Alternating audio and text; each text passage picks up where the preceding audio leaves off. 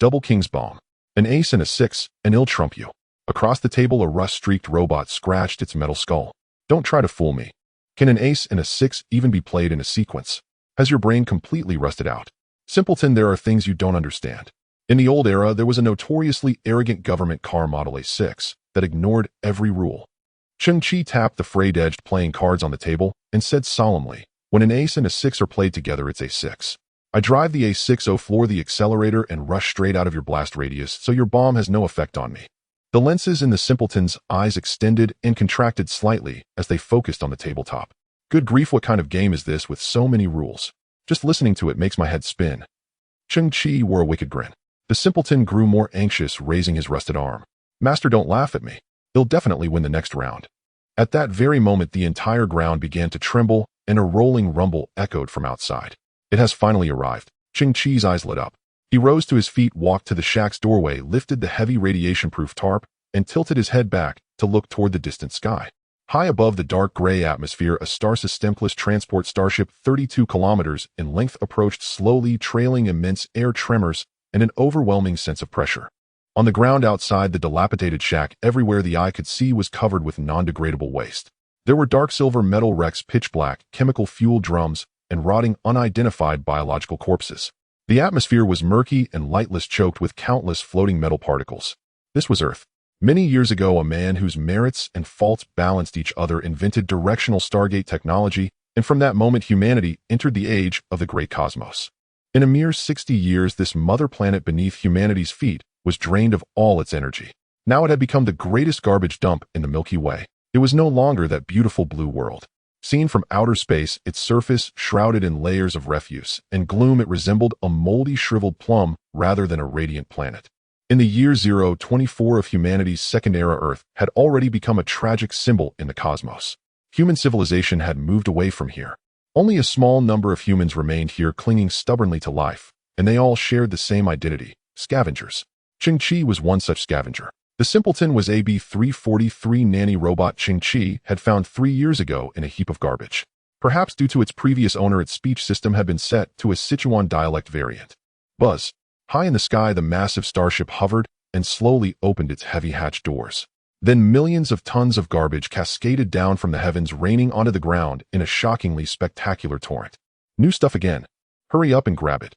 The simpleton flexed its mechanical arms and a loose screw shot off. Yet it was brimming with excitement. I don't ask for much, Cheng Qi murmured. Just a few kilograms of rare alloy, or a couple of usable P7 grade circuit boards, or even a single intact fuel cell would be enough. After all this time, I've staked everything I have. Cheng Qi's eyes gleamed. He drew in a deep breath and slowly stepped out of the shack. The starship's engines whipped up a roaring gale. The 18-year-old's face was set with determination. Behind him, an oil-stained, hole-riddled scavenger's cloak of dark blue snapped and cracked in the wind. Far off, the transport starship finished dumping its load, roared away, and vanished beyond the atmosphere. It came in haste and departed in haste. No one spared a shred of pity for the garbage left behind. On the ground, a new mountain of trash, nearly 500 meters high, had appeared. Mud, dust, metallic particulates, toxic chemical fumes, and unknown radiation all billowed and spread unchecked. Cheng Qi and the simpleton began to climb one side of the trash mountain. An unidentified spore tainted by nuclear radiation landed on the simpleton's brass head, took root, and blossomed into a flower. The simpleton gave its head a slight shake, but allowed the spore to grow. They needed to plant the detector they carried at the very peak of the trash mountain, so its probing waves could radiate downward and locate anything of value. The simpleton's arms possessed roughly 3 tons of lifting force. Once the location of valuable items was fixed, it would begin digging with its bare hands. For a long time now, the two of them had worked this way in tandem. Assistant and master, yet also partners who relied on each other to survive. As they climbed, the detector began to beep. Cheng Qi grew more and more delighted. This load of garbage seemed especially rich. Yet things were not destined to go so smoothly. From the other side of the trash mountain came the roar of a small engine. Cheng Qi's brows furrowed. An instant later, a heavy motorcycle with black smoke belching from its exhaust appeared atop the trash peak. The motorcycle's 2 wheels had been modified into clusters of metal barbs. With enough throttle, it could churn through the trash and race up the slope at speed. He raised his rifle. Around him silence fell, sharp, heavy, reverent, even within again the gravity of the moment. On the bike sat a burly man wearing a black gas mask. His right arm had been replaced with a hydraulic mechanical limb, which, though battered and worn, looked more than capable of crushing not only Cheng Qi, but the simpleton as well. Get lost. The man's voice was low and devoid of any wasted words. Iluo, Cheng Qi called up, tilting his head. This pile under your feet is Sector 7125. I've already paid the development fee to the Scavengers Association in advance. It means the dumped cargo from the 5th garbage ship on July 12th. Cheng Qi had observed for a long time. Every 156 days, that starship belonging to a certain machinery conglomerate would arrive to dump its trash, and according to its preset route, it would most likely be the 3rd ship of the day. Trash from the machinery conglomerate had always been highly valuable.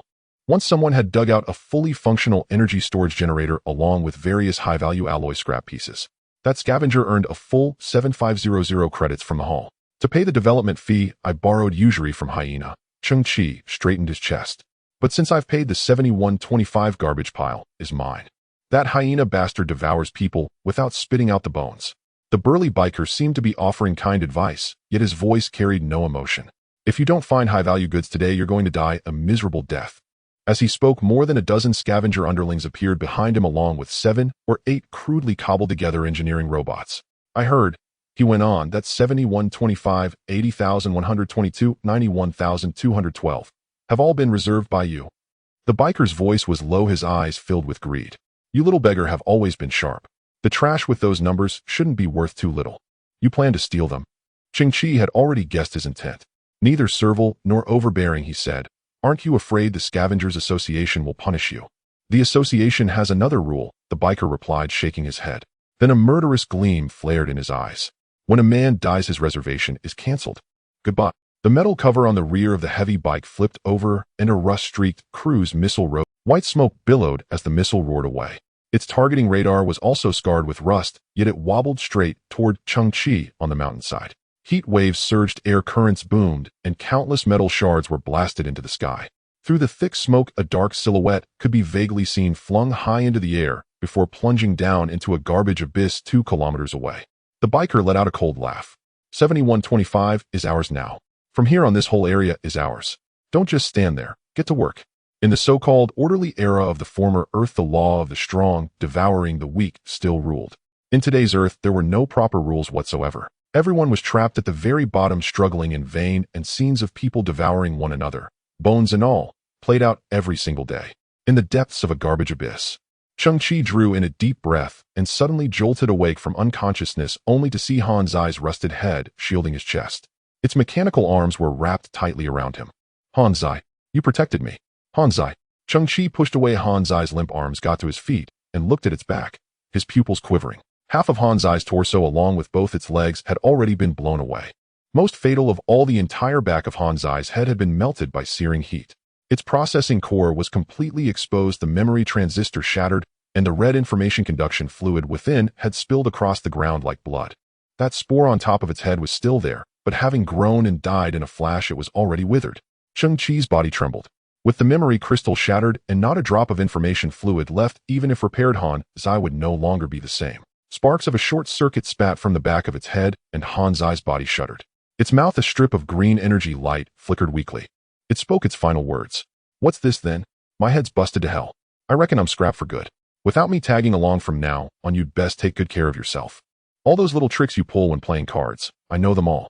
The next robot won't go easy on you. Cheng Qi, this is farewell forever. I'm off to sleep now. Cheng Qi's face was smeared with black ash. He stared with tear-filled eyes. After his grandfather's passing, Han Zai was his only companion. He had previously promised that once he accumulated 800 credit points, he would definitely help Han Zai replace the leaky hydraulic pump with a brand new one that was below the 18th hand. But now Han Zai had completely, irreversibly passed away. Although Han Zai's body had never possessed any, at this moment Cheng Qi felt that the steel hand he held was colder than ever. Suddenly, from the seams of Han Zai's arms, mechs 7 or 8 playing cards fell out, and they were all jacks and kings. Cheng Qi's arm trembled even more. You actually learned to hide cards. But in the next instant, tears streamed down his face as he held his forehead choked up and asked, why did this happen? Similar technological creation detected proceed with technological synthesis. A voice filled with a sense of technology echoed in his ears, causing Cheng Qi to startle and stare blankly at the back of his right hand. Inside the unknown crystal wristband, 4 points of azure starlight flowed and jumped, rotating and tumbling, gradually establishing some form of order. This wristband. On Cheng Qi's right wrist, a blue wristband glowed somewhat thick with a protruding part extending to the back of his hand. Cheng Qi did not know what this thing was. His grandfather said that when he found Cheng Qi, this thing was already on his plump little hand. This item was very strange. It could change shape, with Cheng Qi's growth always fitting snugly around his wrist with almost no gaps, and even after more than a decade without recharging, it still glimmered with a dark light. Later, his grandfather said that this might be a creation of a level 13 civilization. But by then his grandfather had begun to show signs of dementia, claiming that his urinal and dentures were also creations of a level 13 civilization, and that the urinal pads under his protective suit were even more ruthless, being creations of a level 17 civilization. Buzz. The surface of the crystal wristband suddenly released two azure scanning beams. One beam moved up and down, scanning Han Zai's shattered body, forming a crisscrossing blue grid that covered Han Zai's surface like a blanket, as the crystal wristband seemed to be collecting data on Han Zai. The other scanning beam spanned over 10 meters, scanning a garbage heap in the distance. The interior of the garbage heap instantly became visible. Cheng Qi clearly saw that beneath the distant garbage heap, half buried and half covered, was another humanoid nanny robot. It was actually another abandoned B-343 nanny robot, the same model as Han Zai. The B-343 nanny robot belonged to the basic model, inexpensive to produce. In mainstream human society, such robots were ubiquitous, with a status even lower than that of a pet dog. Therefore, in this vast landfill on Earth, there were surely more than one abandoned B-343. Cheng Qi's pupils trembled slightly. Two B-343s can be merged into one. Please select the synthesis subject. Cheng Qi was somewhat shocked and subconsciously looked down at Han Zai. The wristband suddenly seemed to possess a visual capture function. The grid covering Han Zai's body turned red and began to flicker at a high frequency. Material formatting initiated. Suddenly, subjective kinetic energy appeared on Cheng Qi's wrist, controlling his right hand to extend and point at the distant B-343. The half-buried, rust-covered B-343 suddenly burst forth with azure light. After a peculiar tremor, its body astonishingly shattered into very small blue light particles, scattered into primitive units. Formatting. Cheng Qi was filled with disbelief. Then the crystal wristband suddenly absorbed the blue particles as if drinking water. Cheng Qi's right hand moved uncontrollably again, pointing at the ground where Han Zai lay. A semi-transparent river appeared, connecting the crystal wristband and Han Zai, ethereal, like silk, resembling some kind of passage. The crystal wristband output blue particles in reverse, moving along the river, spraying them onto Han Zai. In the dark abyss of garbage, a glow filled with technological essence radiated. It was like an unspeakable miracle. Faintly visible, Han Zai's body gradually began to be restored, and some external force slowly lifted it up, standing on the ground. In just a few seconds, the brilliant light gradually faded. Cheng Qi's eyes widened slightly. What appeared before him was a brand new humanoid robot, free of rust and damage. The entire body was made of dark silver alloy, with broader shoulders, more delicate joints, and the body slightly taller. B-897 safety protection nanny robot, equipped with home safety patrol and surveillance devices capable of effective prediction and reconnaissance before encountering intrusions and dangers. At that moment, the robot before him activated its shoulder cover, and 8 small full-spectrum radars slowly rose, releasing detection waves in all directions without dead angles, causing the surrounding air to emit a faint hum. Cheng Qi was dumbfounded. It had upgraded directly from B3 to B8 and gained entirely new functions. Similar technological creations detected proceed with technological synthesis. Before Cheng Qi could react, the crystal wristband emitted a cold electronic synthesis voice again. The wristband released 2 azure scanning beams again, locking onto a piece of starship wreckage not far away. In an instant, the beams penetrated the massive alloy shield, and the outlines of 2 other B-343 nanny robots were scanned and formed clearly visible. There are 2 more abandoned B-343s over there. Cheng Qi's gaze flickered. It was common for similar scrap to cluster together, as their origin was likely from the same garbage transport ship. Please select the synthesis subject. Material formatting initiated. At this moment, 2 B-897s appeared before Cheng Qi. One was an unwanted piece of trash, while the other was the deceased Han Zai. Similar technological creations detected proceed with technological synthesis. The crystal wristband released 2 scanning beams again, scanning the 2 brand new B-897s. Cheng Qi's throat felt a bit dry. Can it continue? Scattered into primitive units. Fusion upgrade at Cheng Qi's consent. The second B-897 was formatted into countless tiny blue light particles. Then these particles converged along the dazzling semi-transparent river onto the B-897 based on Han Zai. In other words, the basic synthesis logic of the crystal wristband was 4 into 2, 2 into 1, gradually increasing in level. 30 seconds later, the brilliant technological light faded. Cheng Qi's pupil shrank as the B-897 before him changed once again. It grew taller once more, its limbs became considerably sturdier, and it was clear that all its joint parts had undergone significant reinforcement, seemingly capable of withstanding greater torque. Especially its mechanical hands, which had changed from dark silver to silver gray, and the hardness of the material seemed to have risen a level. A 24-environment adaptive nanny robot equipped with powerful environmental adaptability, capable of functioning normally in extreme weather conditions or complex terrain, and contains various daily operation tools inside its body for basic form changes. At that moment, the robust legs of A24 underwent a transformation as the metal coverings flipped and moved, revealing a lightweight alloy track from the inner thigh, replacing its feet, with internal engines roaring, suggesting immense hidden power.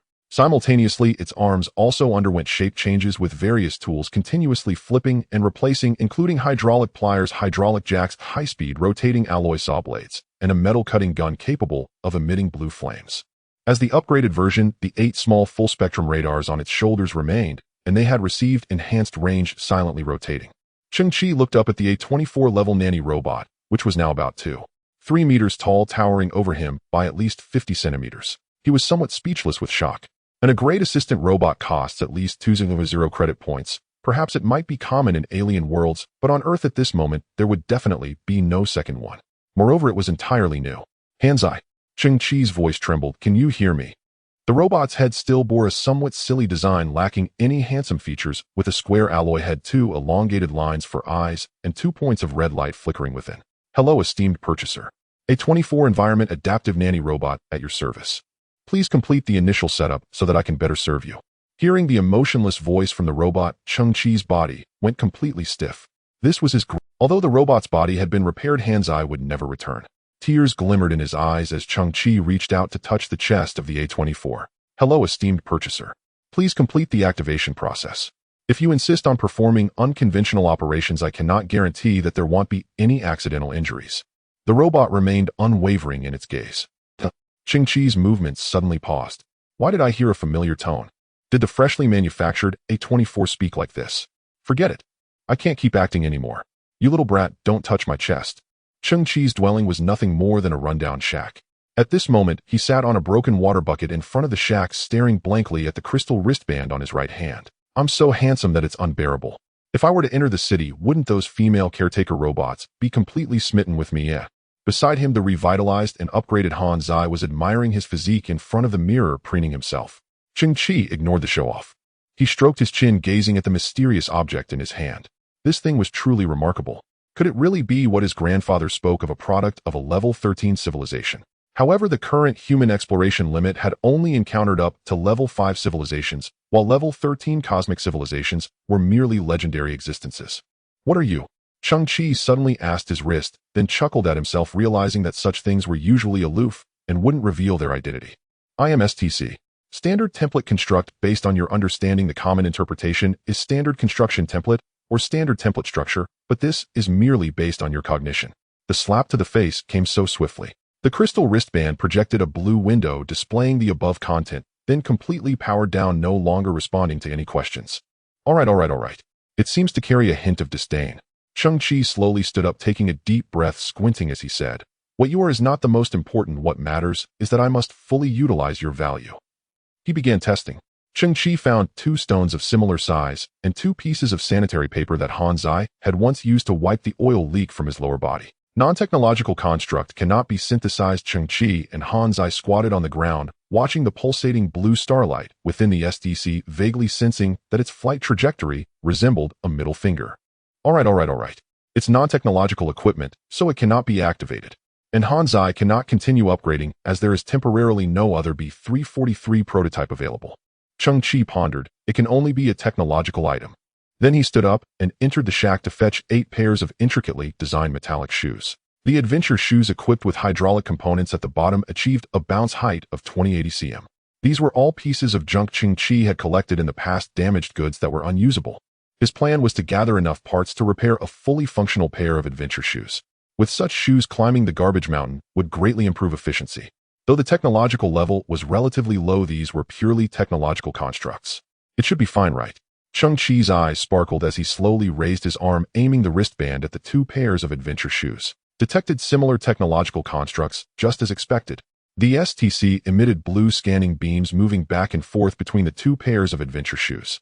Please select the synthesis subject material formatting initiated. One pair of shoes was decomposed into primitive units, and then a semi-transparent river appeared spraying over the other pair of adventure shoes. Adventure leg guard's mechanical device extends to the knee, alleviating knee pressure with a maximum bounce height of 4.5 meters. Cheng Qi's eyes widened as he gazed at this intricately structured and brand new item. Mechanical boots. Han Zai, this is truly possible. With such tools, climbing the 100-meter garbage mountain won't take more than 10 minutes. Cheng Qi felt as if a whole new world had descended upon his life, his heart racing and his pupils trembling. Let's keep going. Han Zai also felt a bit excited. If we keep going, what kind of equipment will appear? Cheng Qi's eyes flickered as he looked at the other 4 pairs of adventure shoes. Following the same method, 2 pairs of adventure shoes fused into one, and then the technological miracle reappeared, merging the 2 pairs of adventure leg guards into one. A brand new piece of equipment appeared before Cheng Qi's eyes.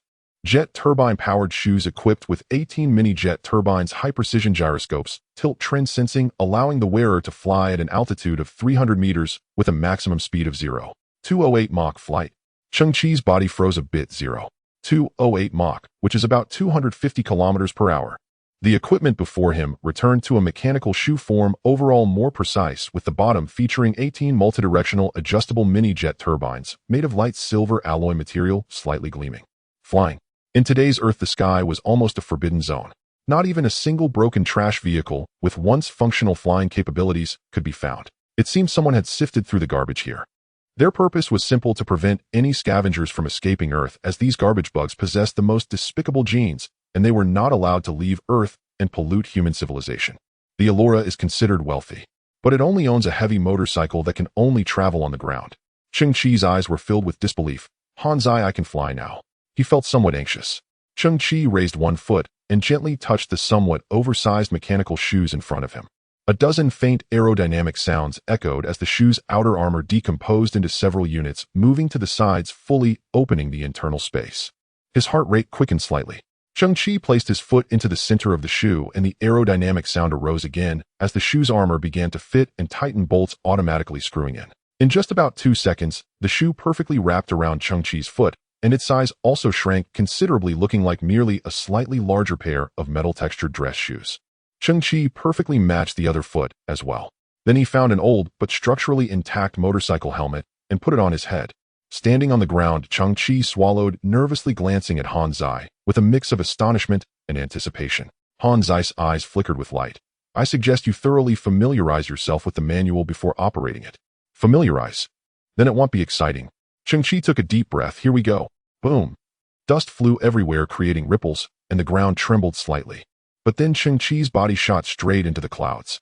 At that moment, Cheng Qi couldn't gauge his speed, only feeling the fierce wind by his ears, his clothes instantly sticking to him, the tattered scavenger's cloak fluttering as if it would tear at any moment. Even in midair, he only needed to lightly tap down with his foot, and an indescribable lift exploded instantaneously, propelling Cheng Qi back into the heights. The Earth's atmosphere was no longer as pure as it once was. It was filled with a large amount of dust, presenting a dark gray hue. But the sky was the place countless garbage bugs longed for. Oh ho! So thrilling. Cheng Qi soared to the maximum height. In an instant, the gyroscope embedded in the flying shoes extremely stable as he suddenly halted, diving to the right towards the slowly flowing white clouds. Yow! Cheng Qi's body streaked across the sky, his heart swelling with excitement, his voice echoing faintly within the clouds. I am the king of the sky. I am the king of the world. I am the king of the world. STC is so powerful, so thrilling. It can synthesize all garbage tech items and upgrade them into unimaginable equipment. Flying high, Cheng Qi looked down at the earth below. Here there were a staggering 4.55 trillion tons of technological waste.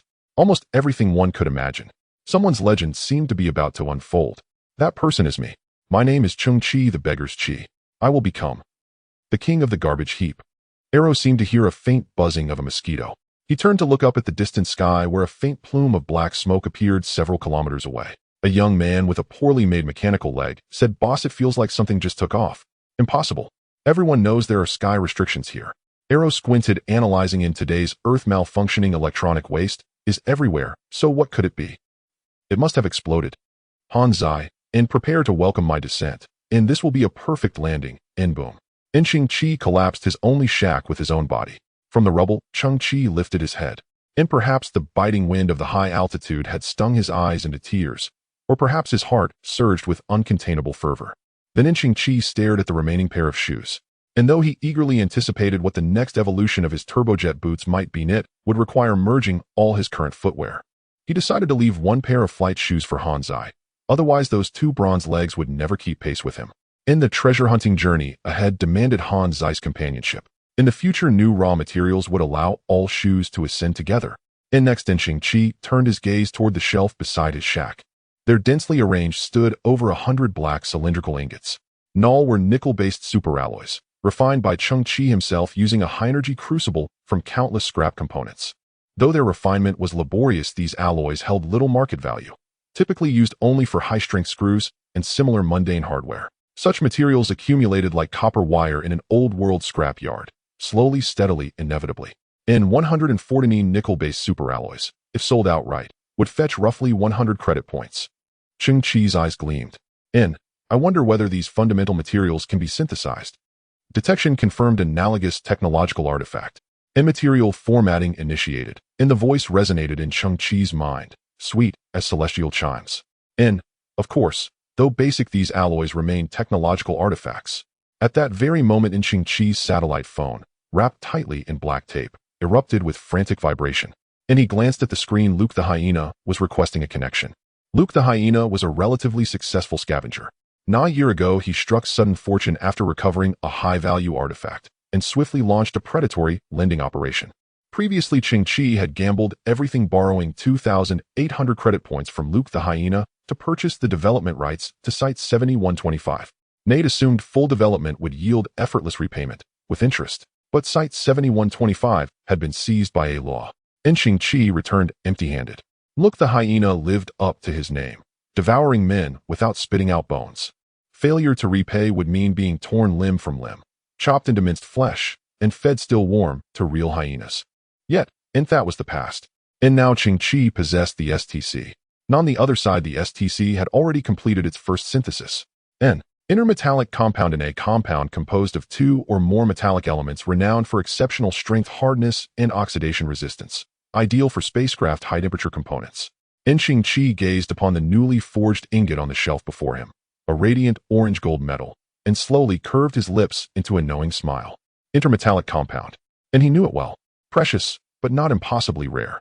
Once a scavenger unearthed such metal from a derelict starship thruster, merely 100 grams, and spent 4 decadent months drowning in the neon-drenched tavern district, indulging in every streetwalker along the strip. Now, two inexpensive nickel-based superalloys had yielded an intermetallic compound the size of nearly 500 grams, and more than enough to settle his debt. But Cheng Qi would not stop here. He held over 100 base synthesis materials.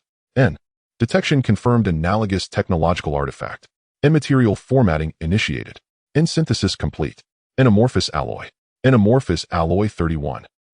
Amorphous alloy, a multi-element alloy exhibiting extraordinary strength, hardness, light weight, and corrosion resistance. Used in interstellar engine core, where parts classified as a galactic tier industrial material. Detection confirmed analogous technological artifact. Material formatting initiated. Synthesis complete. High-entropy alloy. High-entropy alloy, an atomic disordered alloy possessing S3 level strength, S3 level hardness, and supreme electromagnetic shielding capacity. Employed in precision interstellar radar construction, a galactic tier scarce material. 5 minutes later, Cheng Qi held 23 amorphous alloy ingots and 4 high-entropy alloy ingots in his hands. He conducted syntheses continuously, but deliberately modulated the process, preserving intermediate stage outputs. These raw materials existed solely for monetization. To synthesize only the most advanced materials outright would invite catastrophe. Unveiling something astonishing on this garbage-choked world would ripple outward, then shatter into disaster. If the STC had a flaw, it was its silence on market valuation. Regarding these amorphous and high-entropy alloys, Cheng Qi, a veteran scavenger with a decade's experience, possessed formidable discernment. After merely handling them for seconds, he offered a faint wry smile. Never heard of them. The STC produced cross-dimensional leaps, not mere upgrades. These alloys were undeniably extraordinary, and Cheng Qi knew it well. Determining their true worth was paramount. Now he had a plan. He rose, picked up the satellite communicator, and calmly pressed the connect button. Luke the hyena had been roaring impatiently for some time. "You maggot, think you can run after taking my money? I've already heard. The 7125 site was stolen from you. Your debt, principal plus compounding interest, now totals 4,800 credit points in no payment. Then I'll dissect you, sell your prefrontal cortex and spinal column to biopunk merchants. Cheng Qi had borrowed only 2,800 points, yet in under 7 days it had ballooned to 4,800. Look's heart was infamous for its darkness. No need to rush. Cheng Qi spoke calmly. Today fortune smiled. I recovered an intermetallic compound. Approximately 100 grams. In what? Look's voice betrayed shock, then hardened into a snarl. You expect me to take your word for it? I've seen this trick too many times. Stalling are we. Ending. Cheng Qi lightly flicked the intermetallic compound with his fingertip, releasing a clear lingering chime.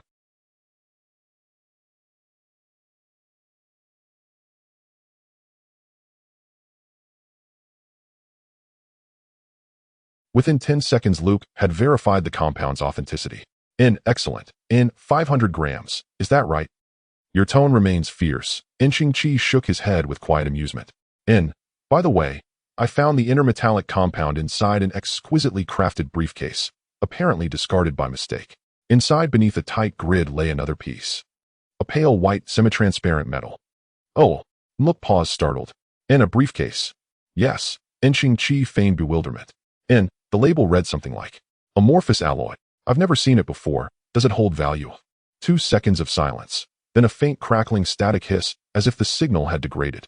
So that's it. Luke sighed, disappointment edging his voice. Amorphous alloy. Slightly pricier than intermetallics, yes, but it's ultra lightweight. Per unit volume, it barely fetches anything. I see. Cheng Qi weighed the amorphous alloy in his palm. It is remarkably light. Very well. I'll buy that one at market rate.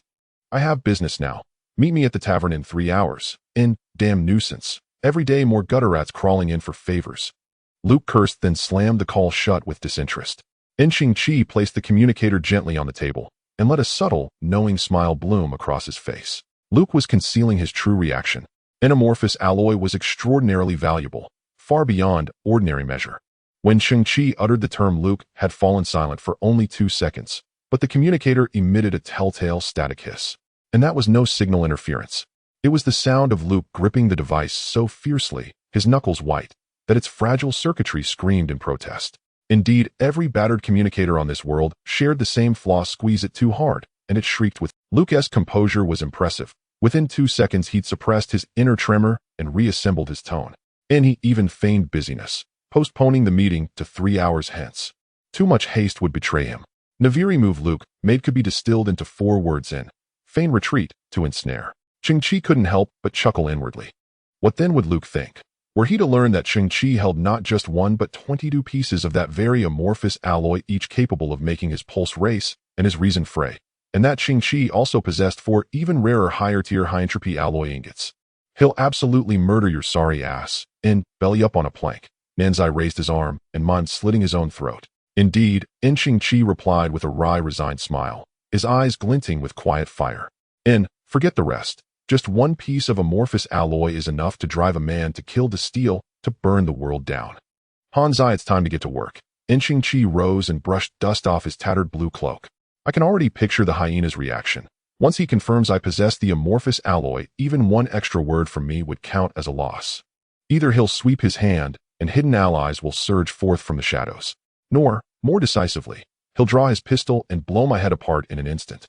Han Zai nodded solemnly. Then I won't go in. What I mean is I need full combat gear assembled within 3 hours. A fierce light blazed in Cheng Qi's eyes. This meeting with the hyena is the final confrontation. There's no escaping it. I was only joking. Han Zai straightened his 2-meter-tall alloy frame, radiating imposing presence. So, how do we proceed? North. 112 kilometers. Cheng Qi stood at the entrance of their shack, gazing into the distance. A year ago, a war equipment factory dumped massive waste here. Cheng Qi carefully repaired his black goggles to prevent glare during flight.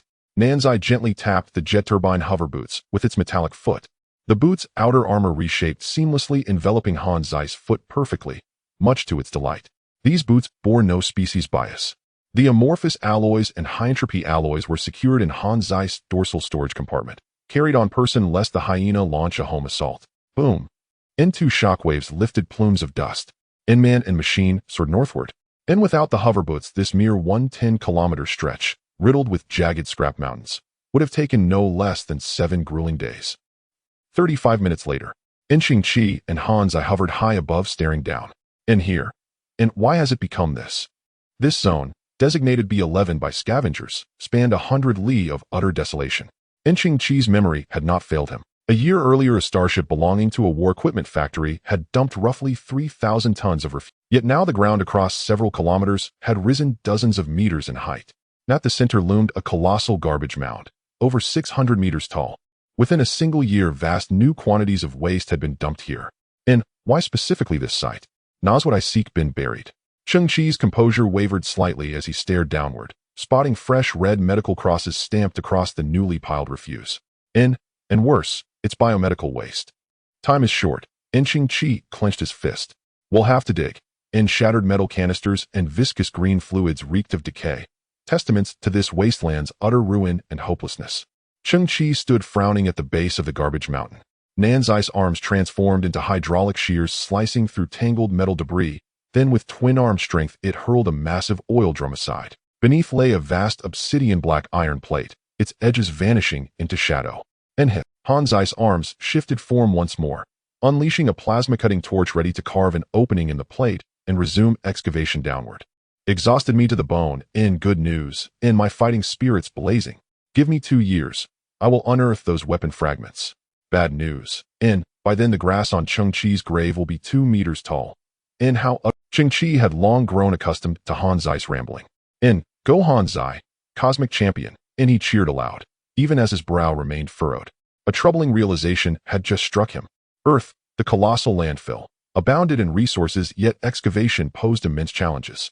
Over decades, refuse had compacted into strata upon strata, sometimes burying starship fragments weighing over 1,000 tons. After all, activating the STC required 2 identical technological artifacts. And such gear wasn't rare, but acquiring matching pairs was. What's this? In a crate of used diapers. What's this? In a crate of slender balloon-like objects. Why are balloons, expired ones at that, in medical waste? Han Zai now resembled nothing so much as a seasoned scavenger, picking up each oddity, inspecting it closely, then discarding it if worthless. Its innocence was absolute. It hadn't yet grasped the bitter truth that it was in fact a scavenger. What's this? In a crate of mechanical surgical gloves. Cheng Qi's eyes lit up. Han Zai, keep these. V12 surgical assistants, gloves and internal mechanical joints, enhanced surgeons, finger precision. Similar technology detected. And initiate synthesis. And inside the battered iron crate lay 42 crude gloves, oversized with exposed hydraulic tubing and alloy frames. No wonder they'd been discarded, clumsy beyond utility in actual surgery. And these were relics, nearly 2 centuries old. What would the STC synthesize? Cheng Qi's gaze sharpened. He activated the device, raising his right hand where his crystal wristband shimmered with sapphire light. Disassemble into base units. Synthesize upgrade. NV50 surgical assistants, gloves, 11. Lighter weight, if fingertips extend 0. 3 mm metallic filaments for ultra-precise procedures. Cheng Qi shook his head. Not what I need. Disassemble into base units. Synthesize upgrade. NS2 surgical assistants, gloves, 5. Integrated micro-meterscale circuitry and micropower modules. Fingertips emit miniature vibrational fields, enabling non-contact organ manipulation, thrombus fragmentation, and calculus dissolution. Cheng Qi still shook his head. Not quite it either. Disassemble into base units. Synthesize upgrade. NS55 surgical assistants, gloves, 2. Nanometerscale circuitry and ultra-micro power modules. A vibrational field radius expanded to 2 meters, added fluid flow control capability. Cheng Qi's eyes widened slightly. Now that's intriguing. Similar technology detected. Disassemble into base units. Synthesize upgrade. N001 surgical assistants, gloves, prototype, failure 1. A failure. Cheng Qi's eyes flew wide. The original gloves were exhausted. Why on this final synthesis attempt did the STC yield this result? The STC never aired. Was the ultimate evolutionary endpoint of these surgical gloves, in fact, failure? And then Cheng Qi read the annotation and froze in disbelief. 051 surgical assistants, gloves, prototype, failure in research, stalled. Scientists employed extreme measures for revolutionary advancement, yet the final product contradicted its core purpose. Archival designation 051 revised per functional analysis. Microscale high-power gravitic regulation gloves. Upon activation, gravity fields erupt uncontrollably, levitating all objects within a 4,070 square meter radius, with severe risk of structural disintegration. Ah, I see. It failed only as a surgical aid. But this ability. Cheng Qi sprang upright, electrified. It's nothing short of a divine artifact. Han Zai moved a bit further away. Further. Even further. Cheng Qi had already put on the gravity field adjustment gloves, gently moving his fingers. The gloves weighed and felt similar to ordinary leather gloves, displaying a light blue hue. However, upon closer inspection, their surface was embedded with a dense network of chip circuits. As he clenched his fist, dark blue energy surged on the back of his hand. Cheng Qi looked up at the massive mountain of medical waste in front of him. There was no need to move this mountain, he only needed to excavate a reasonable space on its side. Maintaining his fist-clenching posture, Cheng Qi stepped forward a few paces, palm facing the tightly packed heap of garbage. Gritting his teeth, he opened his eyes wide, his fingers suddenly splaying open. Buzz! A sound resonated in his ears, causing his eardrums to vibrate violently. Cheng Qi felt as if the palm of his gloved hand had been struck by an electric current, sending a tremendous numbness throughout him, causing his scalp to tingle. Immediately, a visible pale yellow ripple, like ripples on a calm lake, spread out to 30 meters ahead. Squeak, squeak, squeak. The sound of metal grinding against each other and the tearing of some polyethylene products echoed. Buzz! Cheng Qi's other palm also fully opened. The force field was instantly strengthened. Whoosh! Whoosh! A series of floating sounds emerged as iron filings fell, dust wafted, and his view was momentarily obscured. Cheng Qi squinted, striving to see clearly through the dust, his mouth slightly agape, his expression one of shock. In front of him, hundreds of pieces of garbage, both large and small, floated in a pale yellow force field. There was no external force. Gravity field control. Heavens! Han Zai's metallic head looked up at the sky. How did I become a deity? Buzz! Boom! Cheng Qi moved his hands horizontally, and the floating garbage was also moved horizontally by the force field, drifting 10 meters away, and as the force field retracted, countless pieces of garbage crashed to the ground. And in front of him, the area that was originally filled with garbage had been cleared to reveal a space of at least 60 square meters.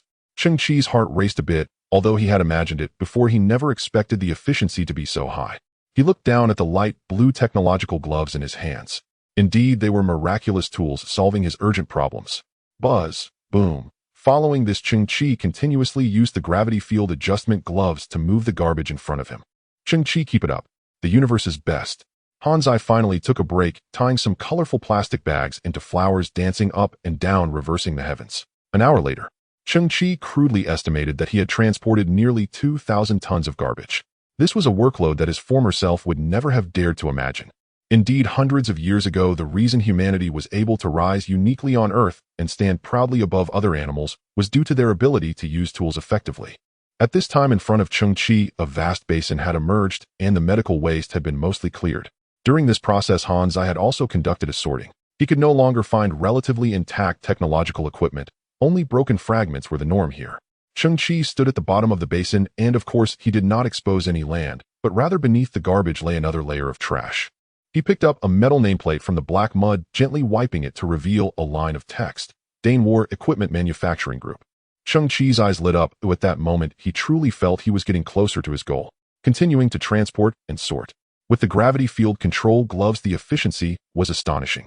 Around 20 minutes later, Cheng Qi and Han Zai had roughly sorted through 200 tons of waste from the Dane group. They were covered in mud, and their airways were filled with metallic dust. A trickle of sweat ran down Cheng Qi's forehead. Hardship and fatigue were nothing, but what was hard to accept was that as of now, he still had no gains. The disposal standards for war-related garbage were exceptionally high. Core components must be dismantled. As for firearms, they were basically cut into pieces before being discarded. With only an hour left before his meeting with the hyenas, Cheng Qi felt a slight anxiety within. After transporting for another 10 minutes, he halted his actions. Deep within the mountain of garbage, he discovered a huge sealed metal fuel barrel, its size comparable to a 2-story building with all its entrances sealed tight. No one would deal with garbage that is about to be discarded. Why seal all the entrances? Cheng Qi manipulated the gravity field control gloves, gently shaking the massive fuel barrel as sounds of metal clashing echoed from within. There's something inside. Cheng Qi squinted, then discreetly signaled to Han Zai. Han Zai understood, and his arm transformed, revealing a metal cutting gun. A bright white flame formed a cone, slowly moving across the massive fuel tank, the cut opening gradually widening. This abandoned fuel tank was surprisingly thick. It took 9 minutes to cut out an opening wide enough for one person to pass through. Thud! Han Zai kicked the fuel tank, and the steel plate that had been cut fell down with a crash. The inside was dimly lit. A putrid smell wafted out along with unknown black ashes floating within. Cheng Qi squinted, tying a cloth around his mouth and nose, slowly stepping into the massive fuel barrel. Crash! Suddenly a mass of white fell from above, and a pair of skeletal hands gripped Cheng Qi's neck. Cheng Qi had not anticipated this scene, and he was momentarily flustered. He took 2 steps back, regaining. Only then did he realize that a white skeleton was suspended above him. It was not a ghostly apparition, but rather the skeleton's hands hanging naturally, resting perfectly on Cheng Qi's neck. Cheng Qi took a deep breath, adjusting his mindset, and gazed into the depths of the fuel barrel. In the next moment, he witnessed a horrifying scene. Corpses. Approximately 30 corpses. Like the one above, they had been dead for a long time and had already turned to bones. How could there be corpses in the garbage of the Dane group? Cheng Qi's heart was shaken. Although there had been scavengers who found human limbs before, those were merely for murder cases, they could not be compared to the scene he witnessed today. In the haze, some of the corpses still had clothing that had not fully decayed. Cheng Qi looked down to check their badges. Huaxia Interstellar Exploration Team, 6th Squad, 3rd Special Operations Group. They were soldiers. Cheng Qi's eyes widened slightly. Exploration Team, 6th Squad, 3rd Group. Isn't this the famous Extreme Squad? Cheng Qi was only 18, and naturally, he had a dream of heroes. Previously, he had listened to many military programs through his grandfather's old frequency radio. The Extreme Squad were iron-blooded heroes from 20 years ago. They were fearless and selfless, exploring the stars while also bearing the mission of interstellar rescue, saving countless refugees during their service. Whenever a member of the Extreme Squad fell, it would inevitably evoke mourning among countless civilians. Similarly, one day 20 years ago, this heroic squad suddenly announced its disbandment, gradually fading from public view. Once young Cheng Qi had squatted on the ground, unable to hold back his sorrow, and even crying after listening to Extreme Squad memoirs. At this moment, he leaned down to examine the bones beside him, his pupils slightly constricting. Something was off. All their neck bones bore cutting marks. The weapon was sharp and the force was great. Cheng Qi's body trembled slightly. They all had their throats cut, and then sealed in this iron can discarded like garbage. There must be some dark truth hidden in this. Out of respect for the heroes, Cheng Qi began collecting their nameplates one by one. Ding Feng, Lin Luanyue, Long Zhanxiao. Cheng Qi memorized their names, vowing that one day, when he could leave Earth, he would uncover the truth surrounding them to the best of his ability. When he reached deeper into the fuel barrel, Cheng Qi saw 8 relatively large, white skeletal remains. To be precise, these 8 skeletons were clad in a kind of oversized combat uniform. That is, Cheng Qi's body began to tremble involuntarily. That is the Extreme Warriors group. Oh, what is the X-12 Extreme Warrior exoskeleton that I have fantasized about countless times? A chime resonated from the STC system. Similar technological artifact detected. Initiate synthesis. Simultaneously, 6 scanning beams swept rhythmically across the 8 skeletal remains nearby. Cheng Qi's face flickered in the alternating light and shadow. His heartbeat accelerated steadily. 10 minutes later, he had carefully carried out all the skeletal remains and buried them, erecting an unmarked gravestone in their honor. This was the only gesture he could offer, yet it was the most fundamental mark of respect. Then, Cheng Qi turned his gaze to the ground before him, where 8x12 limitless warrior-powered exoskeletons stood in precise formation. This was the only gesture he could offer, yet it was the most fundamental mark of respect. Then, Cheng Qi turned his gaze to the ground before him, where 8x12 limitless warrior-powered exoskeletons stood in precise formation. Less bulky in stature, each unit featured a high-strength nylon inner lining encased within thick hydraulic actuators with a cumbersome power cell mounted rigidly upon its dorsal frame. Legend held that a single X-12 exoskeleton could amplify an adult's physical output by 1.50 newtons, though its considerable mass severely constrained agility and speed. Yet even on this desolate, ruined Earth, possessing one intact X-12 exoskeleton would have granted Cheng Qi dominion over the wastelands. Of course, the units before him bore deep corrosion and rust, shattered, decayed, utterly derelict. Their hydraulic fluid had long since evaporated, slender actuator rods had crumbled into brittle dust, snapping at the slightest touch, and a sickening stench of decay clung stubbornly to every surface. They were unequivocally beyond salvage. Even scavengers who chanced upon them would likely strip only the power cells, and based on Cheng Qi's assessment, those 20 Uterment batteries held negligible credit value. 8 exoskeletons. 3 synthesis cycles possible. Cheng Qi's expression hardened, not with doubt, but resolve. Their dilapidation posed no obstacle for him. He envisioned their rebirth, not as discarded relics, but as legendary armor reborn through his hands, its myth reignited, blazing once more with incandescent glory. Disassemble into base components. Commence synthesis. Cheng Qi raised his right hand. The STC flared with radiant brilliance. One exoskeleton dissolved into shimmering motes of white light flowing like liquid silk toward another unit's surface. Technology transcending legend. The blinding white radiance gradually subsided. Before him stood a transformed exoskeleton, its volume reduced by nearly half, its inner lining pure black, its hydraulics and fuel packs refined to elegant precision, its materials wholly reinvented. Even at rest, its aura of combat readiness intensified more than twofold. X-55 Limitless Warrior-powered exoskeleton. Single-soldier combat system employing hydraulic or electromechanical force transmission to limbs. Constructed from titanium-aluminum alloy. Output force 400,580 newtons. A generational iteration. Entirely renewed, compact reinforced, and doubling raw output. It has been transmuted from refuse into treasure. Cheng Qi's pulse quickened further. Though he had anticipated improvement, he had not foreseen such exponential growth in combat capability. STC's synthesis was no act of creation ex nihilo. It functioned more like a living archive of technological evolution progressively manifesting blueprints through iterative upgrades. Disassemble into base components. Fuse and upgrade. After consuming 4x12 units, the second evolutionary variant emerged. XX-23 Limitless Warrior Armor. Single-soldier combat system integrating all strength-amplifying mechanisms beneath seamless alloy plating. Further reduced volume dramatically enhanced defensive capacity. All baseline performance metrics increased by 240. Integrated multi-environment respiratory adaptation radar surveillance, ultra-long-range communications, tactical analysis AI, and concealed close combat weaponry. This time, what stood before Cheng Qi was no longer an exoskeleton, but armor. Its designation armor. It resembled a humanoid war machine. No hydraulics visible, no exposed battery packs. Its head was fully enclosed by a helmet, its ocular sensors twin rhomboid apertures glowing with a faint, ominous crimson. Its matte black finish conveyed uncanny agility and lethal grace, an autonomous mechanical wraith silent, in darkness explosive in action. Exoskeletons and full coverage armor belong to entirely different tiers of warfare. Hiss. The frontal plating of the XX-23 Limitless Warrior armor split, symmetrically revealing the pilot compartment, like a divine weapon reverently awaiting its master. Patience, my treasure. You can grow stronger still. Cheng Qi restrained his surging impulse. No man's sound of mind could resist the siren call of Mecca. His throat ran dry, his heart hammered violently against his ribs. Yet the next instant, Cheng Qi broke, spinning around, face flushed, tongue lolling as he gasped raggedly, "Oh gods, I can't take it. That's the upgraded successor to the X-12 Limitless Warrior. Am I dreaming?" Han Zai stepped forward, raising a metal fist the size of a sack of sand. "Let me punch you once, just to verify whether you're asleep. Then I won't be dreaming, I'll be dead." Cheng Qi turned back, palms down in a calming gesture, his expression hardening anew. Continue synthesis. What would emerge from the fusion of 8x12 units? What would it become? Cheng Qi trembled, not with fear, but with unprecedented exhilaration, tension, and feverish anticipation. Disassemble into base components. Fuse and upgrade. Synthesis failed, raw materials utterly pulverized. Han Zai, get lost. Synthesis successful. XXX-01 Memory Metal Limitless Warrior Powered Armor. Cheng Qi's pupils contracted sharply, then dilated. Memory metal armor.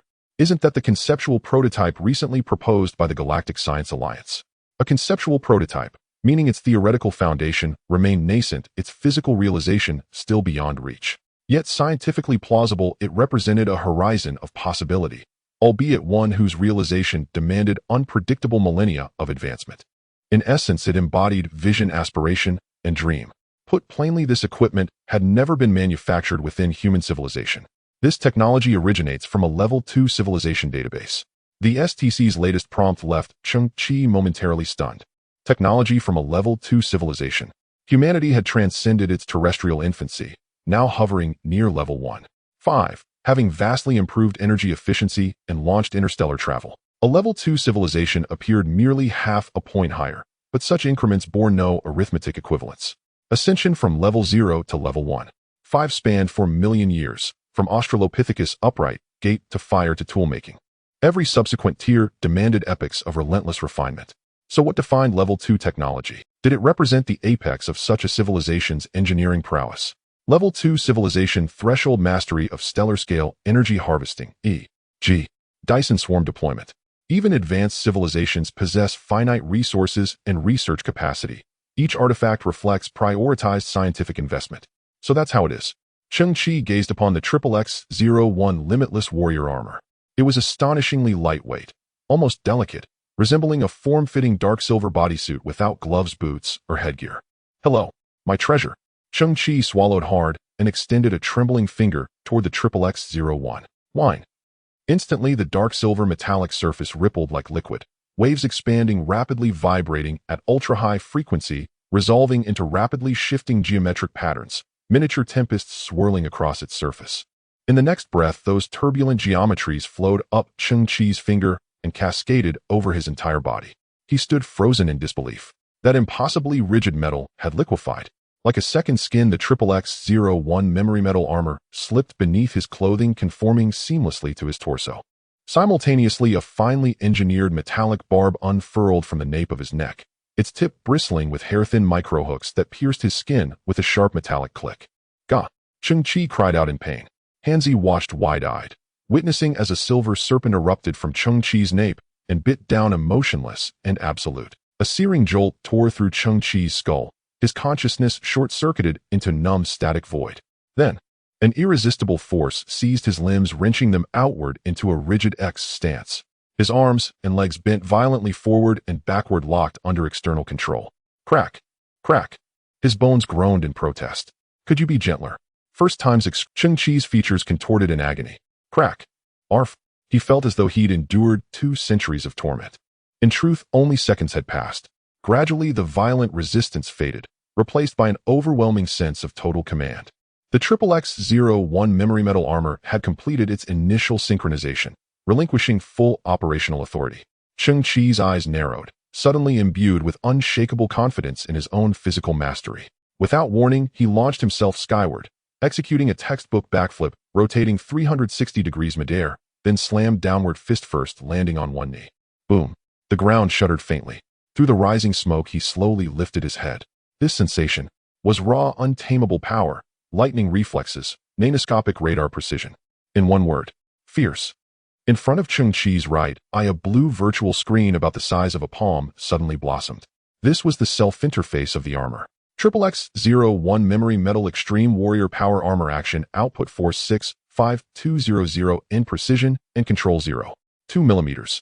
Dynamic Response Speed 89. 1 millisecond. Durability and Fatigue Limit 109 times. Biological Signal Capture Rate 57 times. Stress Index 19,000 MPa. Expandable Memory Metal Capacity 0. For cubic meters. Due to the user's physical quality, genetic sequence, and other factors, the basic metrics of the armor had not been fully realized. As a child raised in the ruins of technology, he possessed basic equipment repair skills. In a fully activated state, it captures my thoughts every 57 microseconds. If the brain issues a command, it can deliver a punch with a striking force of 65,200 newtons within 1/10 of a second, precisely controlled within 0.2 millimeters. And 65200 newtons is roughly equivalent to the impact of a 10-ton heavy truck traveling at 90 kilometers per hour.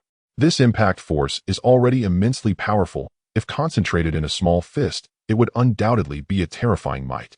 That stress index is comparable to old-era firearms like submachine guns, which would require hundreds of rounds to penetrate the same spot at a vertical angle. Although this is not the primary attack direction of a level 2 civilization, it is already quite exaggerated. Such a frenzied metric is concentrated on a piece of lightweight armor. If human technology were to achieve such striking power, the size of the armor would undoubtedly be enormous. Han Zai stared with wide red eyes. "It seems you are fiercer than me now." Due to physical quality, genetic sequence, and other factors, the basic metrics of the armor have not been fully. What does the expandable memory metal capacity of 0 for cubic meters mean? Behind this introduction, there was a brief supplement. It can be subjectively controlled or automatically planned by the system. I need to test it out. Cheng Qi straightened his body, squinting his eyes to lock onto a piece of starship wreckage nearby, standing about 5 meters tall. That object was made of high-density metal, appearing clunky and thick, giving an impression of indestructibility. At the moment Cheng Qi's consciousness was born, the best impact point, angle, posture, and fastest advance route appeared on the blue virtual screen. Cheng Qi couldn't help but marvel. Technology is the ultimate wing of humanity. In that second he moved. His legs powered forward, and the debris beneath him crunched and shattered. He zipped past the uneven debris along the blue curve that appeared in his view, instantly advancing to the front of the massive metal. The best impact point transformed into a red circle, suddenly shrinking.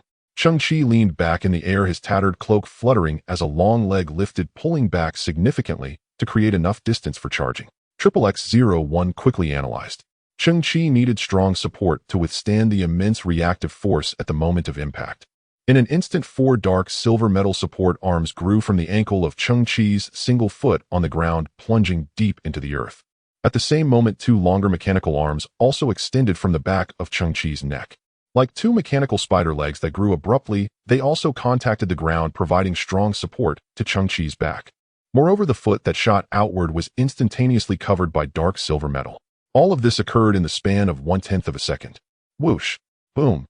The enormous metal wreck, estimated to be nearly 5 tons, visibly deformed upon colliding with the back of Cheng Qi's foot, followed by a tremendous instantaneous acceleration that broke its stationary state, lifting it from the trash heap sent flying by Cheng Qi's kick. The sound of breaking air whistled, followed by another loud bang as the massive metal wreck embedded deeply into a garbage mountain 30 meters away. Cheng Qi stood in place, his chest heaving. Such powerful striking force. In that moment, the mechanical support arms extending from his body retracted silently. Cheng Qi's mind raced as a flowing liquid surged from within his wrist, slowly forming into a sharp dagger. With another thought, the dagger transformed, extending into a nearly 2-meter-long dark silver spear. So this is what it means. Cheng Qi felt the spear in his hand, as if it were a part of himself. The 0. For cubic meters, expandable memory metal can be utilized by me and can automatically change its shape. A brilliant light flickered in Cheng Qi's eyes. The most miraculous aspect of XXX-01 was its lightweight design. At that moment, it resembled thermal underwear hidden inside Cheng Qi's clothing, only visible when he slightly moved his sleeve to reveal the silver edges of XXX-01. No one could realize that this garbage bug of a boy was wearing a combat armor from a level 2 civilization. Han Zai raised the communicator high, and after a crackling noise, the impatient voice of the hyena came through. Kid, it's about time. Have you set out? Let me tell you, my time is valuable. If you're late, I won't take your stuff. Then the hyena directly hung up the communication. Cheng Qi smiled calmly. He was still playing a game of cat and mouse. It was very likely that the hyena was already eager and restless, like an ant on a hot pan turning in circles at the bar. The so-called bar street was nothing more than a cluster of dilapidated shacks nestled in a valley choked with refuse, mere haunts for scavengers. Legend had it that this very site had once housed the Pentagon of a long-vanished European superpower. Of course, that Pentagon now lay buried deep beneath mountains of waste. In the distance, only a few skeletal skyscrapers, once over 100 stories tall, jutted feebly above the debris like broken teeth.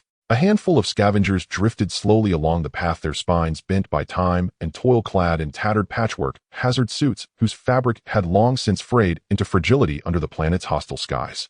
Those who spent their lives amid Earth's colossal landfill carried hearts weighed down by paradox, despair, and resignation, numbness, and adaptation.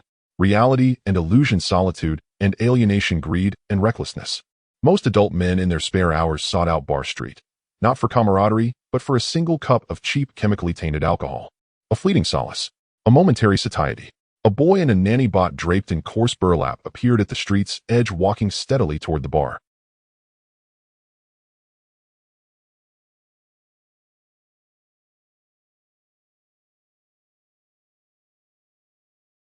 He wore a dark blue scavenger's cloak riddled with holes. The cloak served 2 purposes. First, it marked him as a low-tier scavenger. Second, should he become trapped deep within the waste, its conspicuous hue might draw rescuers' attention. Though in truth no rescue teams existed, entombment meant only slow, silent death. His black trousers and jacket, fashioned from radiation-shielded polymer, bore an uncanny resemblance to old-world leather, evoking the silhouette of a young gunslinger. He paused. Across the street stood a figure in a crimson dress. Hina was Bar Street's most radiant sight. Indeed, the most luminous presence on all of Trash Earth. She sat atop a rusted fuel drum, leaning lightly against its curve. Beneath her vivid red skirt, her bare feet gleamed immaculate, unblemished, ethereal. To Cheng Qi's mind, she seemed utterly alien to this world. Oh, every man on the garbage planet admired her. Cheng Qi passed beside her. She turned, her jet-black curls swaying gently along her slender neck, and blinked slowly, those long lashes framing eyes that met his gaze.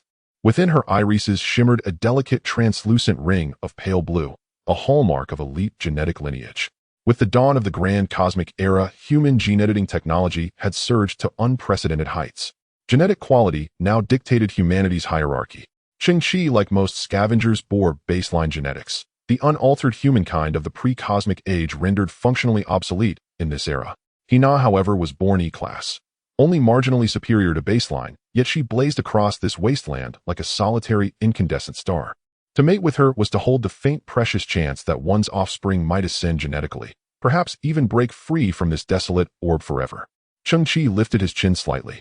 In the distance, another scavenger approached Hina, daring the lethal radiation to wear a threadbare cotton suit, clutching a bouquet of luminescent plastic flowers, his face tense with desperate courage. Miss Hina, my family has saved exactly 200 credit points. The suited man moistened his parched lips, his eyes burning with fervor as he gazed upon the woman perched on the drum. Everyone seeks me. Everyone claims to love me. Her voice rang clear and pure, her obsidian dark eyes fixed upon him. Yet no one respects my will.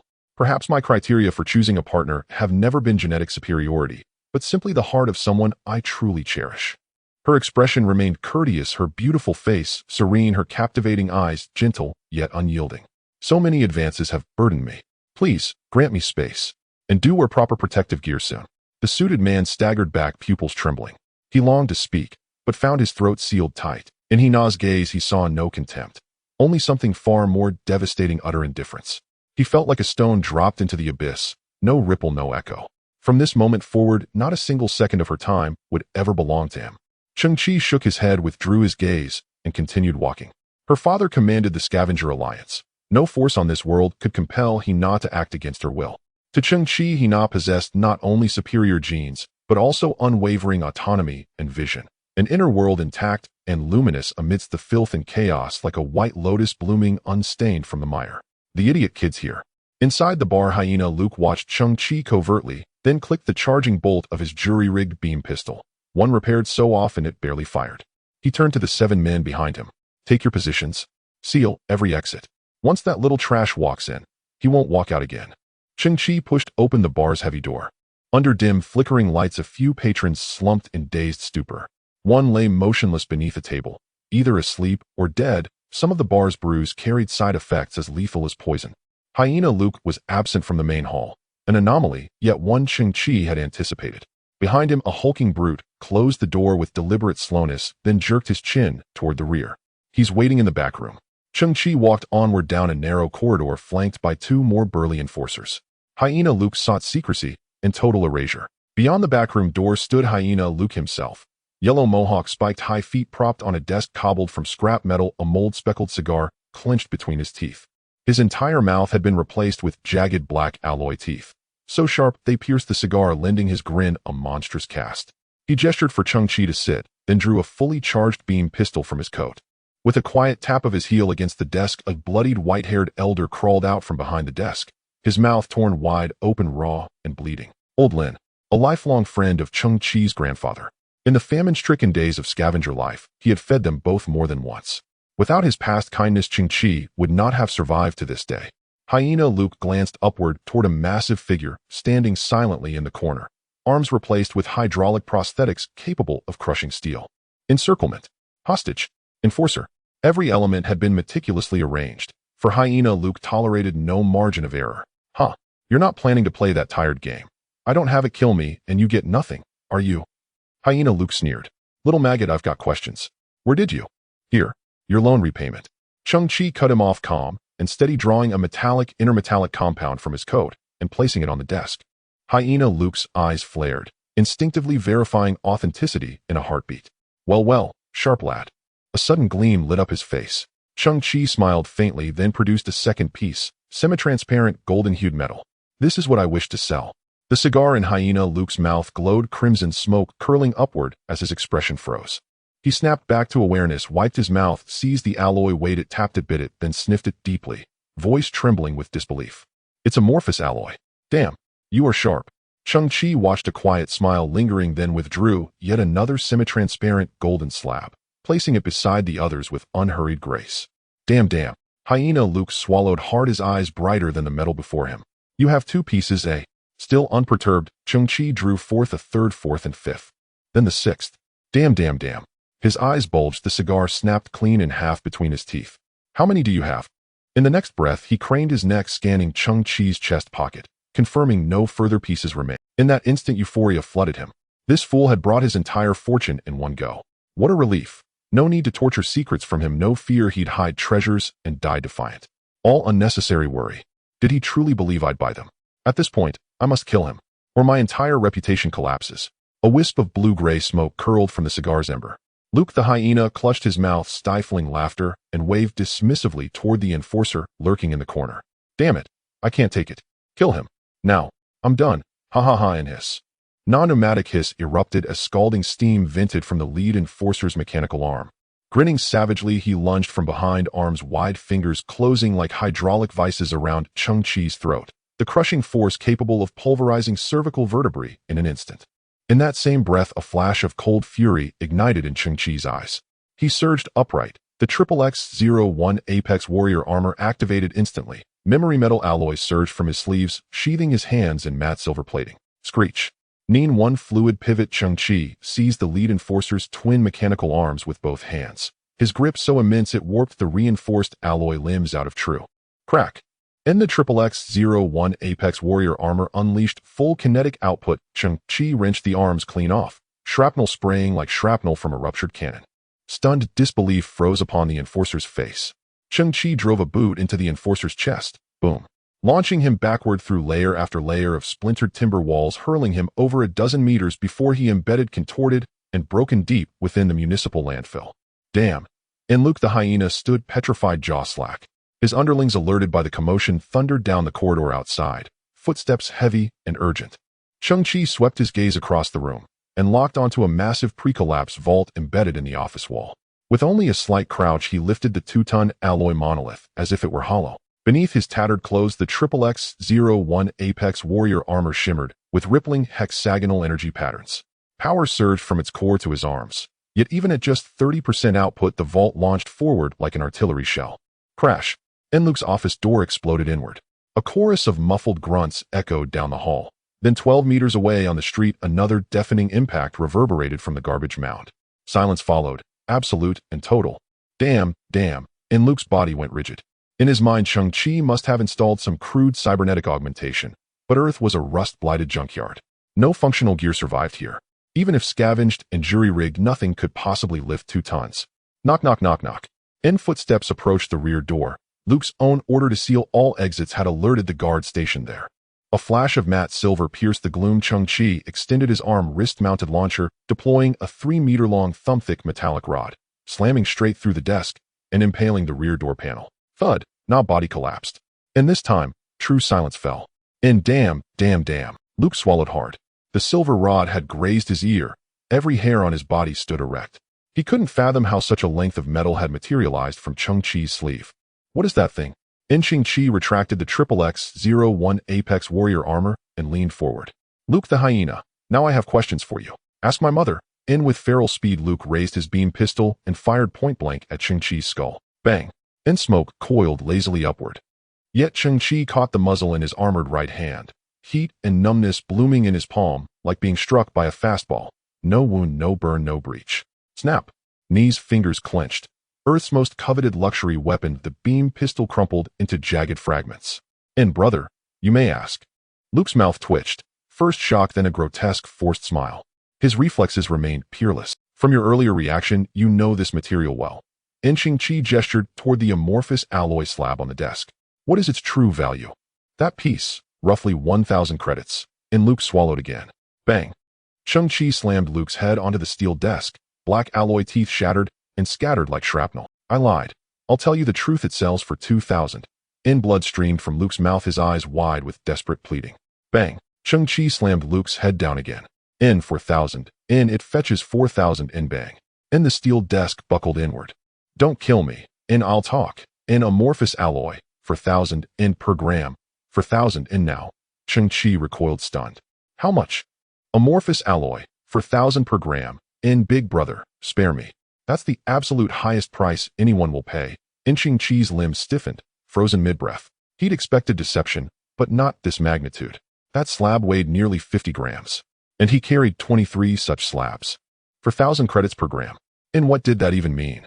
Overwhelmed by staggering scale, composure slipped. He'd never seen, or even imagined, a sum so vast. Breathe. Steady.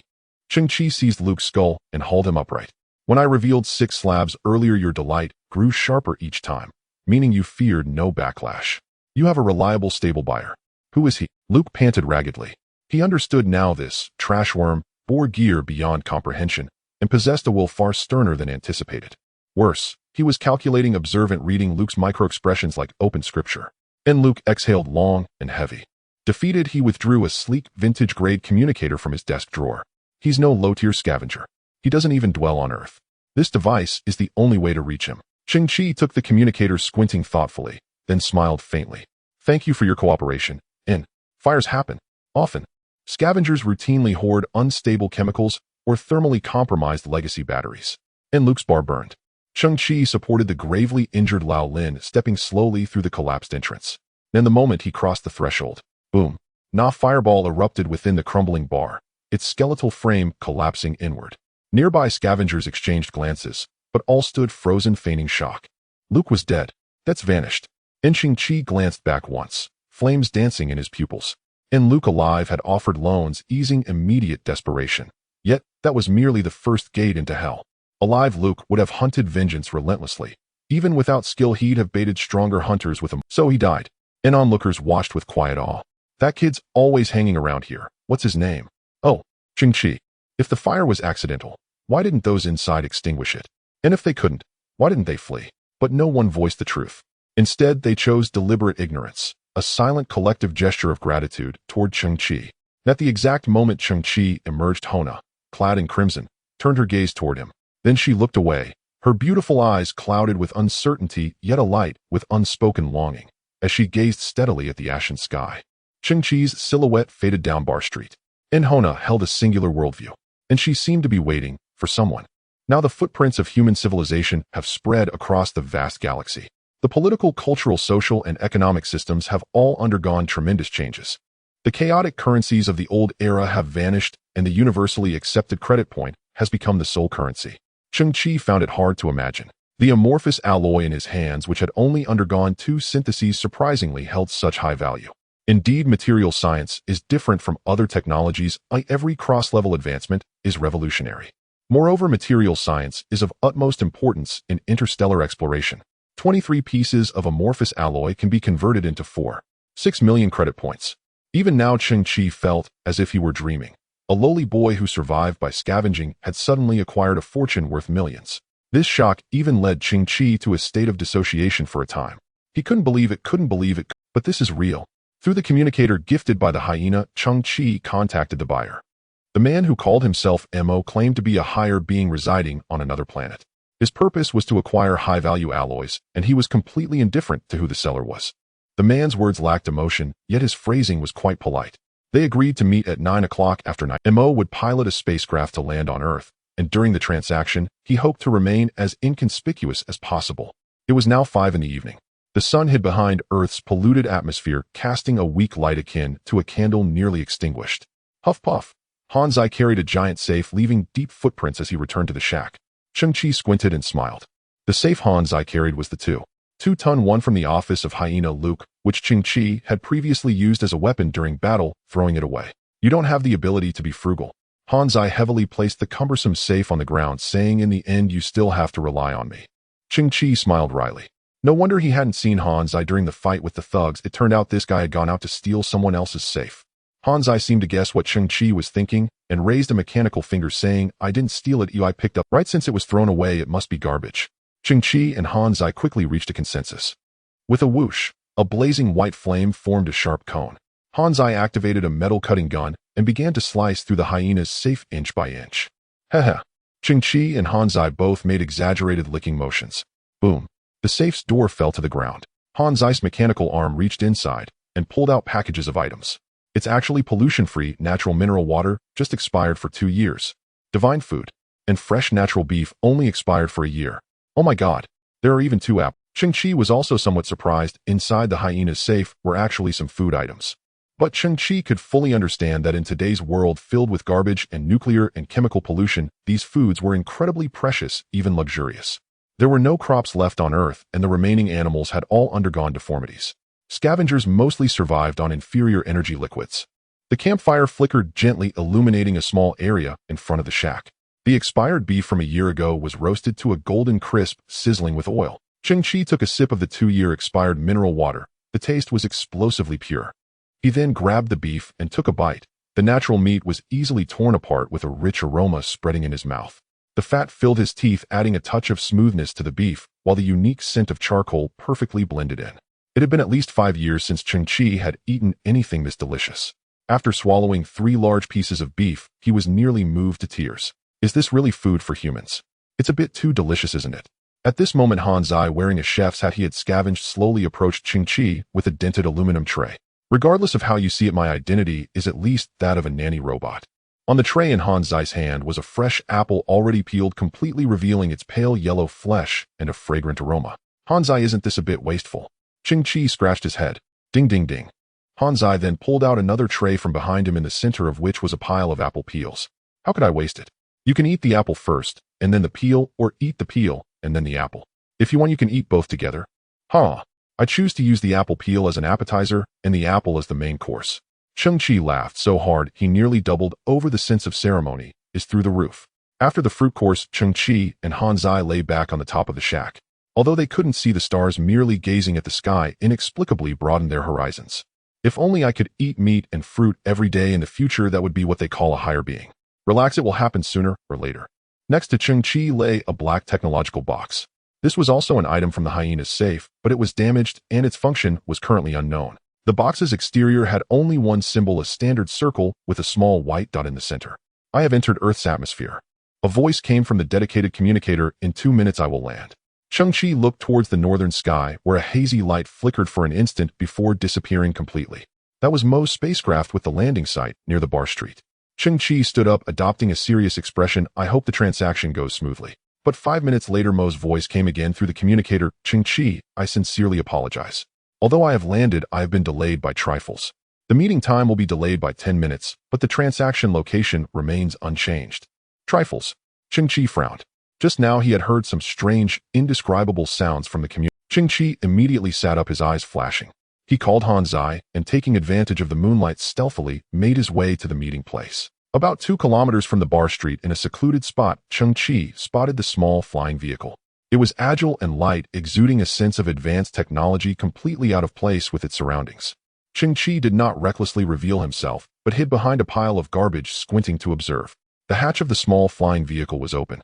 When Cheng Qi saw the scene inside the cabin, he froze for a moment, his eyes widening. He saw Mo in a suit and the alluring Hona in a red dress. As long as you want, you can do anything to me. The voice was sticky, laced with heavy breathing. At that moment, Hona wrapped her arms around Mo's neck, her beautiful eyes filled with seduction, as if in a deep emotional state, wantonly unleashing her allure. Yet Mo, who was enjoying such a fortune, displayed little emotion on his face. Miss, I hope you stop. My patience is nearing its limit. Mo pried Hana's arms off his neck, pushing her away. Hana's reddened face had not yet faded, and she stepped back, her gaze trembling, gradually overtaken by profound disappointment. In Mo's expression, she saw the most heartbreaking and unacceptable thing. It was as if she were a stone thrown into the deep sea, creating not even a ripple. Miss, I hope you leave on your own. Also, I suggest you put on your protective suit quickly. Mo's voice was calm and rational. In this environment, your constitution won't last long. Hana's eyes widened, her lips trembled noticeably, and the mechanical climbing ladder beneath her moved, sending her outside the flying vehicle. In the dim night, Hana's bright red dress swayed slightly, but she stood there like a soulless puppet motion. The small flying vehicle emitted a red warning beam enveloping her body, and an electronic voice announced, please leave immediately.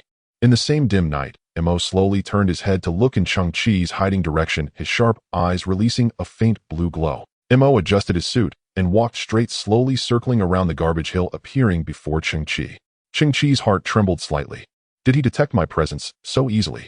Of course, the distance between us wasn't far, and my hiding place wasn't particularly secret. That might not qualify as a supernatural ability, but at least it could be described as extraordinary insight, right? Sorry for delaying the transaction. The man in the suit gave a slight nod of apology. Do you need me to explain? Cheng Qi's mind was slightly in disarray. Do you know Hona?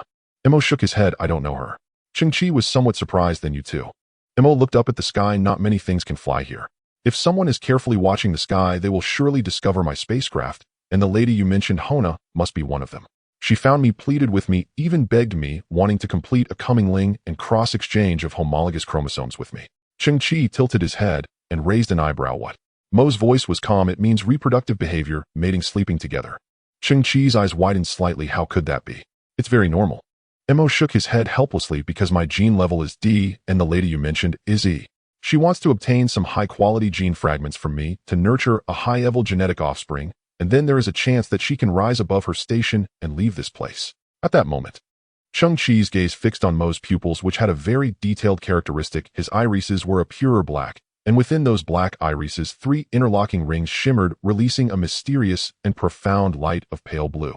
Cheng Qi's otherwise ordinary pupils shrank, recalling Mo's extraordinary insight he had just displayed. Mo's voice continued. I patiently advised her, comforted her, but to no avail, as she kept pestering me. Level genes. Cheng Qi's eyes widened slightly. This was a concept he had heard of, but never seen before. Indeed, scavengers' genes were of very poor quality, unworthy of any clear classification. For this reason, Earth has been subtly subjected to a sky ban by some people aimed at preventing these inferior genes from leaving Earth and contaminating human civilization. Thus, this place is a prison for scavengers. Every scavenger harbors a fantasy of leaving Earth and integrating into true human civilization. But Hona. Cheng Qi felt somewhat lost. He understood the reasoning, but facing this situation, his worldview was facing a massive shock. Hona was the most beautiful sight on the bar street. She was even the most beautiful sight on the entire garbage-filled Earth. She would sit in the same spot every day, silently gazing at the sky.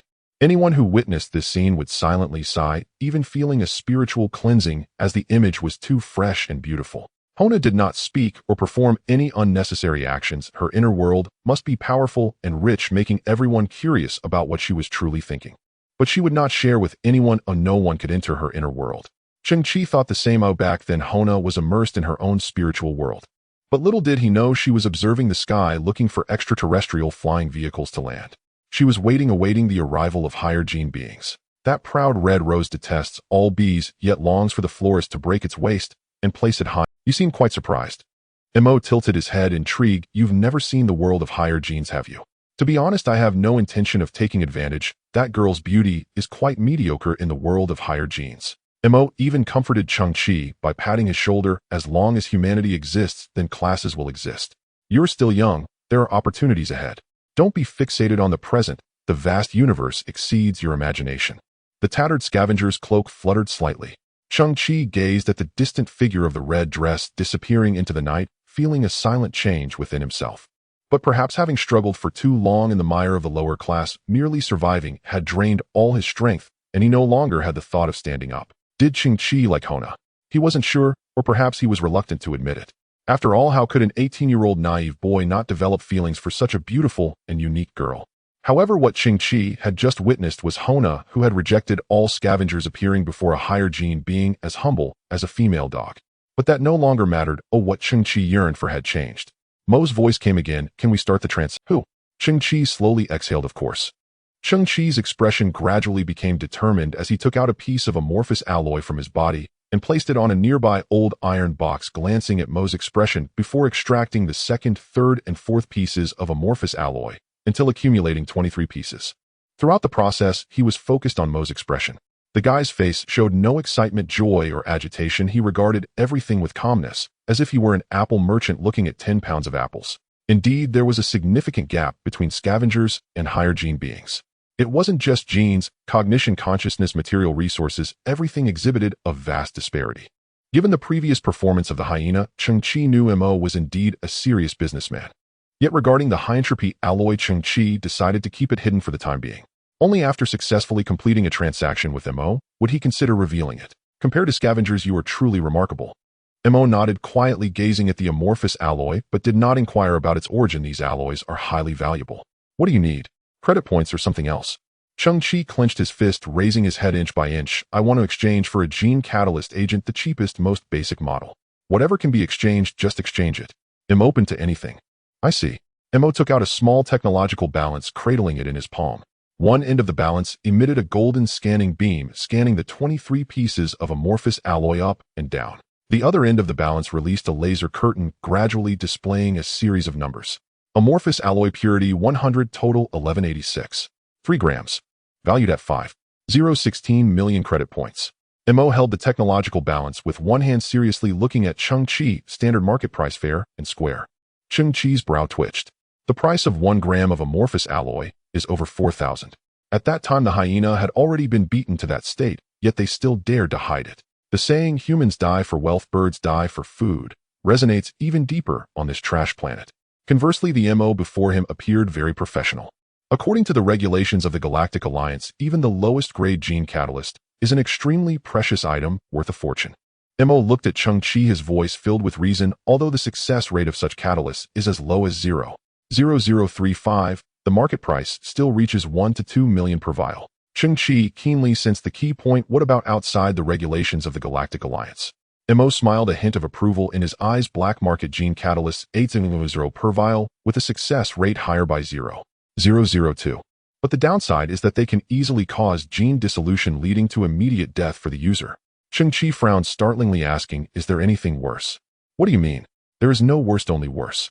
I'm a person who likes to pursue extremes. MO was somewhat taken aback. I thought you were resolutely seeking that less than 1% chance of survival, but I didn't expect you to be even crazier than I imagined. Anything worse is something only IMO can obtain. MO tilted his head. Failed black market gene catalysts 3.0 each with a 0.8 survival rate. A strange light flickered in Cheng Qi's eyes, one that MO could not comprehend. That's the one. Even the typically rational MO was momentarily stunned. He quietly observed Cheng Qi for a long time, then nodded in understanding. I need to take your alloy first. Can you trust me? I've heard that high-level gene users are not just about physical optimization. Cheng Qi gazed at MO, knowing that all scavengers are like filthy mice trapped in a dump with an enclosure that is very narrow surrounding the outside of the trash heap. MO could be a scammer, or he could be a precious outlet that Cheng Qi desperately needed. Cheng Qi had to verify this outlet like gambling. If he won, a new door would open, making buying and selling smooth, but if he lost, he would have to start all over, as the lower classes always require more capital. While it seems unfair, in reality, not every scavenger has the opportunity or qualification for such a bet. Of course, Cheng Qi had already been observing MO as much as possible, also inferring the results. He believed his chances of winning were greater. Cheng Qi paused and smiled. The ideological realm and ethics of high-level gene users improve with their genetic sequences. For instance, you as a businessman should not take pride in deceitful behavior. High-level individuals are not perfect. Some are, as you say, but not all. MO simply nodded calmly. But you can rest assured when trading with me. After saying this, MO placed Cheng Qi's amorphous alloy into a black leather case he carried and turned to leave. However, after taking a few steps, he stopped and turned back, saying, in light of your trust in me, I'll give you a gift. MO took out a piece of paper wrapped in a dust-proof bag from the case and handed it to Cheng Qi. Cheng Qi examined it in his hand and found it to be a paper business card. In this era, paper business cards are already extremely outdated, long replaced by digital cards. Huolinzhong, chief professor at the Muon Research Institute. Cheng Qi looked up. What is this? An information. MO lifted the leather case and slowly said, the Muon Research Institute was one of the last scientific organizations to evacuate Earth. Although it has been eliminated by mainstream science and even criticized based on my speculation, they left behind a large amount of scientific equipment and results. You are a scavenger, MO said as he returned to the spacecraft. His back turned. This information should be useful. After MO boarded the spacecraft, Hina unexpectedly poked her head out from behind a garbage heap. She hadn't really left. She watched the spacecraft slowly ascend, clutching her chest, her expression one of indescribable disappointment. Then Hina looked towards the direction of the garbage heap, straining to tiptoe and peek. She knew that Mo's trip was to trade with certain people, but she did not see the shadow of that person. After confirming that no one was around, Hina tidied her messy long hair and wiped the dirt off her knees. She swirled in her stunning red dress, tilting her smooth chin in the dim night, her expression transforming back into that cold, aloof demeanor that repels others. Hina stepped over the littered ground and walked into the night. Behind the garbage heap, Cheng Qi's figure emerged. Watching the beautiful figure fade away, Cheng Qi's eyes held a touch of indifference. Hina was no longer the beautiful red rose in his heart. Now Cheng Qi only wanted to climb higher and break the class barrier that no one had ever been able to breach. Muon Research Institute. What is a muon? Is it some kind of unknown particle? Why have I never heard of it in the news? In front of the shack, Cheng Qi, using the light of the campfire, gazed at the business card in his hand. This card is probably over 100 years old. Things like phone numbers must be obsolete, and Professor Huolinzhong should have already passed away. Address: Research Zone 52 in Huaxia. What is Research Zone 52? For the trash planet, human civilization has been interrupted countless times. No one knows where this Research Zone 52 used to be or what it is now. Moreover, this Zone 52 must have been covered by thick garbage. Cheng Qi flipped the business card over. The back was empty except for a pattern, a black circle with a small white dot in the center. Cheng Qi's pupils suddenly contracted. He immediately stood up, took out a black box from the shack, an item obtained from the hyena's safe, hidden away like treasures such as beef and apples. Comparing the box with the business card, the patterns were identical. Both were circles with a white dot like some microscopic particle with a spherical exterior and a core. This box was once an item of the Muon Research Center. Cheng Qi immediately took action, starting to dismantle the technological box before him. He had previously tested it and found it damaged, and now he aimed to attempt repairing it. 10 minutes later, Cheng Qi had completely dismantled the technological box, understanding its internal structure and function. It was a signal tracker. Moreover, it only had one unique target. Cheng Qi's eyes flickered. The target of this box is most likely the Muon Research Center, and the hyena had already dismantled this box. He probably knows that treasures are hidden behind.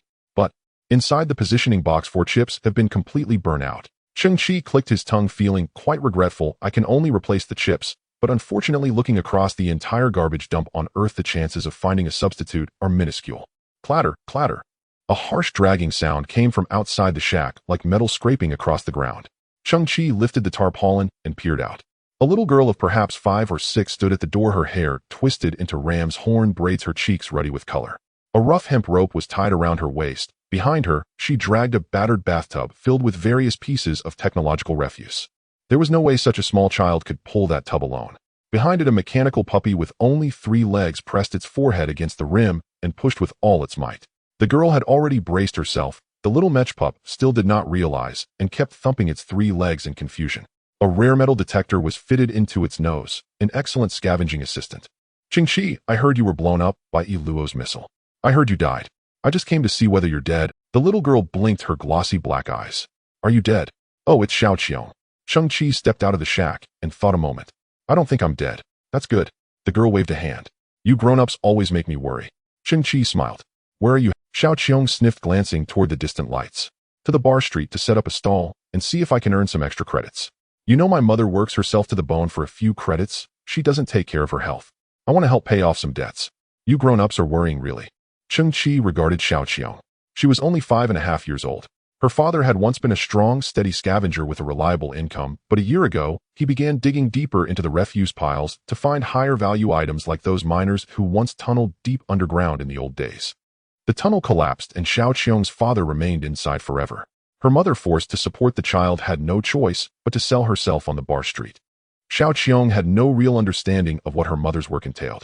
Since her father's death, she felt she ought to shoulder half the sky. Thus, she often repeated a few words that made her sound older than she was. Cheng Qi glanced at the battered bathtub. How much do you plan to earn? 20 credit points will do. Xiao Qiong nodded to herself. After all, every mature mind knows that greed is unwise. Cheng Qi ruffled the little girl's hair, then returned to his shack to fetch half of a large ruby-red apple. Xiao Qiong's eyes widened as she stared at the fruit's glossy surface. This must be worth hundreds of credit points, right? Cheng Qi pointed at the apple with a solemn expression. This is an apple with a dream. If you intend to sell it or store it for a long time, it will pop like a bubble and vanish. It once whispered to me that its dream was to be eaten by someone while they walked. He placed the apple into Xiao Qiong's small hand. Here, help fulfill its dream. You grown-ups clearly trying to look after me have to invent fairy tales full of holes. Xiao Qiong brought the apple to her nose, then bit off a chunk with a crisp snap. She wrinkled her nose and a glint of tears entered her eyes. After wiping her eyes, she began to pull the bathtub slowly. I won't cheat you. After I sell today's goods, we'll split it 50-50. Cheng Qi smiled, then looked toward the distant refuse heap. Xiao Qiong's mother had been watching from the shadows. Not because she didn't trust Xiao Qiong to meet Cheng Qi, but because she worried about her daughter going out alone at night. Cheng Qi had just returned to his shack when someone knocked. Actually thumped on the shack's support post from outside. Lifting the tarpaulin, he found Xiao Qiong had returned. One hand held an apple half-eaten, the other a curious necklace. Pointing to the apple, she said, my mother will help the other half of the dream come true. Then she raised the necklace above her head and offered it to Cheng Qi.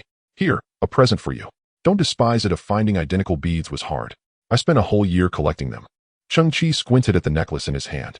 It was a string of metal beads, each small like an old-world glass marble shimmering with a silver metallic luster. Beneath every bead hung a thin black filament like the rounded head of an octopus with limp tentacles. Those black threads resembled soft flaccid tentacles. Detection technology-like artifact. Synthesis available. Cheng Qi's expression shifted slightly. Small circuit repair robot body can float and enter narrow equipment spaces. Single unit equipped with 14 microtentacles. Welding capability. Can repair millimeter-scale circuits. Cheng Qi was stunned. These little beads were actually dozens of small robots. Although they had long been discarded and were inoperative, STC could synthesize and upgrade them. Pretty, isn't it? Those tassels beneath the beads, They're not ordinary bearing steel balls. Xiao Qiong clasped her hands behind her back, beaming with pride. They must be some kind of high-grade bearing. They're beautiful. Thank you, Xiao Qiong. Cheng Qi exhaled slowly. Sometimes a small kindness can bring unexpected rewards. Late into the night, Cheng Qi hid inside the shack and took the necklace apart. Counting them over, he found 35 small repair robots. Though all their power cores were dead and many repair tentacles were broken, that hardly mattered. As raw synthesis material, they were more than adequate. With these repair robots, he could fix the locator at Myozi base. Cheng Qi imagined the past year little Xiao Qiong face and hands filthy rifling through the detritus for such beads, all to make a simple string of beads for herself. A string of prayer beads. Cheng Qi had helped her many times. The girl was small, but wise with gratitude. All legends in this world are built from countless small advances. Cheng Qi's eyes flickered. Raising the back of his hand, STC unleashed a cerulean fan-shaped disassemble into raw materials synthesis, successful microcircuit repair robot 17, reduced to 50, a remote controllable, can exploit its small size to enter device interiors for basic mechanical repairs and circuit welding. Cheng Qi paused in amazement. Those tiny metallic beads before him suddenly brimmed with new life. Their internal levitation systems made them hover in the air. A small red dot pulsed within each core, awaiting a command link, while the filament-like mechanical tentacles below swayed faintly. They've shrunk in size. But for repairing a circuit board, they're still too large. Cheng Qi's gaze sharpened.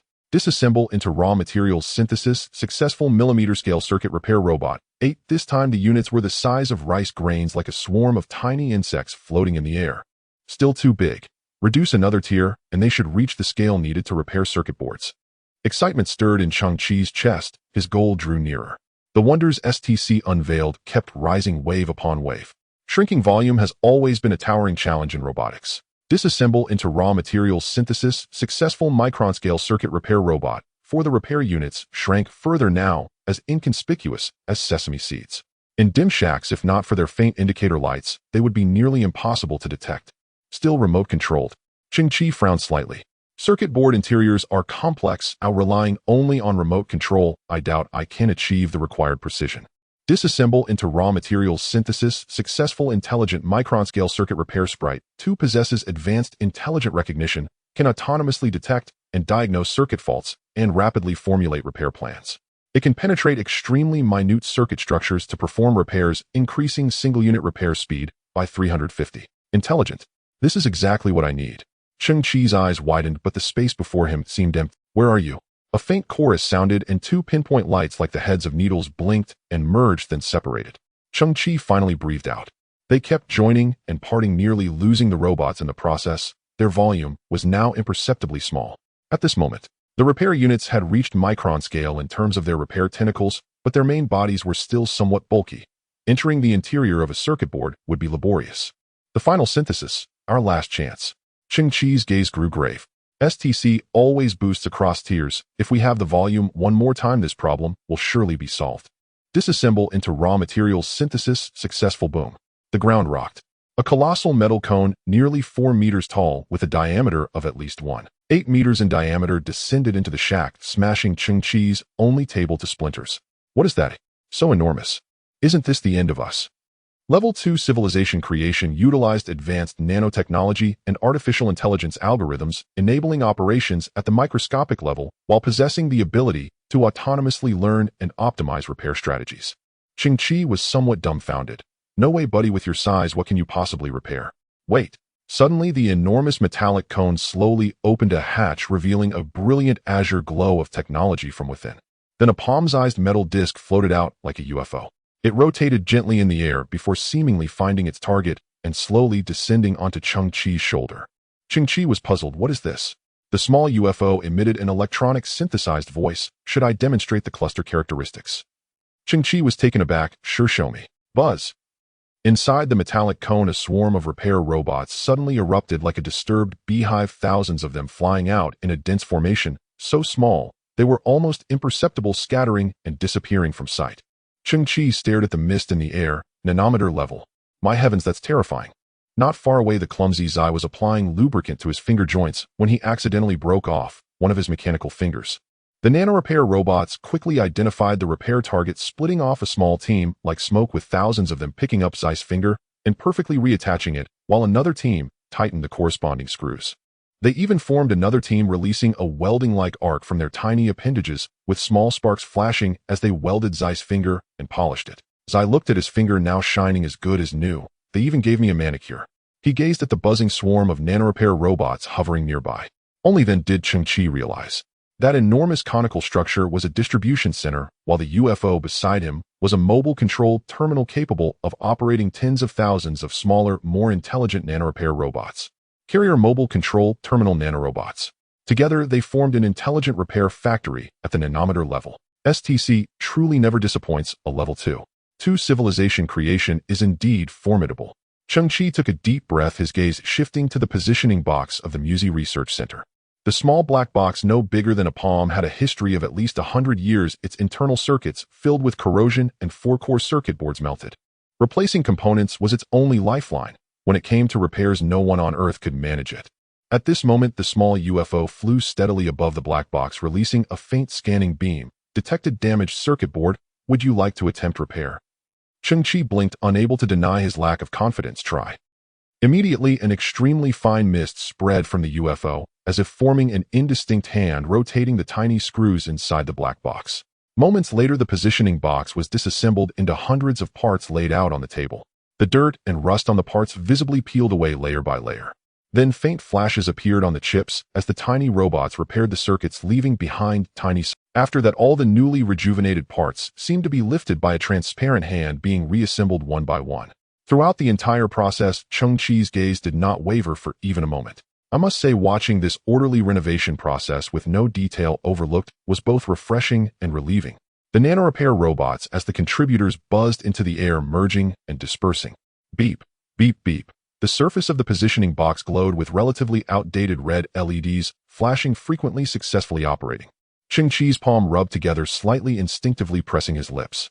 At the top of the box, a small blue beam lit up, followed by a 3D projection image that lagged far behind holographic projection technology, floating in midair. Is it fixed, eh? Cheng Qi's eyes widened slightly. The 3D image displayed a flat map of Earth depicting mountains and oceans along with clear latitude and longitude. East longitude 11620, north latitude 3956. The only light point flickered frequently on the map, evidently the core information of this map. Cheng Qi narrowed his eyes. This address was once the city of Huaxia, Kyoto. In the hearts of today's scavengers, it bore another name, No Return Land. The area within nearly 1,000 kilometers around it was a garbage dump that had rarely been developed. There were those who attempted to approach it. It was said that they only ventured within a 600-kilometer radius of Kyoto. That 12-member scavenger team equipped with weapons ultimately returned with only 3 members missing arms and legs, and in the following week, they all perished due to wound infections. The location of the MUSI Research Center is actually in Kyoto. A look of gravity appeared on Cheng Qi's face, but that place has become terrifying. Everyone avoids it. However, one can imagine that in such a rarely trodden area, the MUSI Research Center must be preserved. What functions does MUSI technology possess? From its unique name, it was surely no ordinary thing, not to mention STC's incredible synthesis capabilities. Cheng Qi rolled up his sleeve, looking at the dreamlike XXX-01 Extreme Warrior armor, realizing that courage and confidence cannot be gained through self-deception. They must rely on equipment. He gritted his teeth, his gaze slowly becoming clear and bright from the previous chaos. It was time to take a shot. Wealth is sought in peril. The next morning, the sky remained shrouded in mist. Various dust and harmful gases filled the air, dimming the sun's rays. Cheng Qi and Han Zai arrived at the dilapidated transportation hub. Based on the buried White Palace under the bar street, it can be inferred that Cheng Qi's base is located in the old Washington City, 1.0 kilometers away from the capital of Huaxia. The man with a nose like a wine dreg was named Crow, and he possessed a shabby patched-together ground effect vehicle. This type of vehicle is between an airplane and a hovercraft, using compressed airflow from the engine that flows downward through the wings, allowing the vehicle to fly 5 to 8 meters above the ground and water surface at high speed. The significance of this device is somewhat akin to a long-distance bus. It lightly brushes against the prohibitions of the sky, yet it fulfills the long-distance crossing needs of scavengers. Anyone who pays the fare can board. On the vehicle there were a few other scavengers, and when they heard Cheng Qi was heading to the capital, their voices lowered. 2 scavengers stood up and silently placed 2 energy bars and a bottle of filtered water in front of Cheng Qi. Leaving food and water was their last act of compassion. This is a tragic era where many desperate individuals choose to risk their lives. Passengers, hold on. No need to buckle up, because this flight doesn't have that thing. The pilot Crow suddenly pushed the control stick. Boom. The ground effect vehicle stirred fierce air currents on both sides, dust swirling as the fuselage slowly lifted into the air, suddenly accelerating and successfully taking off. In midair, the vehicle dropped various parts like a frog flinging its legs. Cheng Qi remained calm, frowning in contemplation. Could it be that I'll die before even reaching the capital? Suddenly, Cheng Qi saw a massive object emitting thick black smoke separating from the ground effect vehicle and plummeting to the ground. Master, Crow's housekeeping robot, a scrapped aviation maintenance robot, clumsily said, "The number 2 engine has left us." "Calm down, it's just a small issue." Substitute. Substitute. Crow waved his hand, dismissively, accustomed to the situation. The aviation maintenance robot skillfully lifted another engine and placed it on the wing, twisting and turning with a wrench, and finally the number 2 engine resumed operation. Cheng Qi glanced at the cabin. "It seems there are no substitute engines left." "No worries. I've flown this route for 7 or 8 years, and I've scattered engines everywhere. It's fine to lose 1 or 2. When we need to make an emergency landing, we can find substitutes in no time, all about recycling." "Can it really be like this, say?" "Of course. I Crow fly the plane steadily. Life is a journey full of ups and downs." Cheng Qi never expected that a mere vehicle could perfectly encapsulate this sentiment. He experienced a long and nerve-wracking journey. Cheng Qi finally arrived near the capital, stepping onto what was once a land of great value. Crow piloted the vehicle, gradually ascending, looking down at Cheng Qi and Han Zai. "Brother, if you can return, it's a deal." Cheng Qi waved goodbye to Crow, sensing that this guy was a man of character. Then Cheng Qi put away his smile, slowly turned around, and squinted his eyes. The landscape on Earth was almost like this, an endless sea of garbage where even a glimpse of soil and ground was hard to find. Surrounding them was a faint green mist infused with various toxic chemicals. In the distance within the garbage heaps, a pair of large red eyes occasionally emerged, staring eerily. Cheng Qi slightly raised his head, and the extreme warrior power armor revealed a silver metal mask with blue beams of technological light illuminating the eye sections of the mask. The so-called extreme warrior naturally possesses the ability to withstand various harsh environments. Cheng Qi still wore the KP-03 Quantum Intelligent Repair Cluster's mobile control platform on his shoulder. That small UFO stuck to Cheng Qi's shoulder was home to tens of thousands of micro-repair robots. At this moment, they had retracted, their mechanical tentacles resembling insects curling up their wings, entering a state of hibernation. This was a delightful surprise Cheng Qi had discovered earlier. He didn't expect to bring out a small travel pack from that massive repair cluster center. "Han Zai, are you ready?" "No problem." With a roar, the jet turbine shoes beneath their feet activated, and the 2 figures shot into the sky, adjusting their posture high above and heading straight for the heart of Kyoto. Screech, screech. After Cheng Qi and Han Zai ascended, shadows suddenly crawled out from the surrounding garbage piles, coming into the dim sunlight and gradually revealing their true forms. They were huge gray rats, each at least 1 meter long, with bulging muscles, their sharp teeth extending far beyond their mouths, piercing through their lower jaws and exposed to the air, dripping with putrid liquid. They glared with beastly red eyes, standing upright and staring at the 2 figures in the distance. Scavenger rat. This was the name scavengers had given them. Rats are a species that is hard to eradicate, and these rats, influenced by the large amounts of chemical waste and radiation in the Kyoto area, have mutated. They have become strong and fierce with incredibly hard teeth and claws. Their vitality is even more tenacious. Even if their bodies are cut in half, they can still viciously bite their prey. Moreover, among the scavenger rat population, a certain type of more intelligent mutant has emerged, acting as strategists, secretly commanding the group and executing attacks based on numerical superiority and tactical wisdom. At this moment, a scavenger rat opened its terrifying mouth towards the north, suddenly emitting a strange, distorted sound from its throat, which was not the sound of a rat, but rather a roar reminiscent of a large carnivorous animal. In an instant, layers of terrifying roars echoed from the north. This was a warning. In response, there was a massive swarm of millions. These mutant rats possess a strong territorial instinct. Once intruders are detected, they would not hesitate to mobilize the entire group to tear the intruders to shreds. In fact, the name scavenger rat is no longer suitable for them. Many scavengers refer to them as murder rats. This is the reason why the Kyoto area is known as the land of no return. Cheng Qi and Han Zai were hovering 100 meters above the ground, observing the situation below. The ground was dim and eerie, shrouded in swirling green mist, and all that met their eyes were heaps of dilapidated garbage. Suddenly, countless red dots began to emerge from the ground. If the ground could be likened to a dark sky, then these red dots were as numerous as the stars, radiating a sense of bloody terror. Cheng Qi squinted. In that instant, those red dots suddenly vanished, as if extinguished. Cheng Qi knew that they were countless killer rats.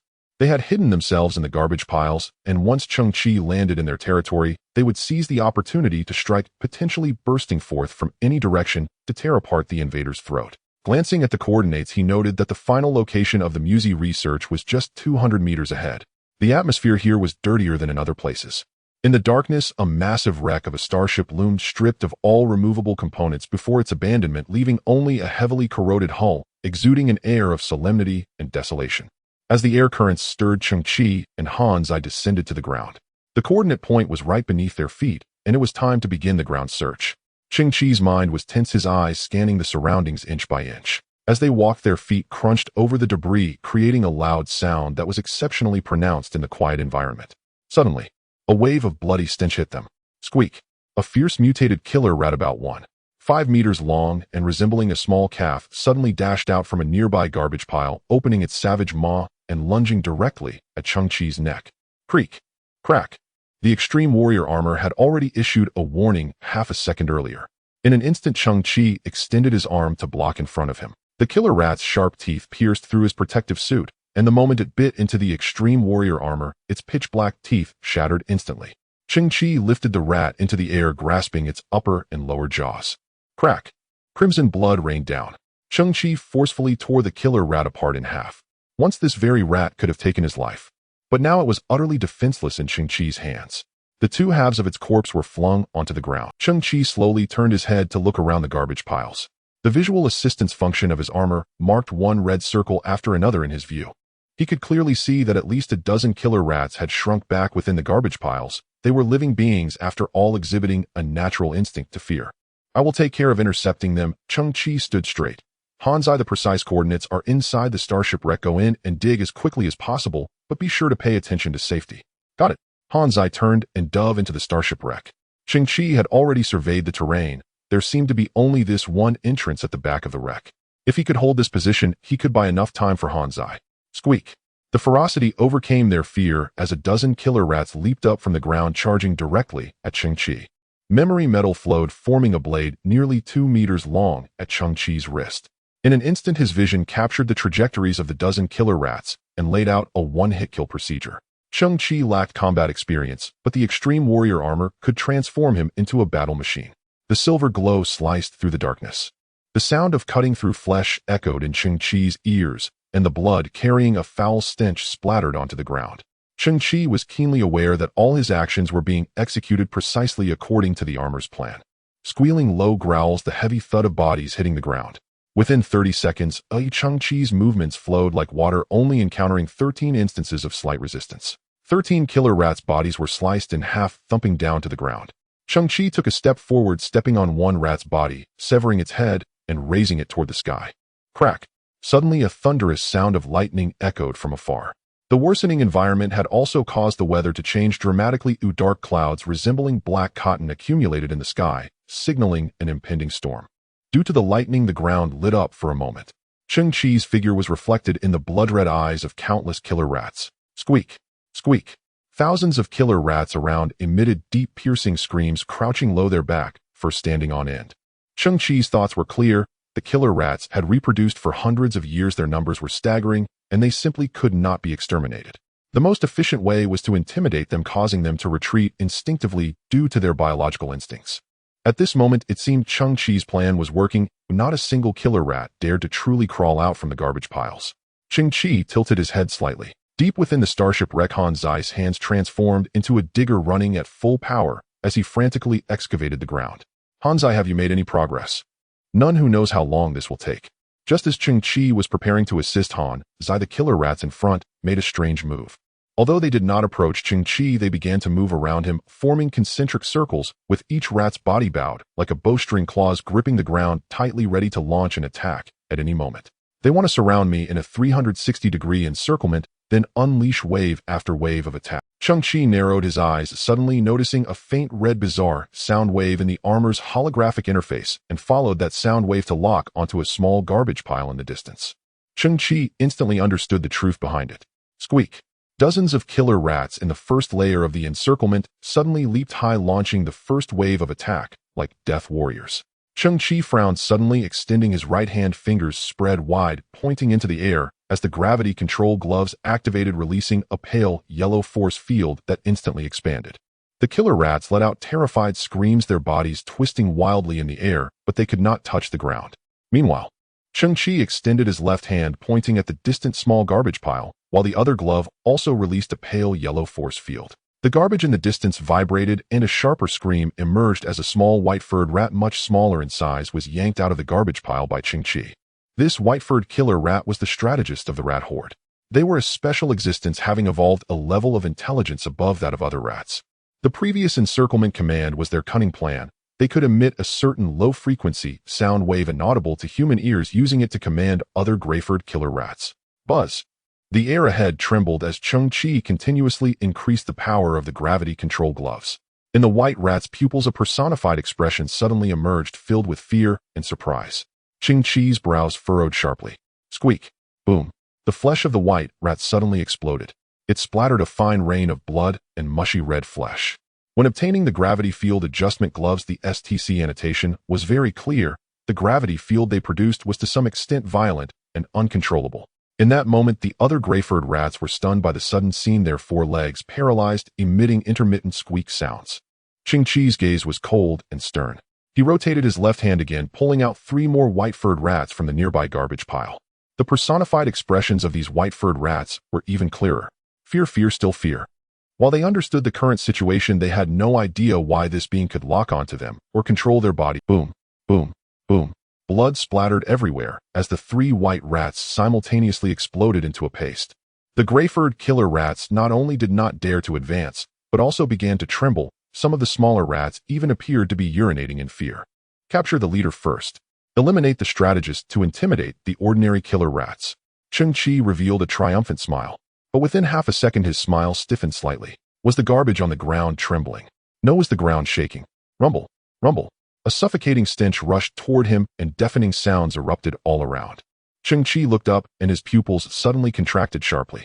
He saw a gray wave rising a kilometer away, blocking out the sky. It was a tide of rats. Countless killer rats rolled and trampled over each other, forming a massive wave over 100 meters high, encircling him from all sides. Has the entire clan mobilized? Cheng Qi turned and shouted, Han Zai, how's it going? It's a disaster.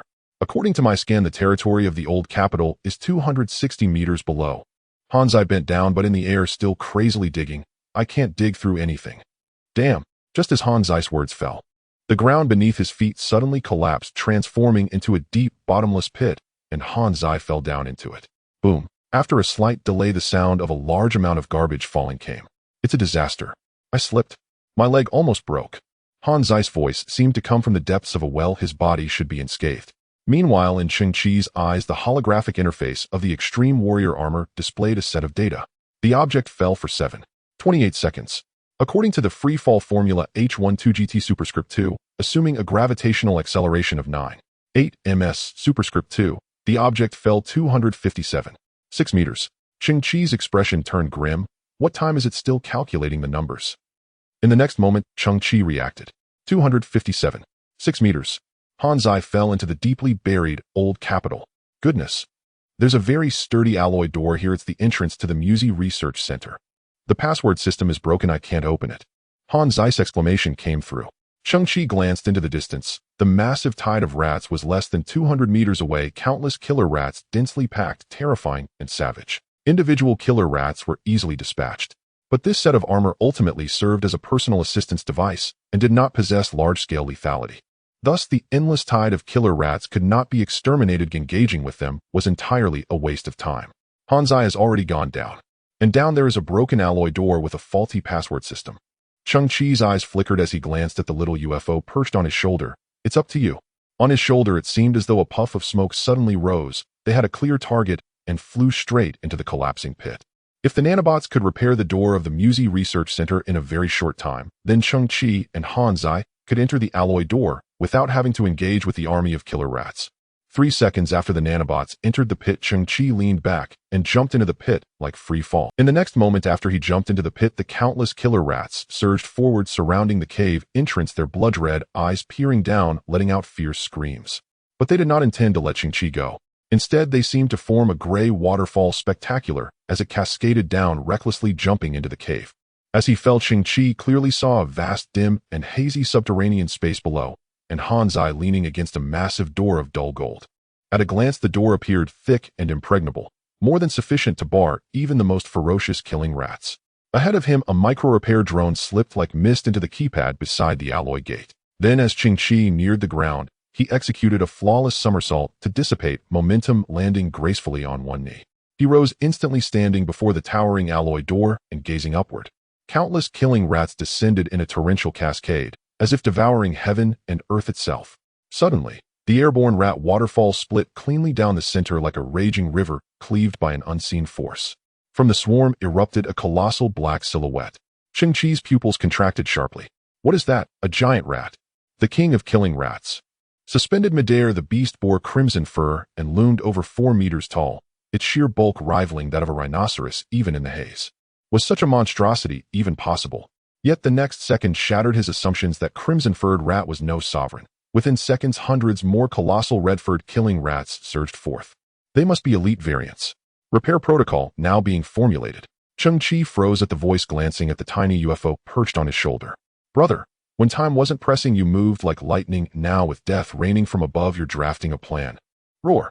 From its fang-lined maw, the crimson-furred killing rat unleashed a bestial guttural shriek. This creature demanded the term beast, not rat. Upon landing, it rolled once, shook its dense armored fur, then launched itself 4 or 5 meters into the air, its gaping maw lunging straight for Cheng Qi's head. Repair complete. Cheng Qi blinked. Was the plan drafted solely to enable instantaneous restoration? Access control system restored. Operational integrity confirmed. Now initiating decryption sequence. Estimated completion time unknown. Cheng Qi's thoughts whirled like a roller coaster. But the situation was in fact logical. The gate had been repaired, so its security protocols had reactivated, and entry now required waiting for decryption. Yet no definitive timeline was given. As he watched the endless tide of killing rats and the swarming elites, he felt a slow, simmering frustration rise. One day he'd synthesize weapons of mass destruction. Ding. Authorized personnel detected. Welcome to the Huaxia 52nd District Muon Research Center. This time the chime emanated from within the alloy gate. Cheng Qi jolted, stunned. How am I off? Impossible. The Muon base had been abandoned for a century, buried deep beneath the ruins. And he was only 18. VVVRRR, boom. The alloy gate shuddered violently, dust rained from its surface. Slowly the massive doors parted inward, revealing a narrow fissure. Without hesitation, Cheng Qi seized Han Zai and slipped sideways through the gap.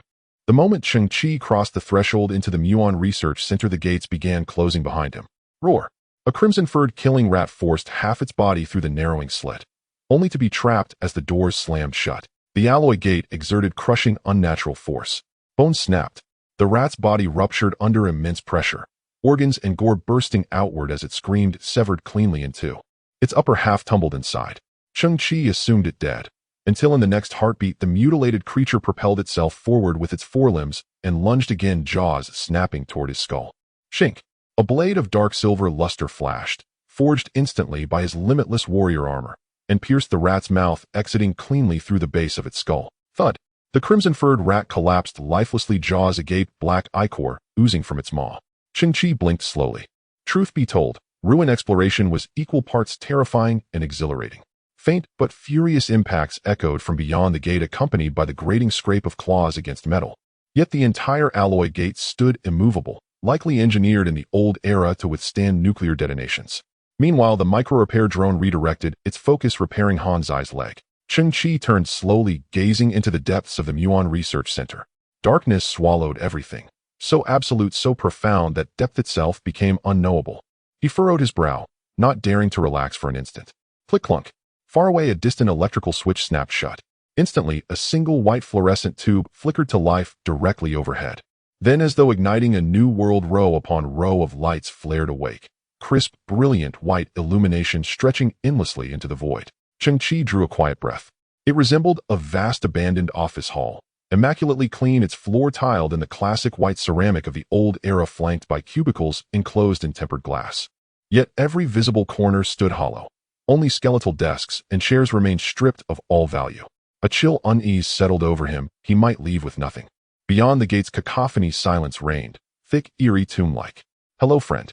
The voice emerged without warning from his side. Cheng Qi recoiled, startled. Every hair on his neck bristled. He turned inch by slow inch. A middle-aged man in a white lab coat stood motionless beside him, having appeared without sound, without breath. As the man stepped forward, not a whisper of footfall disturbed the stillness. "Who are you?" Cheng Qi narrowed his eyes, flipping a blade into his palm. "I am Huo Linzhong, director of this facility." The man smiled warmly. Huo Linzhong, chief professor of the Muon Research Center. Cheng Qi frowned. It matched the name on the business card, but it defied reason. Both the card and the center belonged to a century past. He should have been long dead. And more unnervingly, this Muon Research Center lay buried beneath mountains of waste. How could any living soul possibly survive here? His limitless warrior exosuit relayed environmental data. Oxygen levels were critically low enough to trigger full life support systems. Cheng Qi's pupils contracted. Could it be a ghost?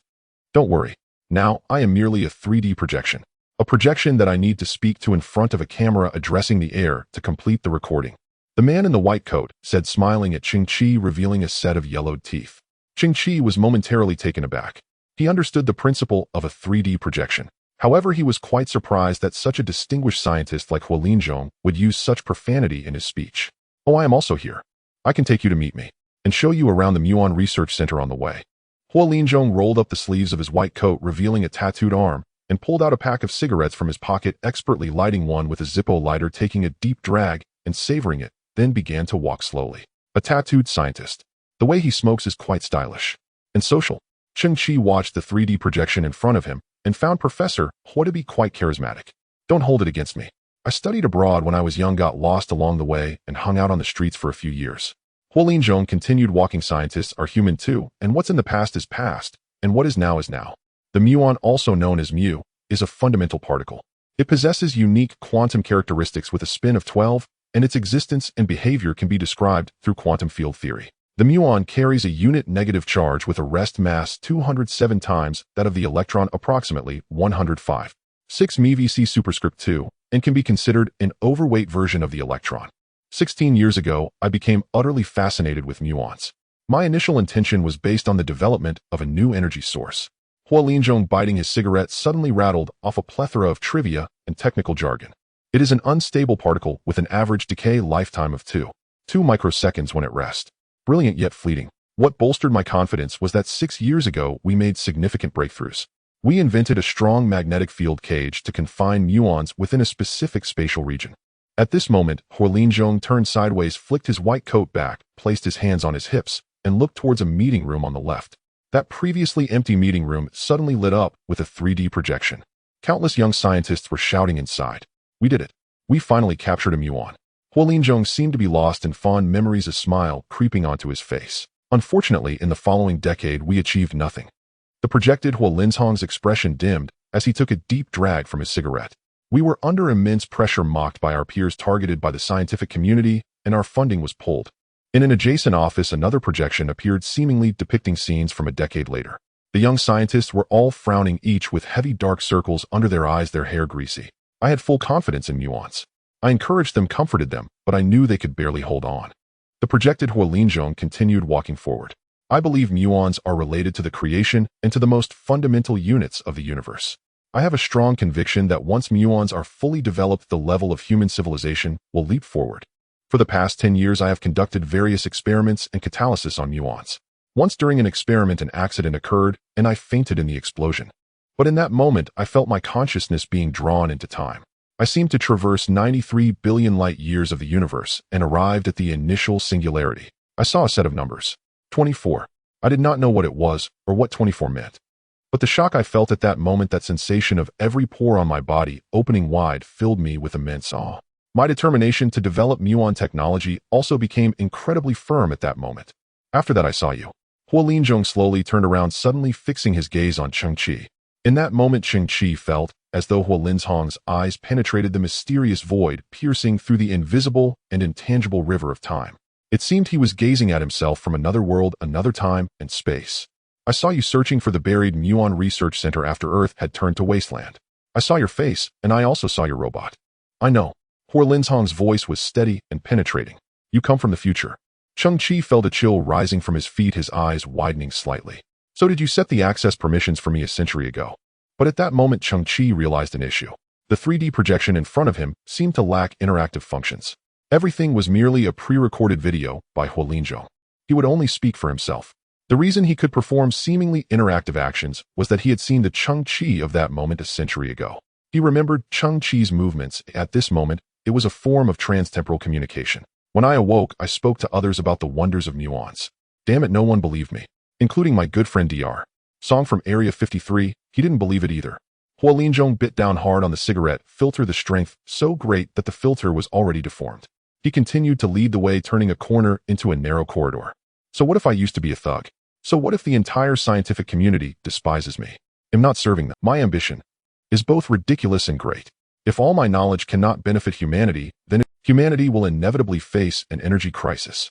A highly efficient and stable new energy source is humanity's only hope, the only hope. Though I cannot become a torch. Poor Linzhong's eyes sparkled with a special light. But I am willing to burn my body, becoming a spark that ignites the light of exploration for future generations. At that moment, projections appeared again on both sides. The entire research center's personnel were in a hurry with numerous documents scattered on the floor. Everyone was packing everything they could take, and many military personnel were present carrying firearms, checking for any omissions. 3D Hua Linzhong lit another cigarette, revealing a look of desolation.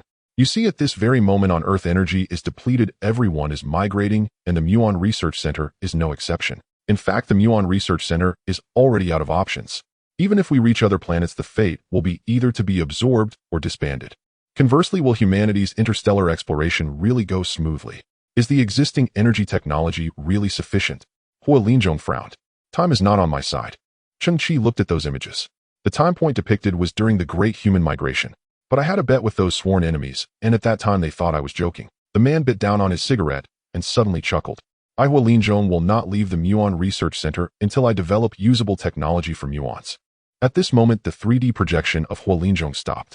He stood in front of an office door, and the nameplate was clearly visible. Professor Hua Linzhong. Cheng Qi's expression became more serious. Just now, this 3D projection said it would take me to meet me. This means that the real Professor Hua Linzhong is behind this door. Unknowingly, a hint of reverence grew in Cheng Qi's heart.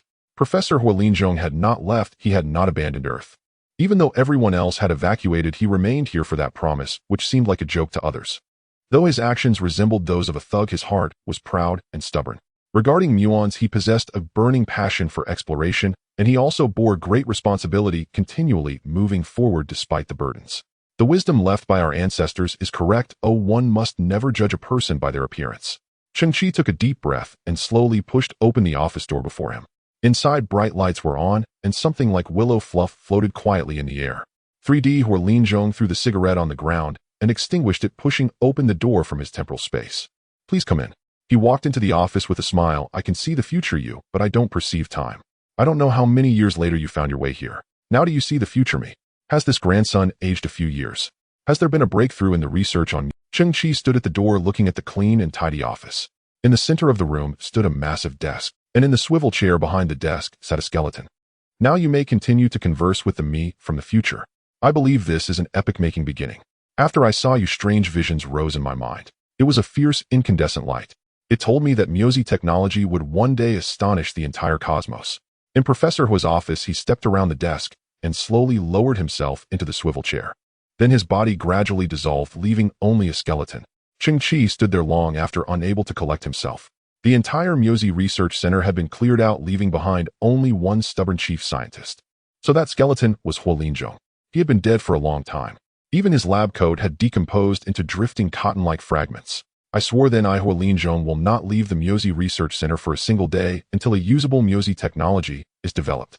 A complex, indescribable tide of emotion surged in Cheng Qi's chest. He walked behind the desk, stood beside the skeleton, and saw in the bony hands that rested on the knees a delicate music box. Cheng Qi lifted the music box. It was fashioned like a small patch of green meadow dotted with grass and several tall pine trees. It must have been one of Professor Hua's handcrafted pieces. There was a tiny play button beneath the box. Cheng Qi pressed it lightly. A faint sizzle flickered. The voice said that perhaps only he could play this recording. My friend from the future, the voice said, I am now 76 years and 4 months old. What drives me to despair is not the base's broken oxygen generator. It is that after 20 years I have nothing to show for it. I have failed. I tried 566 schemes, and not one could mobilize the power of Muozi. Every time I reached a crucial moment, I felt some constraint. I became aware of a terrifying truth: some higher civilization in the span of fate has imposed a blockade on Muozi technology. I used our communications to share this idea with the Human Scientific Alliance. In return, I was subjected to further questioning and reproach.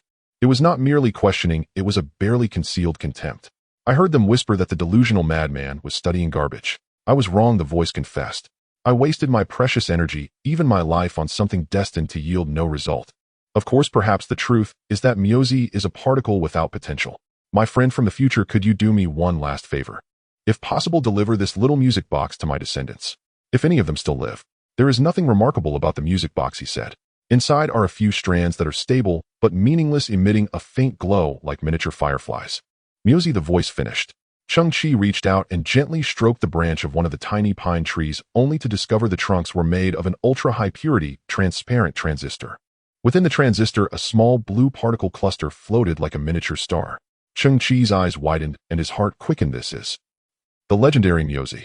Although the Myozi Research Center had been emptied, the concentrated essence of decades of work had been preserved in this manner. Cheng Qi stared at the cerulean particle swarm that danced like sprites. Though minuscule, it seemed profound and mysterious, as if it were tethered to an immense and boundless world beyond.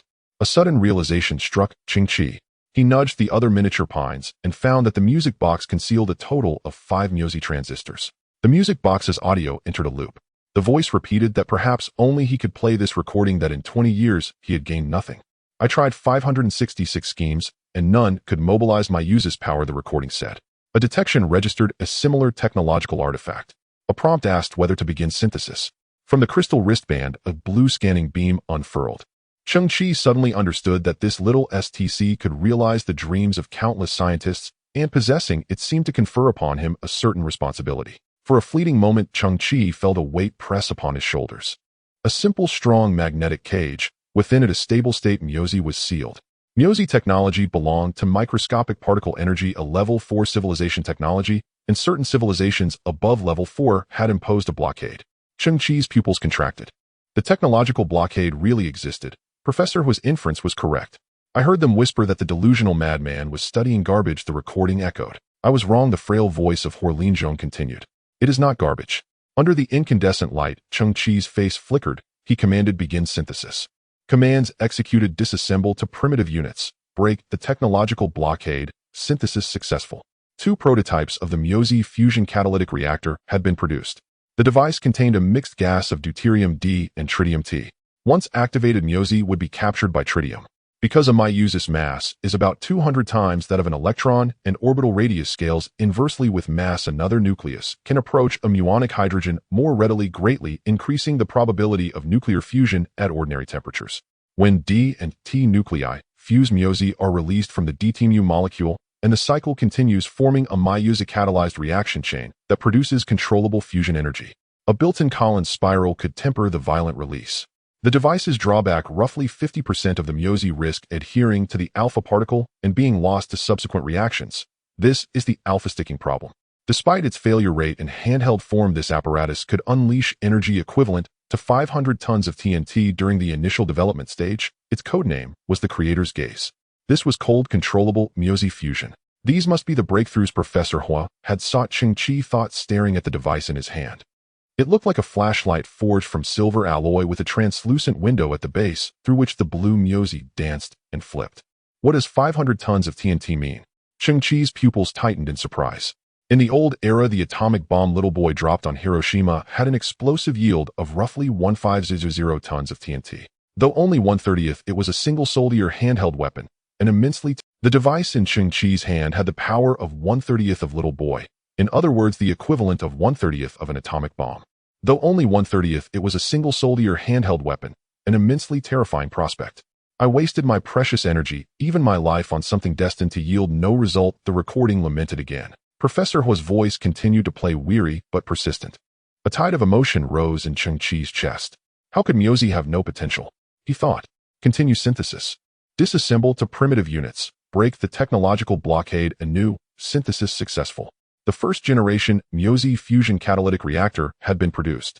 Technology was comprehensively strengthened through a reverse Collins spiral. The alpha sticking probability was eliminated. Stability improved, in metrics such as energy efficiency and reaction time rose by 185%. The device, crafted into a more exquisite handheld form, produced no detectable energy fluctuations, while inert civilizations below level 3 could not probe its true technological grade. In an instant, it could release the terrifying equivalent of 1010 tons of TNT. Its codename was the Creator's Wrath. Note, this apparatus was an extremely primitive entry in the Myozi technology series, with utilization of Myozi energy still below 1/10 of SAF. With the error rate gone and power doubled, Cheng Qi exhaled with a tremor. Life is like a dream. In the end, it may amount to nothing, bringing nothing and taking nothing away, but the one thing I do not regret is that I never gave up. Still, my persistence became a joke, the recording admitted. Myozi became a joke. He laughed softly. Who could ever be certain? Farewell, my friend. Farewell, my Myozi technology. Farewell to this damned world. The recording replayed Professor Hu's final words. Cheng Qi clutched the crystalline sword hilt-like device and felt inexplicably a surge of responsibility and strength. Professor Hu, Cheng Qi whispered, your perseverance is no joke. Myozi technology is no joke. One day I will realize the scene you dreamed of. Human civilization will one day wield Myozi technology like a blazing star, dazzling and shaking the whole cosmos. Cheng Qi, I've searched this place thoroughly. There's nothing of value here, it's mostly empty. Han Zai entered the office and saw the unknown equipment in Cheng Qi's hand. Hey, what is that? It's a scientist whose words may be crude, but his righteousness is profound. The obsession in his heart that he could not attain. Of course his obsession was correct, it was merely the foolishness of the world. Cheng Qi reassembled the pine tree on the music box, which still contained a beautifully shining muon ball cage inside. If there is a chance in the future, Cheng Qi was willing to help Professor Hu Linzhong fulfill his last wish by delivering the music box to his descendants. Cheng Qi and Han Zai arrived at the entrance of the Muon Research Center. The alloy door in front remained closed, with the sounds of the killer mice's shrieks and their claws scratching at the door from outside. The door was trembling continuously, nearing its limit. Cheng Qi's expression was grim as he operated the door control system from the inside, and the alloy door slowly opened. Outside, the space was already filled with killer mice. As the door moved, they instinctively retreated a few meters, their crimson eyes observing the situation before them. Cheng Qi took the first step, slowly crossing the threshold of the door. The killer mice quickly identified their target, that same creature that had intruded into their territory. A sharp screech erupted as countless killer mice lunged forward with their gaping jaws. At that moment, Cheng Qi slightly tightened his grip on the muon catalyst prototype, his fingers gliding over the crystal-like body, and a blue halo lit up. As his fingers moved, a progress bar appeared on the sword hilt-like device, pausing just as it reached 10. Buzz! A wave of inexplicable energy rippled outward, resembling a translucent ripple that spread instantly. When the instantaneous energy reaches a certain strength, it triggers a peculiar spatial resonance, a precursor to an explosion, striking the psychological defenses of the target creature like an invisible hammer. In that instant, all the killer mice arched their bodies, every hair standing on end. With their intelligence, they may not comprehend what was happening, but the overwhelming sense of crisis released by their survival instincts instantly extinguished their bloodthirst and frenzy. Cheng Qi pushed the progress bar to 30, releasing the energy waves once more. The terrifying spatial resonance doubled in intensity. Countless killer mice had stiffened into lifeless forms. At that moment, the extreme warrior power armor captured the low-frequency sound waves, which were command signals from numerous strategist mice. Crash! A great commotion erupted within the mouse swarm as many killer mice stood upright, trampling each other to build a massive ladder. The other killer mice used all 4 limbs to swiftly climb down the mouse ladder. They were panicking, terrified, and scrambling to escape. Finally, the entire mouse ladder retracted back to the ground. Looking at the empty surroundings, Cheng Qi let out a low laugh, sliding his fingers back, the light of the muon catalyst prototype slowly dimming. The strategist of the killer mice made the right decision, not escaping men annihilation. With the turbojet-powered shoes activated, Cheng Qi and Han Zai slowly ascended into the sky. As expected, there were no killer mice to be seen on the ground. The crow flies the plane absolutely steady. My little brother is truly impressive today, he gets a free flight. Cheng Qi and Han Zai boarded the crow's ground effect vehicle, returning to their base. Looking back at the direction of the Muon Research Center, a hint of awe appeared in Cheng Qi's eyes. Before leaving, he had already rebarred the entrance of the Muon Research Center, allowing Professor Hu Linzhong to rest in peace. As the crow piloted the ground effect vehicle, he secretly observed Cheng Qi. This little brother had ventured deep into the heart of the capital, staying there for a full 40 minutes. His body and the scavenger cloak were stained with the stench of blood, that of the carrion mice. He had encountered the carrion mice, but emerged unscathed. A real expert. Not asking what one shouldn't is the crow's unwritten rule, and it is also the secret to his long-standing business. Little brother, if you ever need my help, just speak up. The crow turned back with a smile, saying, I'm absolutely steady. Cheng Qi returned to his living area in Zone B24. From a distance, he saw a massive transport starship floating in midair, dumping tons of technological waste. 7,135. Cheng Qi squinted at the sky. The development rights for this shipload of garbage originally belonged to him. Just like 7125, he had paid the corresponding development fee a week ago. But a day ago, Luo had come with his men, seizing the resources and resorting to violence. Han Zai, this grudge has been held for too long. It's the enemy. Cheng Qi's eyes flashed with a cold light as he slowly walked toward that mountain of garbage. Countless technological wastes rained down from the sky. Many scavengers braved the risk of being crushed to pulp by the large garbage rushing up the garbage mountain. At this point, no other scavenger dared approach 7,135. All these people were Luo's subordinates. A scavenger around 30 years old rummaged through the garbage and found a precision technological box. He pried it open with his bare hands, his eyes lighting up as he discovered a complete JI-34 nano chip. This thing could be sold for 110 credit points. Seeing that no one was around, his eyes flickered as he placed the chip in his mouth and hid it on the side of his teeth. They were coerced by Luo, and any valuable items they found had to be handed over while they only received meager wages. Suddenly, a piercing sound pierced through, and he first felt a numbness in his chest, followed by excruciating pain spreading throughout his body. The scavenger looked down in horror and saw a sharp mechanical tentacle piercing through his chest. In disbelief, he turned back to see that the tentacle was long and came from a distant tent. The towering Luo approached the scavenger, a look of helplessness and indifference on his face. You still want to pull tricks in front of Lord Pig? Luo pried open the scavenger's mouth, took out the JI-34 nano chip, and kicked him into the garbage abyss. Weighing the chip in his hand, Luo slowly turned and approached a massive white tent, bowing as he said, Lord Pig, our haul is excellent. It seems today is your lucky day. The boy in the blue cloak and a robot slowly ascended the garbage mountain along the ridge, looking down from a high vantage point. Meanwhile, the clumsy nanny robot raised a brass middle finger towards the valley below. That idiot. Arrow looked up, squinting. Not even a missile could kill him, and he found a new robot. His expression was filled with disdain, as if he had just discovered that the cockroach he thought he had killed with a slap had somehow crawled out between his fingers, once again flaunting itself in front of him. Arrow lowered his head, searching the ground, until he suddenly fixed his gaze on a heavy steel pipe. He bent slightly, his mechanical arm operating to lift the 100-pound pipe, weighing it in his hand before spitting and walking towards Cheng Qi. Don't act recklessly. A voice with a heavy nasal tone came from inside the white tent. This must be the kid who took down the hyenas in the bar street. Pig Lord. Arrow couldn't quite comprehend. This kid doesn't even have a modified prosthetic on him. Does he really have that kind of combat power? Could he be relying on that brand new nanny robot? The tent flap was lifted by two mechanical tentacles. A bizarre and gigantic figure slowly emerged from within. It was a giant fat man, his bald head glistening with grease, his upper body bare, resembling a small hill, layers of fat stacking upon his belly.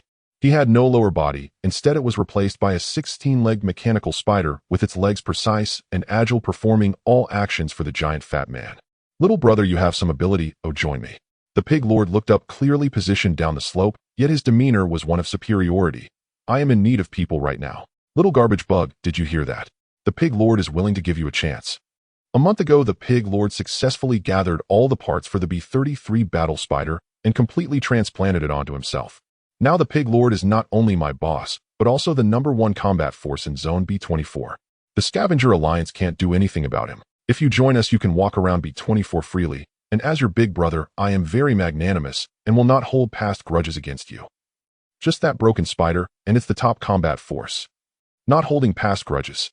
Sorry, I Cheng Qi am not particularly magnanimous. The boy frowned, looking at the ugly Pig Lord. Now I understand why Arrow has suddenly become so reckless. It turns out it's because he found a backer, the Pig Lord. What a fitting name, a pig, very big and somewhat human-like. You bastard. Arrow gripped the steel pipe, frowning. Are you looking to die? Yet the Pig Lord's face jiggled as he said confidently, Little guy, you don't understand what combat power is, nor do you know the value of my spider legs. If you don't obey me, you won't survive. Considering you have some skills, I'll give you one last chance. From now on, all the precious trash you find must be handed over to me, and I'll give you a 10% commission. Think it over before you answer me. If I am unhappy, you won't have the opportunity to scavenge in the future. A mechanical tentacle of the giant fat man twisted, snatching the JI-34 nano chip from Arrow's hand, and then opened the pouch at his waist to place the chip inside. Cheng Qi's gaze sharpened. He saw a mechanical dog's head inside the pig lord's pouch. It seemed not to have completely powered down, as the heavy metal detector on its nose was still flashing a faint light. Upon closer inspection, there was a smear of fresh red blood on the head. He recalled the little Cheong dragging a bathtub and the mechanical dog that had pushed the bathtub with its head behind her. Cheng Qi's pupils shrank sharply. Where did the mechanical dog come from? I said it's a gift from an admirer. Do you believe it? The pig lord revealed a mocking smile. Then he looked at Cheng Qi, surprisingly speaking earnestly. Kid, if you want something, you have to snatch it. That's the way to survive on this garbage planet. Join me, and you'll be able to take whatever you want. Arrow sneered, muttering, what a pity that woman is doing well. I used to visit often. From now on, well. Tisk tisk, luckily, there's that little girl. After waiting a few years, she can be opened up. Just then Cheng Qi heard a faint sound behind him and slowly turned around. There was little Cheong tied with a hemp rope around her waist, dragging the torn bathtub, having climbed to the top of the garbage mountain. At this moment, the little girl's hair was messy, her eyes red, holding half a shriveled apple in her hand with clear tear marks flowing down her frostbitten face. They killed my mom. Little Cheong's voice pierced through several meters, stabbing into Cheng Qi's heart. Looking at little Cheong's weak and helpless figure, a layer of darkness slowly covered Cheng Qi's eyes, but beneath that darkness a surge of anger was gradually boiling. He turned around to face the pig lord, his eyes devoid of warmth. The Miaozi catalyst's initial machine creaked as he gripped it tightly. At the same time, he slid his thumb along the progress bar. The crystalline device gradually emitted a blue glow, growing ever more intense. What are you doing? Do you want to fight me? How dare you? The pig lord's smile finally vanished, his expression turning savage. Do you really think those garbage weapons you've picked up can harm me? Fool. This scene seemed to align with Arrow's intentions, and he grinned menacingly. Pig lord, I've long found this kid displeasing. Why recruit him? Just kill him. Die. The giant fat man's eyes flashed with murderous intent. The mechanical spider beneath him emitted a harsh metallic grinding sound.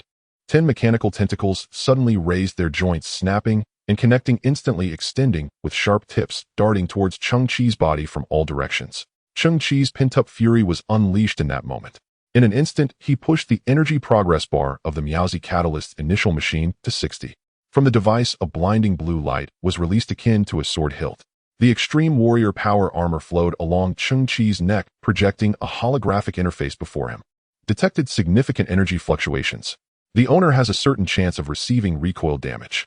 In that instant, the extreme warrior power armor flipped, covering Cheng Qi's arms. Simultaneously, memory metal hooks sprouted from below Cheng Qi's feet, deeply embedding into the ground for several meters. 8 supporting arms extended outwards in a semicircular distribution, providing strong support for his body. Cheng Qi could clearly feel the small Miaozi in his handheld device undergoing an astonishing reaction. The Miaozi technology system was brewing an unparalleled, terrifying power. Buzz. The light released by the Miaozi catalyst's initial machine instantly expanded into a blue particle beam hundreds of meters long, slicing through the dim sky like a colossal sword. The recoil force in his hands was as heavy as a mountain. Cheng Qi had no choice but to grip tightly. The rage within him eclipsed everything, and with a roar, Cheng Qi raised the weapon high and struck down heavily. Under a gray, murky sky, a blue beam was flung into a vast arc like a cerulean scythe, cleaving the atmosphere and slashing toward the earth.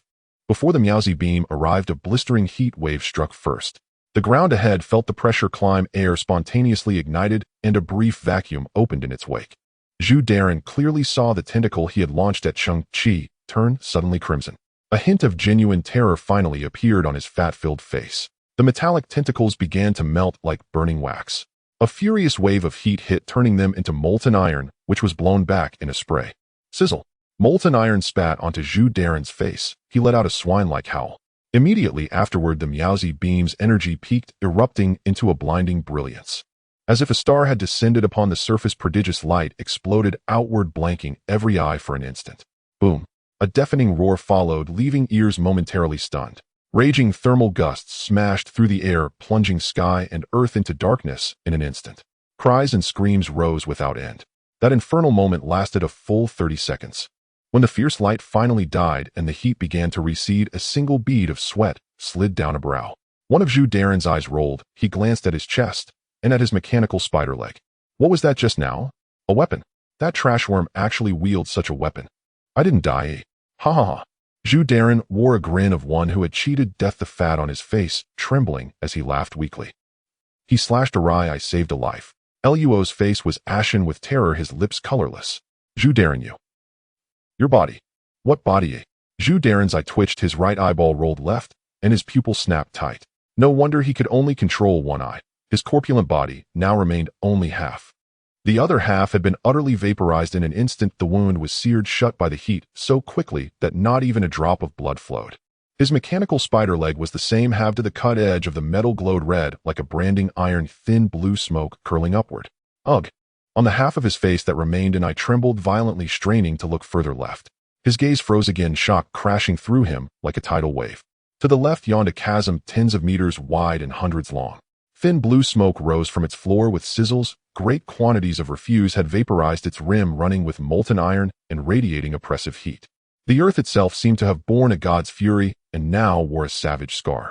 Zhu Daren stood at the abyss edge, staggering. The single remaining eye was filled with horror. After a head is severed, the record for blinking is 11 times. True death, however, arrives the instant one recognizes the truth.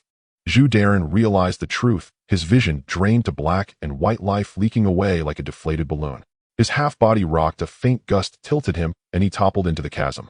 Thud! Zhu Daren's thick fat met the searing molten iron at the bottom and flared up in a burst. That unremarkable flare, like his life, was brief, and without value, it quickly died away, leaving only a pile of black ash. Luo survived. His pupils shrank to pinpricks, and he swallowed hard. The unfathomable assault had terrified him to his core, leaving him trembling and ashamed. His body shook like a sieve as he crawled to Cheng Qi. Big brother, your sword slashed awry. Fate spared me. Heaven did not intend my death. I did what I did because that damned pig forced me. From now on you are my elder brother. I and my brothers will serve you. Tell us what to do, and well, do it. If you say west, we will. Thud. Cheng Qi activated his extreme warrior armor power, exploding as a fist smashed into Luo's chest. Luo was hurled dozens of meters and struck a garbage slope. A jagged shard of metal pierced his chest, and he was left hanging halfway up the heap. Before Luo yawned the massive chasm that stretched for hundreds of meters. He stared, life ebbing away. Damn! Why was I so blind? At last he kicked weakly, his head dropped, and he breathed his last. Xiao Qiong stood behind Cheng Qi, shocked by the scene before her. Her eyes went wide, tears swelling in their rims, and a stunned blankness settling over her. The enemy was dead, yet a deeper confusion swallowed her. Under the gray heavens, she had no sense of where to go next. Cheng Qi stepped closer and took Xiao Qiong's cold hand. Don't be afraid. Two silhouettes, one large and one small, stood atop the garbage mound, framed by the chasm's intermittent red glow. A picture flashed through Cheng Qi's mind. Him and his grandfather once standing the same way, their outlines hazy. Xiao Qiong's tears spilled over again, and she nodded silently. A slight sound came from behind. Cheng Qi turned. He saw a dozen of Luo's underlings scattered on the slopes and 4 or 5 nanny robots. As Cheng Qi's eyes passed over them, they trembled and knelt down. They could not comprehend why that youth would wield such an earth-shaking weapon. On this garbage-choked earth, it was utterly irrational. The instant the strike's result became clear, their values shattered alongside it. They'll give you a chance to work for me. Cheng Qi's voice was low, but in the profound silence of the trash mound it carried distinctly to every ear. That blow had not simply missed, it had left them a sliver of hope. The dozen underlings froze, then felt as they rose and ran toward Cheng Qi. Brother Qi, from now on you're our leader. If you tell us to go east, we would never. Wait. Several stopped dead, their faces paling. Could he be planning to trick us, then punch us and leave us hanging on the heap like Luo? Luo used any means. I have long known you were coerced by him. Cheng Qi's tone was steady. Your families as well. Yes.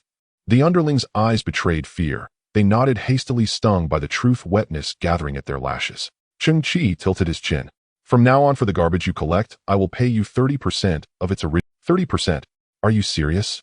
Light flared in the scavenger's eyes. Wait, Brother Qi said. Purchase.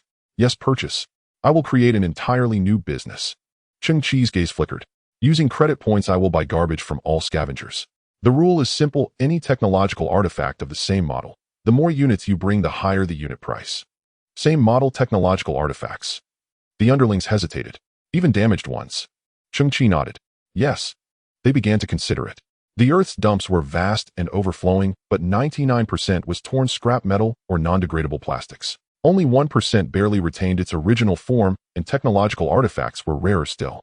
Yet the absolute numbers were large, and damaged items were acceptable. A feverish light ignited in their eyes. If they worked hard, they could find many items. A 30% share was a handsome reward. They could live well. A thin scavenger of about 20 swallowed audibly. He stepped forward and gathered his courage. Brother Qi, my name is Jose. If you trust us, could you advance us some startup capital? Rest assured we are fully committed to you. Capital. Cheng Qi gave a cold smile. I have none of you front at first. What? How's these boss? These days every boss was darker than the last, having just escaped the tiger's den only to enter a wolf. The sun sank below the horizon. Above the murky atmosphere the moon appeared like a dim white spot. Cheng Qi returned to his humble shelter. This shelter was merely a few dilapidated pillars supporting a radiation-proof tarp.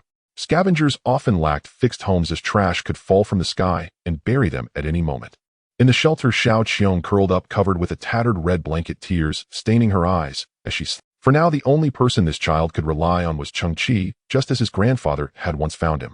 Cheng Qi did not see his actions as particularly noble. It was merely a shared experience that stirred the softest parts of his heart. Cheng Qi contemplated that he at least needed to create a comfortable refuge.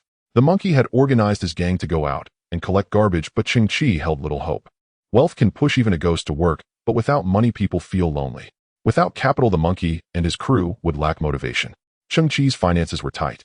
Although he had previously synthesized amorphous alloys, he had already made a deal with the merchant Mo, using all of it to exchange for genetic catalyst potions without any financial gain.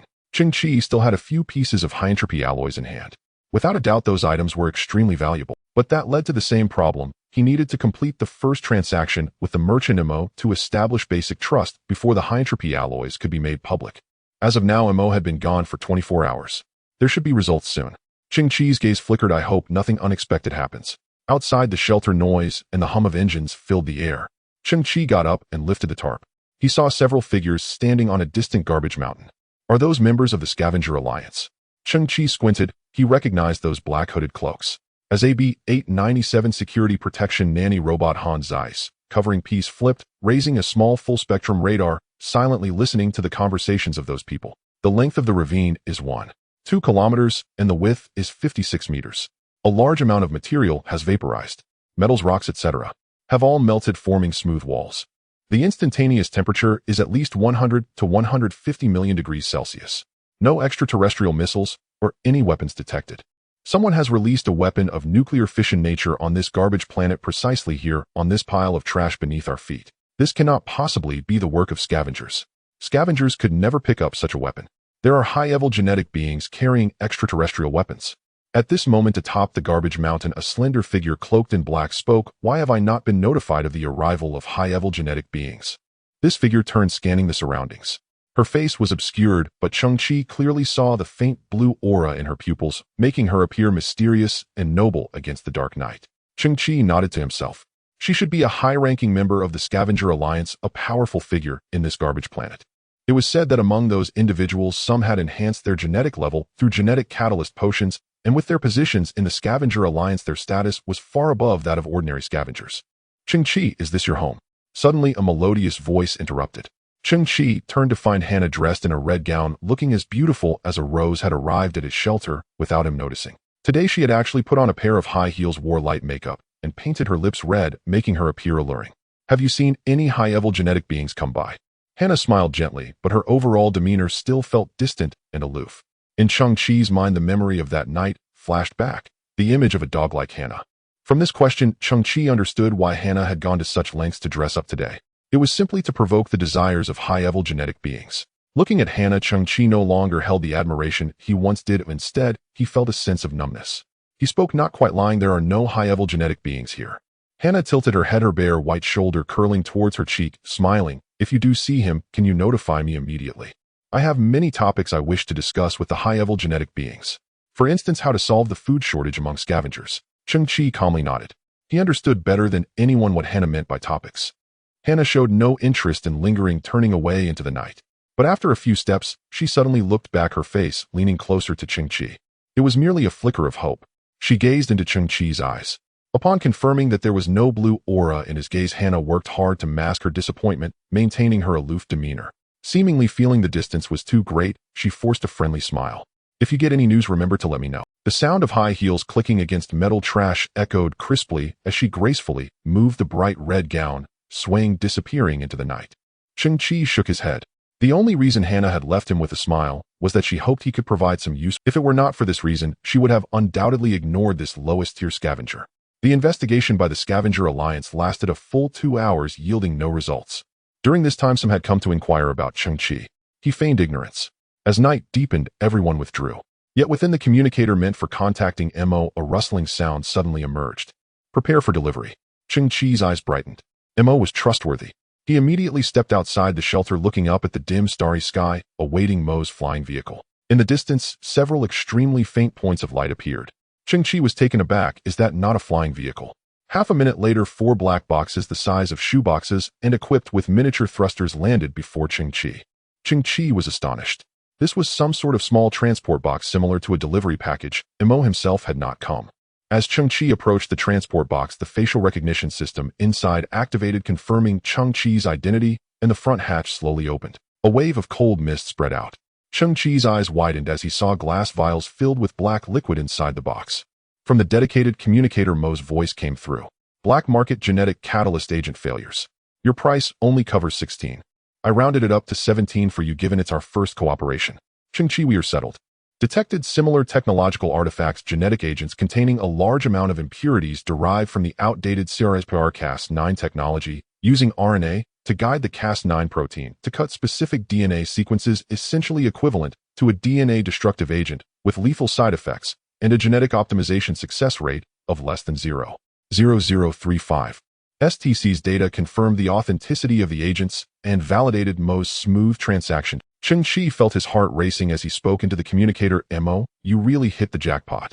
You're someone who could lose your life due to taking substandard agents. Mo's voice was filled with reason and calmness. I really don't know what you're so excited about.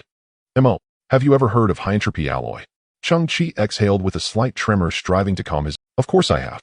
It's an extremely precious alloy with a disordered atomic arrangement often used in the core chips of top-tier computing systems. I'm surprised that you can actually mention the name high-entropy alloy.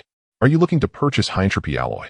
I'm not boasting, but in the entire solar system there are no more than 10 people who can obtain high-entropy alloy. Moreover, once you find the corresponding sales channels, the pricing power of high-entropy alloy is completely in the seller's hands. To be frank, right now you are simply unable to afford its exorbitant price. Our transaction is complete. As a businessman, time is money. Currently my value per second is approximately 2,000 credit points. I need to hang up the communication. Mo's voice remained rational and calm. I have 4 pieces. Cheng Qi suddenly spoke up. Mo paused. What do you have 4 pieces of? Cheng Qi continued. I weighed them earlier, around 410 grams. Mo's tone rose slightly. What do you have 4 pieces of? Cheng Qi replied calmly. I am prepared to sell them to you. Mo slowly inhaled. What do you have 4 pieces of? Cheng Qi enunciated each word. High-entropy alloy. On the other end of the communicator, there was a full 30 seconds of silence. Mo, your value per second is 2,000 credit points. Why aren't you speaking? Cheng Qi, for fuck's sake, don't drink those gene potions before I arrive, or this deal will be ruined. Cheng Qi chuckled. He was anxious. Forget it, give me your ID. He'll pay you a deposit first. Cheng Qi, in truth, life is beautiful, and there is more than just the path of gene evolution. You have such abilities and luck, I believe we can establish a long-term cooperative relationship.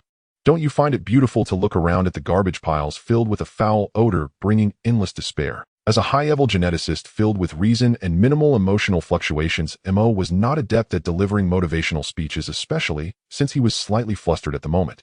During this process, Cheng Qi received a remittance of 10 million credit points from Missouri. Cheng Qi's heart trembled. Damn, 10 million. This was just the deposit. At this moment, a faint light reappeared in the sky. Another transport box. After the box was opened, inside was a small balance scale. Cheng Qi remembered that this was Mo's personal item, but the small scale was no longer golden, it was entirely black. Cheng Qi took out 4 pieces of high-entropy alloy. One end of the scale released a scanning beam, while the other end displayed detailed data. High-purity high-entropy alloy, 410. 23 grams, valued at 5,532 million credit points. 34 million. Although Cheng Qi was mentally prepared upon seeing the final price, his heart skipped a beat. For someone like Cheng Qi, who had long struggled at the bottom as a scavenger, this was an astronomical figure. Cheng Qi was not overly concerned with what Mo had said about the pricing power of high-entropy alloy being in the seller's hands, because Mo's pricing had always been fair and reasonable. Moreover, high-entropy alloy was not exceptionally precious to Cheng Qi. Cheng Qi was very satisfied with this price. Subsequently, he listed a list of items he wanted to barter. B343 nanny robot, which was the prototype of Han Zai. Medical mechanical assist gloves. Mechanical exploration boots. Exoskeleton of the extreme warrior. And relevant equipment from Musi technology. As long as he could get these, Cheng Qi's strength would significantly increase again. Unfortunately, Mo interrupted Cheng Qi's words. Do you know why I didn't meet you in person? Because yesterday garbage Earth was sealed off.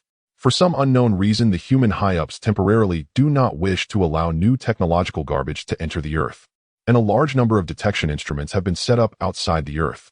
What you see, those black transport boxes and the black balance, are made of special biological materials that can barely cross the detection signals. The gene catalyst potions delivered to you follow the same principle. They want to emit electronic signals at the very least. Don't think this is easy. The fact that I can get those biological technology boxes to fly into the Earth is already a remarkable skill. If the size were any larger or the frequency too dense, there would be a risk of being detained, and I wouldn't be able to save myself. The last time we met, we were conducting a normal transaction, and now it is smuggling. Cheng Qi was taken aback. Why would the human high-up seal off a planet filled with garbage? Moreover, the things you want are all extremely outdated products that have long been eliminated by the outside world. For example, the B-343 nanny robot can probably only be found in the wreckage of Earth's garbage. Mo pondered for a moment. As for the music technology you mentioned, I have never heard of it. Cheng Qi fell silent for a moment. It seemed there were no other options available. A true self-reliant person can find a way out in any dire situation. The Earth garbage dump is vast, and with the premise of having SDC, as long as one digs deep enough, they can also reverse their fate. I kept the 10 million credit points that arrived. I will exchange the remaining value of high-entropy alloy for gene catalyst potions. You are responsible for ensuring safe transport, and my principle remains the same as before. Not seeking quality but quantity. The worse the better, the more inferior the better, the cheaper the better. Dong dong dong.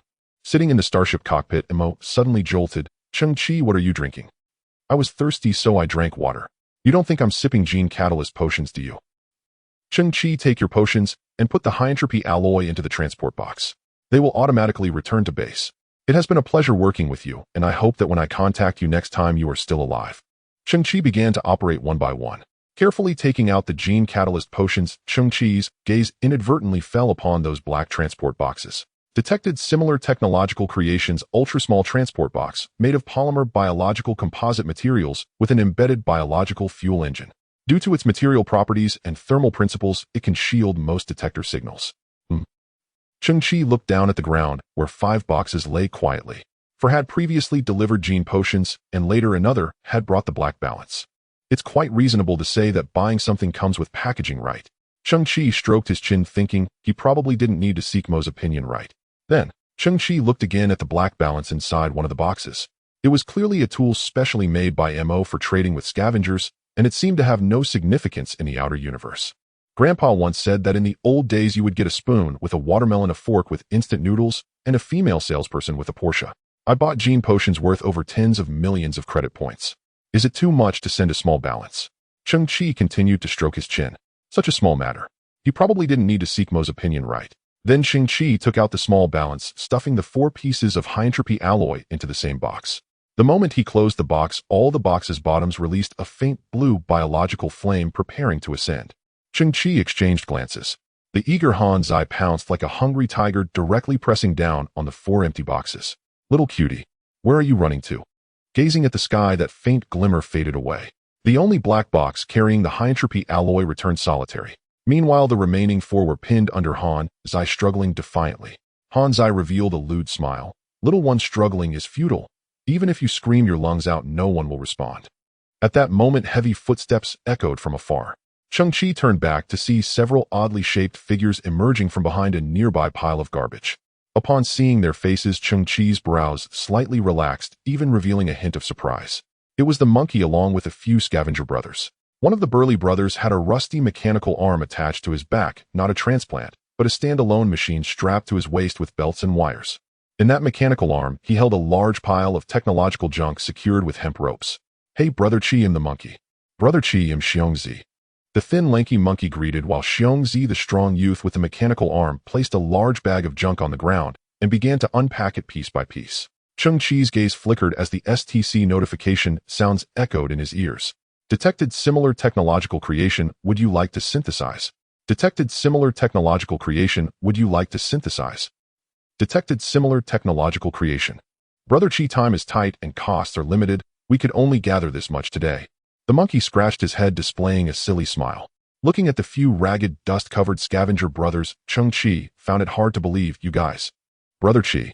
The monkey seemed to sense Cheng Qi's thoughts and earnestly said, In such a survival environment, no one knows which will come first, tomorrow or an accident. We are the lowest of the low. Finding someone we can rely on and who can protect us is incredibly hard. Although we are all at the bottom as scavengers, sometimes character and identity do not correlate. Brothers, a promise is worth 1,000 gold. Once we recognize a big brother, we will not easily go back on our word. After a pause, the monkey smiled again. Of course, we all agree that Brother Qi is kind-hearted. Cheng Qi was somewhat moved, looking up at the younger brothers standing in the night. I understand. The monkey spoke of seeking protection, but within it lay trust and recognition. Brother Qi, the reason you want us to find similarly styled junk, I guess. Xiong Zhi scratched his head and laughed. You must be a really skilled mechanic, right? You want to gather parts and then combine them into a functioning machine to sell. That's right, it's for merging. Cheng Qi smiled back, looking at the somewhat silly Xiong Zhi, but this merging was not the same as that merging. Brother Qi, whenever you have time, please fix my mechanical now. Dude, it hasn't been able to lift lately. Xiong Zhi said, patting his mechanical arm. This guy is too old. It's been over 110 years since it left the factory. Xiong Zhi, go away. Which kind-hearted person names a mechanical arm? No. 2. The monkey stepped forward hesitatingly, saying, Brother Qi, the junk we've collected today cost a total of 350 credit points. This is all we have left. Tomorrow we'll find a way to borrow some. Don't feel pressured, Brother Qi. Once our business takes off and we become prosperous, we can pay it back later. Xiong Zhi also smiled foolishly. Yes, Brother Qi, we're not in a hurry. What's your account ID? Cheng Qi looked at the monkey and trust began to grow in his eyes. ID? The monkey hesitated. In his speculation, the originally unremarkable Brother Qi must have struck it rich. Finding that powerful weapon device, his rise to power was likely short, and he probably had no financial backing. Heroes do not ask about their origins, but generally heroes lack economic support. The monkey prepared to refuse. Because Cheng Qi was very likely to pull out all his savings, about 200 or 300 credit points. The monkey wanted to follow this leader, but did not want to make him awkward. However, he saw Cheng Qi raise his hand and knock on the financial module on the monkey's chest. Then a three-dimensional colorful QR code was projected. This ID format is significantly optimized compared to the QR codes of the old era, with a higher information storage capacity and security level. ID 855-596-552455, deposit 200 credit points. Upon hearing the notification, the monkey's mouth dropped open. Wah. What? How much? Xiong Zhi, with his mechanical arms sagging, directly shot up, his eyes wide like copper bells. 200,000. The monkey swallowed hard, shock on his face, staring wide-eyed. Brother Qi, you've hidden so deep. For grassroots scavengers, a sum over 10,000 is already a fortune, and 100,000 is considered wealthy. Now Cheng Qi was calm and collected, casually offering 200,000. This overwhelming force was akin to dropping a nuclear bomb in the hearts of the monkey and his friends. Small business relies on effort, while large business relies on capital. Cheng Qi smiled. In the future, the principle remains unchanged. How much similarly styled technological junk you find, you may take as much as you need. As for the commission, the agreed 30% will not change. Monkey, you will be the leader of this acquisition team from now on. You will handle the commission settlement for everyone. We settle every day, no overnight delays. The scavenger brothers in the distance suddenly brightened their eyes, their arms trembling slightly. For some reason, their eyes were a bit moist. Damn, is this really happening? Brother Qi is magnificent. The monkey truly was trustworthy, but he showed a hint of difficulty. Brother Qi, most of the junk we collected is unwanted, yet many scavengers have started demanding exorbitant prices once they heard we were looking for these items. The monkey frowned. I've never been good at pricing. Cheng Qi smiled calmly. He had long been prepared. He then slowly lifted a small black scale. The monkey and the others leaned forward, glancing at each other in confusion. Brother Qi is quite considerate. He got us a little scale. But what can such a small scale weigh? Cheng Qi scanned the surroundings and finally aimed the small scale at the little black box used by the merchant Mo to deliver goods. One end of the scale emitted a scanning beam. Nano-grade biological material box equipped with a biological drive engine, 95 new, approximately containing 5 kilograms of grade biological materials. On the other end of the scale, a corresponding price appeared, valued at 53200 credit points. The younger brothers widened their eyes. Just a scan, and it instantly recognizes the material and price. This device is amazing. Cheng Qi was also taken aback. Is this thing really that expensive? At this moment, the other scavenger brothers finally reacted. Xiong Zhi exclaimed in surprise. Brother Qi is indeed Brother Qi. Even a shoebox is worth over 50,000. Brother Qi, may I borrow this? I want to see how much my no. 2 is worth. Xiong Zhi twisted his rusty, tattered mechanical arm. The others were left speechless. The little scale flickered. I-55 mechanical lifting arm lithium iron phosphate battery power 30 new approximately containing 43 kilograms of scrap metal. Value 12 credit points. What a... Cheng Qi broke down my no. 2 is only worth 12 bucks. Brother Qi, rest easy. Starting tomorrow we'll work our hardest to help you collect trash. No, starting the day after tomorrow, Monkey said, cradling the small black celestial scale like a sacred relic. The Great Tempest will strike tonight and last for 2 days and 1 night. Each of us must secure a safe shelter. The Great Tempest, a Category 12 gale exceedingly rare in the old era with wind speeds ranging from 32.7 to 36.9 meters per second. At sea, waves explode into froth and spume. The entire ocean turns blindingly white as colossal swells surge like rivers bursting their banks. Visibility plummets. On land, tens of millions of tons of debris are hurled skyward, and Earth's few remaining structures suffer catastrophic damage. Once again, on this garbage Earth, 99% of vegetation has vanished. With no natural barriers to dampen wind velocity, massive erosion depletes soil and water, while atmospheric humidity collapses. This planet has utterly lost its capacity to regulate climate. Each year, the terrifying Great Tempest sweeps across half the globe. Laden with metallic dust, these gales assume a ghostly gray hue, hence their name. Every time the Great Tempest descends, legions of scavengers perish. In the past, Cheng Qi would seek out massive derelict starship hulls, squeeze his body into their cramped recesses, and endure, praying, suffering, waiting for the storm to pass. We've already secured a safe location, absolutely reliable, Monkey declared. Brother Qi, would you join us? Cheng Qi paused in quiet contemplation. At present, he presided over a burgeoning operation: 17 vials of gene-catalyzing serum, a confiscated biotech crate, and the latest batch of technological scrap delivered by Monkey and the others. All were foundational raw materials, capable of synthesis, and held incalculable value. To hastily cram them into some narrow crevice would risk irrevocable loss or damage. Certain components were simply too large or fragile to carry at all. Not to mention the quantum repair cluster housed within his shack, and the presence of Han Zai and Xiao Qiong. In that instant, Cheng Qi's gaze flickered with resolve. Monkey, take your brothers and find shelter. I have my own plan.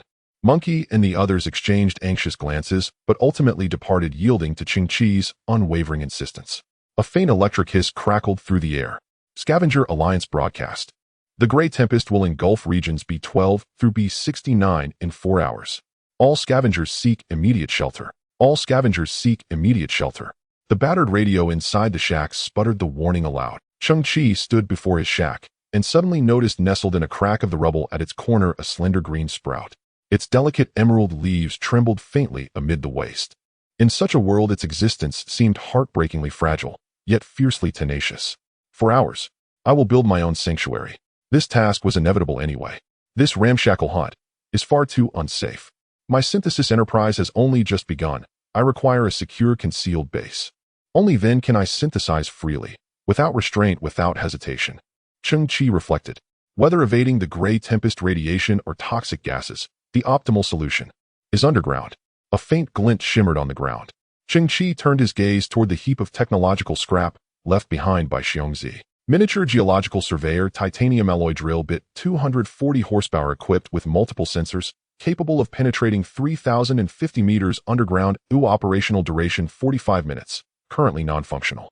This device was compact, no more than 50 centimeters in length or width, with a spindle-shaped body crowned by a dull silver drill head.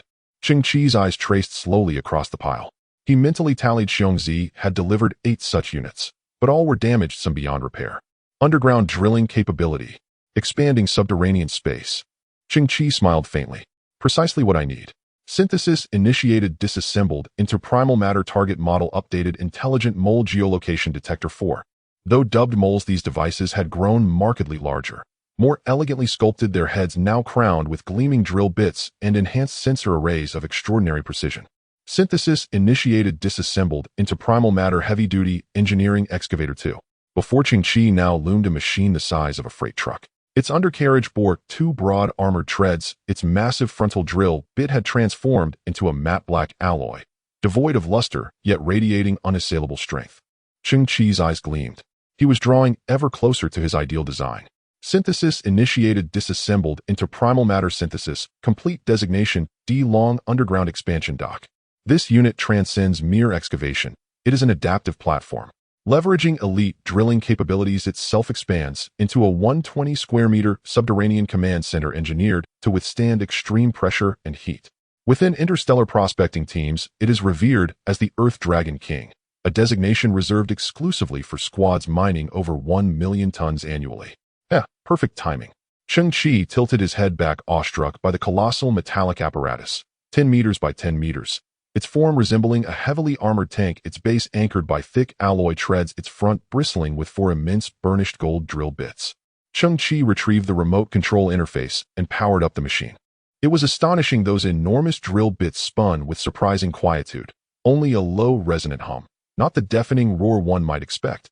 Evidence of extraordinarily advanced internal architecture and micron-level component precision. Cheng Qi assigned the Earth Dragon King its first engineering directive: penetrate directly in front of the shack.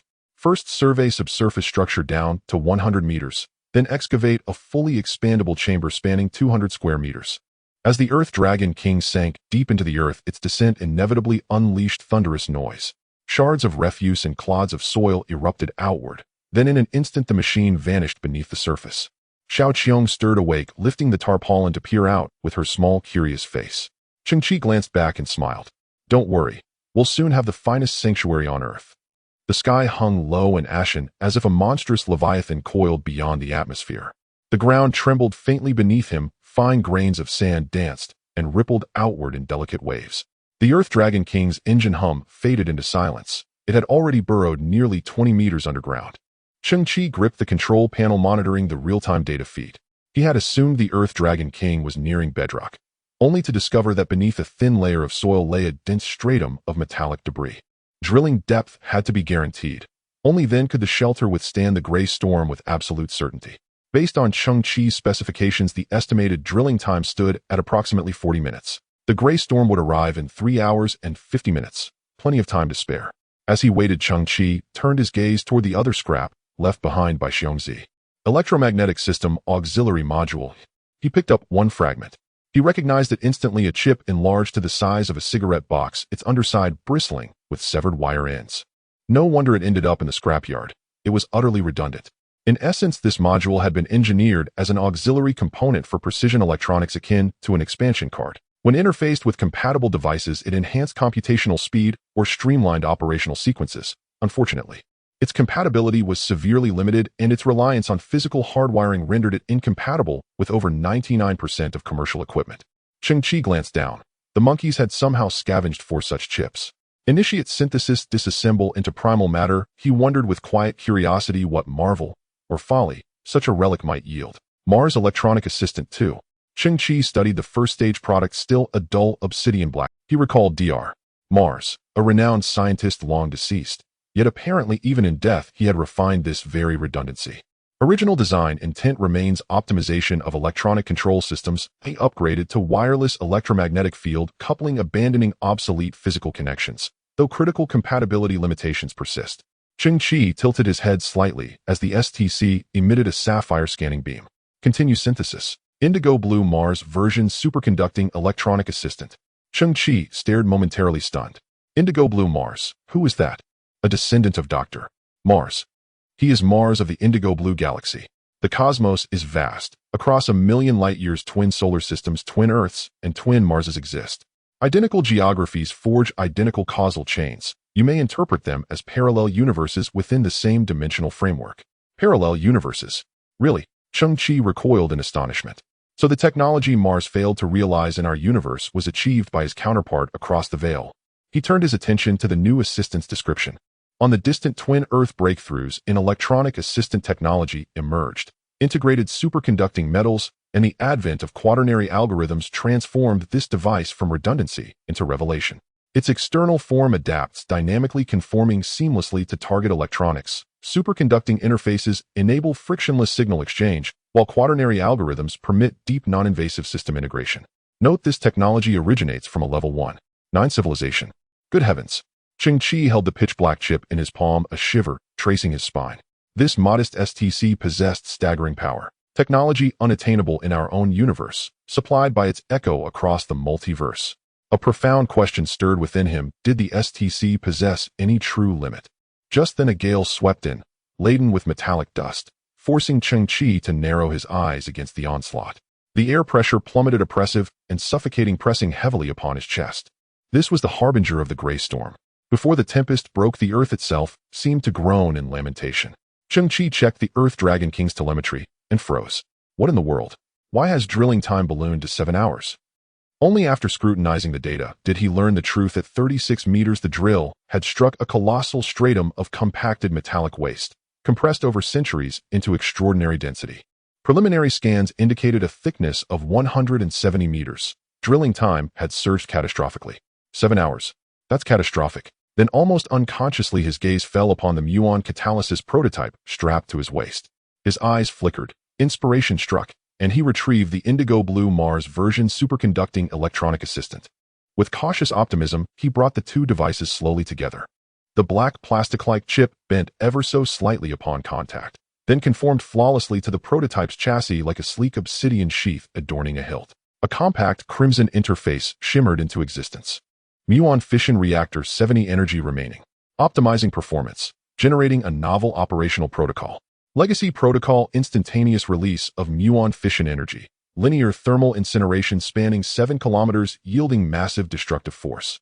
Optimized protocol: controlled muon energy emission. Projecting a hair-thin energy beam, accumulating energy at its tip, triggering ultra-high temperature detonation precisely upon penetration, producing a spherical thermal blast with a 5,000 square meter radius.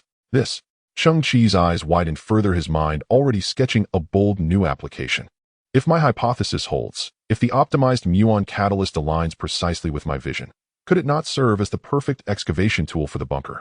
Earth Dragon King, return to base. Cheng Qi pivoted sharply. With the gray storm imminent, there was no time left for hesitation, only action. 5 minutes later, Cheng Qi stood before the slanted borehole left by the Earth Dragon King, gripping the optimized muon reactor. The shaft plunged steeply downward, dark, bottomless, unknowable.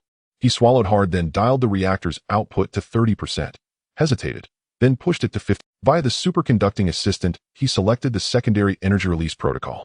Then, arms outstretched, his limitless warrior armor extended reinforced support limbs. Having completed all preparations, Cheng Qi activated the muon catalysis prototype. A low, resonant hum vibrated through the air. A barely perceptible tremor passed through the atmosphere. Soundlessly, the device projected a filamenthin beam of cerulean light, utterly silent, utterly unobtrusive, as it vanished into the abyssal darkness of the borehole. Like a fleeting spark, gone in an instant, the world fell still once more. Cheng Qi cocked his head, bewildered. Then boom, boom. In the next heartbeat, a torrent of blinding white steam erupted violently from the borehole, accompanied by a wave of searing heat. Instantly, the limitless warrior armor triggered emergency protocols, propelling Cheng Qi sideways in a reflexive leap while memory metal faceplates snapped forward to shield his features.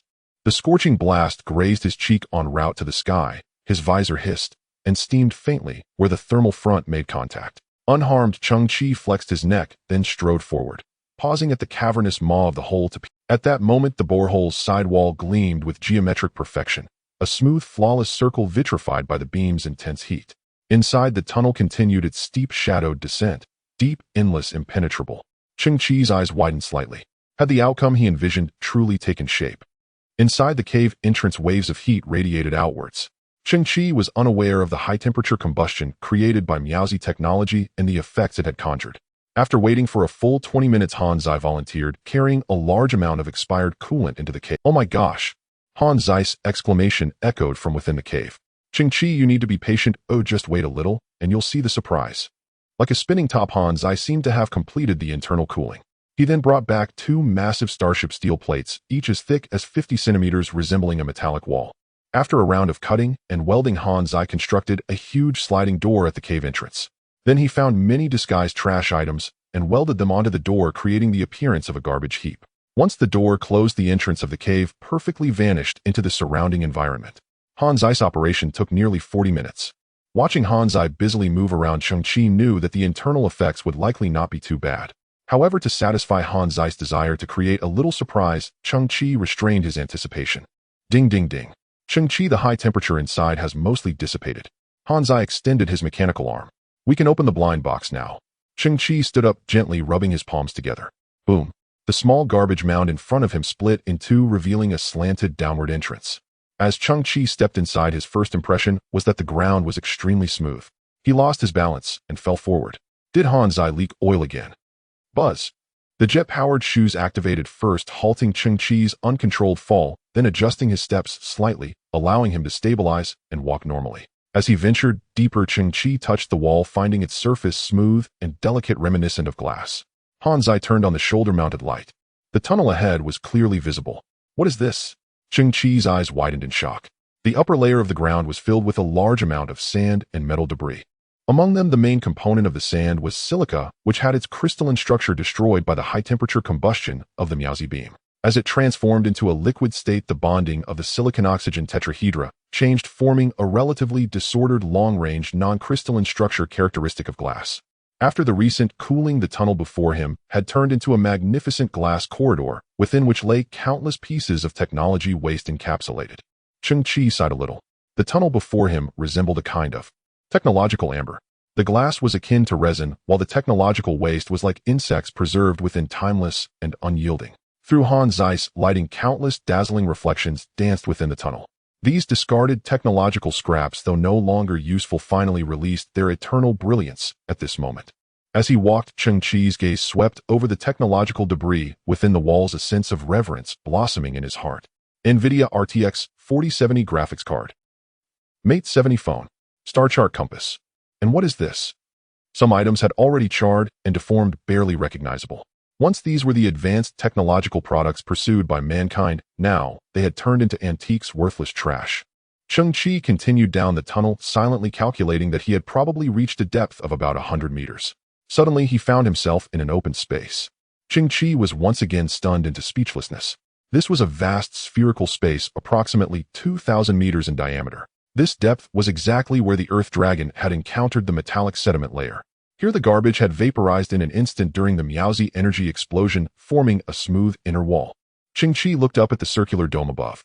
This is so beautiful. At this depth there was little mud, yet a large amount of metal had melted and then cooled.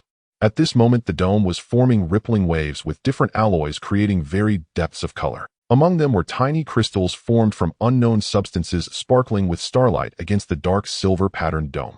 Cheng Qi spun around. This spherical space was as magnificent as the vast starry sky. This feeling. It's like I am in a small universe that belongs only to me.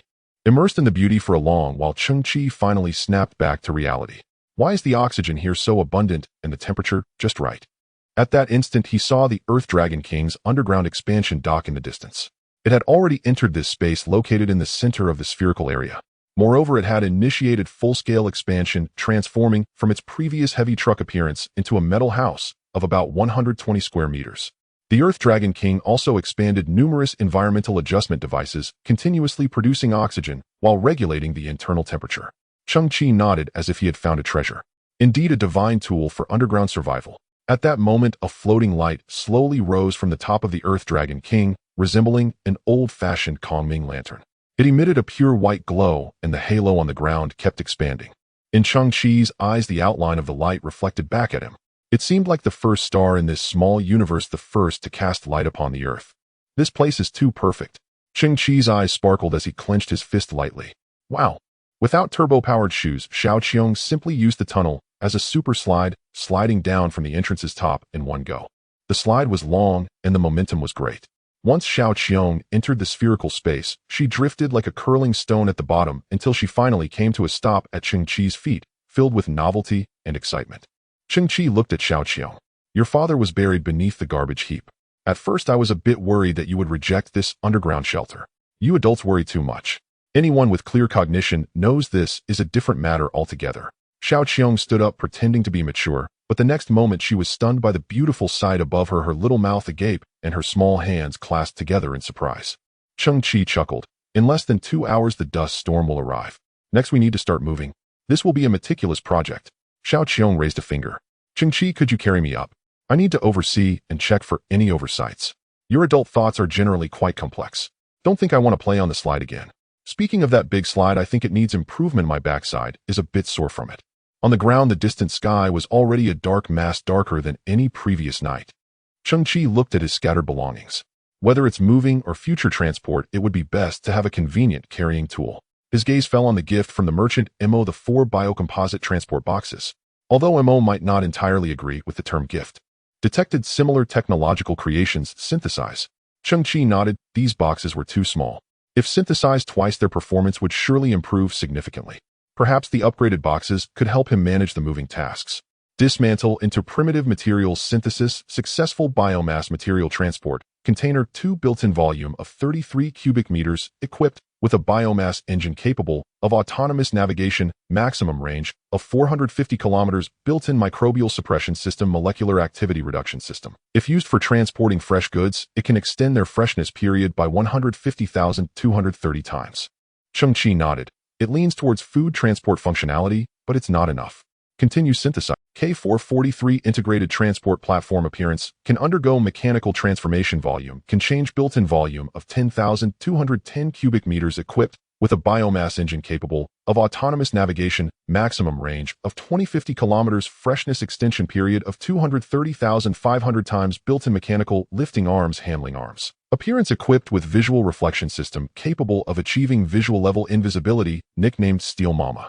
It can change size, load and unload automatically, and has an invisibility function. Cheng Qi felt an unexpected joy. This is simply a transport miracle. But what does the nickname Steel Mama mean? After completing the command settings, the enormous black container before him slowly opened its hatch, and a precise mechanical arm extended out, followed by the activation of the biomass engine, silently floating towards the makeshift shelter. The mechanical arm handled each of Cheng Qi's belongings with precision and care, as if treating every item like a precious antique. Before long, the belongings were organized neatly. One by one, they were loaded into the container, with the interior flipping out partitions and securing locks, ensuring each item was placed straight and securely. Buzz. The multi-ton quantum repair cluster was also lifted by the robotic arm. Then it was precisely placed into the reserved space within the cargo box, fitting together like a puzzle with edges barely an inch apart, almost perfectly seamless. The transport platform, through precise algorithms, maximized the use of space.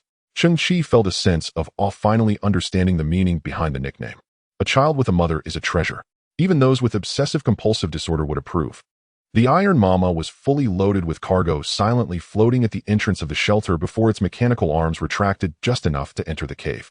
Then ripples spread across its surface, causing it to become invisible. Afterward, it entered the underground shelter and began unloading the cargo piece by piece. Cheng Qi could not help but express his admiration, standing in place and weakly clapping his hands. He had originally thought it would be a tedious move, but he ended up resting the entire time. 30 minutes later, Cheng Qi sat inside the underground shelter. Before him lay a plethora of items. Iron Mama had transported everything neatly arranged on the ground, and similar items were categorized. Cheng Qi stroked his chin. I actually have 12 pairs of underwear, 43 pairs of socks. Han Zai surprisingly hid 9 issues of Floral Robot magazine.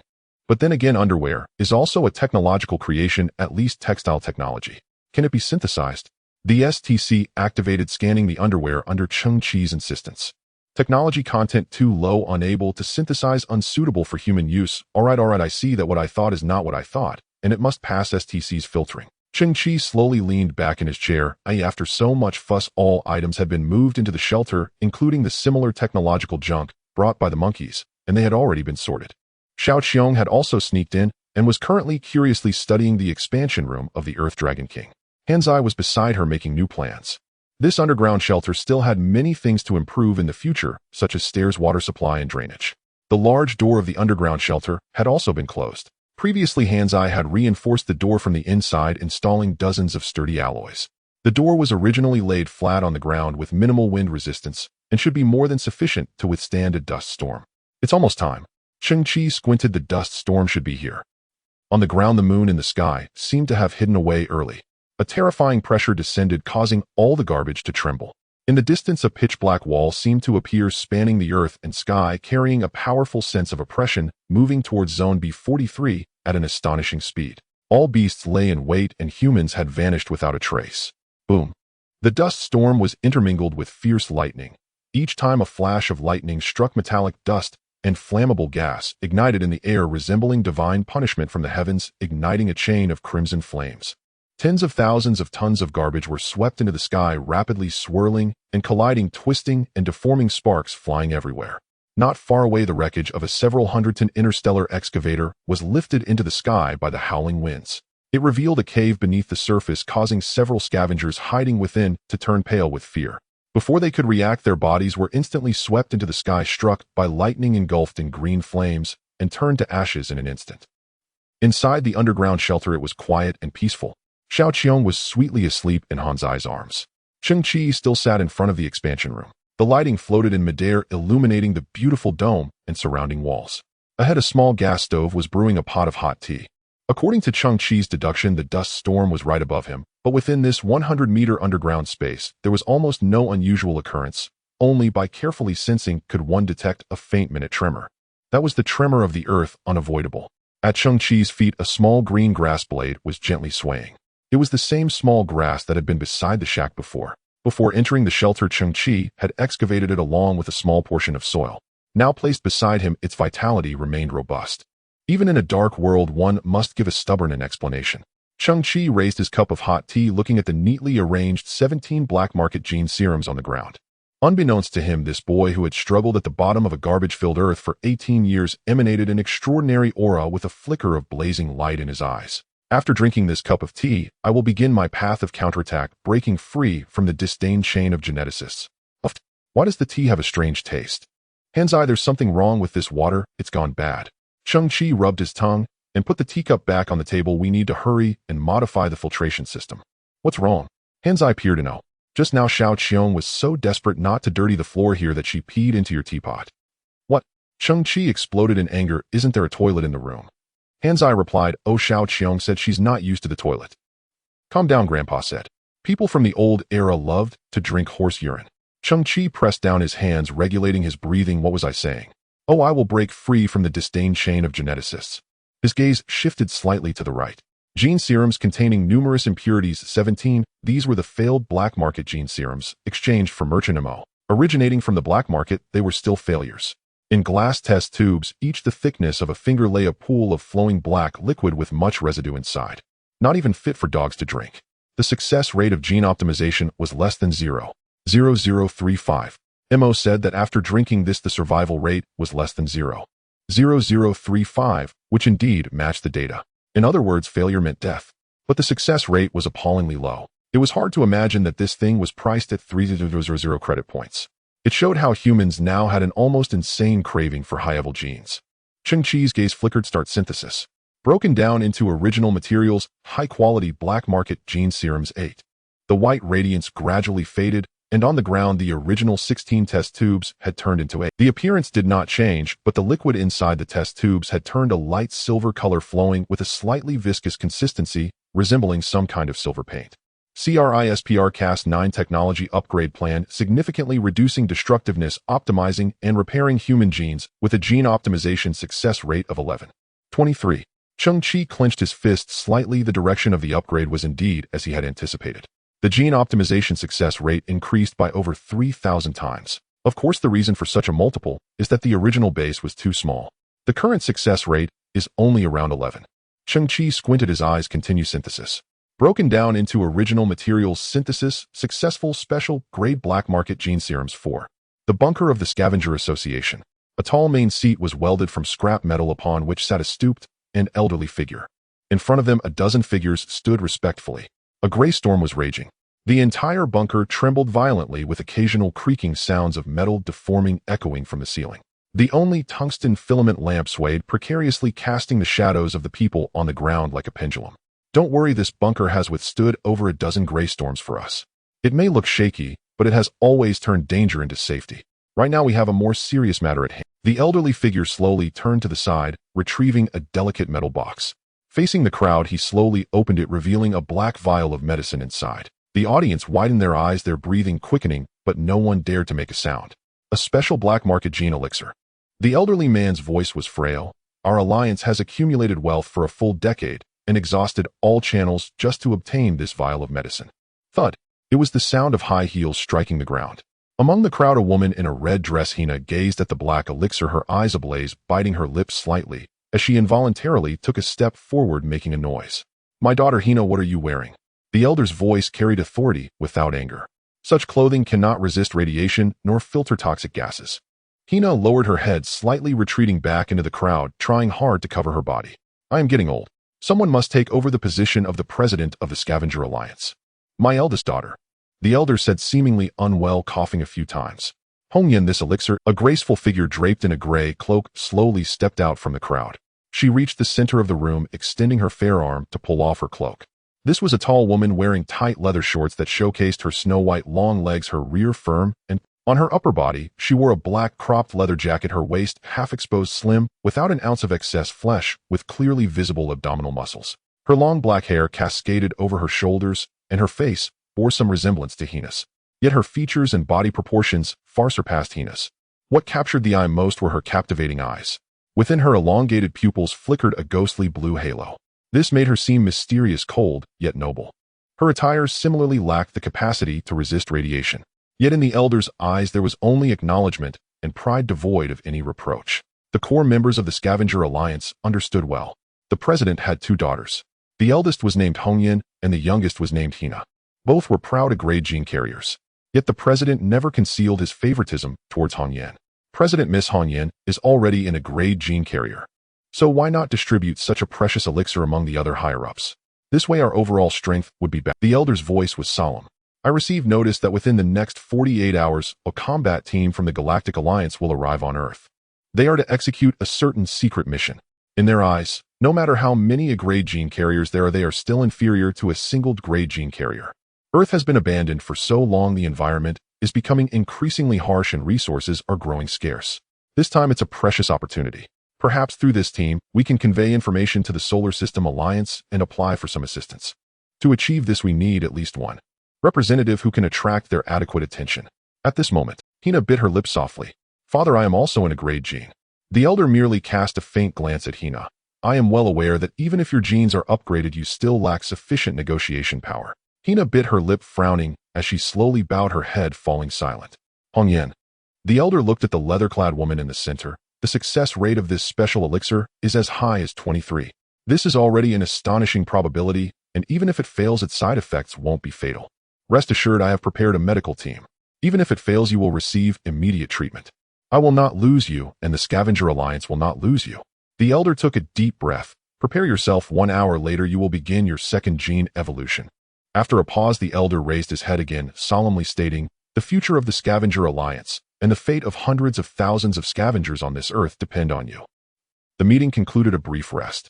Hongyan leaned against the thick alloy door of the bunker, arms crossed, balancing herself against the iron door with one foot. She tilted her head gently, her beautiful eyes radiating blue light as she glanced at her sister nearby. Hina also leaned against the door, but with her head lowered, a look of grievance on her face, her hands clasped together, nervously fidgeting with her fingers. Hina. Hongyan raised her head, surveying the bunker space ahead, her voice clear and aloof. Father's attention towards me is a double-edged sword, just like our current position. In front is the safe bunker, but behind is the terrifying gray storm. Hina frowned. I can face those storms too. No, you cannot. Hongyan took a deep breath, her tone suddenly softening. I will not allow my sister to face any risks. Hina's body froze momentarily. Hongyan continued, the Galactic Alliance has never regarded scavengers as humans. In their eyes, we are like cockroaches in a garbage dump. Even we grade gene carriers are merely slightly larger than rats. No one knows what will happen when facing them. As she spoke, Hongyan revealed a faint smile, reaching out to smooth her sister's hair. Sister promises you, if the negotiation succeeds, and if the resources we apply for include other gene elixirs, I will be the first to step forward for you. No matter who it is, including myself, Hongyan, we will all stand behind Hina. Upon hearing this, Hina's eyes glistened with tears. She turned to embrace her sister, her voice choked. Sister, I will always believe in you, and you don't have to work so hard. Hina has her own ways. Hongyan patted her back, smiling. I know, I've always known Hina is a stubborn child. Miss Hongyan. A staff member called from a distance. The elixir is ready, we can begin. Hongyan slowly turned around, taking a heavy breath. In her beautiful and noble eyes, a hint of seriousness emerged. She stepped forward, walking slowly. Behind her sister, Hina held her hand tightly, her eyes filled with deep concern. Previously, their father had not explicitly mentioned the consequences of failing the black market elixir. But everyone in the bunker understood that the consequences could very likely lead to genetic defects resulting in flawed individuals, meaning disabilities. A 23 success rate, in other words, Hongyan only had 1 in 5 chances. Don't worry, Hina. Hongyan offered a comforting smile. She then lifted her chin, the tungsten light illuminating her exquisitely beautiful yet resolute face. I will definitely succeed. Cheng Qi shook his head. The success rate is only 23, and failure may lead to disability. It is indeed quite trash. Continue synthesizing. Cheng Qi was taken aback. The formation has collapsed. Shouldn't it be something like super black market gene potion? Valiant gene potion, produced by the black market pharmacist Valiant. He is a legendary genius alchemist who created a gene sequencing technology based on Cas9, applying this technology fully to gene modification potions, achieving a catalytic success rate of 90. The side effects are minimal. This data has crushed the Galactic Science Association. However, this potion has become a unique item. After Valiant produced 13 exclusive potions, he vanished from the world. Rumors suggest he was likely recruited by the Galactic Science Association or kidnapped by some dark forces. A 98 success rate. Cheng Qi's heart raced. This is an incredibly terrifying probability. The evolution of gene levels has always been a low probability event, but in Valiant's hands it seems to have been completely mastered. 2 potions glimmering with a faint azure hue lay before Cheng Qi. After 3 rounds of synthesis, the growth effect of the potions was explosive. He could still synthesize one last time. Any hesitation would be a disrespect to STC. Cheng Qi sighed, continue synthesizing, dispersing into raw materials. Synthesis successful. Valiant Fantasy Potion. Cheng Qi's eyes widened. Valiant Fantasy. This potion is a concept found in the notes of the genius alchemist Valiant. It is his ultimate vision of his technology. However, until Valiant disappeared, he never managed to bring this vision into reality. The core of this technology can replicate specific gene segments through PCR polymerase chain reaction technology, massively amplifying specific genes, allowing the advantageous segments in human genes to be continuously copied and stacked, replacing inferior genes. Cheng Qi nodded solemnly. SCT truly covers all fields. Even the ideas in his notes have been turned into reality. Valiant Fantasy Potion, with a gene evolution success rate of 99.9. Since its technology replicates and amplifies original quality segments, the final results of gene optimization vary based on different physiques. There may be significant enhancements or no noticeable changes at all. After a brief digestion, Cheng Qi understood the function of this gene potion. Simply put, it means that different talents will yield different effects. If all his gene segments are utterly useless, then drinking this potion would be futile. This feeling was akin to being a useless person suddenly dressed in beautiful clothes. Henceforth, he would transform into a useless person wearing clothes. However, if there were even a few advantageous genes within his gene segments, then this gene potion would replicate those advantageous genes, replacing the inferior ones. This is a process of continuously amplifying advantages. If his advantageous genes were plentiful enough, then there could be a significant leap in improvement, even the potential for evolution beyond his current level. In simple terms, the final potion synthesized from these 16 trash potions is a blind box. That's interesting.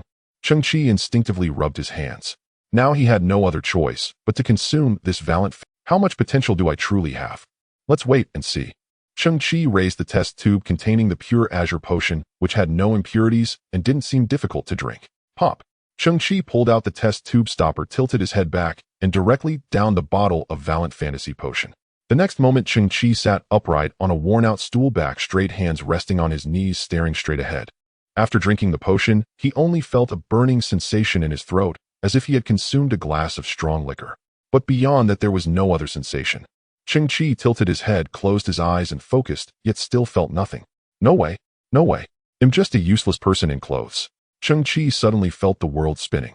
There is nothing more terrifying than suddenly realizing one is a super useless person. Cheng Qi's perspective was too small. There were indeed things more terrifying than discovering oneself.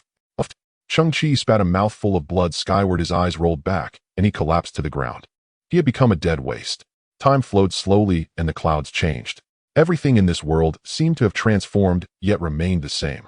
In the dark world, a white crack suddenly appeared. This crack opened and closed, ultimately fully expanding under the support of a powerful will. Cheng Qi looked at the beautiful, colorful spherical, sealing his mind blank. Oh, I just fainted. Han Zai must have saved me. Now I'm lying here safely. Han Zai is really a trustworthy companion. Cheng Qi felt a bit weak and struggled to get up. But he found that he was covered with a white cloth lying on a pile of firewood and a broken diesel barrel. Han Zai and Xiao Qiong were wearing white plastic funeral clothes, squatting nearby and crying. Cheng Qi, alas, you really are dead this time. You drank a potion and killed yourself.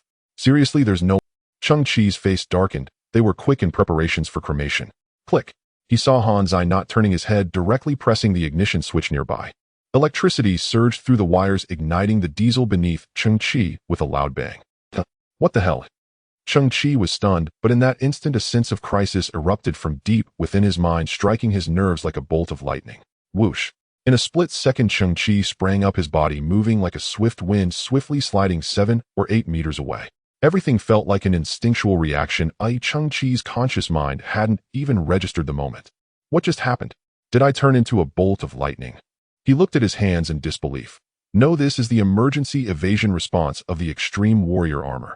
In the next moment, Cheng Qi witnessed a shocking scene. Han Zai, that fool, had stripped off his extreme warrior armor and placed it nearby. Is he even human? He was actually afraid the armor would become a burial item. Wait. Cheng Qi's eyes widened again. I'm not wearing armor. Cheng Qi, I knew you would definitely survive this calamity. I was just joking. But don't blame us, you were unconscious for a full 48 hours.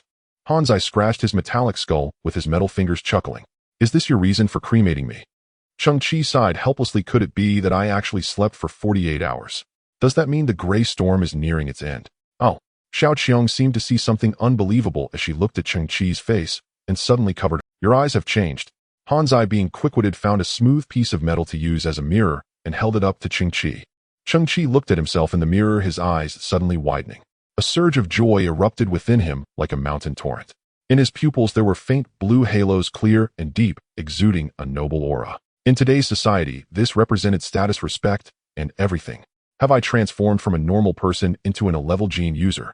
Cheng Qi's eyes widened even further as he pinched his thigh hard, fearing this was a dream that would vanish in the next moment. According to Cheng Qi's knowledge, the definition of an A-level gene user is one with excellent overall genes without any defects. In terms of intelligence, physique, and personality, they are all at an outstanding level, capable of adapting to various environments and challenges, and can achieve remarkable accomplishments through their own efforts. This means that A-level gene users are not some earth-shattering superhumans. Rather, they are the cream of the crop among humanity. So, what does that say about my physical fitness? Cheng Qi felt somewhat confused and instinctively blinked. With that blink, a series of lightning-fast images suddenly appeared in his mind. It was a DNA double helix quietly rotating in the void, emitting a magnificent and mysterious light. At the same time, certain parts of that DNA were continuously breaking apart and reassembling. This scene resembled memories from his unconscious state, slowly awakening at this moment. When Cheng Qi shook his head and opened his eyes again, he completely froze. His eyes widened to the extreme, as if he had seen something utterly unbelievable. In the mirror, in his pupils there surprisingly appeared another azure halo. 2 halos. Cheng Qi stared at himself in the mirror, his mind reeling. Have I advanced to D-level genes? As for D-level gene users, they exhibit exceptional talents in specific areas, whether it be a deep understanding in a particular academic field or significant advantages in sports, music, or art. Typically, D-level gene users are also known as elite genes. They are the upper echelon of human civilization. Tycoon bosses, musicians, scientists, or powerful officials. They find it easier to achieve success and gain power and status compared to ordinary people. This is why high-level gene users are so highly respected. So does being a D-level gene user mean I can have the speed I just had? Cheng Qi felt somewhat puzzled. At that instant, he felt a slight dizziness in his head. Once again, lightning-fast images appeared in his mind. The magnificent DNA double helix flickered, spinning faster and faster, with more and more parts reassembling. Cheng Qi's brain felt as if it were deprived of oxygen, and his vision even began to double. This sensation persisted for nearly a minute. Only then did Cheng Qi's vision gradually clear, and the objects in front of him began to restore. In that moment, it felt as if he had been struck by lightning, leaving him once again frozen in place. He discovered that in the mirror within his pupils, a third faint halo emerged. That halo went from being illusory to gradually solidifying, slowly releasing a ghostly blue light. I have advanced 3 levels. Cheng Qi was somewhat dumbfounded. I have become a clevel gene user. C. Level. The clevel gene is also known as the exceptional gene. These individuals often possess outstanding abilities in multiple fields, and with effort and opportunity, they can become the pinnacle of power and status among humans. At the same time, the clevel gene also becomes a watershed, because starting from this level, the physical fitness of the gene subject begins to undergo a transformation due to breaking past DNA limitations. For example, gaining greater strength, speed, endurance, and agility. No wonder I could perform such actions. It turns out to be because of the characteristics of the clevel gene. Cheng Qi found it hard to believe. Does that mean my future? Amp. He suddenly began to mumble because he suddenly realized that a large amount of thick black liquid was surging out from every pore of his body. His mouth was the same, and it was already foaming. So it's the washing of essence and marrow. Eliminating impurities, right? What a cliched plot. Author you, imp. Any system optimization almost follows the same step, eliminating impurities. This seems to be an unchanging principle throughout history, renewing the old and clearing before enhancing. Moreover, over the past few years, Cheng Qi had not eaten anything resembling decent food. Expired products and inferior energy bars almost all contained impurities and harmful substances. His body had accumulated a large amount of toxins, and now they were finally being cleansed all at once. With the help of the shower system expanded by the Earth Dragon King, Cheng Qi enjoyed a thorough and refreshing bath.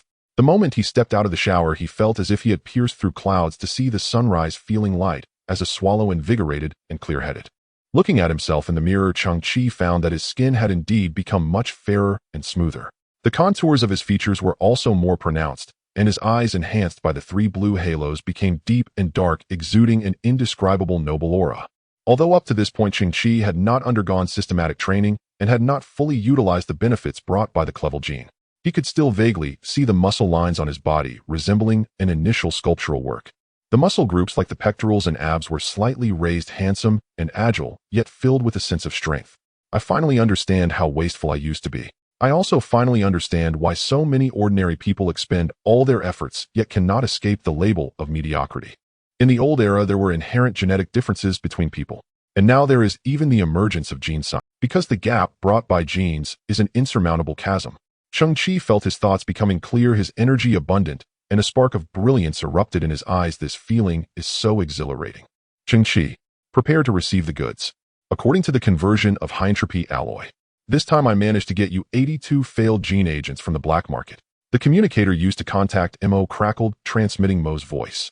Cheng Qi in the expansion dock suddenly brightened his eyes. Mo is sending the second batch of agents at this time. Isn't this just exhilarating, like consuming explosives? 82 units. As always, Mo is simply outrageous. After synthesizing these, how extraordinary will I Cheng Qi become? Cheng Qi, are you dead? Mo's voice remained cool and rational. If you don't respond within 10 seconds, I'll consider you dead. This deal will make me a fortune. Cheng Qi was somewhat speechless. Mo probably thought he would stubbornly consume the black market gene agents like a beast. Even if I die, I'll turn into a ghost to find you and reclaim my agents. It's good you're not dead. Mo's voice remained calm. My 20 biotechnological boxes have entered the Earth's atmosphere. I just realized that there seems to be a major storm on Earth. You better hurry out to receive the goods. My previous 4 transport boxes and the specially made balance seem to have been lost in the storm, resulting in severe losses. Oh, Cheng Qi's eyes moved. Speaking of which, this gray storm is indeed quite large. Take my advice, be prepared for the worst. Afterwards, Cheng Qi hung up the communication. After taking the agents, he fell asleep for 48 hours. Therefore, the situation on the ground should be at the tail end of the gray storm. Although it wasn't as terrifying as during the peak, the probability of the biological boxes getting lost was still quite high, and he had to act quickly. Losing so many agents and boxes. This was something Cheng Qi simply couldn't accept. Xiao Qiong floated over. Cheng Qi, could you please put on some clothes? Only then did Cheng Qi realize that he had just come out of the bathroom still naked. Don't worry, I've seen many clients of mothers, and they are all naked. I'm already used to it. Xiao Qiong left on her own. Adults really don't make it easy for others. Even things as trivial as putting on clothes have to be pointed out. Han Zai also passed by, mimicking Xiao Qiong's stance. Do you know what shame is? Cheng Qi took a few steps forward and directly stood in front of the extreme warrior armor. The diamond-patterned surface of the armor flipped and moved quickly, wrapping around Cheng Qi's body. The data panel of the extreme warrior armor suddenly reappeared automatically. Detected an enhancement in the user's genetic sequence. The core performance of the armor has increased overall by 284 and nearing its performance limit.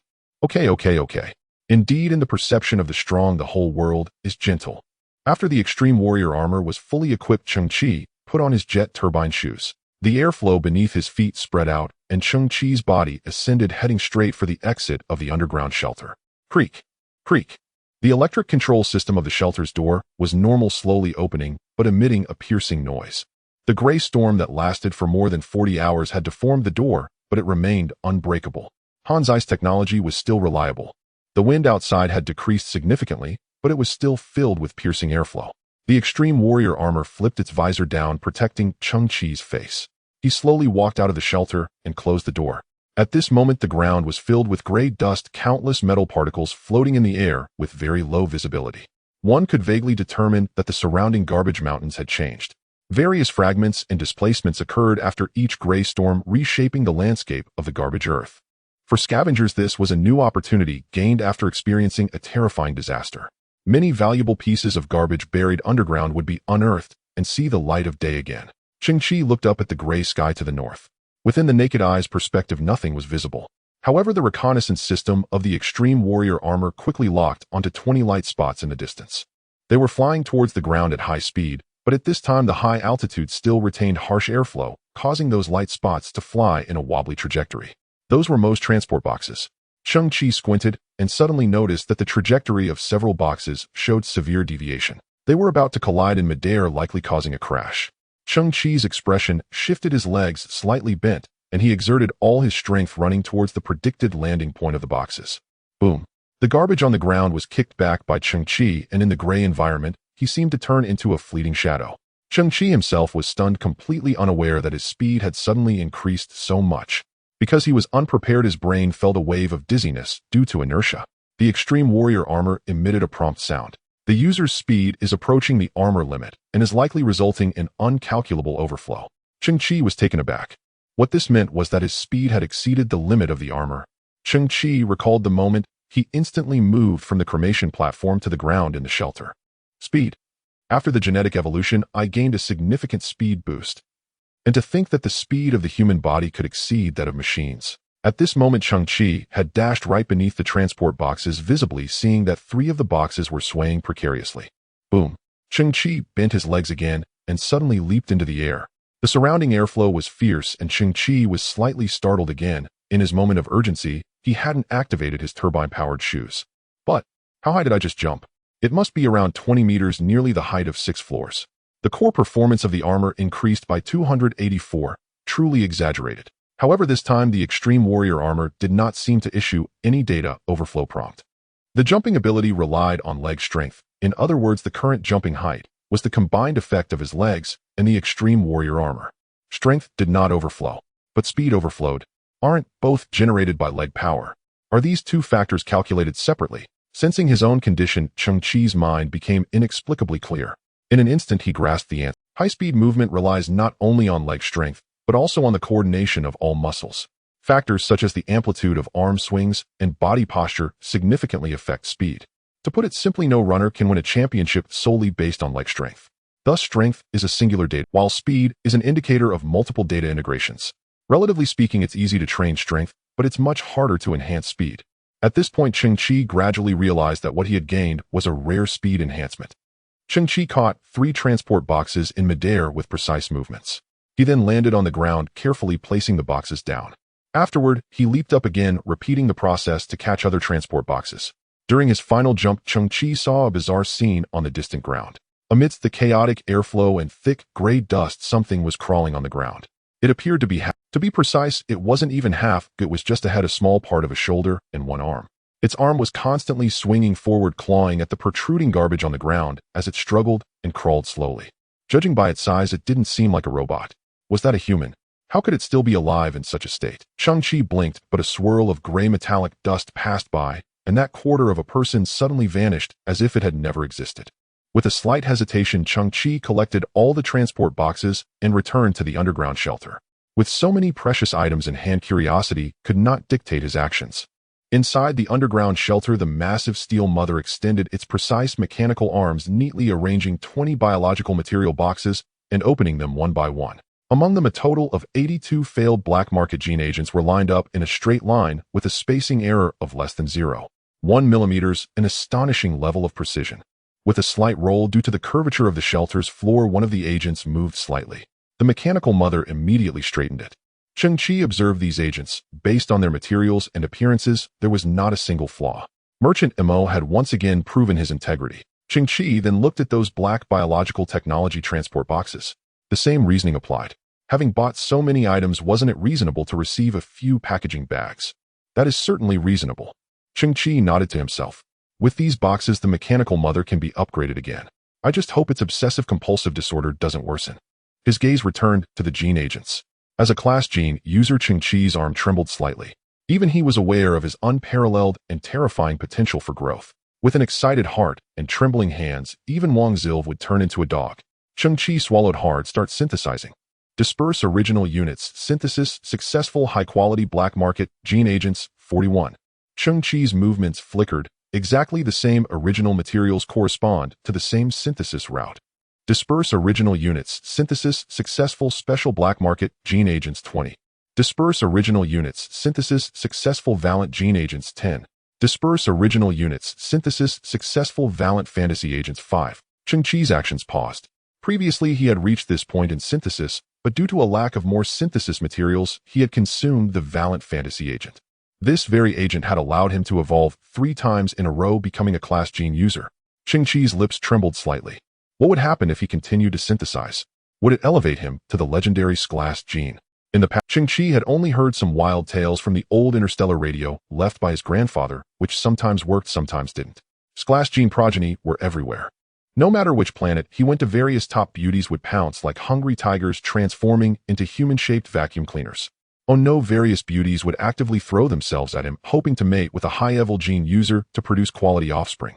Of course, this was just a wild tale. Cheng Qi believed that true class gene combinations did not possess such vulgar demands. Even if there were indeed progeny everywhere, it would be out of some sense of altruism. As for the abilities of an class gene user, wild tales were ultimately just tales, mostly glossing over the details. After all, the focus of those stories was on sensuality and eroticism. Thus, Cheng Qi did not know what the legendary class gene user truly entailed. At this moment, his sense of anticipation exploded. Start synthesizing. Disperse into original materials. Synthesis successful. Life bud. Gene sequence liberation agent 2. Humans are carbon-based life forms. Regardless of how genes are enhanced, their framework is still based on carbon-based biology. Carbon-based life forms are those whose structure is based on carbon elements. The construction of important biological molecules like proteins, sugars, and carbohydrates within humans is based on the chemical properties of carbon. Human respiratory and circulatory systems also depend on carbon, including DNA, an important macromolecule that carries genetic information, which is also made of carbon-based nucleotides. Due to Earth's environmental factors, naturally occurring life can only be carbon-based. Humans are born of carbon elements and are also bound by carbon. Cheng Qi stared at the STC virtual screen. He did not know why such a note appeared, but he still tried to digest it. Simply put, humans were destined to have a carbon-based structure by being born on Earth. Breathing relies on carbon, food decomposition relies on carbon, even genetics depends on carbon. Without carbon, there would be no humanity today. And if humans were to lose carbon, they would collapse from the molecular level, leaving not even a trace. This is what is called carbon-based life. At this moment, Cheng Qi's gaze sharpened slightly as a line at the bottom of the STC screen caught his attention. The life bud, gene sequence liberation agent technology, derived from a level 5 plant civilization, has a certain probability of completely altering the basic system of carbon-based life forms, allowing them to evolve into a brand new gene sequence. For example, silicon-based life forms. Cheng Qi gasped. Silicon-based life forms. This agent has surpassed the gene enhancement understood by humanity, flipping the table entirely. Its ambition is to evolve humans into silicon-based life forms. Sequence. It directly crosses one sequence. Cheng Qi could hardly believe it. Could it be played like this? But what was that plant civilization? Could there be not only technological civilizations in the universe, but also other types? A plant civilization. Could it be a social system composed of tree people? It was also at this moment. The STC notes turned the page, revealing another line of text. Special note: the success rate of this gene sequence liberation agent is only 7. If liberation fails, the user's original genes will also suffer irreversible damage, directly causing gene dissolution, resulting in instant death. If liberation is successful, then the user will transform into a new elemental base, but due to surrounding environmental factors, the user may be unable to breathe smoothly or convert internal energy. For example, if the user transforms into a silicon-based life form, but happens to be on Earth where silicon elements are scarce, then its life cycle will face devastating setbacks, resulting in instant death. The 2 instances of instant death left Cheng Qi completely stunned. Good. Isn't this a dead end? What use do I have for this agent? I might as well smash that glass test tube and kill myself directly. There's no need to trouble you. Complaining aside, Cheng Qi had not reached the final step yet. At this moment, he held 2 gene sequence liberation agents in hand and could perform one last synthesis. Disperse into original materials. Synthesis successful. Life tree. Balanced sequence liberation. Based on the life bud, the effect of this agent has been significantly enhanced, balancing its efficacy and side effects. The success rate of gene liberation rises to 67.70, eliminating the side effect of gene dissolution and locking in the liberation direction, targeting silicon-based life forms.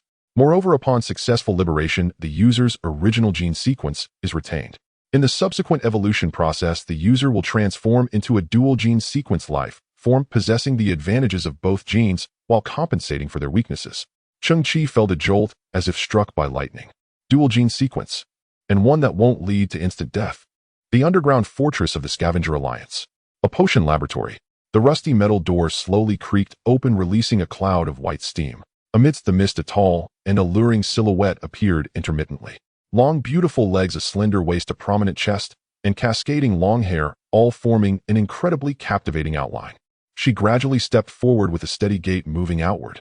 On the outside, the president of the Scavenger Alliance, several high-ranking scavengers, and a woman in a red dress, named Hina, were all watching her figure with tense expressions. The figure's face slowly became clear. She possessed a strikingly cold and proud beauty. Tight shorts wrapped around her petite and perky backside, while a fitted leather jacket covered a low-cut black short sleeve, revealing the curve of her upper body and her snow-white collarbone. She was the goddess of dreams for countless individuals, the object of many fantasies. But at this moment, everyone noticed that her beautiful cheeks were shrouded in a layer of pale whiteness. Her heels clicked against the ground, making a rhythmic sound, but after just a few steps her body began to stagger. Blood started to flow from the inner thigh. Bright red blood formed glaring patterns on her long white thighs. Suddenly, she could no longer suppress herself, spitting out a mouthful of fresh blood, and then stumbled, kneeling on the ground. Hong Yan, sister. Many rushed forward, helping the pale-faced woman. But Hong Yan, with tears in her eyes, trembled and said, "I'm sorry, everyone, I failed." At this moment, her pupils still held a faint blue halo. Due to severe injuries, it appeared dim and lifeless. The elderly president felt darkness closing in his body, swaying. Nearly a decade of accumulated wealth had been poured out, yet it did not yield a single grade genetic user. His eyes were filled with deep sorrow as he looked at his weak daughter, a pain he could hardly describe swelling within him. "Sister." Hina's tears streamed down uncontrollably as she held her sister's shoulders, choking back her sobs. "If I had known it would come to this, I would have preferred to bear it myself." President. A member of the Scavenger Alliance stepped into the crowd, nervously stating, "The combat team from the Interstellar Alliance has arrived." The president's body stiffened slightly. At this moment, this was no good news for him. After a pause, the elderly president pondered, "How many of them have come?" 2 Hawk-class transport starships. The member appeared somewhat alarmed, swallowing hard as he said, "In the past 10 visits, there has never been a situation where 2 starships arrived simultaneously. 1 Hawk-class starship is fully loaded with 2,000 people, meaning this time their numbers exceed at least 2,000. The president felt his hands go numb. "So many people. Father, we must seize this opportunity." Hong Yan raised her pale face. "There must be high-ranking military officials on the starships." The president wore a look of desolation. "How can we capture them? We only have a grade genetic users, and counting you sisters, there are only 3 of us." In their eyes, a grade users can at most be given some verbal respect with no real say. "Father, I happened to obtain this earlier." Hong Yan took out a small box from her leather jacket, opening it to reveal 2 pieces of black film the size of fingernails. "These are contact lenses made from biological materials." Hong Yan slowly exhaled, putting one of the lenses on her left eye. The small film quickly softened and conformed, and in the next second, a small blue halo illuminated the surface of the contact lens. Combined with Hong Yan's original grade genetic imaging, her pupils now sparkled with 2 halos. "You." The president's tone distorted. "Child, you are fabricating this." "I obtained these glasses by chance from a..." Hong Yan frowned. "This type of device once circulated in the interstellar black market, and indeed it is a trick used by various low-tier groups. But the technology inside these glasses is not low, conventional equipment cannot detect them. And the combat team from the Interstellar Alliance is after all a combat unit. They should not carry overly sophisticated genetic testing equipment." Hong Yan gritted her teeth. "So I have a chance." "Nonsense." The president's facial muscles twitched. "Do you know what consequences you will face if you are discovered?" Hong Yan's eyes sparkled with determination. "All I know is that if we do not receive support, all scavengers on Earth will face a dead end." The air fell silent for a long time. The president trembled but could not utter a word. With Hina's help, Hong Yan slowly stood up. "Sister, accompany me to freshen up, and please help me apply the most beautiful makeup." The president watched his 2 daughters supporting each other as they disappeared at the end of the corridor. Meanwhile, a doctor from the Scavenger Alliance said, "President, Miss Hong Yan's body has suffered a backlash from the genetic potion. First, she is currently very weak. Her overall health is less than a third of normal. Second," the doctor hesitated, "she has lost her ability to bear children." The president's body visibly trembled. He looked up at the ceiling, tears streaming down his cheeks. Helpless, he faced it all. Double genes. Cheng Qi looked at the potion in his hand, contained in a glass test tube. But the potion appeared as clear as water, seemingly ordinary at first glance.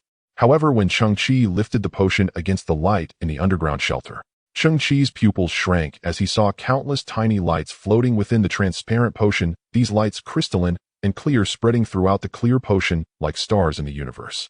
Gently swirling the test tube, Cheng Qi felt as if he were viewing the universe from a higher dimensional perspective, watching it spin quietly in the palm of his hand. Regardless of the channel, Cheng Qi had never heard of any humans becoming silicon-based life forms. Naturally, he had never heard of the existence of double-gene sequence humans in this world. Or rather, once possessing a silicon-based gene sequence, can one still be considered human? What do the legendary silicon-based life forms look like? Cheng Qi's gaze flickered. A 67.7% success rate was definitely worth a try. Immediately, Cheng Qi opened the test tube cap and took a deep breath. Tilting his head back, he poured the mysterious potion into his mouth in one go. Cheng Qi did not want to waste a single drop. Watching the last drop of potion slide down the tube and finally land on his tongue. When that crystalline droplet was suspended in midair, Cheng Qi felt as if time had slowed down. He could clearly see the surface of the droplet reflecting his face, as if the flow of time had altered. As the droplet slowly descended, Cheng Qi's eyes widened in an instant. He saw his pupils no longer as the previous pitch-black dots, but transformed into a geometric structure pieced together. Deep within his pupils, tight clusters of triangles appeared, and then these triangles began to unfold layer by layer like blooming flowers. Cheng Qi felt an incredible sensation. At the same time, a clear prompt emerged within his mind like a sixth sense under some crisis. He felt his body growing increasingly loose on the verge of shattering. In that moment, the tightly connected triangles spread across Cheng Qi's face. His face bloomed like a flower. Following that, it was Cheng Qi's body. Bang! Like a small firework without flames. Cheng Qi's body shattered into countless tiny triangles, disappearing from the spot. The world was shrouded in darkness, as if before the birth of the universe. Cheng Qi could not feel his body, nor could he sense his own existence. Before his eyes, 2 points of light suddenly illuminated the void. The points of light expanded, growing larger and larger. Ultimately, they formed 2 magnificent and mysterious intricate structures before Cheng Qi. One of them was a splendid double helix structure radiating a cerulean glow. It represented the very foundation of human reproduction over millennia, embodying the most exquisite and intricate creation beneath Earth's ecology. Thus, it was the core designer behind the human masterpiece. The 2 spirals resembled a heavenly ladder composed of base pairs intertwined with one another. Within it lay a vast expanse of genetic information. As Cheng Qi gazed upon it, an inexplicable sense of reverence and admiration welled up within him. On the other side of human DNA was a structure shimmering with purple radiance. It also resembled a form of DNA, yet it took the shape of a rhombic dodecahedron. Composed of 12 rhombic faces in all directions, each face was densely packed with sequences akin to cosmic codes. It should likewise be something similar to base pairs carrying vast amounts of information within. Merely in terms of volume, the informational capacity of this rhombic dodecahedron appeared to far exceed that of human DNA's double helix. This must be the DNA of silicon-based life forms, right? Cheng Qi was unsure if he had spoken aloud, only sensing his voice echoing in the emptiness. The so-called silicon-based life. The voice suddenly echoed in the dark space, deep and ancient, as if emanating from the depths of history. Cheng Qi felt a sense of tranquility and comfort. For some reason, he felt no repulsion or doubt quietly listening to the words of the mysterious voice. We possess significant differences from carbon-based life forms. From appearance to internal structure, and even the core operational systems, we are entirely distinct. At this moment, a translucent figure slowly materialized on the silicon-based life DNA structure before him, standing approximately 3 meters tall. Cheng Qi gazed silently at the extraordinary life form. It did not move, its limbs extended, resembling a holographic model. Its body was composed of a hard crystalline structure, like a silicon gem, shining with peculiar brilliance. The gems followed certain patterns, exhibiting a high degree of order and symmetry, with sharp lines and distinct angles. This appearance could indeed be described as stunningly beautiful. We do not rely on water and organic molecules to sustain life activities like carbon-based life forms do. Our skin is a layer of translucent silicon film that can filter and refract light, presenting a myriad of vibrant colors. In Cheng Qi's eyes, the silicon-based life form in midair slowly rotated, radiating even more dazzling and blinding light. Our mode of movement differs from carbon-based life forms. We do not rely on muscle contraction and relaxation, but rather utilize electromagnetic forces or the growth and contraction of crystals to change our positions. The silicon-based life form slightly moved its arm, producing a crisp sound of friction. We possess eyes that are extremely sensitive to electromagnetic waves, enabling us to directly perceive various energy frequencies, including radio waves, infrared, and even X-rays. Our ears can perhaps capture minute electromagnetic vibrations, allowing us to sense distant information. Our communication occurs through the transmission of information via frequency-specific electromagnetic waves, a method that is rapid and efficient, capable of conveying vast amounts of complex information in an instant. We can also generate sound through vibrations of the silicon crystals on our body surfaces with frequencies encompassing the auditory range of various organisms, enabling us to communicate effortlessly with other life forms. At this moment, the facial features of the silicon-based life model erupted with beams of purple light. These beams were clear and lingering, seemingly capable of connecting to the heavens. Due to the properties of silicon, our body structure maintains sufficient stability in high-temperature environments, unlike carbon-based life forms that decompose under heat. We harness high temperatures to drive chemical reactions within our bodies, sustaining life activities by absorbing and storing substantial amounts of thermal energy. Our silicon structure also possesses the ability to resist radiation damage, even capable of converting radiation energy into useful forms. We have always existed in environments of high temperature, pressure, and intense radiation, such as the scorching surfaces of planets near stars or the interiors of planets rich in radioactive materials. Suddenly, the holographic model erupted in a fierce blaze with solar-like prominences emerging, yet these extreme temperatures posed no harm to the silicon-based life form, instead making its gem-like skin shine even more brilliantly. Throughout the entire process, Cheng Qi felt as if he were immersed in a marvelous journey. He grasped in a manner he could not comprehend a glimpse of an unprecedented, wondrous life. Silicon-based life. Cheng Qi found it difficult to summarize. To say it resembled a superhuman seemed inaccurate, as it was not a human in any conventional sense. It inherently possessed such miraculous and formidable abilities shared by its entire kind. Yet one could not deny that if a silicon-based life form were to suddenly appear within human civilization, some of its traits could be deemed divine. Cheng Qi's mind gradually cleared, and he questioned the vast emptiness around him. Who are you? I am no one. I am not an individual, not a life form. I am the genetic information within silicon-based life DNA. As you can see, the information contained within silicon-based DNA far exceeds that of carbon-based life forms. It not only records the growth blueprint of living beings, but also encompasses information such as mine. Whenever a brand new silicon-based life form is born, I provide it with essential foundational information. You can understand me as the essence of inheritance. Cheng Qi's intellect encountered a haze once more. Inheritance? For whom?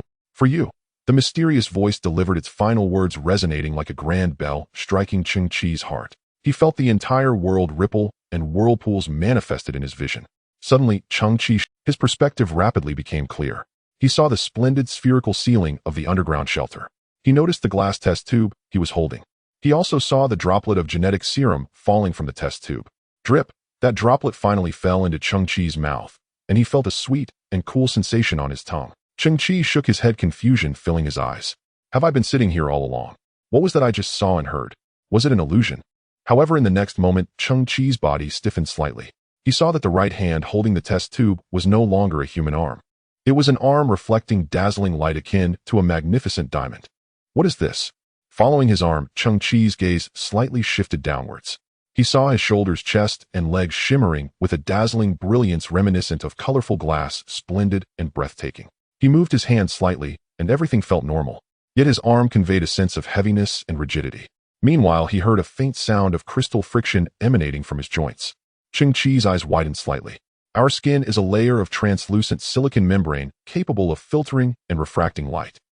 Our mode of movement does not rely on muscle contraction and relaxation like carbon-based life forms.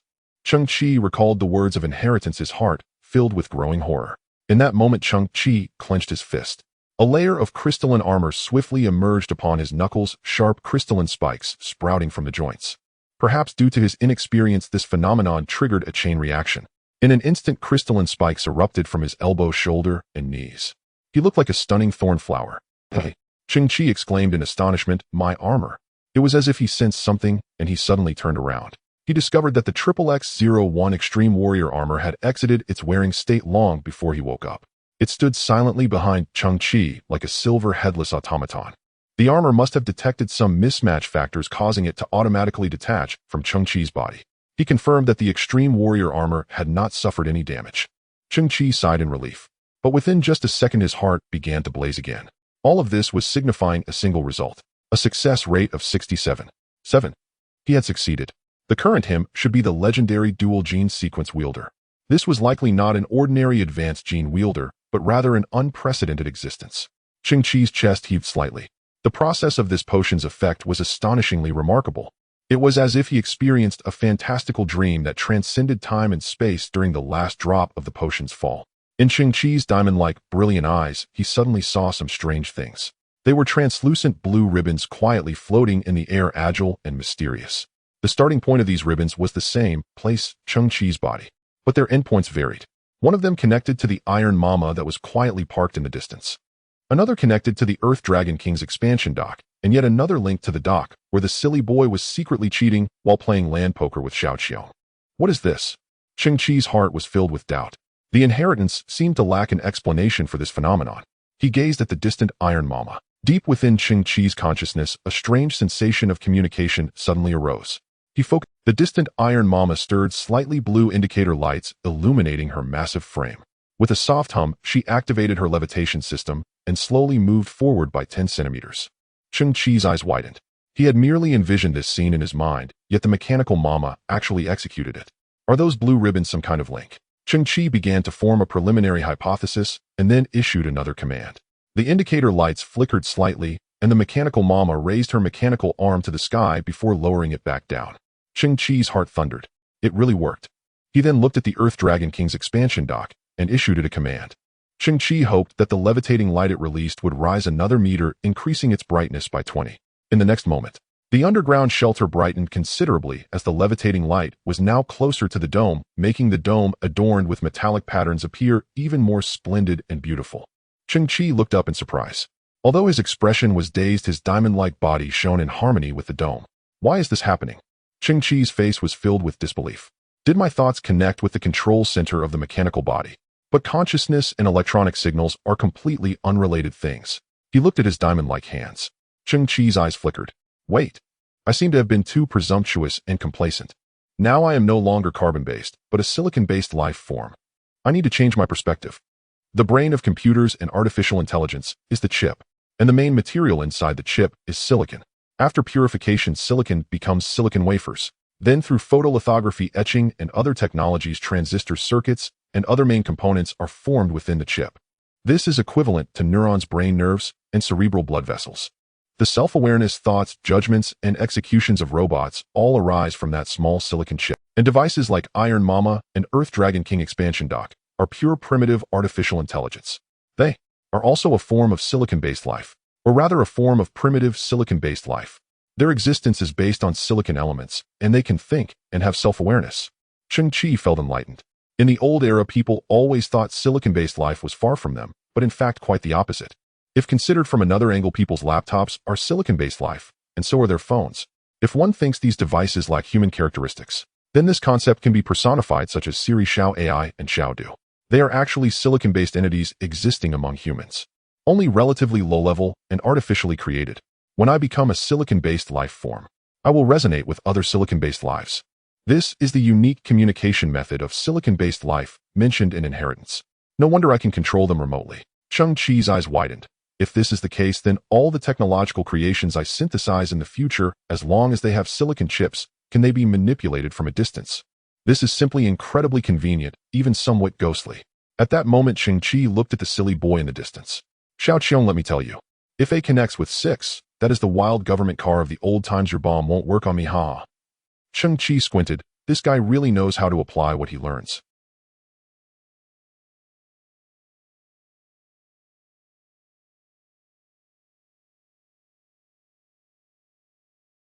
With a thought, he saw the silly boy suddenly stand up, one hand on his waist, and the other pointing to the sky, beginning to dance. He played a prank on Han Zai. Cheng Qi focused his gaze on himself. The combat and adaptability capabilities of his silicon-based life form still needed testing. The only certainty was its dazzling brilliance. I can't just go out like this, but it's too conspicuous. Since it's a dual gene sequence, then the 2 genes should be switchable. How should I operate this? Cheng Qi frowned, seriously doubting that he might be the only human possessing a dual gene sequence, and the corresponding knowledge was likely unknown to anyone. Switching, Cheng Qi murmured. At that moment, he felt the space around him go dark. He found himself once again entering a dim world devoid of any spatial sense, and he himself transformed back into a form of consciousness without a body. Ahead were 2 sets of brilliantly shining DNA. representing the double helix structure of carbon-based life forms and the dodecahedral structure of silicon-based life forms. In that instant, the two sets of DNA moved alternately switching sides, completing some form of exchange, dragging out faint light and shadows. The double helix DNA burst forth with bright light, flooding Cheng Qi's vision. With a cold shiver, Cheng Qi returned to the underground shelter. He raised his hands and turned to examine them. He found his body had reverted to that of a human, and the sense of control over his body felt much more familiar. Cheng Qi's eyes widened slightly, feeling as if in a dream. Cheng Qi, do you really enjoy running around naked? Why do you adults always refuse to listen? Xiao Qiong floated over, shaking her head, not glancing sideways. Cheng Qi was taken aback. Just moments ago, he had been naked, while wearing the extreme warrior power armor, and during his transformation into a silicon-based life form, the armor had automatically detached, leaving him bare once more. And Xiao Qiong and the others had not noticed his transformation into a silicon-based life form. They only saw the end result. Cheng Qi quickly put on his clothes and equipped the extreme warrior power armor. In a carbon-based life state, the support of the extreme warrior armor was indispensable. Afterwards, Cheng Qi took a palm-sized mirror and gazed into his own eyes. At that moment, his eyes could be described as fantastical and captivating. In his pupils, 3 blue rings emitted a mysterious and noble glow. And within the innermost ring, there was no longer the human brown iris. Instead, it resembled a geometric shape composed of triangular crystals, splendid and intricate, radiating a faint golden light. Cheng Qi blinked.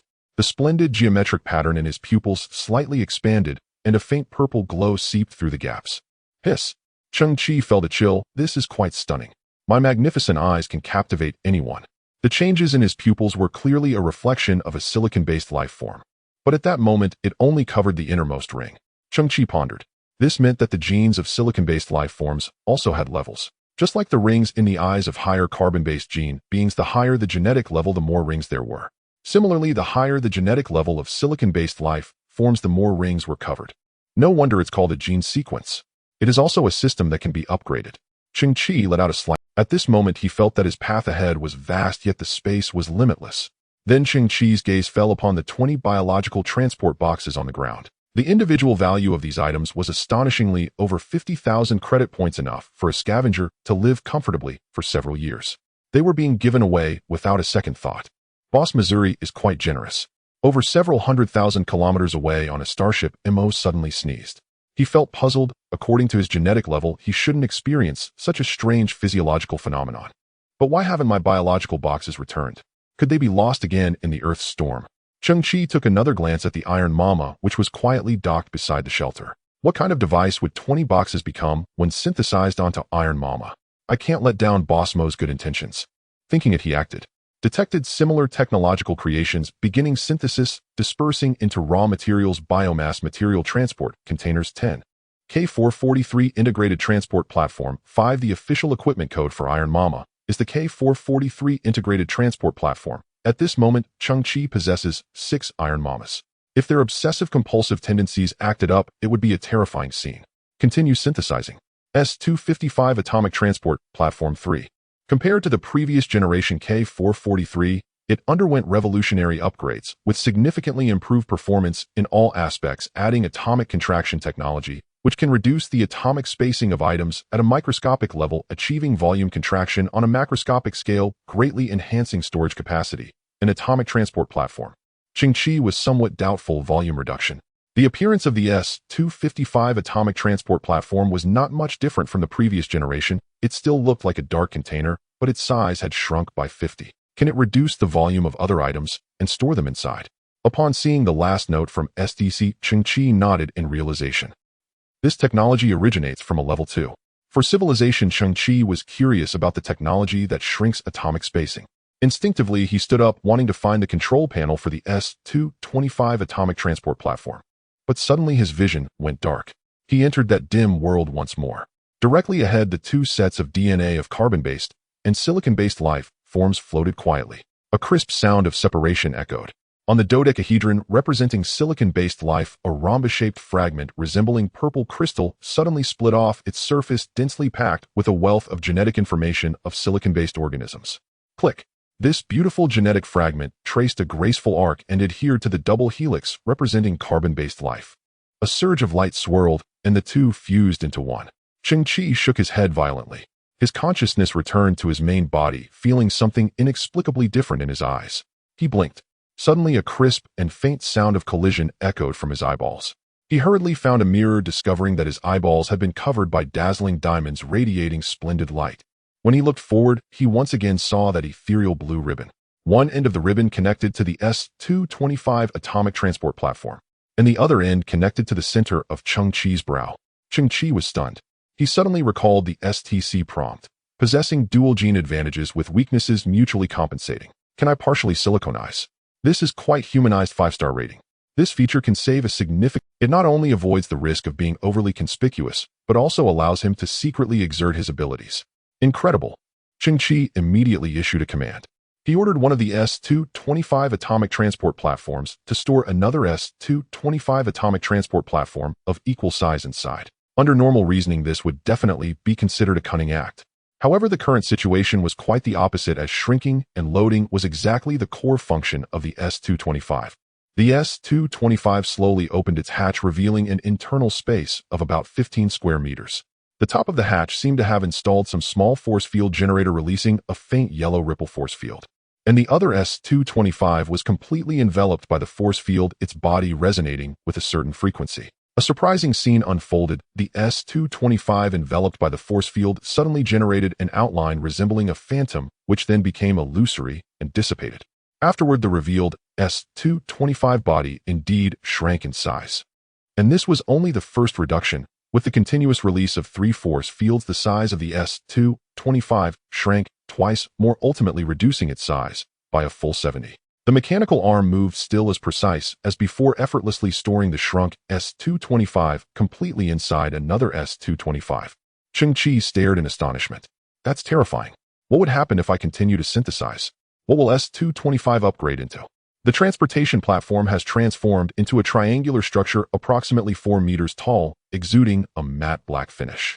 The anti-gravity engine at the base emits a blue glow, causing it to float in midair. Cheng Qi's eyes fluttered open slightly. The X-14's body was adorned with 4 palm-sized external devices, clearly visible and easily detachable. Cheng Qi applied a bit of force and removed one of the devices. It resembled a slightly thicker playing card made of black metal, somewhat heavy. There was an shaped seam on the surface running through all 4 corners. Is this the so-called directional transmission module? Cheng Qi tightened his grip slightly, and the shaped seam instantly emitted a blue light, looking extremely high-tech. Crack. Virum. From within the small playing card came mechanical sounds and a certain energy vibration. The metallic playing card unexpectedly split apart. It expanded into a blue beam door approximately 4 meters high and 3 meters wide. Cheng Qi was astonished. At the same time, he noticed that the X-14 remote transportation platform also emitted sounds, and 2 hatches slowly opened, revealing the internal space, where a blue beam door also gradually emerged. Could it be? Cheng Qi tentatively picked up the small stool he had just sat on, raised his hand, and threw it in. A magnificent beam of light flashed by. The chair was transmitted through the air, appearing in the X-14's storage space, and its size shrank to 1/10 of its original. This? Cheng Qi was truly shocked. Isn't this a smaller version of the directional stargate? A century ago, the invention of the directional stargate changed the future of humanity. Humanity entered the era of the vast universe, which indirectly led to the current predicament of Earth. Cheng Qi had once seen the so-called directional stargate in a trashy pamphlet. That object was enormous, hundreds of meters tall. When it first appeared before humanity, it required the deployment of 122 heavy transport helicopters. Even to this day, though it has undergone several optimizations and upgrades, it remains a colossal entity. Yet in Cheng Qi's hand was merely an additional module of the X-14 remote transportation platform, like a data cable given with a phone in the old times. It actually possesses the same function as the directional stargate, and in its unactivated state, it's only the size of a playing card. If this device were to be seen by those from the Human Scientific Alliance, wouldn't they go insane on the spot? This device originates from a level 3 civilization. Cheng Qi's pupils trembled, and the awe mixed with fear in his heart grew stronger. It's merely a transportation device, yet utilizes such astonishing technology. Advanced technological civilizations have indeed surpassed human imagination. Subsequently, Cheng Qi conducted a series of tests on this module. He was astonished again. He discovered that the 2 modules could actually transmit to each other. Moreover, he conducted a transmission test fully armed, which was still successful. Given this, the applications for this equipment are numerous. It is even more practical than the platform itself. Cheng Qi only needs to place one transportation module in the underground shelter and carry the other with him. As long as he wishes, he can return to his shelter at any time through this small directional stargate. Furthermore, even if the module is turned off, the micro stargate can last for about 30 seconds, completely eliminating concerns about retrieval. Isn't this essentially a portal? Cheng Qi's heart was filled with astonishment. It seems he should spend some time to properly enhance his underground shelter, because here could entirely become his safest, most comfortable, and easily accessible base. After a series of tests and operations, Cheng Qi felt a bit parched. Exploring in the ocean of technology was indeed filled with novelty and shock, and it easily became overwhelming. Delving into the principles of each machine and researching their uses can easily lead to thirst. This might be what is known as thirst for knowledge. He gazed at a bottle of blue drink. This was one of the items in a biological crate, an additional gift from Mo. I must say Mo is not only reliable, but also very good at business. Every time he delivers goods, he adds something extra. Previously, it was Professor Holin's business card, and this time it was a bottle of drink. High-energy protein extract, a daily beverage containing various high-molecular purified nutrients, effective in quickly replenishing human energy and has a certain purifying effect on inferior genes and can slightly enhance human attributes. Cheng Qi smiled. Mo mentioned before on the radio that this nutritional liquid is a luxury even among extraterrestrial human civilizations, boasting excellent taste and effects. Moreover, this version in his hand is a custom product from Mo's entire family with effects 20 better than those on the market. Typically, a bottle sells for 1200 credit points. That's quite extravagant, a bottle of drink for 1200. Cheng Qi exclaimed. Is Mo a young master of a large family? Their family is indeed quite wealthy, but it makes sense. Mo is a successful businessman, and his family is naturally not of ordinary standards. Then I must thank Boss Missouri for his continuous gifts. Cheng Qi picked up the drink, opened the cap, and was just about to taste it when the STC on his wrist emitted a fan-shaped scanning beam again. Detected special toxins. This toxin is extremely rare, belonging to a type of cellular fluid toxin with an exclusive genetic lock. Short-term consumption will not lead to obvious consequences, but long-term consumption will insidiously damage the overall structure of humans, ultimately leading to irreversible death. This toxin does not originate from human civilization, and even the highest degree of medical science among humans cannot effectively resolve it. Toxin action time is approximately 23 years. During this process, the pupils of the poisoned will exhibit imperceptible golden dots, and the poisoned will exhibit photosensitivity. Clearly, this toxin does not belong to the energy drink itself. It was added later. Cheng Qi's arm froze. Poison in the drink. Genetic lock. And it's a hidden chronic poison. Moreover, Mo mentioned that this drink was custom-made by his family. Hiss. Cheng Qi took a slight breath. So the person who poisoned it had a clear target. They want to secretly eliminate the Mo family. It seems that Mo's family must have been consuming this drink for quite some time. Does this mean they are all poisoned? Mo, in giving me this drink, clearly had no idea. If there is one person in this world who cares about Cheng Qi's life and death, it is probably Mo. There's no romantic subplot here. Mo is afraid of losing his financial lifeline. This could be a bit troublesome. Cheng Qi's eyes flickered and his brow furrowed slightly. He had a good impression. If one day Mo's entire family, including Mo himself, were to completely succumb to poison, that is something Cheng Qi does not wish to see. Technology at times also represents a cycle. Coincidentally, 120 years ago, the Earth physician Song Dai once researched a genetic complementation agent and conducted experiments on laboratory mice. However, the results were unsatisfactory. 5 years later, Song Dai announced the failure of the experiment, stating that the agent could not complement any genes. In fact, the failed agent he developed has a certain probability of resolving various cellular liquid toxins. Cheng Qi looked at the lines of text appearing on the blue screen of the STC. Cheng Qi was a bit stunned this time. You were quite thoughtful providing so much information. Song Dai. Cheng Qi frowned. This name sounded somewhat familiar, as if he had heard it somewhere. Suddenly, Cheng Qi's eyes widened. He remembered this name from Professor Holin's last words. Perhaps due to the genetic enhancement, Cheng Qi's brain potential received some boost. It felt as if a lightning bolt had crossed his mind. The recording left by Professor Holin played clearly in his mind. When I woke up, I told others about the wonders of the muon. Damn it, nobody believed me. Not even my good friend Song Dai from the Gene Research Institute of Zone 53. Cheng Qi's expression flickered. According to common sense, such research institutes should be relatively centralized to maximize the efficiency of security resources. The Muon Research Center of Holin is located in Zone 52, while Song Dai's Gene Research Institute is in Zone 53. Their numbers are so close. If everything goes well, the distance between them should not be far. So in Zone 53, is there a genetic complementation agent left by Song Dai? Cheng Qi slowly exhaled and looked towards the north. Boss Missouri, I, Cheng Qi, am also someone who understands the importance of reciprocity. I will set off immediately to visit Kyoto again. What needs to be done will not be neglected, but the rest depends on your family's fate. The gray storm has completely come to an end. Only a few erratic air currents remain on the ground. Above, the sky is still shrouded in a layer of gray dust. Cheng Qi left the underground shelter and stood on the surface, looking around. Although the surroundings were still an endless sea of garbage, the overall terrain has undergone a tremendous transformation. Some areas are now much higher than before, while many previously flat areas have turned into depressions. The shape of the land seems as if it has been reshuffled. Han Zai and Xiao Qiong decided to stay here as they wanted to build a new home and had much work to do. Before heading out, Cheng Qi specifically reminded them they must not stray too far from the shelter. Once they go out, they must bring a micro-directional stargate, and Han Zai must always stay close to Xiao Qiong. After all, Han Zai is a brand new A24 environmental adaptation nanny robot, and compared to Garbage Earth, its combat capability is still impressive. In midair, a grand and low vibration suddenly resonated. Cheng Qi looked up, furrowing his brows. He saw two large transport starships slowly appearing above the atmosphere, exuding a formidable presence. Didn't Mo say that the Galactic Human Alliance has already prohibited the dumping of garbage? Why are there still starships?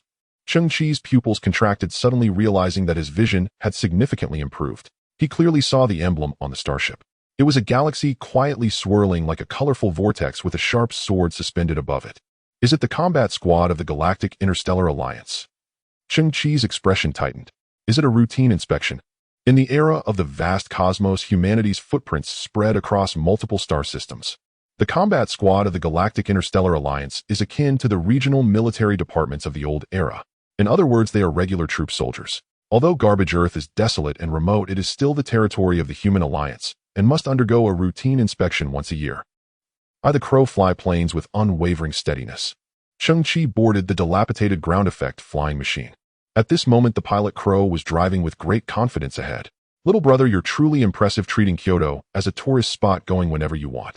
Looking across the entire Garbage Earth, no one can compare. Cheng Qi smiled slightly. This guy Crow was always full of passion. Before heading out, Cheng Qi once again tapped into a natural ability of silicon-based life.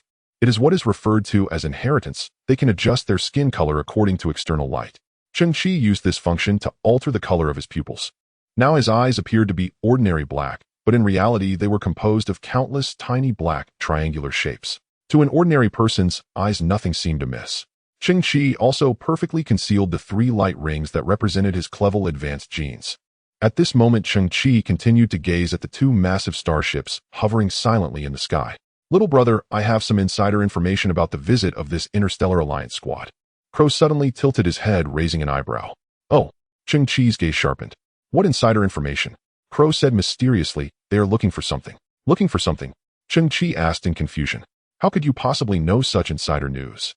Crow chuckled. Of course I can't reach the Interstellar Alliance, but after years in the transportation business, I've met all sorts of passengers, including members of the Scavenger Alliance. Cheng Qi nodded. What are they looking for? I don't know that. Crow shook his head. You must have noticed that they brought 2 starships this time, with personnel multiplied several times over, so whatever they are searching for must be extremely important and valuable. Cheng Qi squinted slightly. But, Crow sighed, whether in the old era or now, we commoners must follow the rules. Even if a scavenger stumbles upon that item by sheer luck, they still have to hand it over obediently, and at most they might get a certificate as a reward. I'll forget it. It seems the flying machine has encountered some issues. Engine no. 3 has left us. Engine no. 6 has also departed. Damn, my nanny robot has also fallen off. Just a small issue, a small issue. Bumping and jolting all the way, Cheng Qi finally arrived in Kyoto. Here a dense haze of chemical toxins and excessive radiation still lingered. Everything was dim and desolate. Crow stood on the flying machine, watching Cheng Qi step by step enter the dark fog. He twitched the corner of his mouth, clicking his tongue. You went in there without any protection. Truly impressive. From his perspective, he couldn't see clearly, but the extreme warrior armor had already flipped out its visor to shield Cheng Qi's face, activating life support systems to filter out all harmful gases. There was still some distance to the location being researched by Myozi. Cheng Qi began to walk on foot, his feet crushing the garbage, producing a faint crunching sound. After confirming that there was no one around, Cheng Qi's eyes flashed. The extreme warrior power armor suddenly disassembled, standing quietly to the side.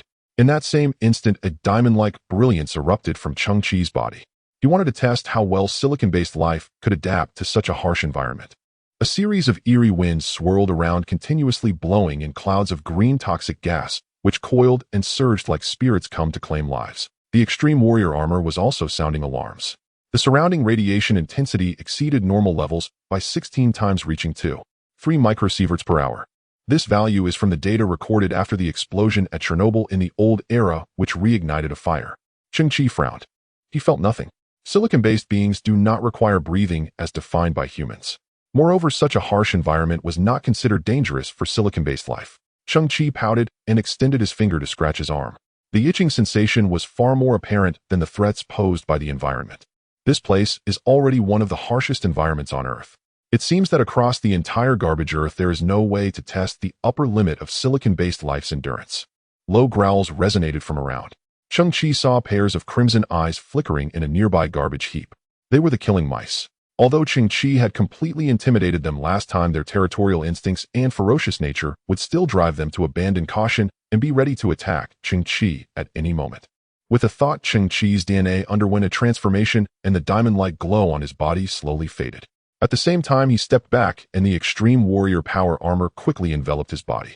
The test of silicon-based life has failed. Cheng Qi still has a carbon-based life form. He set the speed assistance of the armor to 0. Having sensed it previously after evolving to Clevel genes, his speed had clearly improved. Cheng Qi intended to use the killing mice to test the speed changes in carbon-based form, hoping to obtain precise values. As the saying goes, knowing oneself and knowing the enemy leads to victory in 100 battles. Knowing oneself has always been prioritized over knowing the enemy. A sharp, piercing shriek suddenly echoed through the air. A pair of crimson eyes abruptly ignited. In the darkness, a gigantic red-furred killing rat suddenly lunged out its gaping maw, exuding a foul, bloody stench as it opened its mouth wide to bite at Cheng Qi's head. From the wrist of the extreme warrior armor, a gleaming dagger flipped out. Cheng Qi's eyes narrowed and a thought formed in his subconscious. At lightning speed, the muscles in Cheng Qi's calves bulged, then exploded in an instant. He shot forward like an arrow released from a bow, the garbage on the ground flying in all directions, and the slightly thinner metal twisted and deformed. In an instant, Cheng Qi's figure collided with the red-furred killing rat. At that moment, he slightly bent his body and passed through the abdomen of the leaping red-furred rat. Roar! The red-furred rat missed its strike, quickly turned around on the ground, and let out a beast-like howl. Then it leaped again 3 to 4 meters, lunging at Cheng Qi. But at this moment, Cheng Qi made no movement, merely standing in place, his eyes glinting with a cold light. Thud! The red-furred rat first felt a numbness in its abdomen, then its crimson eyes widened in horror. A bright red line appeared on its belly at some point, and then with a pop it burst open. Blood splattered like a celestial maiden scattering flowers, and its internal organs had already been sliced open. Due to some internal pressure, they exploded and scattered all over the ground. Thud! The huge red-furred rat fell to the ground, black blood oozing from its mouth, and the red glow in its eyes gradually extinguished. Cheng Qi's pupils shrank. In that fleeting moment, he had completed the charge, clash, cut, and withdrawal. All of this likely happened within half a second. He glanced at the data provided by the extreme warrior armor. Movement speed, 28 milliseconds. Cheng Qi calculated in his heart. This was roughly the speed of a cheetah from the old era. For the fastest-running animals on Earth, such speed could only be achieved in a moment of sprint, not sustained over time. 28 meters per second. This speed flashed before human eyes like a suddenly swung stick, the brain unable to analyze and process it in detail, leaving only a fleeting, blurry impression. This also explains the so-called afterimage. Cray gene, such a significant enhancement to the human body. I knew I was fast, but not this fast. The annotations I heard on the radio seemed not to match this. Cheng Qi was puzzled, but had no one to consult. From his previous understanding, the Cray gene's enhancement to the body was limited. However, Cheng Qi did not expect the speed increase he gained to resemble a monumental change that transcended species. Do I have some hidden attribute? Cheng Qi couldn't help but be taken aback. The chosen one. The beast-like roars around him became increasingly dense. Cheng Qi prepared for the next test, the endurance of speed. How long can this speed of 28 meters per second be sustained? It can't be just 3 seconds of true manhood, right? The terrifying roars of beasts rose and fell, and terrifying figures burst out from the garbage heaps. Cheng Qi was evidently given a high-level reception. This time the ones surrounding him were all red-furred killing rats over 4 meters in size. The earth dimmed as Cheng Qi pushed his speed to the extreme and moved rapidly across the ground. The processing speed of the red-furred rats' brains was slower than that of humans. In their eyes, a visual persistence phenomenon even occurred. In most cases, Cheng Qi's figure had already transformed into a series of black lines.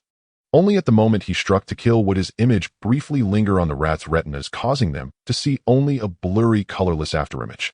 The beast roars grew louder, containing the killing rat's fury and their inner fear.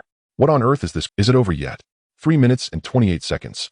Cheng Qi panted heavily, bent over with his hands on his knees. This was his limit, the utmost he could maintain his top speed. 3 minutes and 28 seconds of true manhood.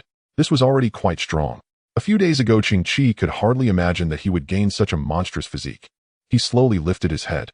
Cheng Qi saw a ground littered with the corpses of red-furred rats, roughly counting at least over 50. The surviving red-furred rats, now hunched and growling, dared not approach recklessly. Suddenly, Cheng Qi noticed something shiny in the abdomen of a red-furred rat's corpse. That glimmer just happened to reflect into Cheng Qi's pupils. No way. Inner Dan.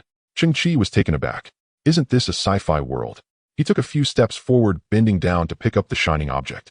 He discovered that it was an oval object, uneven on the surface, somewhat translucent, and felt metallic to the touch. Suddenly, the STC on his wrist activated, releasing a fan-shaped blue scanning beam. Similar technological creation detected synthesized. This item is a non-crystalline alloy containing impurities with functional characteristics and application scenarios similar to crystalline alloys, but with a purity of 70. Cheng Qi was stunned. This is a non-crystalline alloy. The STC activated because there were also similar items scattered under the bodies of 7 other red-furred rats, resembling a bunch of lumpy metallic potatoes. The scavenger rat has a strong chewing and digestive ability. Due to mutation, its gastric acid exhibits special molecular corrosiveness.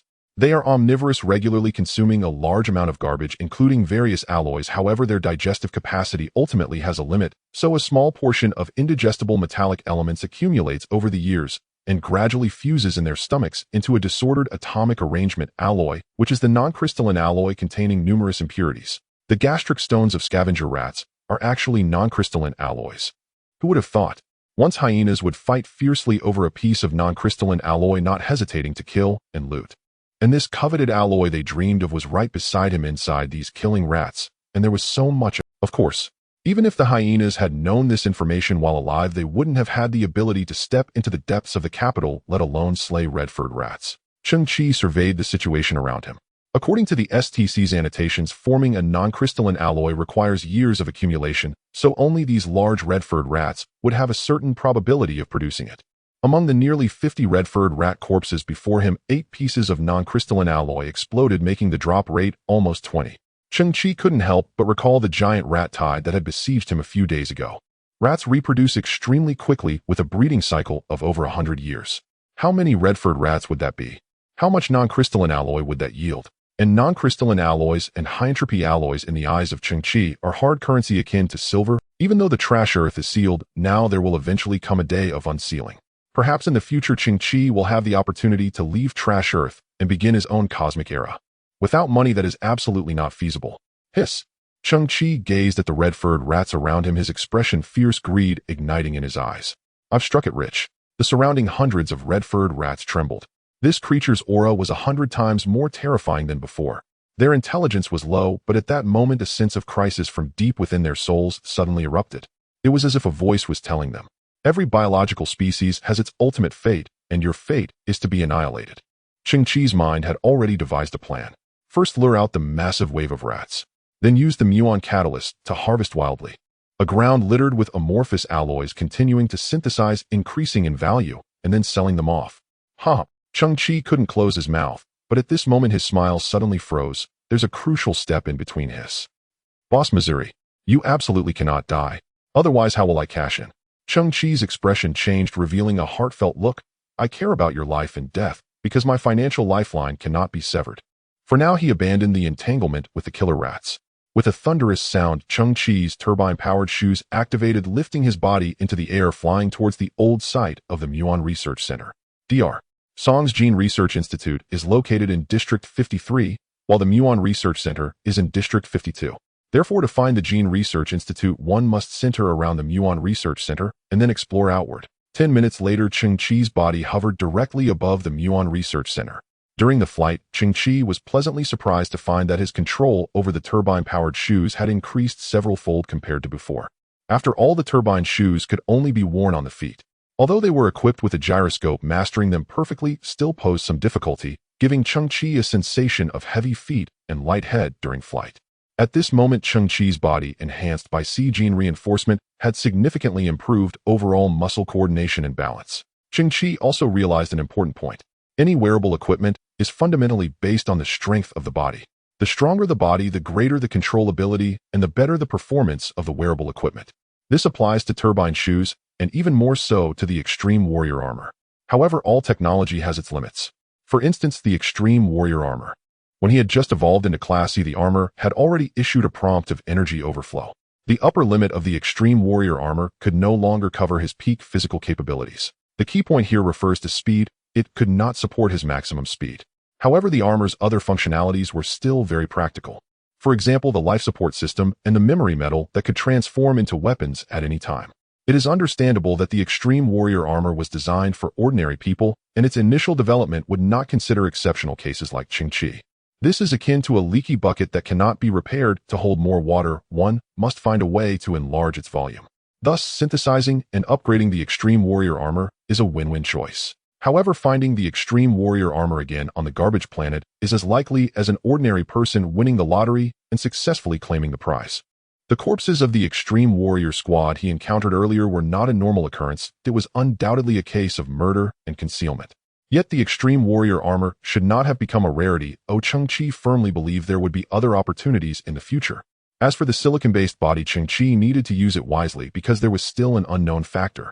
If he completely switched to a silicon-based biological DNA sequence, his body would need to operate within a complete silicon-based biological framework. Since it is a biological entity, it necessarily requires reasonable energy intake. Cheng Qi was still unclear on how to supply energy to a silicon-based life form. Because silicon-based organisms do not require food in the way carbon-based life forms understand, they even lack a digestive system and circulatory system. Gaining is a great fortune, but if it gets damaged due to improper operation, that would be too reckless. He pulled back his chaotic thoughts. Cheng Qi gazed down at the ground. The old site of the Muon Research Center was directly beneath him. But where was Dr. Song's Gene Research Institute? If he blindly excavated, it was likely that it would take a year or more without results. In the meantime, the entire Mo family could perish. Similarly, a large number of killer rats crawled out from the garbage heap, thick as a swarm. They stood on their hind legs, their faces twisted as they roared at Cheng Qi in the sky. This area could be considered the core territory of the killer rats. Once Cheng Qi landed, the killer rats would fight to the death. Cheng Qi's brain began to work. The Muon Research Center's code was District 52, and its large door faced east. According to the old Chinese habit of the right hand, is dominant. District 53 should be to the right of District 52. It's just like a house number. Facing the main door, the house number on the right side will be larger. To the right. That means south right now? Cheng Qi narrowed his eyes, his body slightly rotating. In terms of direction, District 53 is very likely to be located to the south of District 52. Last time he walked around the Muon Research Center. The area of the Muon Research Center is approximately 6,000 square meters in a square shape. In other words, if I move 300,500 meters to the south, I may reach the office of the Gene Research Institute. Cheng Qi's eyes flickered as the jet shoes emitted a slight tremor and his body began to move southward. As far as the eye could see, there was an endless expanse of garbage. Kyoto had been abandoned for 100 years, so the Gene Research Institute must be buried deep underground with no signs visible on the surface. Roar! Roar!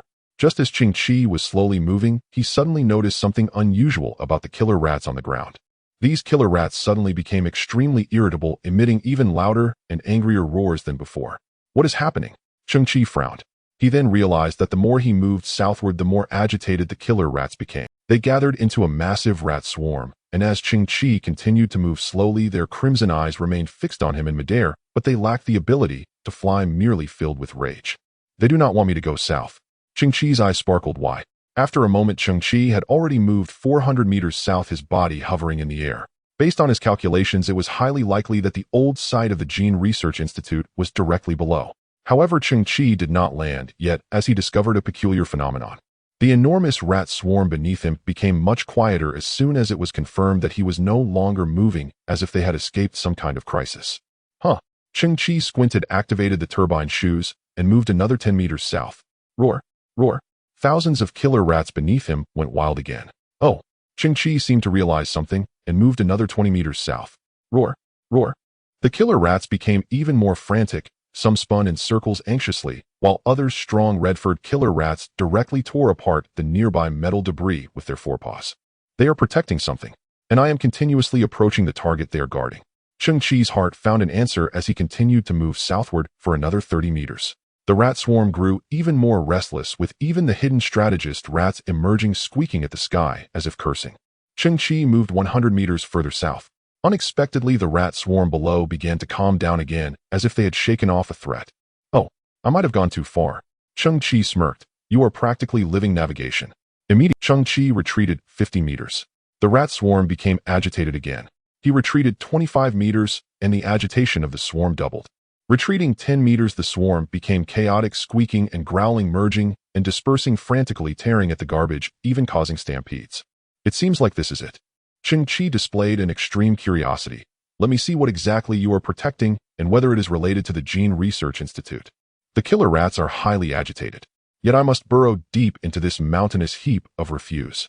Cheng Qi hovered midair, lost in contemplation. Suddenly his eyes lit up, his mind birthing a wildly audacious plan. Slowly he extended both hands. A soft azure glow emanated from his gravity field regulator gloves.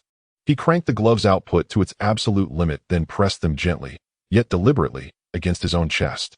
A feverish, almost manic gleam flickered within Cheng Qi's gaze. VVVV. A surge of gravitational force erupted from the gloves, enveloping Cheng Qi's body in a faint amber ripple. At that very instant, his eyes blazed with diamond-like radiance. Simultaneously, the limitless warrior armor rapidly disengaged from his form. Carrying the gravity field regulator gloves and turboflight boots, it retreated behind Cheng Qi and reassembled itself into a humanoid silhouette.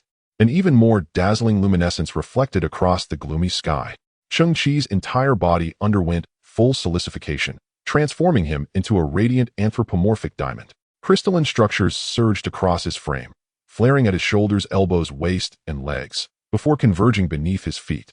In the end, Cheng Qi became a multicolored crystalline drill tip, and in that same breath, the volatile, uncontrolled gravity field took perfect effect. Whoosh! Boom! Cheng Qi plummeted from the sky like a living auger, piercing straight into the heart of the refuse pile. The killer rats stood stunned. This defied all logic. Boom! Boom! Boom! Cheng Qi tore through layer after layer of debris. Unstoppable, unstoppable, unstoppable. Subjectively, he felt encased within a crystalline cocoon, impervious to the chaos of external gravity or violent impacts, his inner self brimming with overwhelming security. These crystals, born from the metamorphosis of his silicoid biology, seemed to belong to another dimension entirely. Their upper hardness threshold remained an enigma. No known force could shatter them. Not even a single shard could be chipped away. Boom! He pierced yet another stratum, but this time the resistance felt like reinforced concrete. Then, suddenly, his footing vanished. He had broken into a vast, hollow subterranean space. Instantly, he commanded his silicoid form to retract the crystal armor. Flipping repeatedly through the air, he dissipated momentum. After completing the final somersault, he landed on one knee, driving his right fist downward in a thunderous impact, anchoring himself completely. Cheng Qi rose slowly to his full height. Within his diamond-like body now pulsed the innate luminescence of a silicoid life form. The surroundings shimmered kaleidoscopically. Cheng Qi swept his gaze across the chamber and confirmed this was indeed a long-buried office facility. From the aperture overhead, the limitless warrior armor descended, unfolding its chest plate backward mid-flight, re-engaging its wear mode, and fused flawlessly with Cheng Qi's body upon contact. One heartbeat before the helmet visor flipped open, Cheng Qi altered his genetic sequence, reverting seamlessly to his carbon-based physiology. Above, the entrance began collapsing, the walls crumbling inward as soil and refuse cascaded down, sealing the shaft completely. Faintly, Cheng Qi heard the killer rats' enraged howls, already beginning their frantic excavation. But that depth, nearly 150 meters, was no trivial barrier. They would need considerable time to dig through. Shoo! 2 rows of floodlights unfolded from the armor's shoulders. 2 broad beams sliced forward into the darkness, illuminating a reception desk thick with dust, its surface layered with dense, interwoven cobwebs. Yet the spider that once spun those webs, a fist-sized arachnid, lay long dead, desiccated into a brittle mummy. Clearly this place differed starkly from the Muon Research Center, where Professor Huolin had lived in isolation for 20 years, preserving the environment relatively well. This office, by contrast, had been utterly abandoned from the outset, its dust filtering systems long since failed, its decay accumulating relentlessly over decades, leaving it profoundly dilapidated. Cheng Qi stepped forward and tore away the cobwebs clinging to the wall. Then, his gaze locked onto 4 large characters emblazoned there, BRO Friend Center. Huh. Cheng Qi paused, bewildered. What in the world is that? Only then did he notice scattered plastic letters littering the floor beneath him. HUAXIA YJN HUN YJNGG WEI GUOJI YUREN Guang LIN Ben. Understanding dawned. Together they spelled China Gene Institute welcome international friends to our center. Damn, it startled me. For a moment, I thought the capital of Great China had actually founded a dedicated bro-friend center to serve the community. Cheng Qi paused again. So this is the Gene Research Institute. In that instant, hope blazed fiercely in his eyes. He had stumbled upon it. Pure chance yet miraculous. Of course it wasn't sheer luck. He owed much to those navigational killer rats. He drew a slow, steady breath. Cheng Qi advanced deeper into the facility. Its power grid had long since failed. No artificial light remained. An absolute silence reigned, save for distant rhythmic drips plink, plink. Cautiously he moved inward, first traversing a vast expanse of offices, then gradually entering experimental zones. Inside a massive chamber marked specimen room, he witnessed a chilling sight. Its walls were lined with glass containment vessels, thousands upon thousands of them. Each held a tiny... They possessed 4 limbs, elongated spines, and distinct tailbones. Cheng Qi narrowed his eyes. These are mouse skeletons. He recalled STC's official dossier on the Gene Research Institute after Dr. Song developed the preliminary formula. 5 years of trials followed, using laboratory mice as test subjects. These mice then were abandoned experimental specimens, left behind when humanity evacuated Earth. Cheng Qi examined the glass vessels closely. Many bore chaotic scratch marks along their inner surfaces, while corresponding mouse claws showed severe extensive wear. Cheng Qi frowned. They had been left alive. As time passed, no one returned to feed them. Gradually, starvation awakened their primal survival instincts, yet it availed them nothing. Trapped inside unbreakable glass, they starved to death, slowly, agonizingly. Cheng Qi shook his head, a heavy sorrow settling in his chest. Humans chose mice for experimentation because their physiology and metabolism shared notable parallels with our own. Moreover, their genome aligned with ours at an astonishing 85 similarity. Add to that their rapid reproduction rate and docile, tractable nature, and the choice became inevitable. They are weak, gentle, familiar. Thus they become subjects. If this is an immutable truth, then suppose in the eyes of some vastly superior cosmic civilization, humans too are weak, gentle, and uncannily familiar. Suppose we too are reduced to mere experimental subjects. Suppose some advanced species conducting its own cruel trial begins torturing and slaughtering humanity without restraint. Would we not instantly ascend to the moral high ground, condemning their savagery and painting them as demonic tyrants? Surely the mice felt the same. They simply lacked the voice to speak. Cheng Qi continued to walk forward. He finally arrived at the medicine warehouse. The metal door lock in front of him had already decayed, and with a gentle squeeze it shattered and fell to the ground. Boom. He pushed open the large door before him. What greeted his eyes were dozens of enormous metal canisters, each at least 5 meters tall, lined up in rows. Cheng Qi approached one of the canisters. He gently wiped away the dust from the nameplate, revealing a line of text. This is the Gene Enhancement Potion by Dr. Song. Cheng Qi's eyes lit up. There are actually this many canisters. Was this potion developed in tons? He had never imagined that the gene potion could be stored in such giant units. Cheng Qi extended his finger and tapped on the canister in front of him, his expression turning somber. An echo of emptiness resonated from within the canister. It's empty. Cheng Qi took a few steps and approached another canister, continuing to knock. It's also empty. Cheng Qi checked all the canisters at the fastest speed. His expression grew increasingly despondent until a layer of gloom settled over his face. All empty. This shouldn't be the case.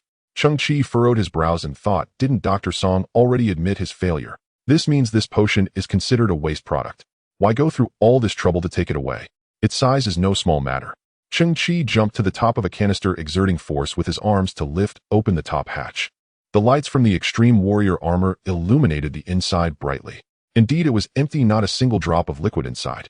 Meanwhile, Cheng Qi noticed circular marks on the inner wall of the canister with slight crystallization present. This was easy to understand. The liquid inside had decreased layer by layer, and the corresponding surface would show the traces left after drying. Did these potions evaporate? Cheng Qi felt a bit dazed, but the next moment he noticed something odd. The circular marks were not uniform. If it was evaporation, the water level should have dropped steadily, leaving behind uniform traces. Yet the situation on the inner wall of the canister clearly defied logic. Some of the marks were wide while others were narrow. This indicated that a significant amount of liquid had suddenly disappeared during certain time periods, while it had barely vanished during others. There was no fixed frequency at all. This phenomenon. Cheng Qi's eyes widened slightly. It's as if something drank these liquids. As soon as this thought arose, Cheng Qi felt a chill run down his spine. There were other creatures hidden in this underground space. They must be something astonishing, for they had consumed hundreds of tons of gene enhancement potions. Cheng Qi jumped down to the ground, flipping out a silver dagger from his arm. He squinted, observing his surroundings inch by inch. Tick, tick.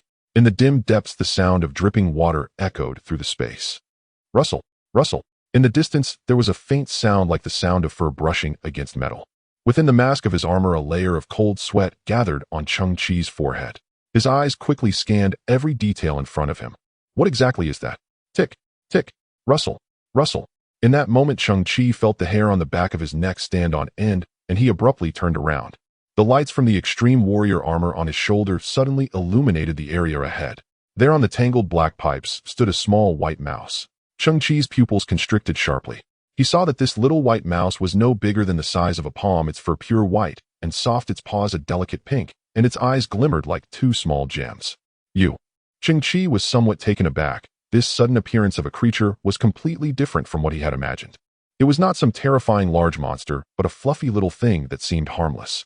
Yet Cheng Qi did not let his guard down, as various thoughts flashed through his mind in an instant. Is it a surviving experimental subject, a little white mouse? This seems unlikely. Not to mention its own lifespan limit. What does it eat and drink? Could it be that it drank those gene enhancement potions? But its size is just too small. Tick, rustle, rustle. The little white mouse extended its tiny paws and began to perform a washing hands motion with the condensation on the nearby pipe. Cheng Qi noticed that the light emitted by his armor was slightly lowered, unable to illuminate the top of the little white mouse's head. Then Cheng Qi straightened his chest slightly, and the light gradually rose.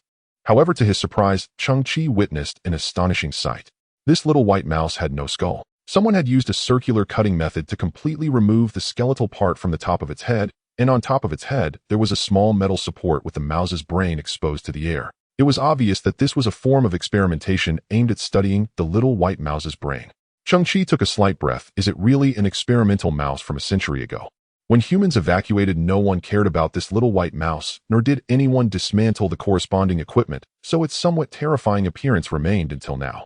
But this was not what shocked Cheng Qi the most. What truly astonished Cheng Qi was that on this little white mouse's brain, clusters of pink crystals had grown, resembling a miniature thicket, shimmering with a mesmerizing and mysterious luster, incredibly beautiful. Looking at the structure of those crystals, Cheng Qi was increasingly surprised. How does this resemble the characteristics of silicon-based life? Could it be that his earlier exaggerated guess was right? It truly survived by consuming gene enhancement potions for over 100 years. During this process, it must have undergone some form of genetic mutation. For instance, its brain now exhibited the traits of silicon-based life. Squeak. The little white mouse stopped its paw movements, turned to look at Cheng Qi, opened its mouth, and emitted a faint squeaking sound. Cheng Qi's expression froze.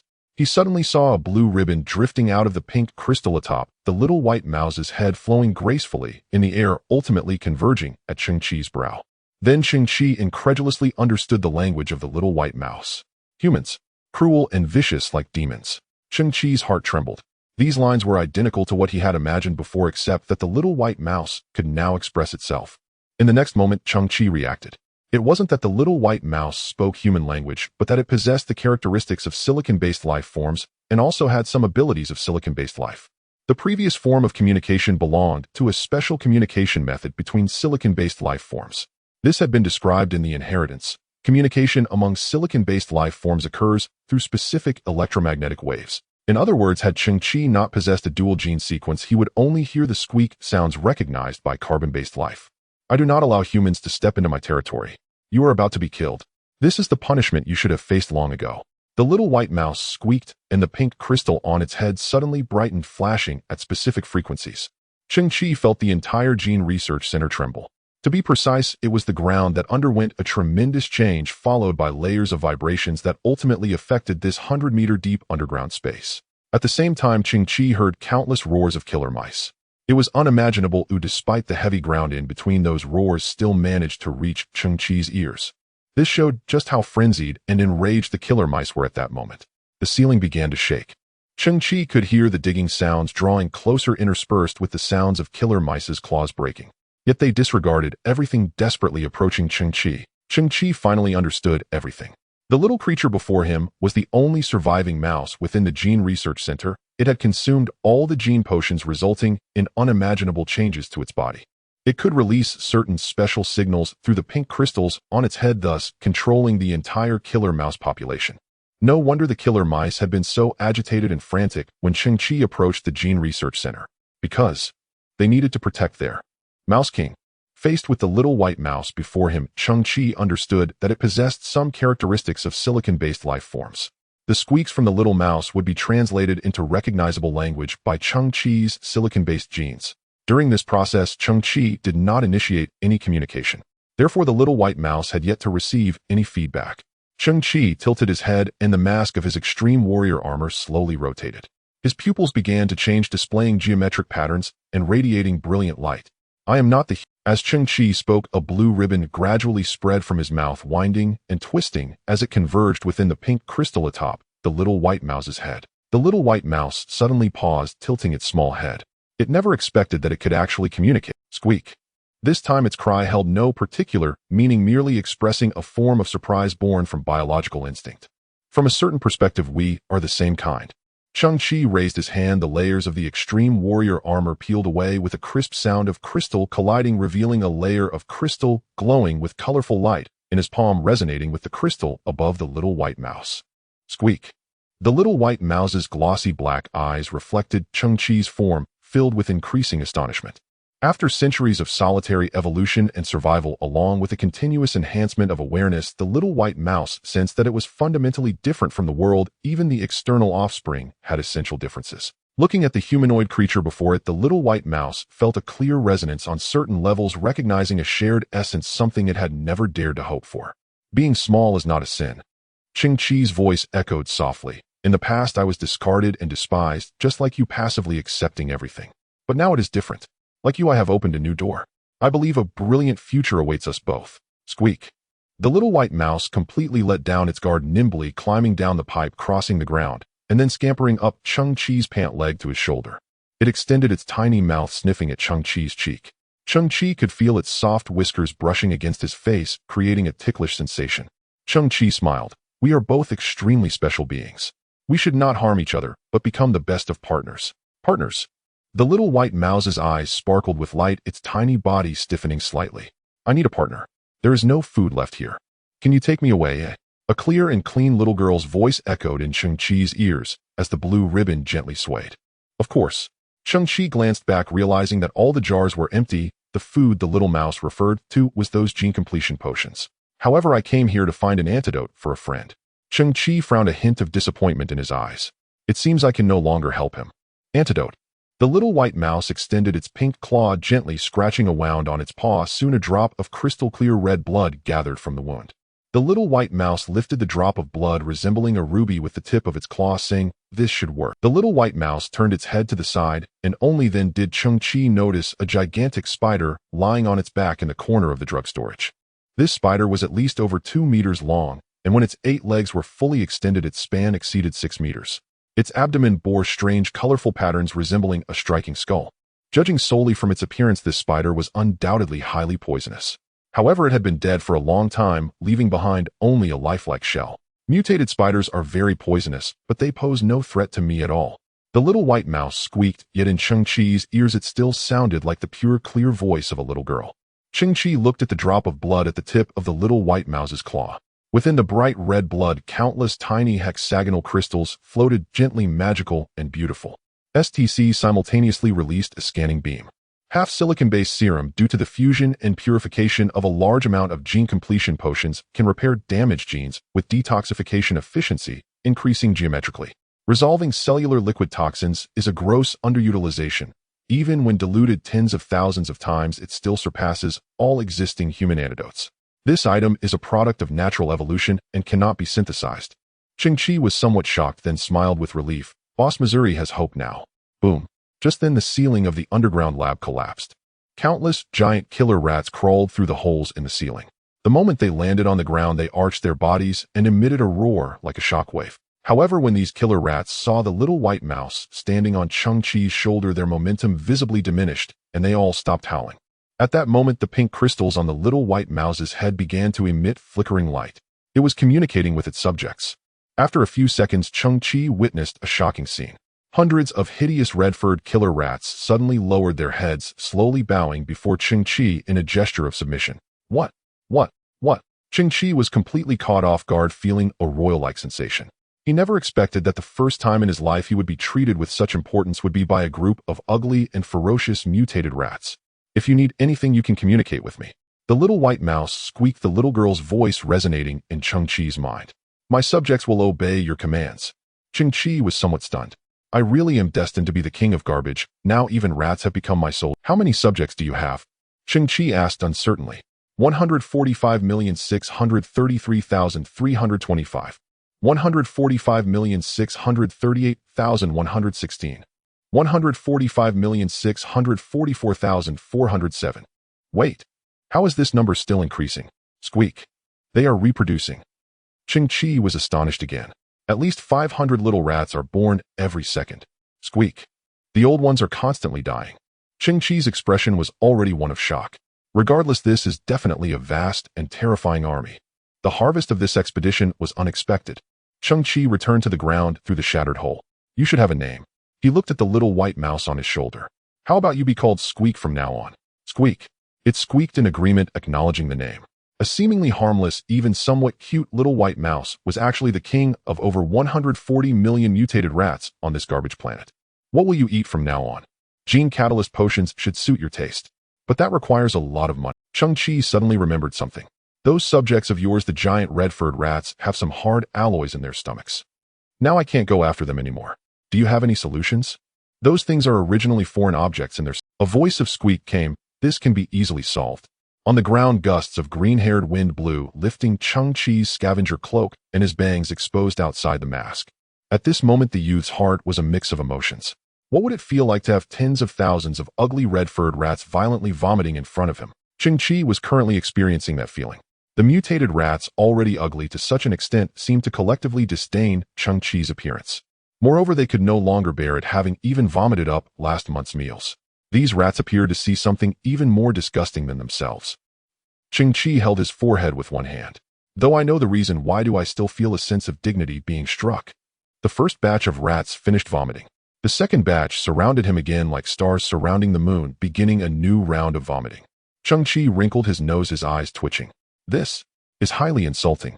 Just as Cheng Qi predicted, only the gigantic red-furred rats can nurture alloy. Moreover, not every red-furred rat carries alloy within its belly. Cheng Qi stood atop a towering mountain of garbage. Scattered over a radius of 5 kilometers, there lay a patch of amorphous alloy. Cheng Qi stood atop a towering mountain of garbage. Scattered over a radius of 5 kilometers, there lay a patch of amorphous alloy densely packed and reflecting bright light. Who understands my family? Cheng Qi's facial muscles began to tremble. This must be worth 50,000 pieces, right? How many credit points is that worth? It's outrageous. Within the garbage-laden earth there exists an astonishing treasure. Yet ordinary people lack the luck and power to uncover the vast wealth lying beside them. Those extraterrestrial humans, the moment they discarded this garbage, had already made a subjective judgment. They concluded that this pile of detestable things in their hands would never hold any value again. They would never have thought that all of this would become the foundation for a certain garbage heap youth to turn his fate around. The inferior amorphous alloy scattered before him immediately raised a question. They lay scattered everywhere, covered in the vomit of red-furred rats. Cheng Qi felt somewhat at a loss. After pondering for a moment, his eyes flickered, and he suddenly smiled. He took out a precisely constructed metal playing card from his pocket. With a gentle grip, a soft blue technological glow burst forth from the X-shaped gap in the card. Buzz! A blue beam door, standing 4 meters tall, appeared out of thin air. Soon after, a third-generation Iron Mama slowly drove out from the door. Upon reaching the open ground, the door in front of it slowly opened, revealing another Iron Mama that had shrunk in size by 90. As the smaller Iron Mama moved slowly, phantoms appeared around its body, expanding in circles. By the time it completely exited the door, it had returned to its standard size. The surrounding red-furred rats bared their teeth, appearing as though facing a great enemy, unable to comprehend the scene before them. Although the Iron Mama on its shoulder possessed high intelligence, it severely lacked experience. Its small eyes sparkled, filled with shock. Messy, filthy, and scattered. This was clearly the Iron Mama's domain. The third-generation Iron Mama had a triangular shape coated in black matte metal. Its bottom's levitation system emitted a blue glow, allowing it to float about 50 centimeters above the ground. As mechanical sounds rang out, a total of 9 mechanical arms extended from its 3 sections. Then a tremor emanated from inside the Iron Mama's mechanical body. Suffering from severe obsessive-compulsive disorder, it grew somewhat impatient. Cheng Qi chuckled. Thank you for your hard work. Buzz. 2 Iron Mamas charged into the garbage pile. They precisely picked up piece after piece of amorphous alloy, then produced some artificial fiber cloths and bottled cleaning liquids from within. Creak, creak. Puff, puff. They sprayed cleaning liquid onto the amorphous alloy, then used the cloths to wipe vigorously in a 360-degree fashion without missing any spots. Ding. The Iron Mama lifted a well-cleaned piece of amorphous alloy reflecting a dazzling sheen even under the dim sunlight. Creak, creak. Puff, puff. Within the garbage dump, the 2 third-generation Iron Mamas moved back and forth, their 18 mechanical arms flying up and down. Inside their storage compartments, one piece after another of extremely clean amorphous alloy stood neatly, like upright eggs precisely spaced at 0.1 centimeters. The inner side of the storage compartment also flipped out fixed ribbons wrapping around the center of the alloy, ensuring stability. All the ribbons maintained the same height, perfectly horizontal and vertical, creating a visually pleasing appearance. Cheng Qi scratched his head. There are advantages to having obsessive-compulsive disorder. It's comfortable. Although the Iron Mama's working steps were tedious, its computing speed was incredibly fast, and its movements were precise and efficient. Before long, the amorphous alloy on the ground had been mostly collected. This is fantastic. Cheng Qi felt extremely pleased. With the addition of a massive amount of inferior amorphous alloy, his gains this time were absolutely bountiful, a huge profit. Over 50,000 pieces of alloy, the new companion version of Zhi, and behind Zhi, there was an army of 140 million killing rats. Most importantly, Boss Mo's detoxification potion had also been obtained. He activated the micro stargate again, and a blue beam door appeared out of thin air. Cheng Qi stepped into it. It felt as though space was folding. For Cheng Qi, it was merely a step forward. His body felt no discomfort, and in the next moment, he found himself in his underground shelter. Before leaving, he had already set the return micro stargate. As long as he had this device, every journey could become one way for him. But what he did not know was that the crow had already passed the outskirts of the Kyoto area for the 3rd time. He stood on a ground effect flying vehicle gazing towards the mist-laden Kyoto. Zai. The crow shook his head. Did Qi gear fail? What a pity for that brave young lad. Cheng Qi looked at his underground shelter somewhat astonished. Han Zai and Xiao Qiong's efficiency was also not only had they reinforced and camouflaged the entrance of the underground shelter, but they also installed wooden stairs within the sloping tunnel. Of course, the stairs only occupied half the space, leaving the other half for Xiao Qiong to use as a slide. Inside the shelter, they built a wooden platform in front of the Earth Dragon King's expansion dock and crafted wooden fences. With this platform, the curvature issue of the ground was perfectly resolved. The platform extended out a wooden corridor resembling a winding wooden bridge that connected directly to the wooden stairs at the cave entrance. Cheng Qi also noticed a small pile of soil stacked on one side of the platform. The small grass he had previously transplanted was planted in the center of the soil mound, gently swaying. They probably want to create a vegetable garden or a botanical garden. It's a great idea. If it can truly be realized, this place will be very beautiful. However, on today's Earth, land is scarce and likely polluted. Collecting enough soil will be a challenging task. Cheng Qi gazed at the small mound of soil, somewhat speechless. Why does it feel like a grave overgrown with weeds? Han Zai is so fond of cremating me. Now there's even a grave site. It seems I can have a full set here. The 2 steel mamas returned on time. When the warehouse door opened, it revealed a tightly packed, immaculate mass of amorphous alloy. The data showed a total of 49803 pieces of alloy. Cheng Qi suddenly became energized. It's insane, absolutely insane. The joy within him was beyond words, compelling him to take action and make this harvest even more extraordinary.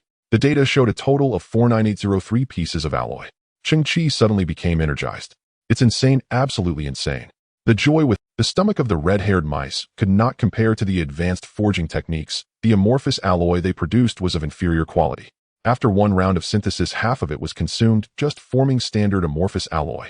However, Cheng Qi felt no sense of regret. Because these alloys were almost like free gifts, and no matter how much they were, half the quantity was still astonishing. Dispersing into primordial matter synthesis in progress, high entropy alloy 12450. Cheng Qi looked at the high transparency and milky luster of the high entropy alloy covering the ground, and he was somewhat dazed. Who could have imagined this? Who would dare to think so? Previously, just 4 pieces of high entropy alloy brought Cheng Qi an income of 34 million credit points, leaving even the aloof boss speechless. High entropy alloys are incredibly rare and expensive. What lay before him was not just a few pieces or piles, but a whole ground covered in high entropy alloy. It's a whole ground. With this quantity, even the reserves of the Star Alliance wouldn't have so much right. This definitely calls for continued synthesis. Cheng Qi could even hear the thunderous beating of his own heart. What astonishing materials will emerge atop the high-entropy alloy? Unable to continue synthesis, Cheng Qi heard the cold, unfeeling voice of the SDC, as if an entire Arctic Ocean poured down upon him, and his once fervent heart suddenly turned cold. Cheng Qi was stunned. What happened? Missing blueprints for technology above level 4, unable to synthesize corresponding levels. Users can unlock higher-level synthesis by collecting corresponding information fragments. Cheng Qi looked at his crystal wristband, where the blue starlight continued to flicker. Your information is incomplete, Cheng Qi recalled carefully.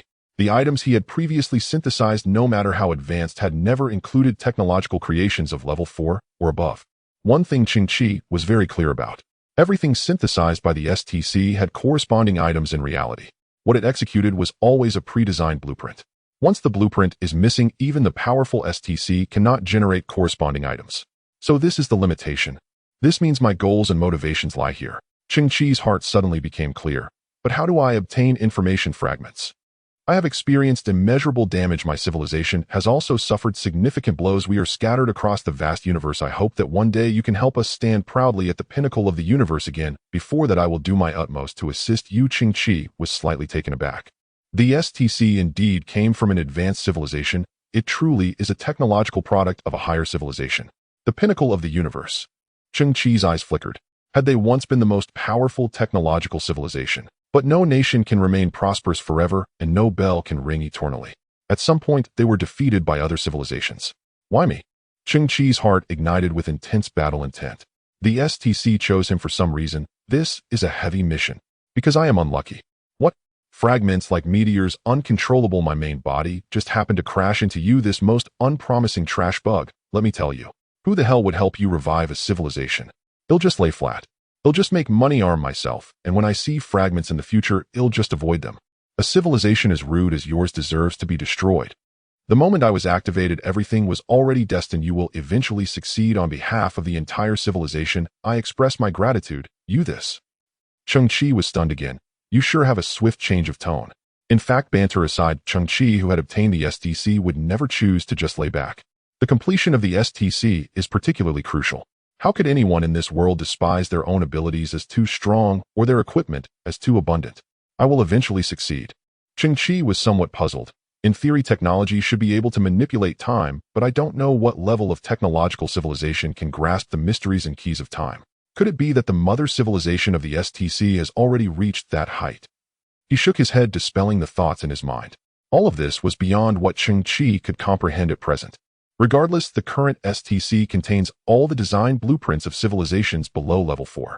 The human civilization that Cheng Qi lived in had not even broken through level 2. In other words, the existence of the STC is undoubtedly a dimensional strike. As long as it is used properly, the path of ascension will not be interrupted. As for the ground covered in high-entropy alloy, it could only be sold to the aloof boss for now. Cheng Qi felt somewhat expectant. What kind of expression would the aloof boss have upon learning of this transaction? This is easy. Calling Boss Missouri. Cheng Qi opened the dedicated radio. Your fateful big client, unparalleled benefactor has arrived. Cheng Qi. Mo's voice remained steady as before. I conducted an investigation. The gray storm on Earth has entered its final stage 4 hours ago, but why have my 20 technology boxes not returned? This guy really has no feelings. Cheng Qi exhaled slowly. Don't you know?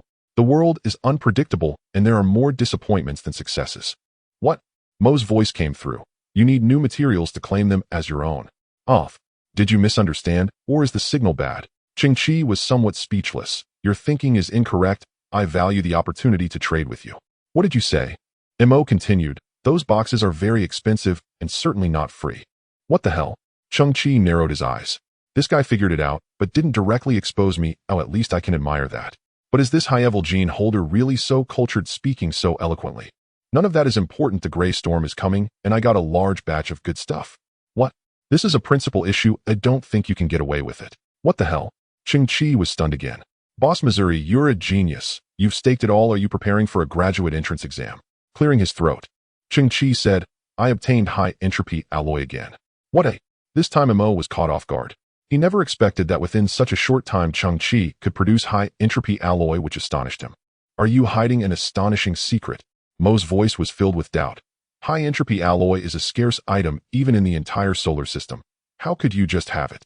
Haven't I already said it? The gray storm came stirring up a large amount of junk. And I have always been lucky, just happened to pick up some high-entropy alloy. Cheng Qi spoke naturally, though he too was a bit curious. Clearly he was already a level C gene holder, even higher than Mo, yet why could he speak so casually, not blushing or racing heart? How many pieces did you get this time? Mo's voice was somewhat serious. Anything involving high-entropy alloy was a big business. Moreover, he had already shown full trust in Cheng Qi by specifically using the term pieces. 12450 pieces. What a? 12450 pieces? What a? Is your signal really bad? 12450 pieces. I've said it several times. Thud. Suddenly Cheng Qi heard a strange noise from the communicator. Did Mo fall off his chair? Cheng Qi scratched his head. As a big boss and high-level gene holder, is he really that unstable? Not worth mentioning. Just wait. The transport box will arrive soon. And don't drink those inferior gene potions. Cheng Qi arrived on the ground. He discovered that Han Zai was indeed quite meticulous. The exit of the underground shelter was once again disguised with a large amount of garbage, all welded or glued together, and without the sweeping of the gray storm, this disguise was very secure. Once the entrance was completely closed, it was surrounded by heaps of garbage that looked largely the same, making it impossible for anyone to detect anything unusual here. Not far from the entrance, it was precisely the hut where Cheng Qi used to live. Han Zai had propped it up again, but it was undoubtedly just a facade. Yet such a detail could sufficiently dispel others' concerns. After all, Cheng Qi would often be in and out nearby, and he certainly needed a nominal residence. Perfect. Cheng Qi nodded. Han Zai truly lives up to being a nanny robot. Then he quietly waited for Mo's transport box, gazing up at the sky. The two starships of the Interstellar Alliance team that were previously spotted were surprisingly still hovering near the atmosphere. Why haven't they landed yet? Cheng Qi was somewhat puzzled. Usually these so-called higher beings were filled with disdain for Earth, coming and going in a hurry, unwilling to linger for even a second. A slight sense of alertness emerged in Cheng Qi's consciousness. Moreover, this feeling was accompanied by a sound akin to the gentle friction and collision of two thin crystals. Is this the sixth sense of silicon-based life forms? Cheng Qi underwent a partial siliconization, his eyes transforming into brilliant diamonds. Only then did he notice that the massive hull above was continuously emitting wide-ranging scanning beams. And this beam was not visible light, hence invisible to the naked eye. To be precise, it was undetectable by the eyes of carbon-based life forms. Cheng Qi squinted. The pilot Crow had mentioned that he had come this time to search for something. Initially, Cheng Qi thought Crow's insider information was unreliable, but now it appeared that Crow's channels of information were indeed quite credible. After a moment of careful discernment, Cheng Qi discovered that the scanning beams from the starship could only detect up to about 50 meters underground, completely failing to uncover his underground shelter. Although they could sense the tunnels in this garbage-infested Earth, there were numerous scavengers profiting from digging, and tunnels were everywhere, nothing unusual about it. Xiao Qiong's father had also perished underground due to digging such tunnels. Suddenly, Cheng Qi heard a faint sound emerging from a garbage pile about 500 meters away. Thanks to his genetic enhancement, otherwise he might have failed to notice it. What is that? This was the second time Cheng Qi felt that there was some creature lurking around. Last time it was when Cheng Qi saw a quarter of a person struggling on the surface during a gray storm. Was it some kind of creature? Or perhaps a malfunctioned robot that suddenly activated due to a reverse short circuit? Cheng Qi slightly shifted his steps. Suddenly, he heard Mo's voice from the communicator, prepare to receive the box. Looking at the disordered and desolate garbage pile ahead, Cheng Qi stopped in his tracks. He turned to gaze at the sky, only to see a larger-than-usual black biological box slowly appearing in the distant sky. The previous box was about the size of a shoebox, but this time its volume was equivalent to a small refrigerator from the old era. TSK. Mo has indeed learned from experience. This time they brought a larger box and then packed as many items as possible. At worst, they'll just make a few trips. Cheng Qi pouted. In this case, I won't have the chance to seize the box. Cheng Qi glanced again at the two warships hovering in the air. The box's flight path was cleverly designed, precisely utilizing the scanning blind spots. Earth was sealed off, yet they still dispatched heavy soldiers. Mo was quite bold, smuggling right under their noses. Cheng Qi shook his head. Merchants in the face of sufficient profit risks are nothing at all. The gray storm had completely receded. The airflow was very stable, and the refrigerator-sized biological technology box landed smoothly in front of Cheng Qi. Cheng Qi examined the biological technology box before him. It was just an enlarged version of the small box with no significant technological upgrades. Of course, due to the multiplied increase in manufacturing materials, the price of this item must have skyrocketed. What a pity. How much alloy can such a small box hold? At most 500 pieces, right? How many trips would that take? Cheng Qi felt somewhat helpless as he slowly approached, pressed the box's switch, and a pneumatic sound arose as the hatch slowly opened. Cheng Qi was stunned.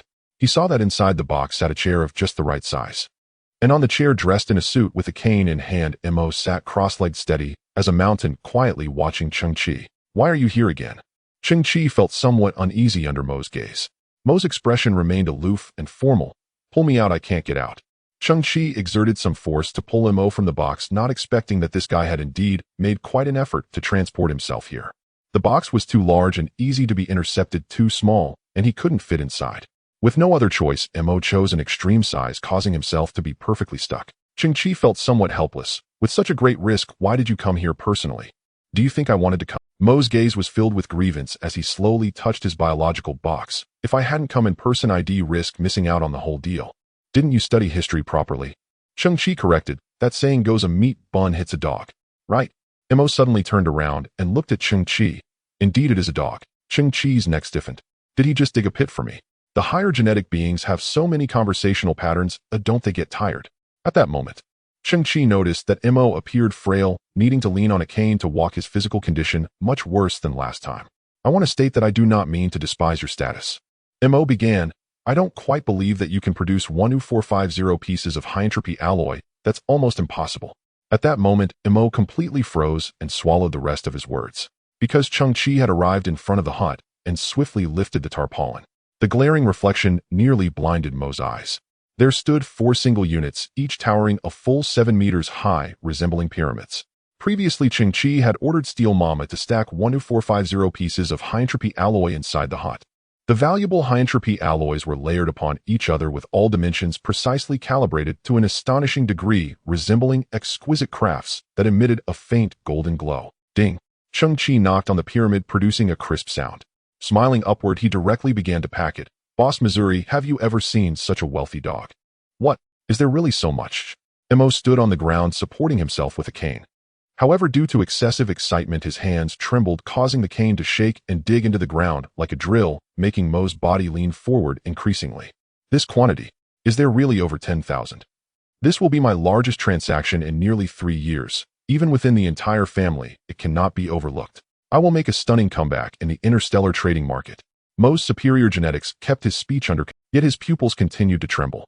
Next, he struggled to regain his professional demeanor as a merchant, continuously counting the high-entropy alloy. Mo increasingly found it hard to believe.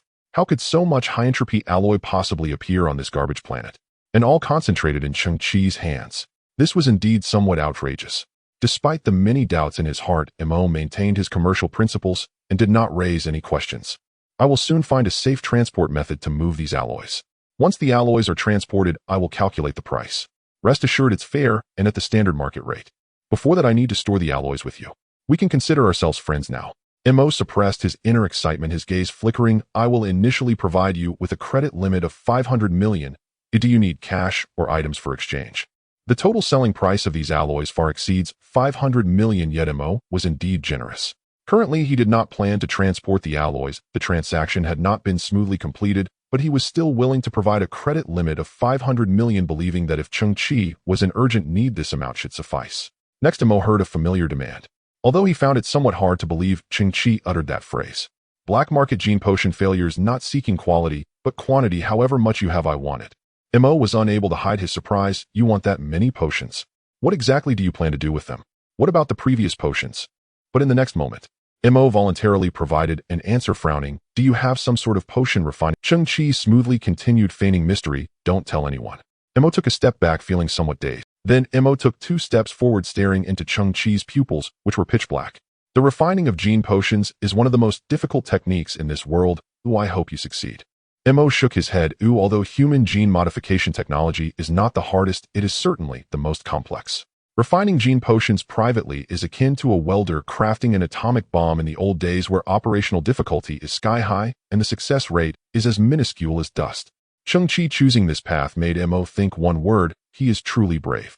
Cheng Qi was also observing Mo's pupils, straining his vision to discover the faint golden specks swirling deep within. The STC notes clearly state that the pupils of those poisoned will gradually reveal a golden speck and will show increasing photophobia. Cheng Qi examined Mo. "Boss Missouri, have you been feeling unwell lately, not letting go of your cane?" I might have contracted some virus after visiting some special environments. Mo casually shook his head. The family has long employed the top physician in the solar system. These minor issues will be resolved soon. Cheng Qi pouted and nodded. Boss Missouri, have you recently preferred staying in dark places? Mo was taken aback, and upon reflection he indeed didn't favor strong lighting lately. Even in the starship cockpit he instinctively chose the dimmest lighting, and every night he felt inexplicable. Mo then raised his head. How do you know? Cheng Qi smiled. Given Boss Mo's family background, you must have a large residence, but whether it's the butler's wishes or other people's directives, the lighting in the mansion has also been dim lately, right? Mo furrowed his brow, recalling for a moment. How do you know? Cheng Qi continued. Have other members of Boss Mo's family been feeling a little unwell lately, showing slight weakness, but not very obvious? Mo frowned. My family is large. My father ranks second, and I am the fourth son. To be honest, my father's line has always been somewhat marginalized, including myself, and we have always faced some exclusion, so I'm not very clear about the situation of others. However, Mo inhaled slightly. My father has indeed been unwell lately, and the family physician has been quite busy. Don't expect much from your physician. Cheng Qi sighed. He won't offer any substantial advice, most likely saying ambiguous things to comfort you. This guy should already know the truth, but is powerless, or perhaps he is ready to run away. Mo's eyes widened. Why? Because. Cheng Qi stared directly at Mo. Your entire family has been poisoned by a type of cell liquid toxin, and this toxin is not something that current human civilization's medicine can conquer, nor can it be shaken. Cheng Qi paused for a moment, then continued. The gradual weakening of the body, photophobia, and the appearance of golden specks in the pupils are all symptoms of poisoning. What?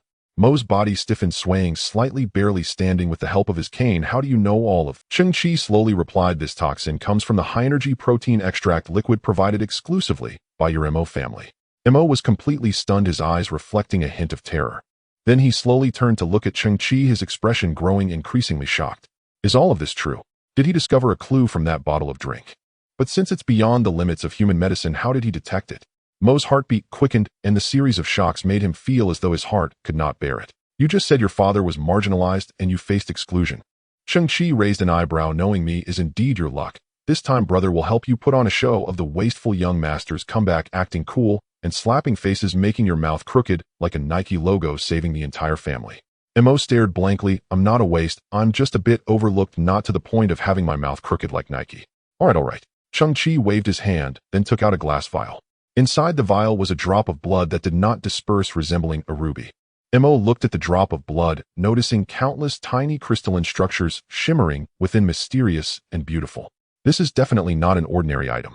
Mo's professional instincts kicked in, quickly retrieving a miniature golden scale from his pocket and unfolding it for scanning.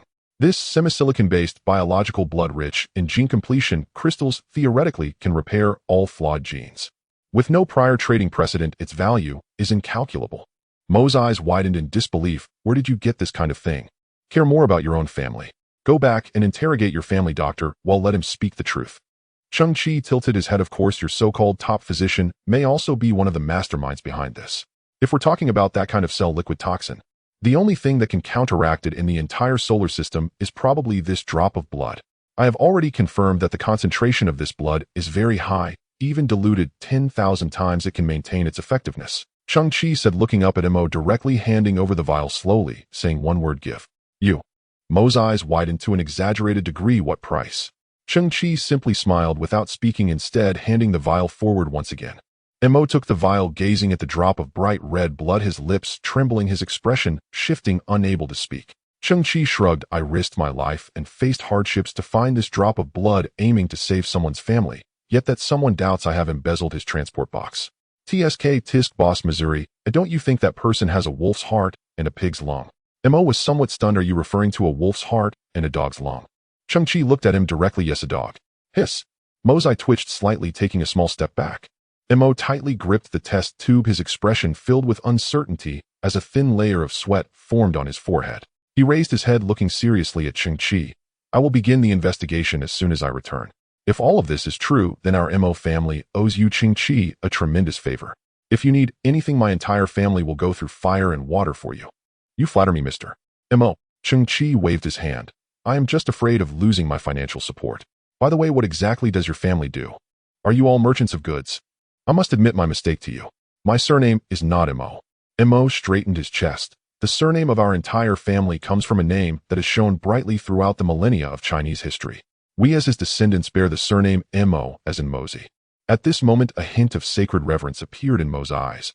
And now the head of the family is named Mou, but he has traveled far into the stars and has not returned for 100 years. Oh, Mou. Cheng Qi shrugged. I've never heard of him. Regardless, you have not turned a blind eye to my Mo said seriously. To express my initial gratitude, I must tell you some information. He looked up at the 2 starships in the sky. About this Interstellar Alliance combat team.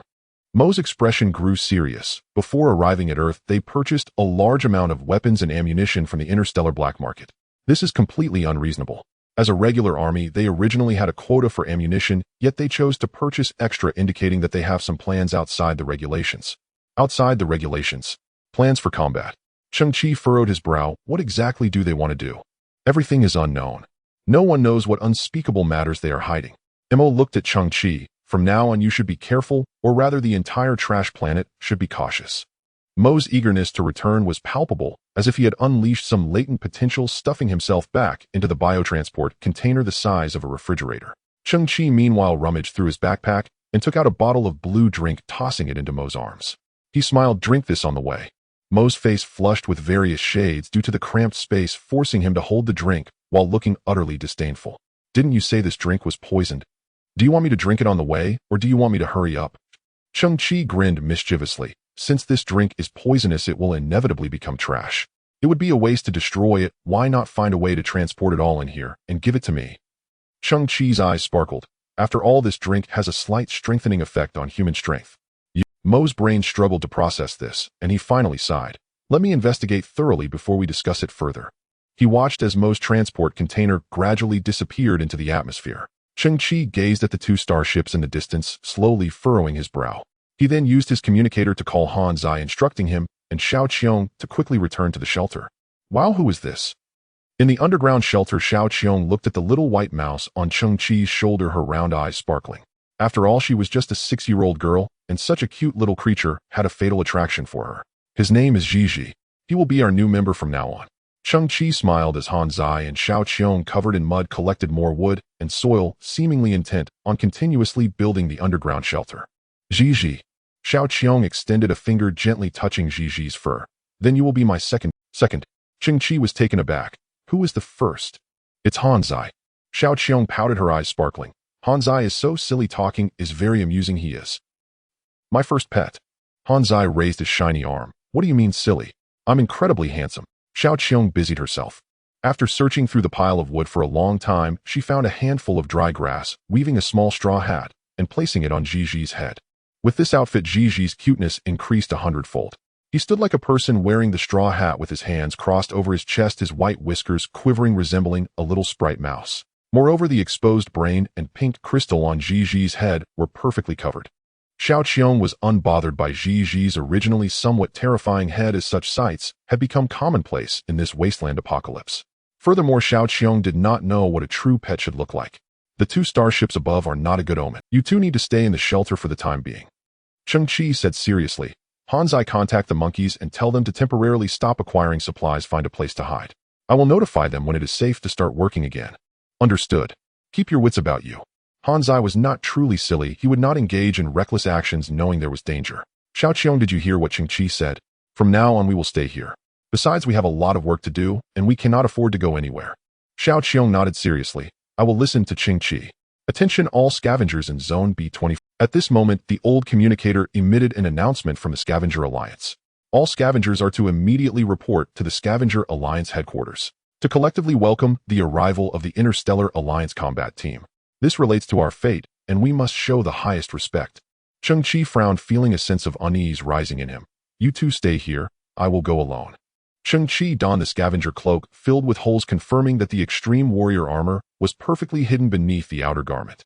He then checked his jet turbine shoes and anti-gravity gloves. Finally, he verified his eyes, ensuring that the unique light refraction feature of his silicon-based genes perfectly concealed the 3 rings of light in his pupils. Taking a deep breath, Cheng Qi stepped towards the exit. I intend to see what this interstellar combat team is up to. In front of the headquarters of the Scavenger Alliance, a vast area of garbage has been compacted and flattened, forming a spacious square.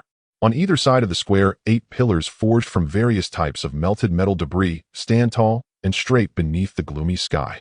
Here, even on garbage earth, it boasts the greatest prominence. Thousands of scavengers have gathered in this place. Water resources on Earth are scarce, making bathing a relatively luxurious affair. Over the years, the scavengers exude a musty odor, and when gathered together, they create an aura that seems to repel others. Cheng Qi stood among the crowd, quietly observing everything.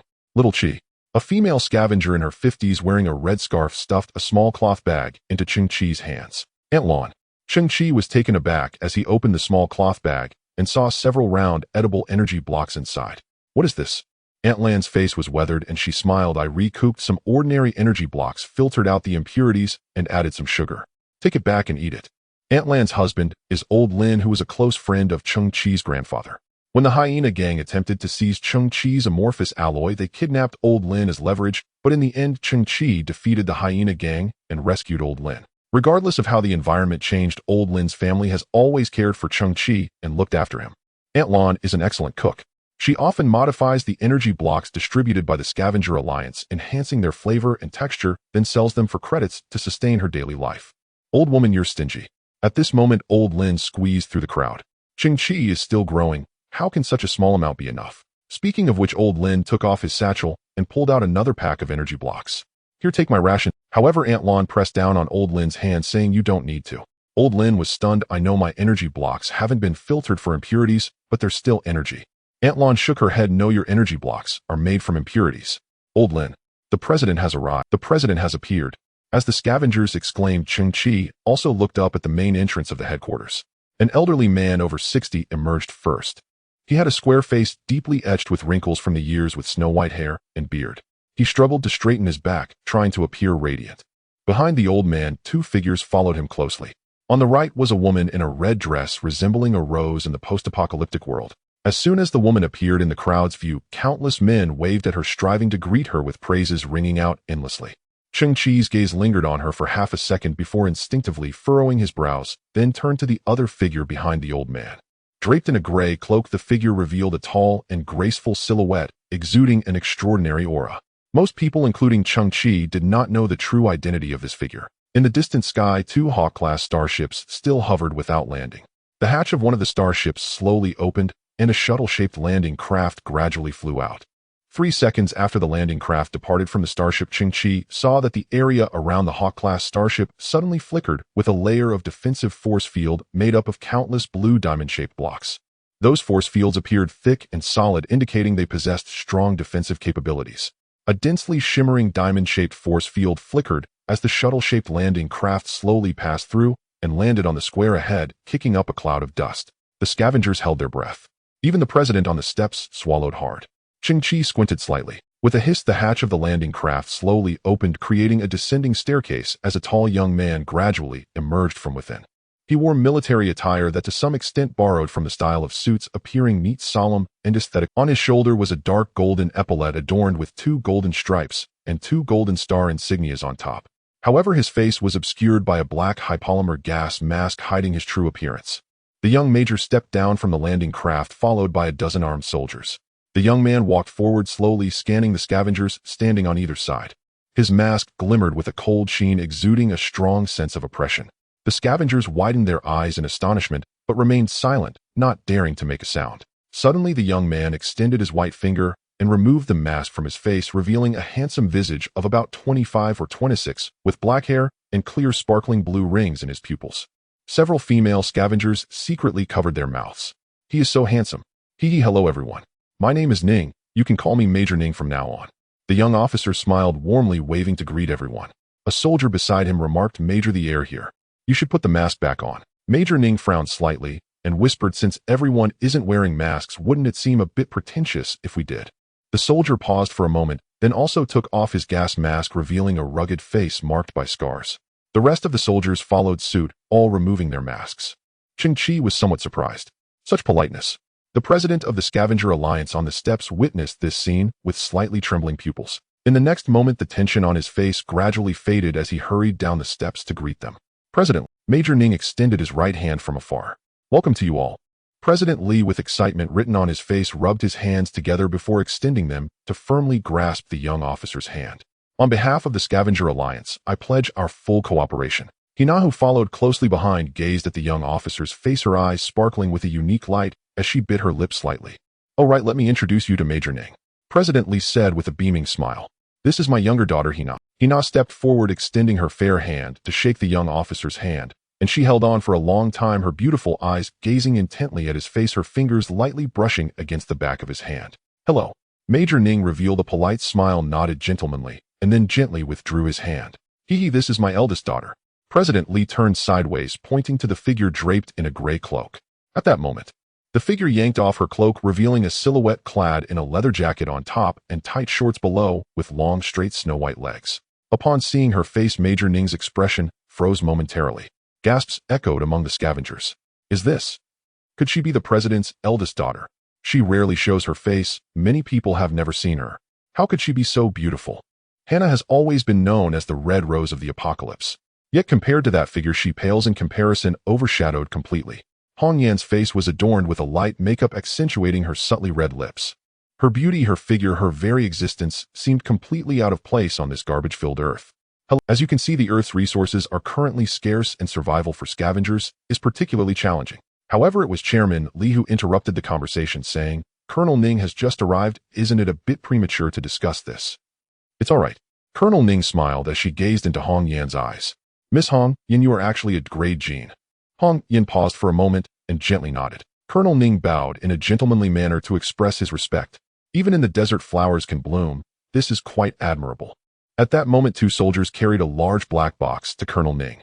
"Colonel, as per protocol, if we discover any A grade or higher gene carriers during our inspection, we need to conduct a gene identification." Upon hearing this, Hong Yan's beautiful eyes trembled violently, while Chairman Li and Hannah both slightly. Cheng Qi was secretly observing everything.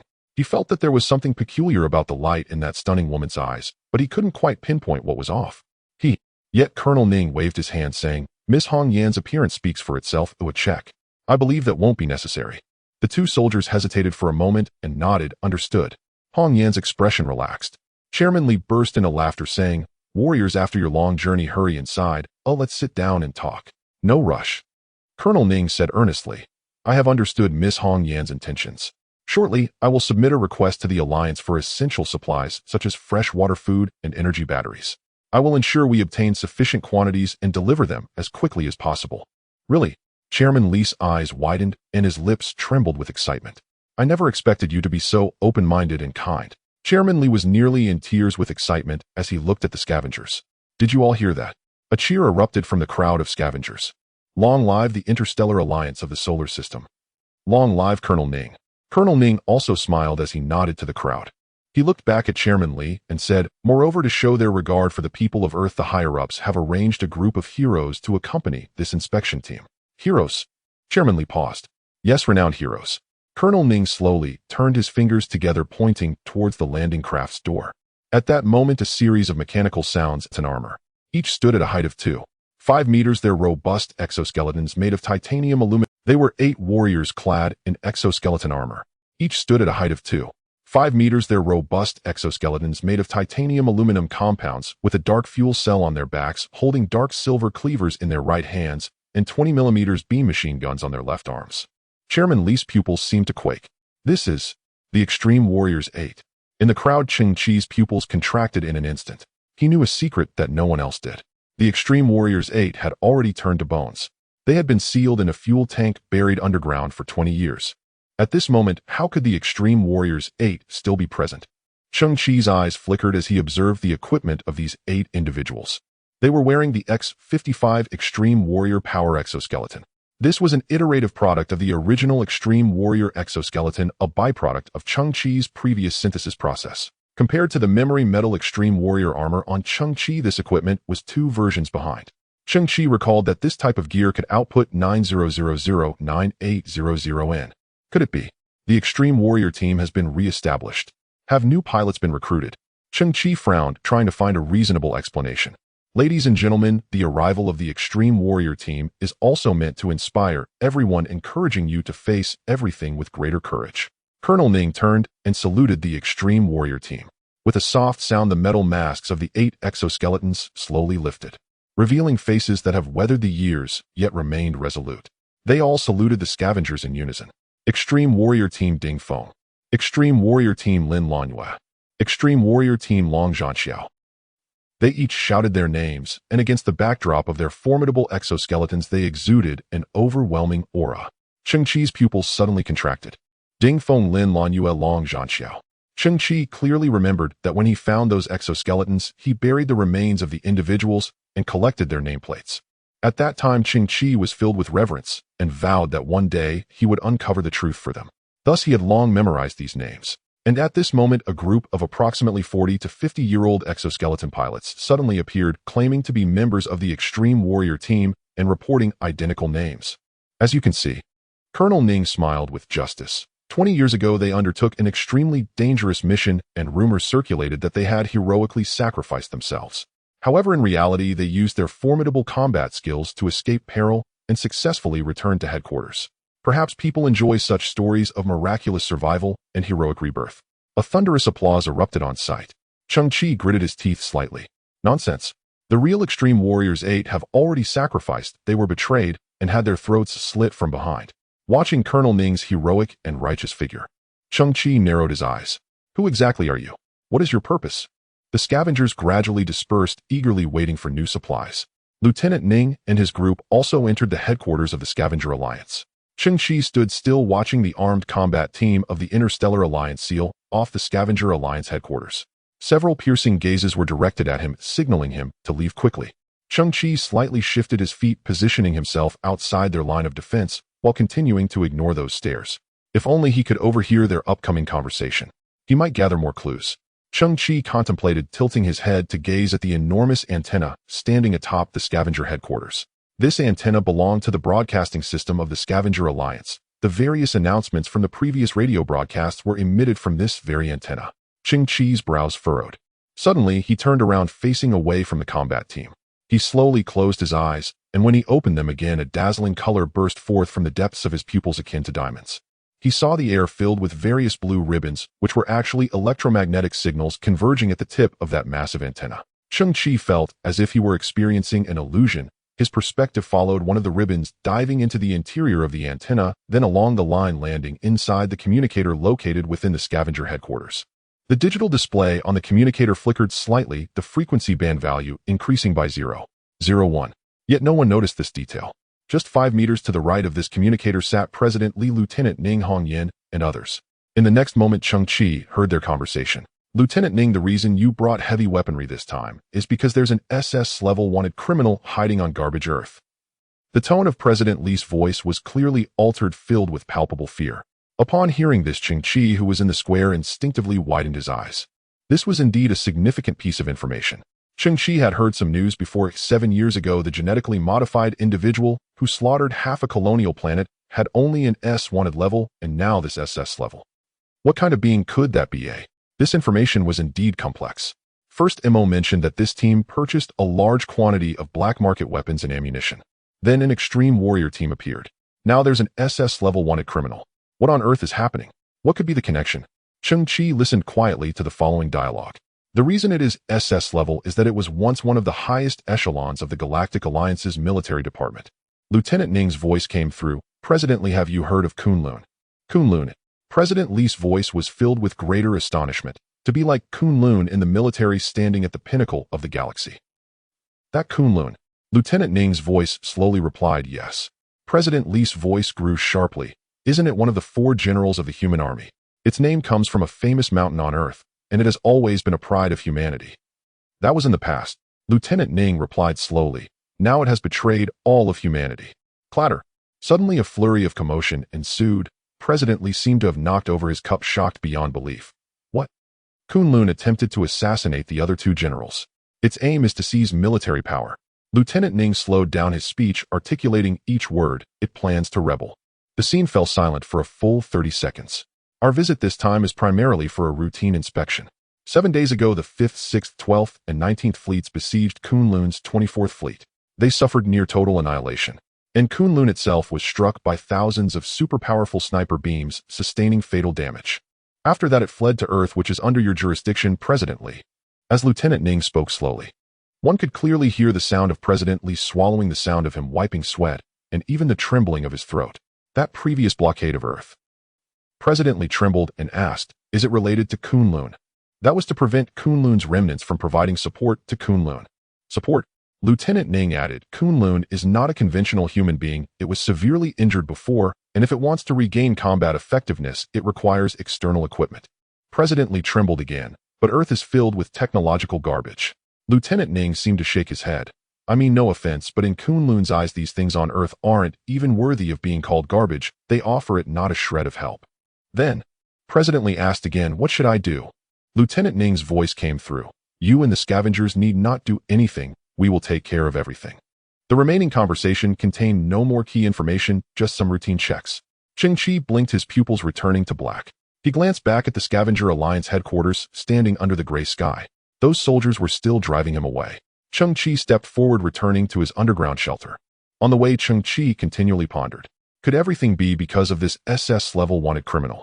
But that didn't seem right. Oh, why would they purchase ammunition outside the regulations? What secrets were hidden behind the extreme warrior group of 8? Was this team truly righteous or evil? The probability of them being evil was quite high. However, the question remained, what about certain individuals and the entire team? After all, they were the regular army of the Interstellar Alliance. Unbeknownst to him, he returned to his underground shelter. Cheng Qi sat in front of the Dragon King expansion dock, frowning in contemplation, casually picking up an old teapot to moisten his throat. Fool, why is Xiao Qiong in the urinal again? Cheng Qi said helplessly. Fool poked his half-brass head out from behind the room. You said we couldn't go out, so we've been obedient. Then Xiao Qiong panicked when she needed to pee, not wanting to dirty the ground, and since she couldn't get used to the toilet, she could only pee in your pot. Cheng Qi facepalmed, then asked, Where's Xiao Qiong? What is she doing?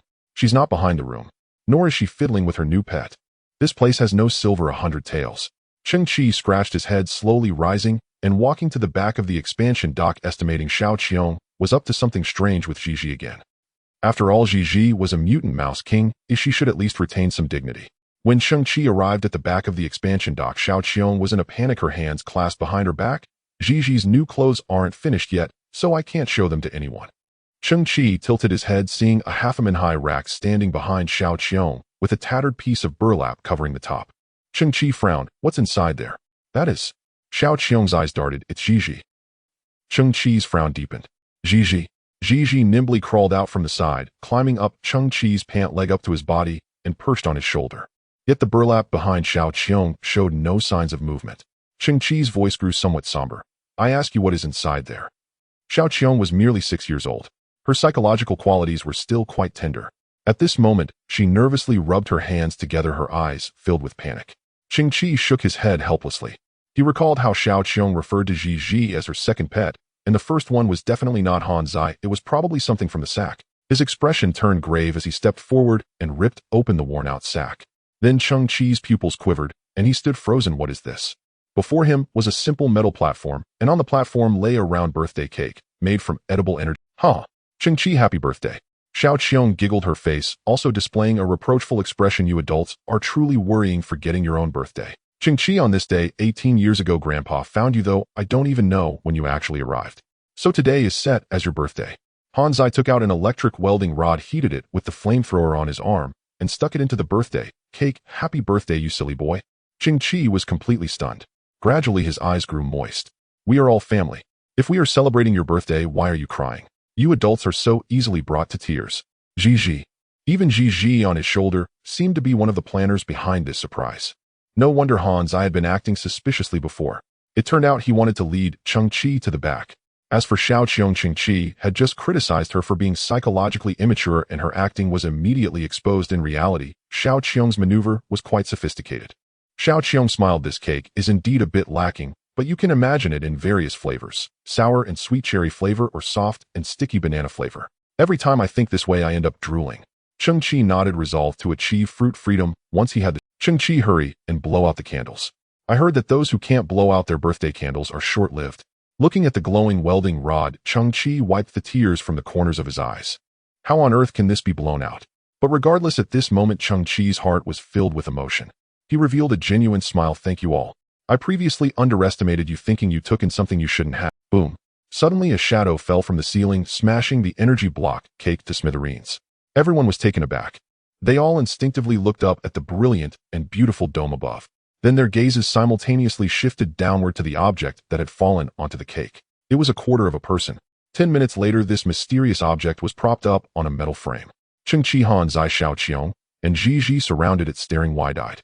It had a human head female with exquisitely proportioned features radiating a sense of heroism. At this moment, its eyes were tightly shut with lifelike eyelashes, long and distinct.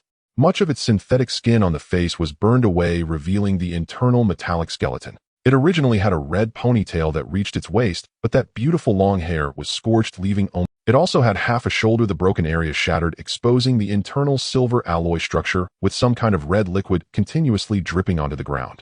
On the left side of its shoulder there was a connected arm, but this arm was severely burned with no synthetic skin left, revealing the twisted and deformed metallic skeleton inside. Just below its neck, a narrow mechanical spine was left with only half, and the neural interfaces on the surface were charred, resembling a terrifying mechanical centipede swaying slightly in the air. "This is not a robot," Cheng Qi said in astonishment. "This is a highly cybernetic life form." Through the cracks in the metallic skull of the unknown creature, it was clear that inside its skull was a human brain, pink in color, showcasing its folds and grooves. It used to be a human, but for some reason, perhaps due to bodily mutation or the desire to continuously grow stronger and enhance combat abilities, it began to modify its own limbs, replacing its bodily organs with mechanical prosthetics. In the end, it had replaced nearly all human organs, including limbs, internal organs, and the spine, leaving only its own brain. Cheng Qi observed the cracks on its skull closely. The remaining brain has also been modified, implanted with various chips, presumably to enhance reaction speed, computational ability, and memory functions. Realizing everything, Cheng Qi gasped, taking a step back. Was that blurry figure he saw struggling on the ground earlier really it? When did it come in? Cheng Qi looked up at the ceiling, where the only object was the floating light of the Earth Dragon. Had it been lying on the light fixture all this time? It was clear. The mysterious object before him absolutely did not belong to the garbage planet. Everything about it, the technology, the materials, the components, was something Cheng Qi had never seen before. Cheng Qi was a bit dazed. He had previously considered all possibilities. One of them was that the Interstellar Alliance combat team outside fabricated an SS-grade, wanted criminal to cover up certain other objectives. Now it seemed Cheng Qi had hit the jackpot. The SS-grade wanted criminal was not fabricated. The scene before him was so vivid. If Cheng Qi did not connect these two matters, he might as well take his brain out, wash it, chop it up, and flush it down the... But is there perhaps another minuscule possibility? Could it be that this thing was just discarded garbage, and earlier it suddenly regained a tiny bit of energy, crawling on the ground and fortuitously making its way into Cheng Qi's underground shelter? After all, if it truly was that SS-grade wanted criminal, it would definitely be a hot potato, handed over to the Interstellar Alliance combat team. But the morality of that team had yet to be determined. Not handing it over. What if it really was a heinous... Cheng Qi, it seems she has already died. Xiaoqiong gazed at the broken body before her, seemingly reluctant. She is a very beautiful sister. Not dead yet. Han Zai's bulbous eyes sparkled. Her brain still shows a bit of weak activity. Cheng Qi decided to perform simple repairs on her to gain more information. Tilting his head, the KP-03 Quantum Intelligent Repair Cluster, resembling a metallic pyramid, glowed with a bluish light. Like an ancient relic, the front hatch slowly opened, releasing a misty glow. Tens of thousands of nanoscopic repair robots floated like smoke, gathering towards the damaged cyber life form. Cheng Qi's command was clear. First, repair her communication function. The nanorepair robot gathered and dispersed once more. Within the brain of the cybernetic life form, minuscule electric arcs flickered. Due to severe damage to various circuits, only remedial repairs can be executed. The repair outcome cannot be estimated. A small UFO floated before Cheng Qi, relaying the repair information. Cheng Qi nodded silently. This was garbage Earth. With damage of this extent, had it not encountered him, Cheng Qi, and had it not been for the quantum repair cluster he had recently synthesized, it would have had no chance of being repaired at all. Suddenly, the eyelid of the cybernetic life form trembled, its eyelashes quivered. Swish! It abruptly opened its eyes, but only the left eye. However, it had no human-like pupil, nor any genetic-level information. It appeared to be an electronic eyeball, with a dim red flickering at the very center of the eyeball. Seeing this scene, Xiaoqiong instinctively shrank back. Cheng Qi attempted to communicate with it using the electronic resonance properties of silicon-based life forms, but there was no feedback as it lacked a core CPU. Its consciousness stemmed entirely from that human brain. He noticed that the red dot within the eyeball flickered, transforming into a red halo, which then began to slowly expand and gradually shrink, ultimately condensing into a red pupil. I must say its eye was beautiful, evoking a breathtaking feeling. Her right eye also began to tremble, but despite her efforts it still did not open. The repair work of the quantum cluster was nearing completion. Cheng Qi steadied his mind and slowly spoke, "Who are you?" "I am." The red lips dusted slightly, slowly parted, the voice crisp and cold. Though weak, it was melodious. "I am. I don't remember." Cheng Qi furrowed his brow. Is the biological brain damaged? The scene before him was still quite bizarre. A person with only a head and half an arm, even the spine exposed, swayed slightly as it spoke, yet it could not provide its own identity. Cheng Qi patiently asked, "What do you remember?" "I." The red halo in the left eye of the cybernetic life form flickered slightly. "I was betrayed by someone." Cheng Qi's heart sank. It increasingly resembled that SS level wanted criminal. "What else can you remember about yourself?" I. The red lips on the head trembled. "I seem to have the surname Hua. As in flower." "Hua." Cheng Qi tilted his head. "Hua Mulan. I remembered. My surname is indeed Hua. My name is." The flickering left eye blinked. It seemed unable to see Cheng Qi, only perceiving the void before it. "My name is Hua Kunlun." Hiss. All right. I hit the jackpot." Cheng Qi leaned back to serve the army. "One must be like Kunlun, standing at the pinnacle of the galaxy." "That Kunlun." "No." The beautiful head trembled. "My father said a daughter should be like Kunlun, daring to be the first in everything." Cheng Qi clicked his tongue. "Your father is quite ruthless, turning a fine daughter into this." Over the past time, Cheng Qi had heard some legends about General Kunlun on the interstellar radio.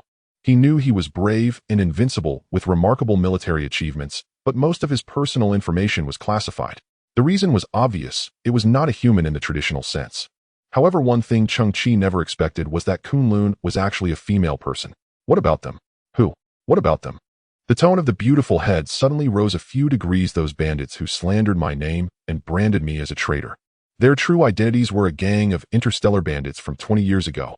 They slaughtered an entire interstellar squad, donned military uniforms, altered system records, and brazenly rampaged for 20 years. Cheng Qi's pupils suddenly constricted. A vast amount of information spread in his mind, gradually evolving into a truth. Kunlun was wronged, and the true identity of that interstellar combat squad was a gang of bandits. Were they merely robbers disguised as soldiers, changing their identities? According to the prompts from the quantum repair cluster, the head of the cybernetic life form before him had not been completely repaired. Rather, it was the subconscious in its biological brain that was sustaining all its actions. In other words, all this information came from her subconscious. It was the most genuine expression from her inner self. She was not lying, nor could she lie. "I need to expose them. I need to eliminate them. I cannot allow all this to happen." As she spoke, that left eye, which had been stuck for a long time, abruptly opened wide, the beautiful head's eyes radiating a red glow, like a fierce battle intent, and her head began to shake violently. "I will never fall. I will fight forever."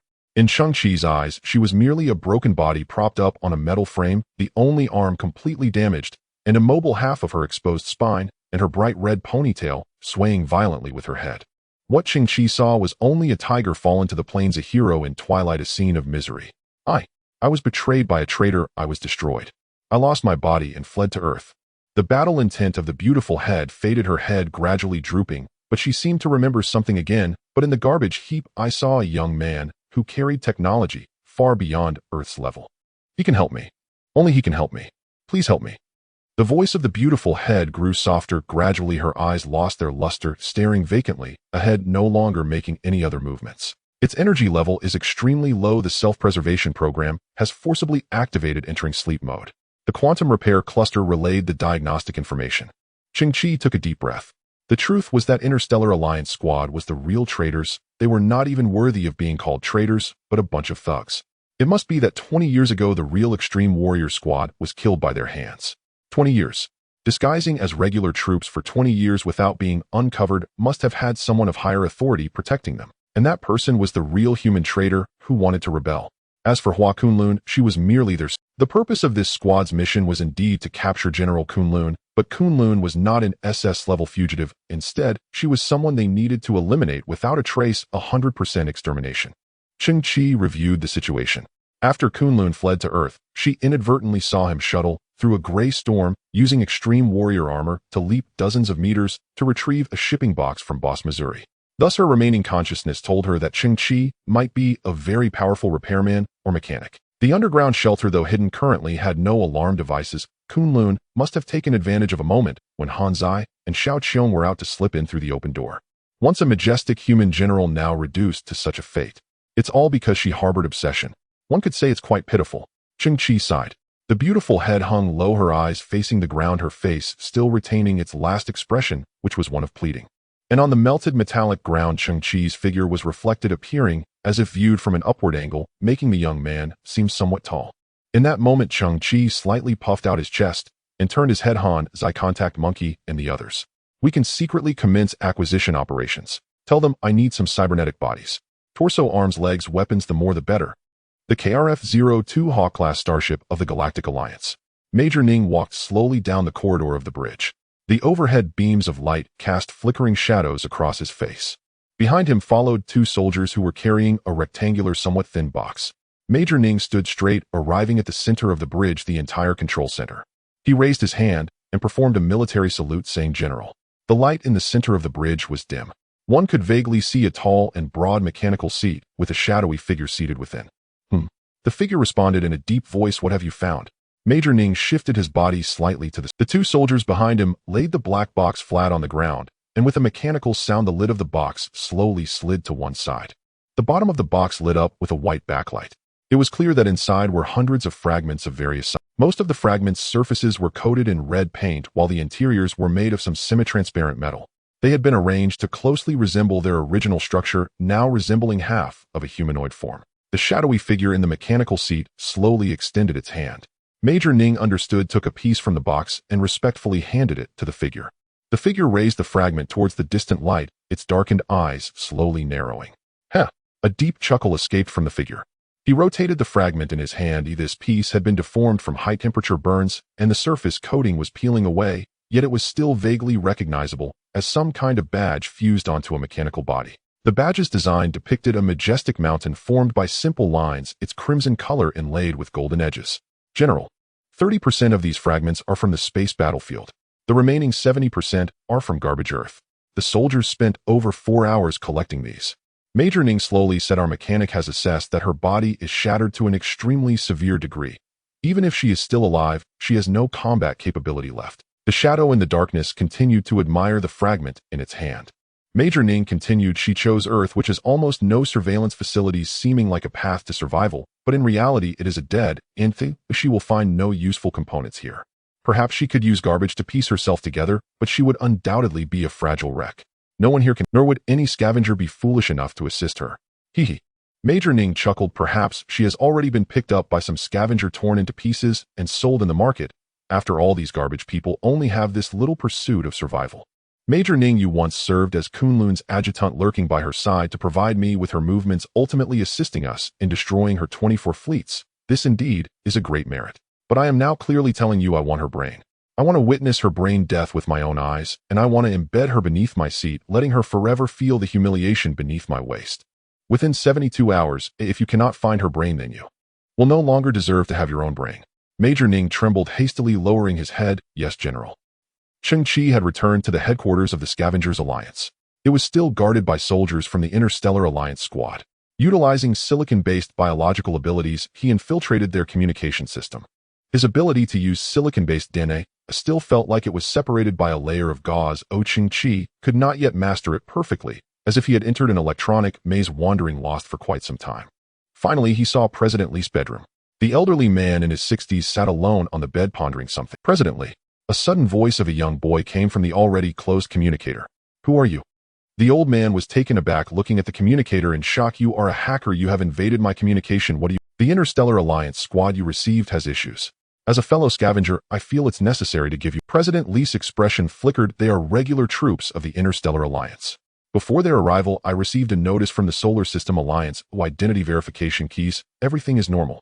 You need to take responsibility for your words. Their current identity is indeed that of regular troops, but their former identity—" President Li interrupted Cheng Qi directly. "You're a remarkable scavenger with such hacking skills, but I hope you use that ability for good, not for such meaningless pranks." President Li, "Do you really want to be so stubborn?" "Stubborn?" The old man frowned. "If you were me, would you rather believe in a fully documented regular army or a scavenger hacker? Everyone says I am moderate, that I am timid and afraid of trouble, but my duty is to weigh the relationship between tens of thousands of scavengers and the authorities. Now everyone is waiting for the Interstellar Alliance's rescue. Do you think I can doubt them based on just a few words? What if the one communicating with you now is a high-level geneticist?" President Li's body trembled slightly. "High-level geneticist? How high? Level C?" President Lee was silent for a long time. This was a daunting piece of data. He approached the window, gently lifting the curtain, and gazed at the silhouette of a young boy draped in a blue scavenger cloak in the square. Flashes of his daughter Hong Yin crossed his mind alongside the black market drug he had exchanged 10 years of wealth for. How could a clever geneticist emerge from garbage earth? He sighed deeply. Child, let me give you some advice. Don't use those biological contact lenses to deceive people in the future. You may fool them for a moment, but not for a lifetime. Cheng Qi paused. What kind of logic did this guy have? Child, I have actually noticed some issues too. This squad is too humble. They are acting too approachable. The patrols in previous years were not like this. They seem like they are constantly trying to clean their camouflage. President Lee pondered, but it cannot be denied that for them garbage earth holds no value whatsoever. We are just a group of stinking bugs and rats living in a garbage dump. As the saying goes, bandits do not enter poor homes. Oh, we have nothing to lose. Instead, I can utilize their camouflage to strive for what I want. For example, by using their friendliness and humility to negotiate for next year's food supply. I am surviving in the cracks. It's rare to be confused. Child, do you understand? Just then, Cheng Qi suddenly saw in the distant sky a dozen small transport shuttles appearing. They broke through the atmosphere and descended on the southern side of the scavenger's headquarters square. As the cabin doors opened, boxes filled to the brim with edible energy blocks were revealed. The surrounding scavengers rushed towards the shuttles like a grand celebration. Meanwhile, Cheng Qi stood alone on the northern side of the square unmoved. The situation on the ground was clearly differentiated. At that moment, Cheng Qi's eyes narrowed slightly. Everyone has their own starting point. Perhaps it is due to differing needs or differing stances. From now on, no matter what tricks you intend to play. The young boy looked up at the starship in the distant sky. I, Cheng Qi, will face it alone. Major, in the past 2 hours we have found another 12 pieces of Kunlun wreckage. A non-commissioned officer said, but her main brain has been missing. Could it be that a careless scavenger has hidden her? Major Ning, seated behind the desk, slowly stood up, looking down at the garbage-strewn earth through the observation glass of the starship.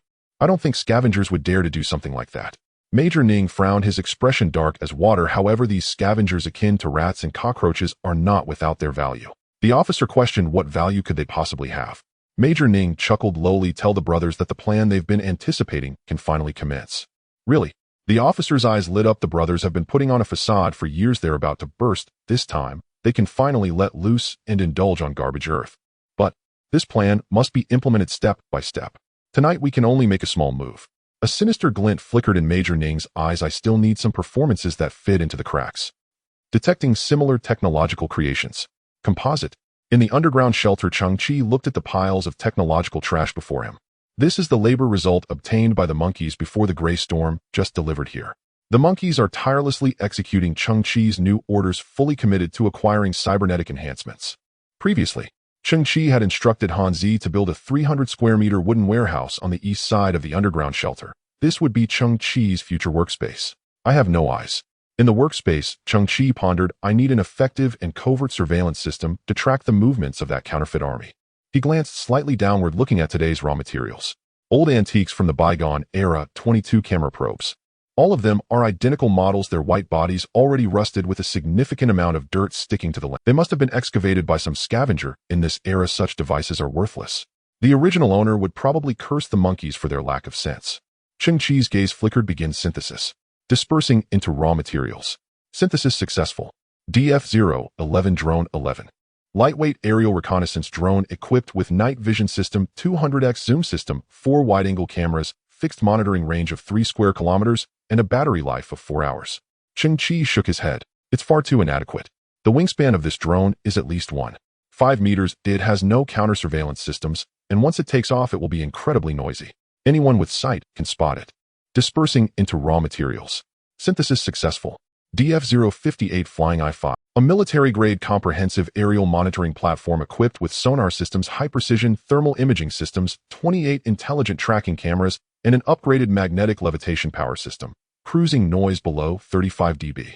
Too big. Cheng Qi looked at the device before him. Its diameter is at least over 4 meters, and its overall shape resembles a small black flying saucer. One can imagine that when it flies it operates in a silent state, but the same issue arises, it is too conspicuous. Dispersing into raw materials. Synthesis successful. AF-21 Ecological Camouflage Monitoring System 2. Cheng Qi looked at the device before him, his expression becoming somewhat playful, filled with curiosity. Before him stands a metal cage taller than a person with thin bars and a semicircular top. A row of red indicator lights flickered at the base. Cheng Qi leaned forward, peering through the gaps in the bars. Inside, he saw interwoven metal branches on which dozens of gray little birds were perched. Bird. Cheng Qi's eyes widened slightly. The device disguises the appearance of the aerial monitoring equipment as tree sparrows, while also releasing simulated ecological calls and biological electromagnetic waves. Under a level 3 technological civilization, it cannot be identified from a distance, and the tree sparrow is equipped with 2 high-precision cameras, enabling 7 capabilities such as thermal imaging, wide-angle shooting, and long endurance. Tree sparrows are classified as omnivorous animals with strong reproductive capabilities and are one of the few bird species found globally. This device has been codenamed Birdcage for its outstanding performance and good concealment. Cheng Qi expressed some resignation. Tree sparrows should be the scientific name for sparrows. These birds did indeed once proliferate on Earth, becoming a nuisance, and at one point were even considered one of the 4 pests of China, but now they are extinct, completely vanished from garbage Earth. Not even the 4 pests could withstand nuclear radiation and chemical toxins. If we let them out, they won't chirp like sparrows, but instead shout, "I have a problem. I have a problem. I damn have a problem." Cheng Qi steadied his emotions. Continue synthesis. Dispersing into raw materials. Synthesis successful. SF-100 Ecological Camouflage Monitoring System. Another ecological camouflage system, but the serial number has changed to start with S. Cheng Qi paused, looking at the unknown object before him, his complexion shifting from red to purple, then to white. What the hell is this? Before him lay a mass of metallic excrement. To be precise, it is a tower made up of layers of silver metallic discs, with the discs getting smaller towards the top, culminating in a small point. Cheng Qi stared wide-eyed. This shape is hard not to evoke associations. Forget it. This must be a creation of some higher technological civilization with peculiar aesthetics. Cheng Qi discovered that on the surface of the metallic excrement, no, the surface of the mysterious device, there were inconspicuous gaps that should be able to open. He gently touched it, and the device opened up. Cheng Qi's eyelid twitched, because inside this device is layer upon layer of very tiny grids. In each grid there stood a white worm, clearly visible, with spiral patterns on its body writhing as it moved. Cheng Qi was shocked and speechless. SDC is the codename for this device, really called WormNet. Its codename is Thousand Eyes, because it perfectly replicates the most powerful compound eyes in nature. At that moment, the white worms began to wriggle even more vigorously. Suddenly, slender black tentacles pierced through the skin of the maggots from within, and one by one small black flies crawled out from the maggots. They shook their transparent wings, adapting to their new bodies. Then these flies quickly turned their heads, and all turned to look at Cheng Qi. In that instant, Cheng Qi's pupil, he saw that in the eyes of these flies dense compound eyes gathered, and within each compound eye his own figure seemed to be clearly reflected. Buzz! An invisible tremor emanated, and these little flies trembled their wings in unison. In each of their compound eyes a tiny gleam of light was reflected. Though small, it numbered in the thousands, tens of thousands, even hundreds of thousands. They are not real flies, they are mechanical bodies. Cheng Qi felt enlightened, and each of their compound eyes is a surveillance camera. Each fly contains approximately 8,000 compound eyes. This provides a 360-degree field of vision, simultaneously observing conditions in all surrounding directions with no visual blind spots. The compound eyes have an excellent ability to perceive and track moving objects, allowing for rapid processing and reaction. The human eye takes about 0.5 seconds to discern an object's outline, while flies only need about 0.01 seconds. When humans attempt to swat flies, it appears as slow motion to them, allowing them to easily evade. The flies in the SF-100 are actually a hybrid biological-mechanical artificial species, possessing the functionality of fly compound eyes, as well as long-distance signal transmission and intelligent control attributes. It is indeed formidable, Cheng Qi thought, his expression charged with astonishment. On this trash-strewn Earth, besides rats, flies had also endured breeding near human habitations, buzzing annoyingly, just like in the old days. Next, I will test its effect, Cheng Qi murmured. He closed his eyes for a moment. When they opened again, they seemed like 2 brilliant diamonds, and a graceful, ethereal blue ribbon slowly unfurled into his field of vision. A blue technological radiance blossomed across Qianyin's body. A low mechanical hum filled the air. In the next instant, tens of thousands of flies rose up, forming a visible black vortex. At Cheng Qi's command, they drifted toward the exit of the underground shelter. Huh, where did so many flies come from? They'll sweat you to death. Outside, Han Zai, unaware of the truth, lived up to its design as an advanced nanny robot. A massive metal fly swatter flipped from its arm as it lunged after the swarm. Of course, the flies had the advantage, and Cheng Qi had already opened the shelter's exit in advance, so Han Zai missed its mark and fumed alone. Watching the flies vanish from his sight, Cheng Qi suddenly came to his senses. Wait, First Gigi the little rat, and now little flies. Have I really tangled myself up with a heap of refuse? Are some people doing this on purpose? The title King of Trash seems to be proving true once again. Enough. No matter what it is, the effect matters most. At that moment, a straight beam of light shot from the little tip of the SF-100 ecological camouflage surveillance system. Cheng Qi could only stare. Must it be like this? The beam fanned into a scanning arc and in the blink of an eye constructed a vast void screen in midair. He was taken aback. The screen was densely tessellated like a mosaic displaying tens of millions of surveillance viewpoints, each no larger than a fingernail, each a moving image. Under normal circumstances, such a vista would confound the eyes and even cause adverse reactions.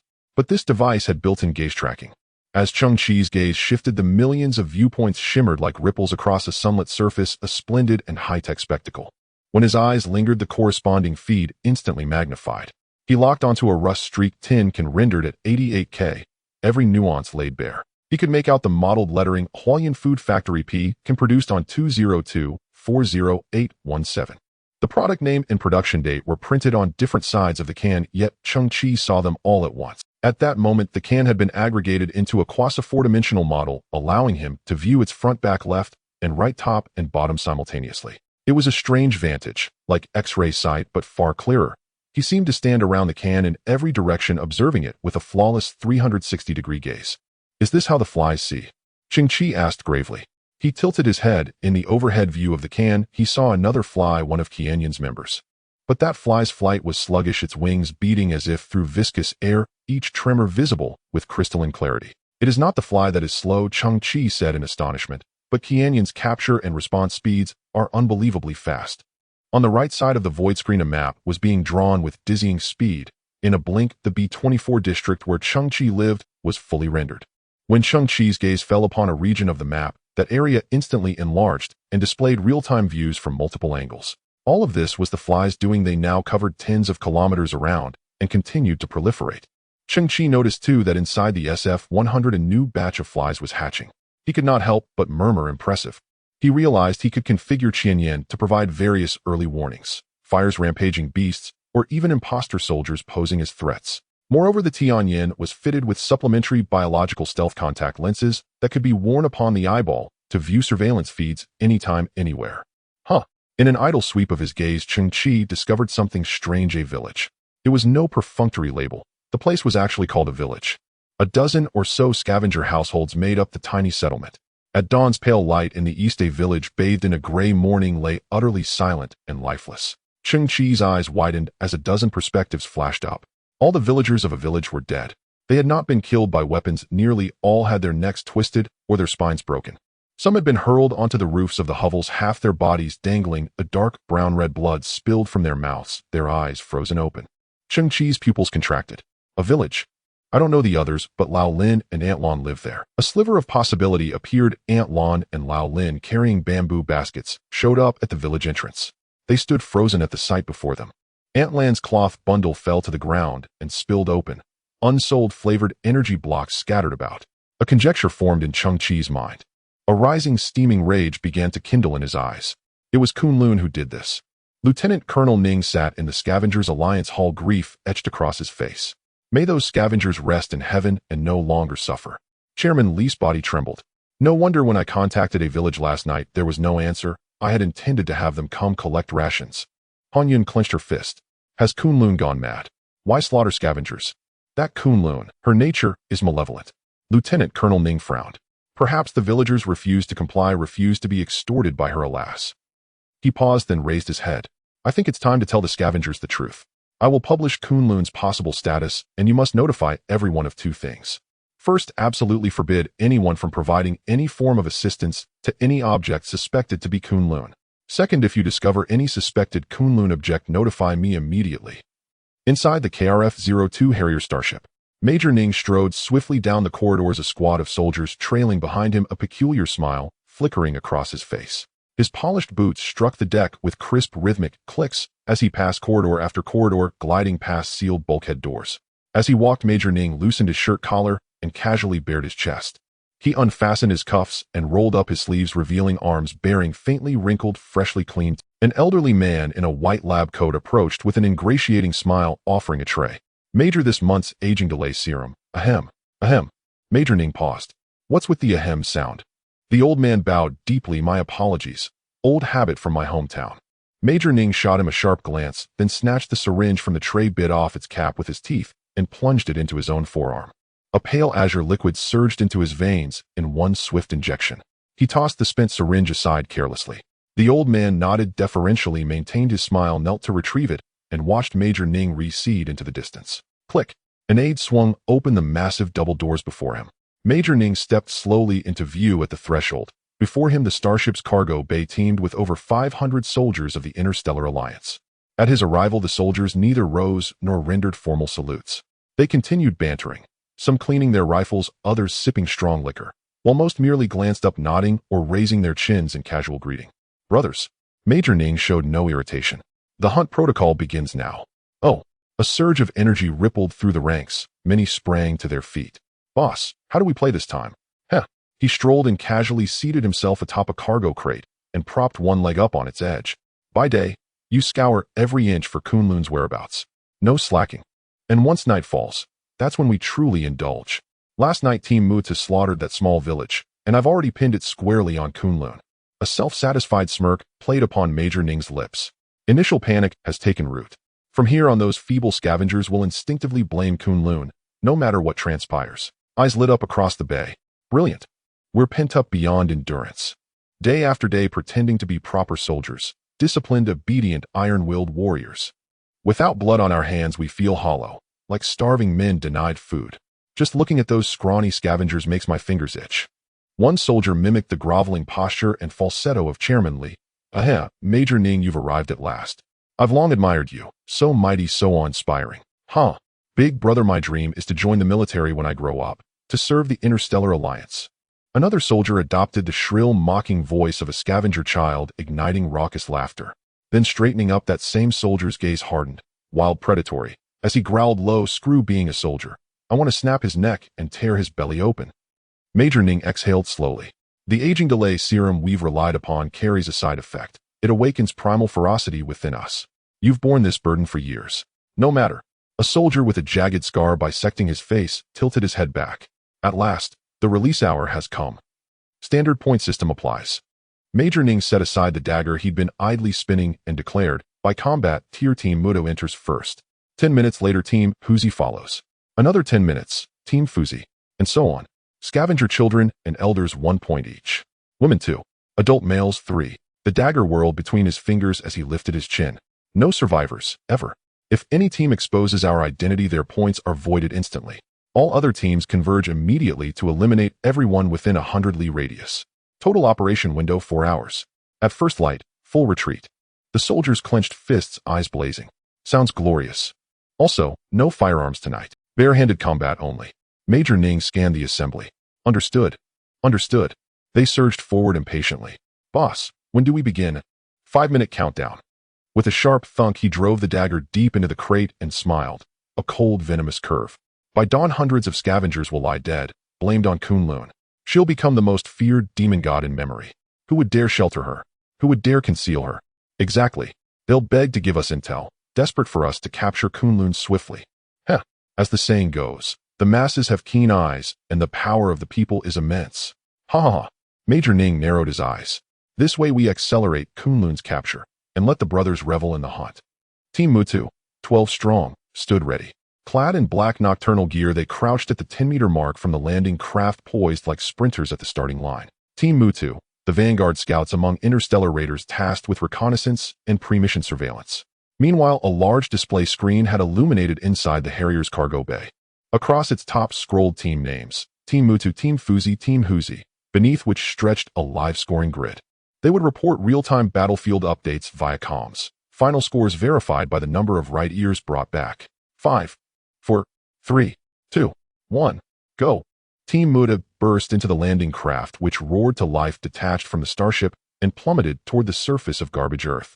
Under cover of night, wind churned violently as the craft descended silently, landing far from any settlement. Team Mutu emerged from the hatch, eyes gleaming with savage anticipation. This time, we must outscore Team Huzi.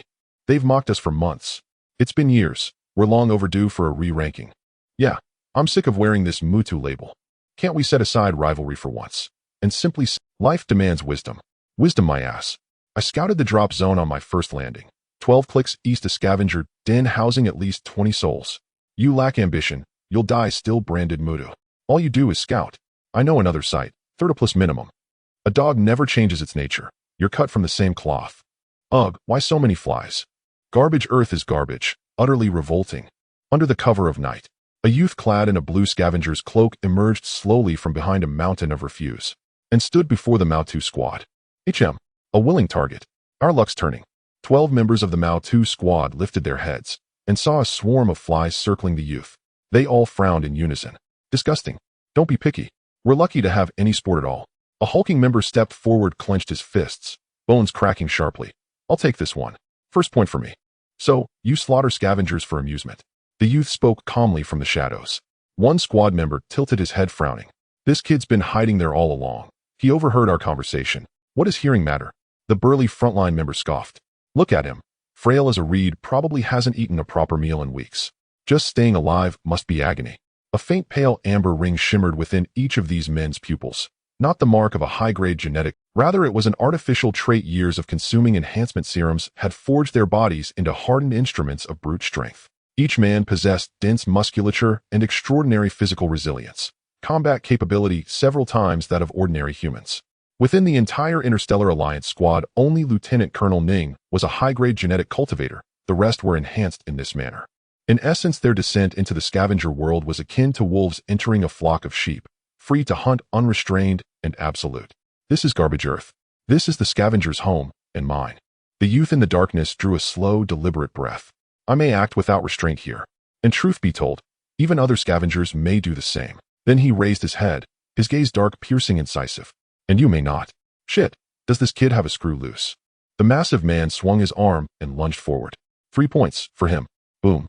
Garbage erupted violently beneath the youth's feet as he vanished, leaving only a flicker of afterimage slicing through the night. In an instant he reappeared before the giant, staring up at the man's still youthful face, whose expression froze mid-sneer. The next second the man felt an iron grip clamp around his throat, inescapable, absolute. Then came vertigo, his body lifted off the ground, suspended by the neck alone. A brutal torque wrenched him sideways, momentum surging through his frame, before he was slammed headfirst into the earth with thunderous force. Crack, crack. His skull and spine shattered in sickening succession. His cranium burst open, black blood gushed from crushed orifices. He was slain instantly. The rest of the Mao 2 squad stood frozen, utterly unprepared.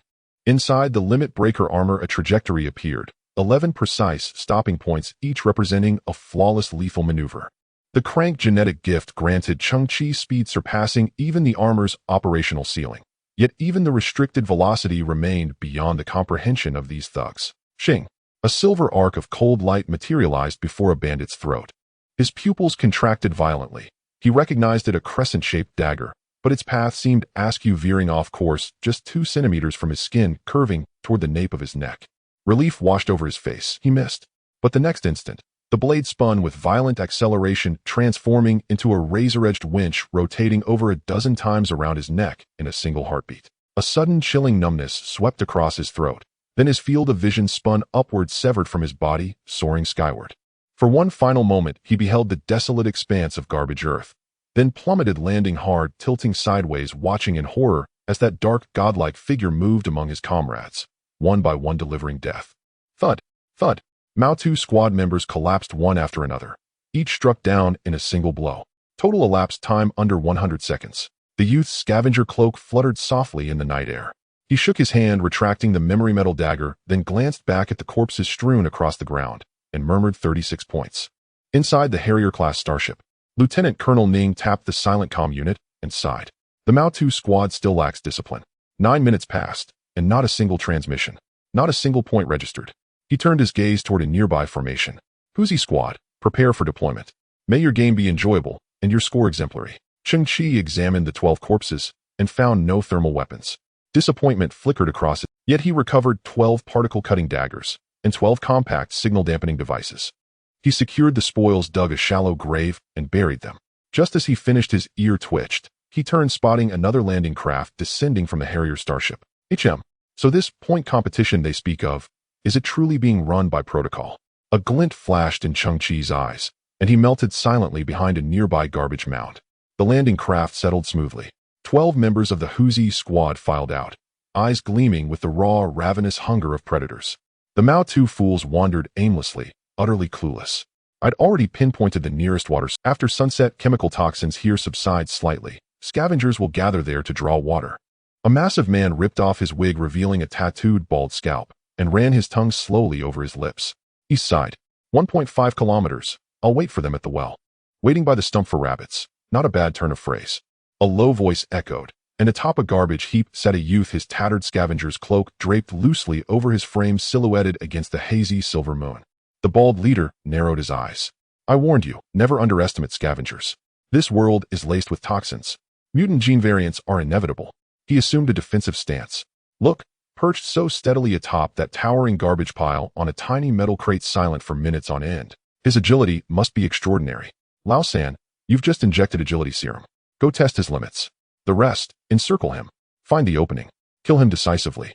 4 minutes later, Cheng Qi stood upon the tattooed, bald skull. Its owner sprawled below, nose, ears, and mouth bleeding profusely, tongue lolling grotesquely from his mouth. Cheng Qi wiped his palms slowly. 72 points. Then he dug another grave and interred the Han Zai squad. Again he collected 12 particle-cutting daggers and 12 signal dampeners. Afterward, he gazed expectantly upward at the Harrier starship hovering in the twilight sky. Garbage Earth is vast and sparsely inhabited. It may prove less than thrilling. Too much time wasted searching for prey. 10 minutes elapsed. Lieutenant Colonel Ning shook his head. Back squad deploy. Cheng Qi stared at the Harrier starship, time itself seeming to crawl. He attempted 2 things. First, using silicon-based life-form genetics to interface with the starship's control systems. No response. Perhaps the distance was too great, or perhaps the ship's formidable defensive fields blocked all intrusion. Second, he deployed STC to scan and synthesize both vessels. STC returned an unexpected analysis. Both Harrier-class starships share a single central control mind, an autonomous sentient intelligence possessing distinct personality traits. STC's foundational tenet: no plundering, no forced synthesis of objects bearing clear ownership. This is an unwritten law passed down from the progenitor civilization. 108 points. The extreme warrior armor retracted into the sleeves, and Cheng Qi slightly tilted his head. All 12 members of the Axe group hung lifelessly on the garbage mountain, not a single one missing. The leader of the Axe group was formidable. According to the assessment of the extreme warrior armor, his punch carried a force close to 2,200 newtons, a terrifying existence for an ordinary person. At this moment he was pierced through the chest by dozens of metal spikes, blood dripping steadily, yet he had not yet drawn his last breath. He stared with bulging eyes, fixating on Cheng Qi's retreating figure. We might be targeted by the Interstellar Alliance. It's impossible for scavengers to be this strong. But he had no time to send any message before his head tilted and he breathed his last. Cheng Qi casually dug a pit and buried the Axe group. Once again he had harvested a pile of equipment. Colonel Ning stretched lazily. To ensure the reasonableness of the deaths today, we will dispatch these 3 small teams. Everyone should rest early and look forward to their battle report in 4 hours. The bandits appeared somewhat disappointed, yet also expectant, because this hunting game had only just begun until the east gradually revealed the deep night. Cheng Qi did not wait for the 4th wave. It seems the preliminary selection has ended. They must be slaughtering at night and pretending to be regular troops during the day. Cheng Qi dispatched a large number of thousand-eyed flies covering the area beneath the 2 starships, closely monitoring the movements of the members within. Once they ventured outside, Cheng Qi would receive an early warning immediately. After that he returned to his underground shelter. In the workspace, today's haul was neatly arranged on the ground. 36 particle-cutting daggers. 18 small electronic shielding devices. Cheng Qi buried a total of 36 bandits and originally obtained 36 small electronic shielders, but these shields also had internal communication functions serving as the communication facilities within the bandit group. Cheng Qi felt that these communicators likely had tracking systems. To be safe, he directly conducted a synthesis in the wild. Now these communicators had transformed into a brand new type of device and were in an unactivated state, eliminating the possibility of being tracked. He picked up a particle-cutting dagger. The side of the dagger bore the steel stamp of the Interstellar Alliance squad, official military equipment now held in the hands of a group of bandits stained with the blood of countless innocents. Cheng Qi then looked at the 18 electronic shielding devices. What the underground shelter lacked the most now was a set of shielding equipment preferably integrated with a monitoring facility. This way not only could it prevent deep scans from the starships above, but it could also identify abnormal intruders such as Kunlun. Dispersed into raw materials synthesis, successful magnetic shield 9. Dispersed into raw materials synthesis, successful high-energy, magnetic beam signal defense launcher 4. Yopi gravitational field shield 2. Innocence defense array 1. Cheng Qi proceeded with the synthesis at the highest level, and in front of him a metallic football radiating a golden sheen quietly floated in the air, slowly spinning. It indiscriminately shields all probing signals below level 4 civilization or can arbitrarily alter their signal feedback. Even under naked eye observation, it can release a visual distortion force field, achieving the effect of seeing mountains is not mountains. It has a built-in pinpoint high-energy sniper beam that can instantly kill abnormal intruders according to the user's commands. It comes with an ion plasma defense shield system, which can be passively activated once due to energy limits with a maximum resistance of 20 million MPa pressure. This device is from a level 3 technological civilization. Simply perfect. Cheng Qi's eyes sparkled. The shielding capability far exceeds expectations, and the pinpoint sniper beam is also unexpected. Plus that plasma defense shield 20 million MPa. The pressure at the Earth's core is only 4,000 MPa. This last function is an incredibly powerful life-saving technique. Cheng Qi raised his hand. The metallic football slowly ascended, hovering at the top of the underground shelter. Cheng Qi opened his eyes, his pupils radiating a dazzling gem-like glow. The football received the command to start its activation, and a faint yellow glow enveloped its body, forming a nearly invisible light yellow wave that perfectly shrouded the entire underground shelter. Finally, the football emitted a halo, also light yellow, slightly tilted. The entire set of equipment completed its activation, presetting and deployment, falling into a state of stillness. The halo did not dissipate, appearing very beautiful from a distance. Cheng Qi tilted his head. The dome of the shelter, originally brilliant like the starry river, now appeared particularly like Saturn due to the Innocence defense array, resembling the Saturn rings perfectly. Cheng Qi experienced a momentary illusion. Above his head it seemed like an incomplete universe. Shaking his head, he turned and returned to the workspace. Looking at the row of particle-cutting daggers on the ground, he hesitated slightly. Currently, he did not lack cold weapons, as the extreme warrior armor could form various weapons available at will and infinitely changeable. Cheng Qi decided to keep some anticipation for himself.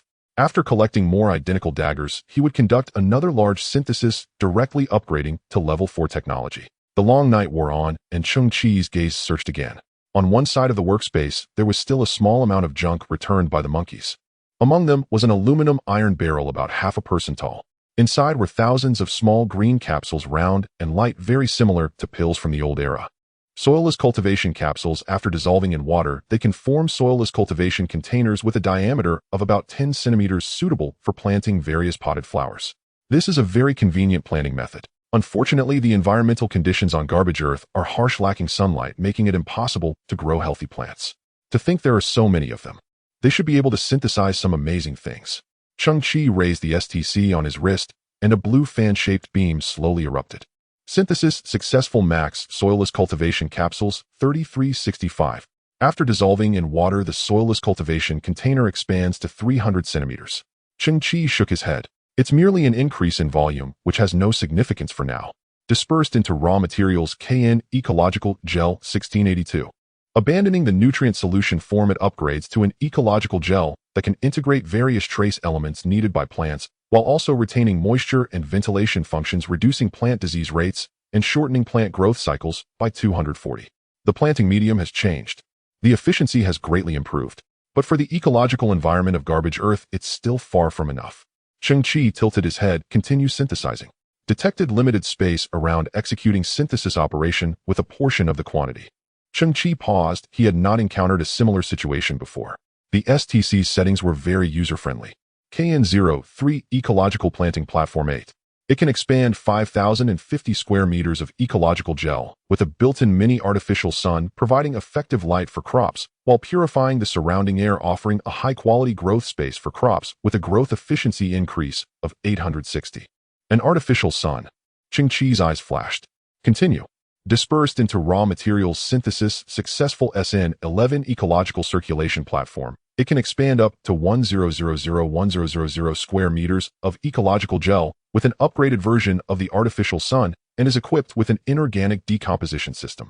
It can effectively decompose various inorganic substances and convert them into clean energy or nutrients needed by crops, while integrating the biological symbiosis enhancement technology of microbial civilization creating a special symbiotic relationship between microorganisms and plants, enhancing plant growth efficiency by 6400. This technology comes from a level 4 technological civilization. In front of Cheng Qi, a 5-meter-tall black rectangular prism suddenly appeared, its surface engraved with complex electronic patterns among which flashed green light, representing vitality. Is this the limit? Cheng Qi's eyes sparkled. The level 4 civilization likely did not need to obtain food through planting crops. They probably used synthetic foods, protein synthesis, or some completely unimaginable methods. The SN11 ecological circulation platform was not a mainstream device, and there was no need for in-depth research. It was like a flashlight in human civilization. You could say it was a 1.5 civilization-level technological creation, but hardly anyone used it. But Cheng Qi stared at the STC's annotations, secretly astonished, decomposing inorganic substances and converting them into energy or nutrients. Does this elevate to the level of molecular manipulation? What inorganic substances are there? Metals, glass, ceramics, sand, and stone. Cheng Qi's eyes widened. Now on this garbage earth, everything in sight is inorganic. Cheng Qi pushed the SN11 ecological recycling platform beyond the workspace. He glanced at the small grave mound standing stubbornly on the north side of the underground shelter. Han Zai and Xiaoqiong had been tirelessly collecting for a long time to realize their dream of a small garden, but they only managed to gather about 50 kilograms of clean soil. Technology changes life. Cheng Qi smiled, his gaze sparkling as a blue ribbon fluttered out. Suddenly, emerald green cracks appeared on the surface of the SN11 ecological recycling platform. Then its covering piece split apart, initiating the expansion mode. A faint mechanical sound emerged as the SN11 first expanded into a rectangular platform of 10 by 10 and then astonishingly a machine made of metal emerged from the platform's surface. A water wheel. Indeed, it was that ancient and practical irrigation tool made of wood existing in the old era. It had a 3-meter diameter wheel connected to a sunken water pool below. Squeak, squeak. As the water wheel turned, it seemed to have a sound system simulating the sound of wood. Its water lifting device was a bucket made of silver metal, drawing up buckets of transparent gel from the sunken water pool. This gel was clear and pure with a faint green hue.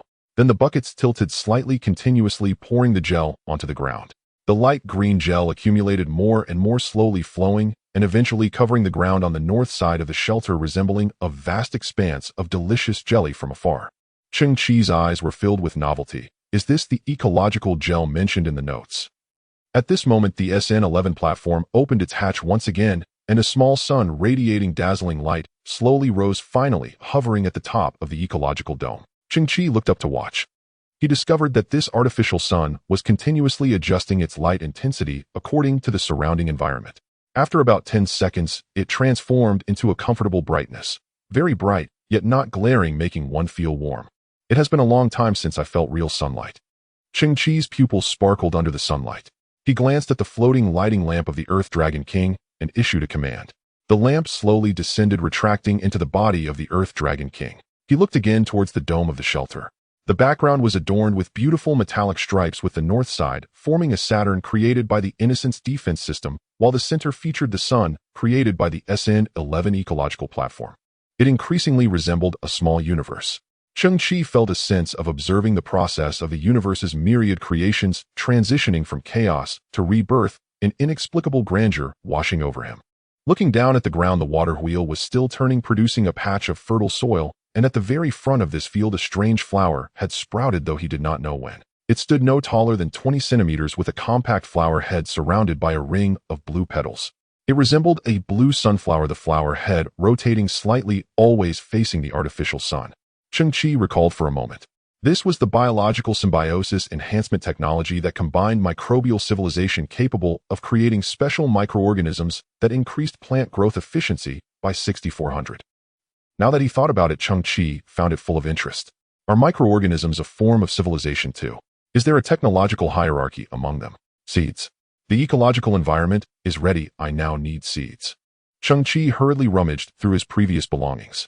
Once when he went out to sell scrap, he encountered a mysterious scavenger, a guy with a thick beard whose face was hard to see.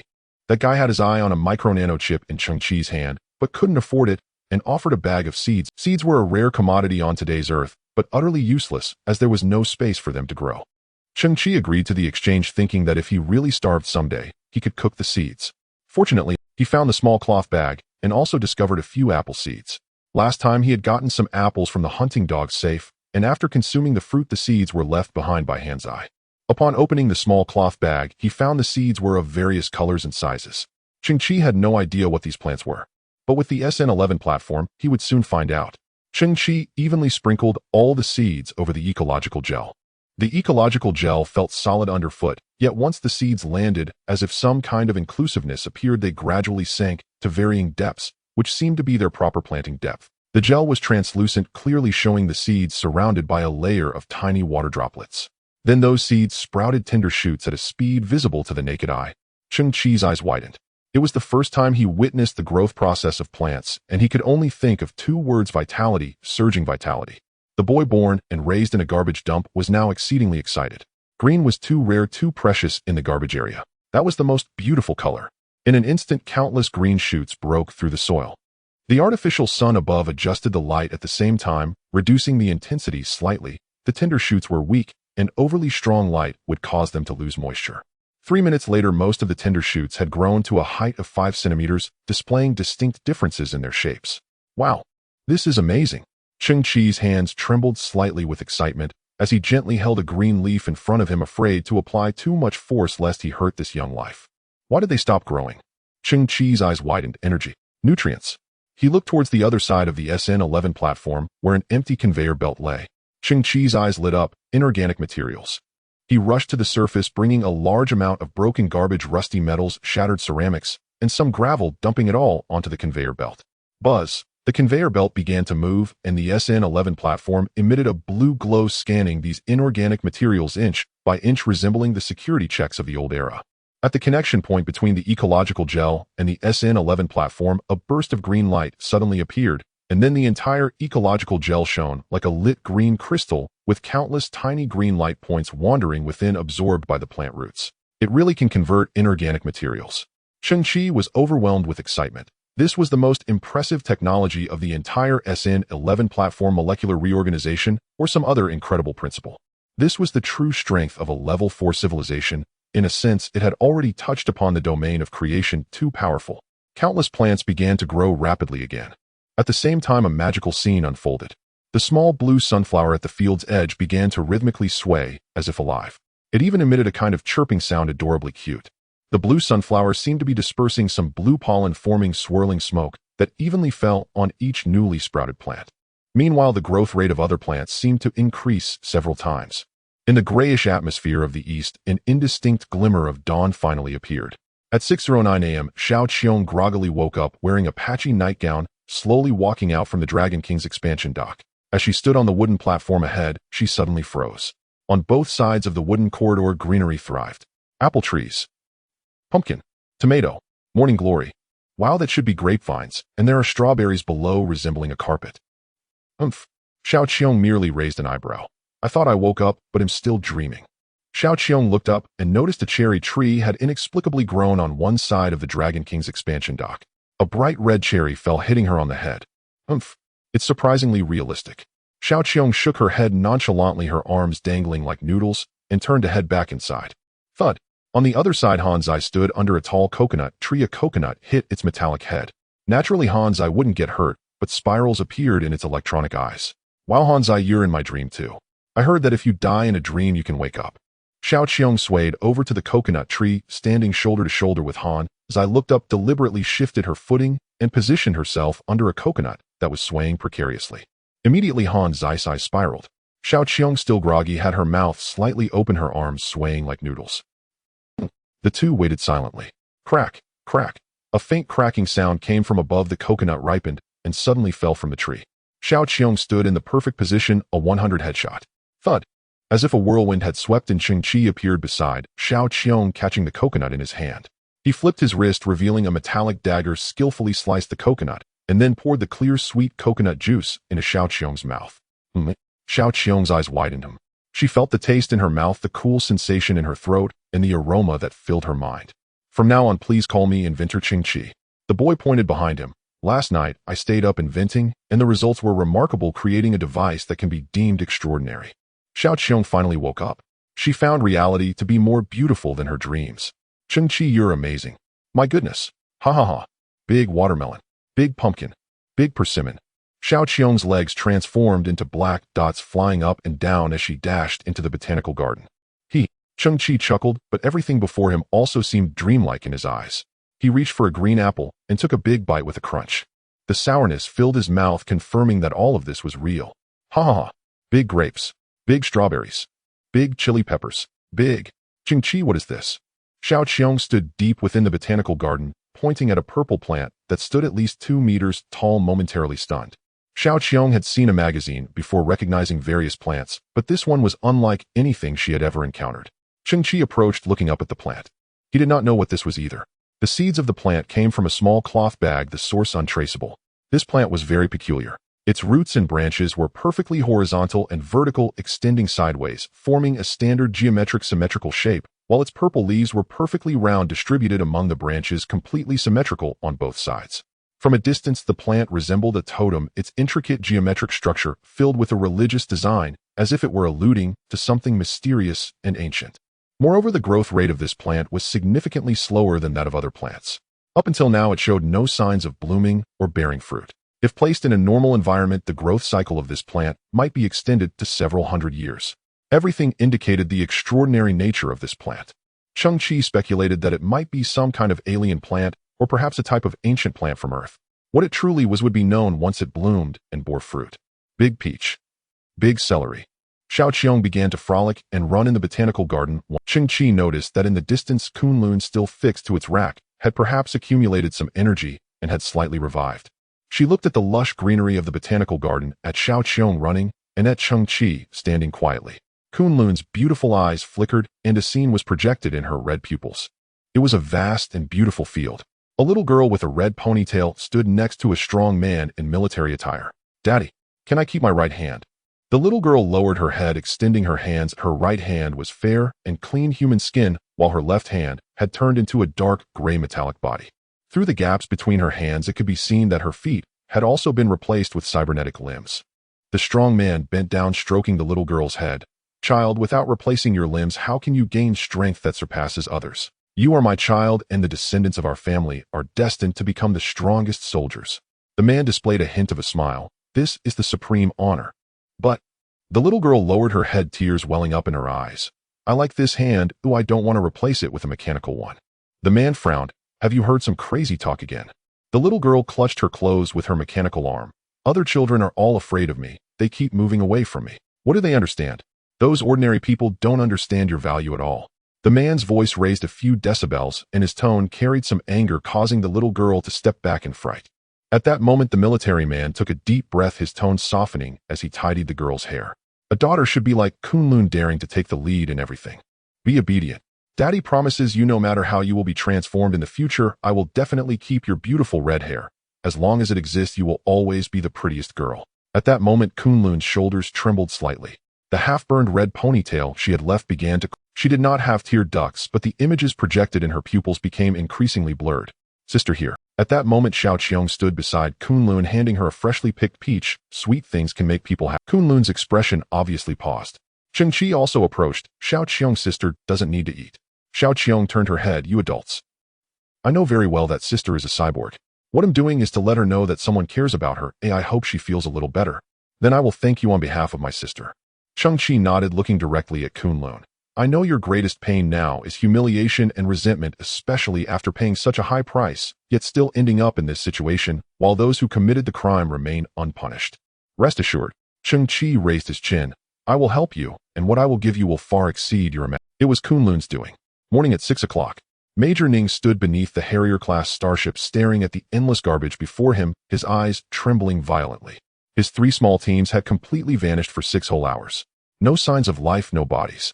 It must be Kunlun's doing. Major Ning clenched his fists tightly. "There is absolutely no one on this garbage-filled Earth who could silently annihilate my 3 teams and even shield their positioning signals. These garbage bugs lack such capabilities. She must have equipped herself with certain garbage enhancements. After all, she was once a Valkyrie." Major Ning gritted his teeth. "My poor brothers who have fought alongside me, they must have already been killed. But where are their bodies?" Suddenly, Major Ning's gaze sharpened as he spotted a massive pile of garbage in the distance, swarming with flies. "Dig there." Major Ning's voice trembled. "Hurry." 3 minutes later, a soldier pointed at the excavated pile of garbage, wrinkling his nose. "Report, Major Ning, this is..." The excrement of those scavengers. Major Ning's mouth twitched as he pointed to another area where flies were gathered there. Report Major Ning, this area is also excrement. Damn it. Major Ning gritted his teeth. Cheng Qi chuckled in the underground shelter. You didn't expect this, did you? Actually, I didn't either. Flies can become my soldiers. These guys are indeed wearing uniforms during the day, carrying out normal hunting operations. Has the penetrating scanning beam arrived yet? Major Ning was somewhat frantic, shouting in anger. Report it has already been installed on the Harrier-class starship. Initiate scanning, set the depth to 300. No 500 meters. We must find Kunlun even if we have to dig 3 feet into the ground. One of the Harrier-class starships instantly released a thick crimson beam spanning over 100 meters and directly penetrating the surface of the garbage-filled earth. This penetrating beam, rooted underground, blossomed like a lotus. In just 30 seconds, it reached Cheng Qi's underground shelter. Cheng Qi slightly tilted his head, gazing at the small Saturn above the dome. At that moment, its Saturn ring emitted a faint yellow glow, which suddenly burst forth, forming another yellow shield, while the crimson beam was instantly engulfed. Major Ning observed the feedback results of the penetrating beam on the virtual panel in his hand.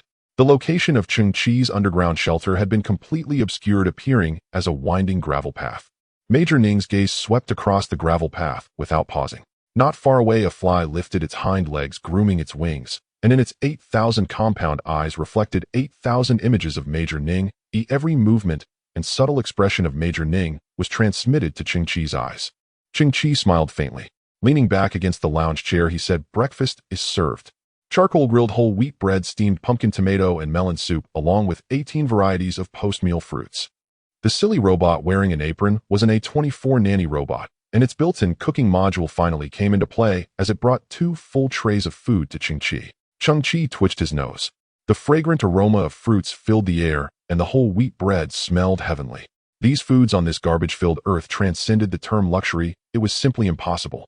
Major Ning once again visited the Scavenger Alliance's headquarters, exaggeratingly placing the blame for the murder of soldiers squarely on Kunlun.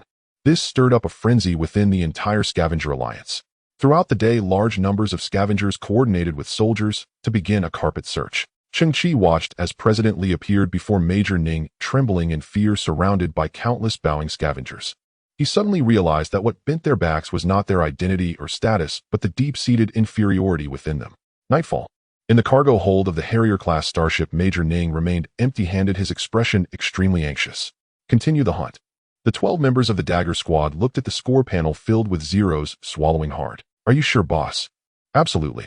Major Ning squinted. If I guess correctly, Kunlun will ambush you from the shadows. If we deploy troops on a large scale, Kunlun will definitely not reveal himself. The members of the Dagger Squad were momentarily stunned. Are you sending us in as bait? Rest assured, Kunlun is merely piecing together some garbage parts. Major Ning's gaze shifted deeper into the cargo hold, but they are different. 8 massive figures slowly emerged from the depths of the cargo hold, resembling metallic demigods, exuding a terrifying aura. They will follow behind you. Once Kunlun is locked in, you need not concern yourselves with the rest. Major Ning chuckled darkly. Whoever kills Kunlun, I will award your Dagger Squad with 1,000 points. After Kunlun is captured, we will still have several days to play here. Those 1,000 points are not a small amount. The eyes of the Dagger Squad members gleamed with greed. Let's do it. Late at night, a landing craft slowly descended onto the garbage-filled earth. This time, the Dagger Squad was equipped with RAM-16 beam rifles, slowly exiting the landing craft. The previous groups landed like beasts hunting for prey. But now, every member of the Dagger Squad held their breath, gripping their weapons, crouched low, fully alert like mice, trying to avoid detection. There's someone ahead. Who cares who it is? Retreat. Let those 8 guys handle it.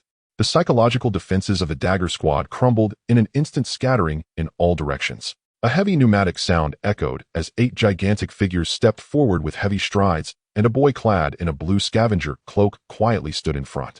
The innocent defense array, located 20 kilometers away, released a directional camouflage beam enveloping a 1-kilometer radius.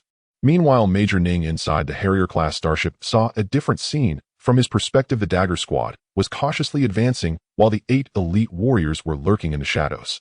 I thought it was something else. Turns out it's just a little scavenger.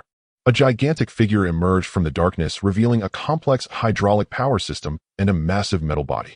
Then that imposing metallic mask flipped upward, revealing a righteous middle-aged face. I am Long Zhanxiao from the Extreme Warrior Squad. I command you to step forward for inspection. Unknown to anyone, a black hole of a gun barrel had silently emerged from Long Zhangxiu's exoskeletal arm. Their mission is to capture Kunlun. There is no need to waste any time on such a garbage bug. Oh, are you the Extreme Warriors Squad of 8? The blue-caped youth's eyes sparkled. The squad known as the Cosmic Vanguard, which has explored over a dozen new planets and accomplished countless arduous missions. The arm concealing a black gun barrel paused. Long Zhanxiao revealed a hint of a smile. That's us. 20 years ago, they underwent facial reconstruction, fingerprint modification, dental imprint alteration, and genetic disguise, transforming from ruthless bandits into the Extreme Warriors Squad. Their superiors instructed them to act low-key, to abandon all unnecessary exposure and gradually fade from public view. However, this did not satisfy their vanity at all. After finally cleansing their past, they were unable to enjoy the spotlight, the flowers, and the glory. More than a decade ago, one of the team members secretly went out posing as an extreme warrior and slept with his wife, a woman who appeared virtuous and dignified, yet was extremely flirtatious, without noticing anything amiss. However, this team member was injected with a 6-fold pain stimulant by the second-in-command and was relentlessly beaten for 2 hours. Since then, the entire Extreme Warriors squad became even more low-key, to the point of being nearly invisible. The little bug in front was clearly a fan of the Extreme Warriors. His expression, attitude, and those words of praise made Long Zhanxiao feel quite pleased. He slowly retracted the gun barrel. A warm feeling flowed through Long Zhangxiu's heart. He decided to leave this youth intact. The youth tilted his head back, a hint of fervor in his eyes. What you are wearing should be the X-55 Extreme Warrior-powered exoskeleton, right? He chuckled, still a diehard fan. It's made from titanium aluminum alloy with a power output of 9000980 N. The sounds of machinery and pneumatics echoed as Long Zhanxiao proudly clenched his fist, releasing a burst of white steam from his elbow. Let me share some good news. After completing this special mission, our entire squad will be equipped with the new generation XX-23 Extreme Warrior armor, and by then, we will be several times stronger than we are now. Let me share some good news. After completing this special mission, our entire squad will be equipped with the new generation XX-23 Extreme. What I mean is, whether it's me, Long Zhanxiao, or some other Long Zhanxiao, we will all become your idols, right? You Long Zhanxiao. If you are Long Zhanxiao. The youth smiled, taking out a soldier's badge from his pocket and holding it up high. Then who are they? In the dim and faint moonlight, those badges spun slightly, reflecting a glimmer of light. These badges were made of high-strength aluminum alloy. Under normal circumstances, they are resistant to deformation and melting, designed to preserve the names deeply engraved on their surfaces after the war. Sometimes, even if the master has become ashes, the badge can still confirm their true identity. At least it can provide him with a gravestone engraved with the correct name. Looking at that familiar name, Long Zhangxiu's eyes suddenly narrowed, a cold light flickering in the slits of. He slightly tilted his head and asked a teammate beside him, who handled the bodies of those 8 guys. It was that idiot Ghost Head. Did he throw the bodies in the garbage on Earth? Boss, the previous 8 exoskeletons were heavily damaged and the Alliance has issued new equipment, so Ghost Head must have disposed of both the exoskeletons and the bodies together. This little bug is so well prepared. Could it be that he picked up those outdated exoskeletons? This little fellow must have dismantled some weapons from them to dare stand before us so recklessly. Long Zhangxiu's eyes were filled with hostility as he stared at Cheng Qi. You seem to know something you shouldn't. What an utterly foolish little bug. So what if we are the Extreme Warriors squad of 8? So what? Are you trying to avenge your heroes? Just because you heard a few stories and watched a few videos, you think heroes are close to you, and that one day you too will step into the world of heroes. Let me tell you something. With a click, Long Zhangxiu's mask descended, obscuring his twisted face. His electronic eyes emitted a red glow. Whether in the old era or now, those heroics are exceptions because the authorities prefer to promote such narratives to you. You have always been trained, forced to cultivate that so-called spirit of selflessness, while the truth is 99 of those who act heroically end up dead without a corpse. Boom. Long Zhangxiu's fists collided, producing a tremendous sound. Then he advanced, his steps thundering against the ground, charging forward like a locomotive. The opponent's exoskeleton was heavy and outdated. To Cheng Qi's eyes, it moved as slowly as a tortoise. He raised his hand and leaned the 8 badges against a discarded refrigerator, their surfaces reflecting silvery light directly facing the battlefield ahead. Seeing this scene, Long Zhanxiao was greatly stimulated, letting out a low yet frenzied roar. For some reason, the light reflected by those small badges seemed to penetrate his protective mask, stabbing his eye. He took several strides forward, arriving in front of Cheng Qi, extending a mechanical hand that was more than 3 times larger than an average person's, directly reaching for Cheng Qi's head. However, Cheng Qi remained calm, stretching out his right hand and suddenly swinging it. From his sleeve, a metallic substance resembling silver liquid suddenly flipped out, instantly condensing into numerous diamond-shaped segments. These modular units wrapped around his fist, forming a thin and flexible armor. The 7 extreme warriors in the distance were suddenly taken aback. What is that? Does that resemble the memory metal extreme warrior armor? Is that a conceptual machine from the Science Alliance? We applied for testing qualifications for 1 year and 4 months, yet we never received approval. How could a little bug possess such equipment? I must be seeing things. Long Zhanxiao was also stunned. Up close, he saw the clearest. This is impossible. But the momentum of his charge had already formed, leaving no room for adjustments. Long Zhanxiao clearly saw the little bug retract his left leg and throw a straight punch with his right hand covered in silver armor. Boom. Cheng Qi's fist struck Long Zhanxiao's palm. In the previous battle, Cheng Qi had not unleashed the full power of the extreme warrior armor. At this moment, Cheng Qi held nothing back. The impact force of 130 newtons can be likened to that of a 30-ton heavy truck colliding at 100 kilometers per hour. However, if the area of force is reduced to the size of a fist, the impact force will increase geometrically. Long Zhanxiao witnessed his exoskeleton fist shatter in an instant, debris exploding outward. Then his entire arm began to twist and collapse, the shoulder's machinery also fracturing in an instant. Cheng Qi's punch was unadorned but utterly unstoppable. A sharp pain surged through Long Zhanxiao, and his vision went black. Then came the sound of shattering and fracturing bones. All of this happened in a split second. In the end, Long Zhanxiao only felt a fierce wind sweep past his right side. His body swayed, but did not fall. When his vision cleared and he looked at his right side, he discovered that his entire arm, both exoskeleton and flesh, had completely vanished, leaving only a gaping wound pouring blood from his shoulder. Behind him, shattered parts and flesh scattered like a bouquet of flowers that had exploded, covering the ground. His mind was blank, completely unable to believe it. In the next moment, a crackling sound of electricity suddenly echoed within his mask, and the internal display screen shattered with a pop. His mask was yanked off and thrown away. Long Zhanxiao saw a youth leaping high, his eyes filled with fury, raising his fist to strike his face. Bang! Boom! Long Zhanxiao's features twisted as his massive frame lost balance, crashing down onto the ground.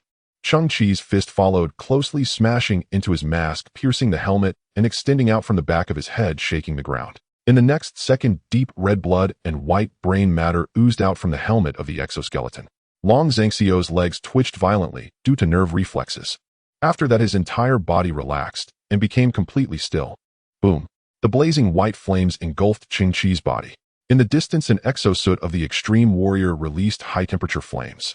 Meanwhile, several others unleashed beam machine guns, firing elliptical beam bullets that tore through the air, raining down upon Cheng Qi. The remaining members of the extreme warrior squad were filled with terror, but an image surfaced in their minds: that little garbage bug being incinerated like charcoal riddled with bullet holes. It is said that anyone who pulls the trigger in panic will have similar thoughts flash through their mind. But after all, this was merely imagination. Yet amidst the white flames, a silhouette clad in silver armor slowly emerged. Every inch of his skin seemed to be covered in a layer of diamond-shaped metal plates, shifting and expanding fluidly with his movements while providing impenetrable defense. His face was also covered by a silver facial armor with dark blue gleams flashing in his eyes. A beam bullet struck Cheng Qi's face. He merely tilted his head slightly before returning to a neutral position. The remaining members of the Extreme Warrior Squad were utterly astounded. That is truly memory metal extreme warrior armor. It seems even more refined than the concept model. How is this possible? Are you envious?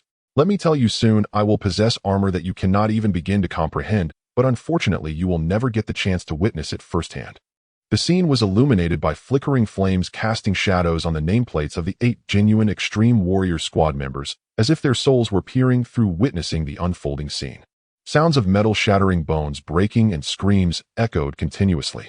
Cheng Qi knocked off the visors of the 8 fake warriors one after another, crushing their skulls in succession. Although they were all extreme warrior armor, the gap was too vast due to 2 iterations in between.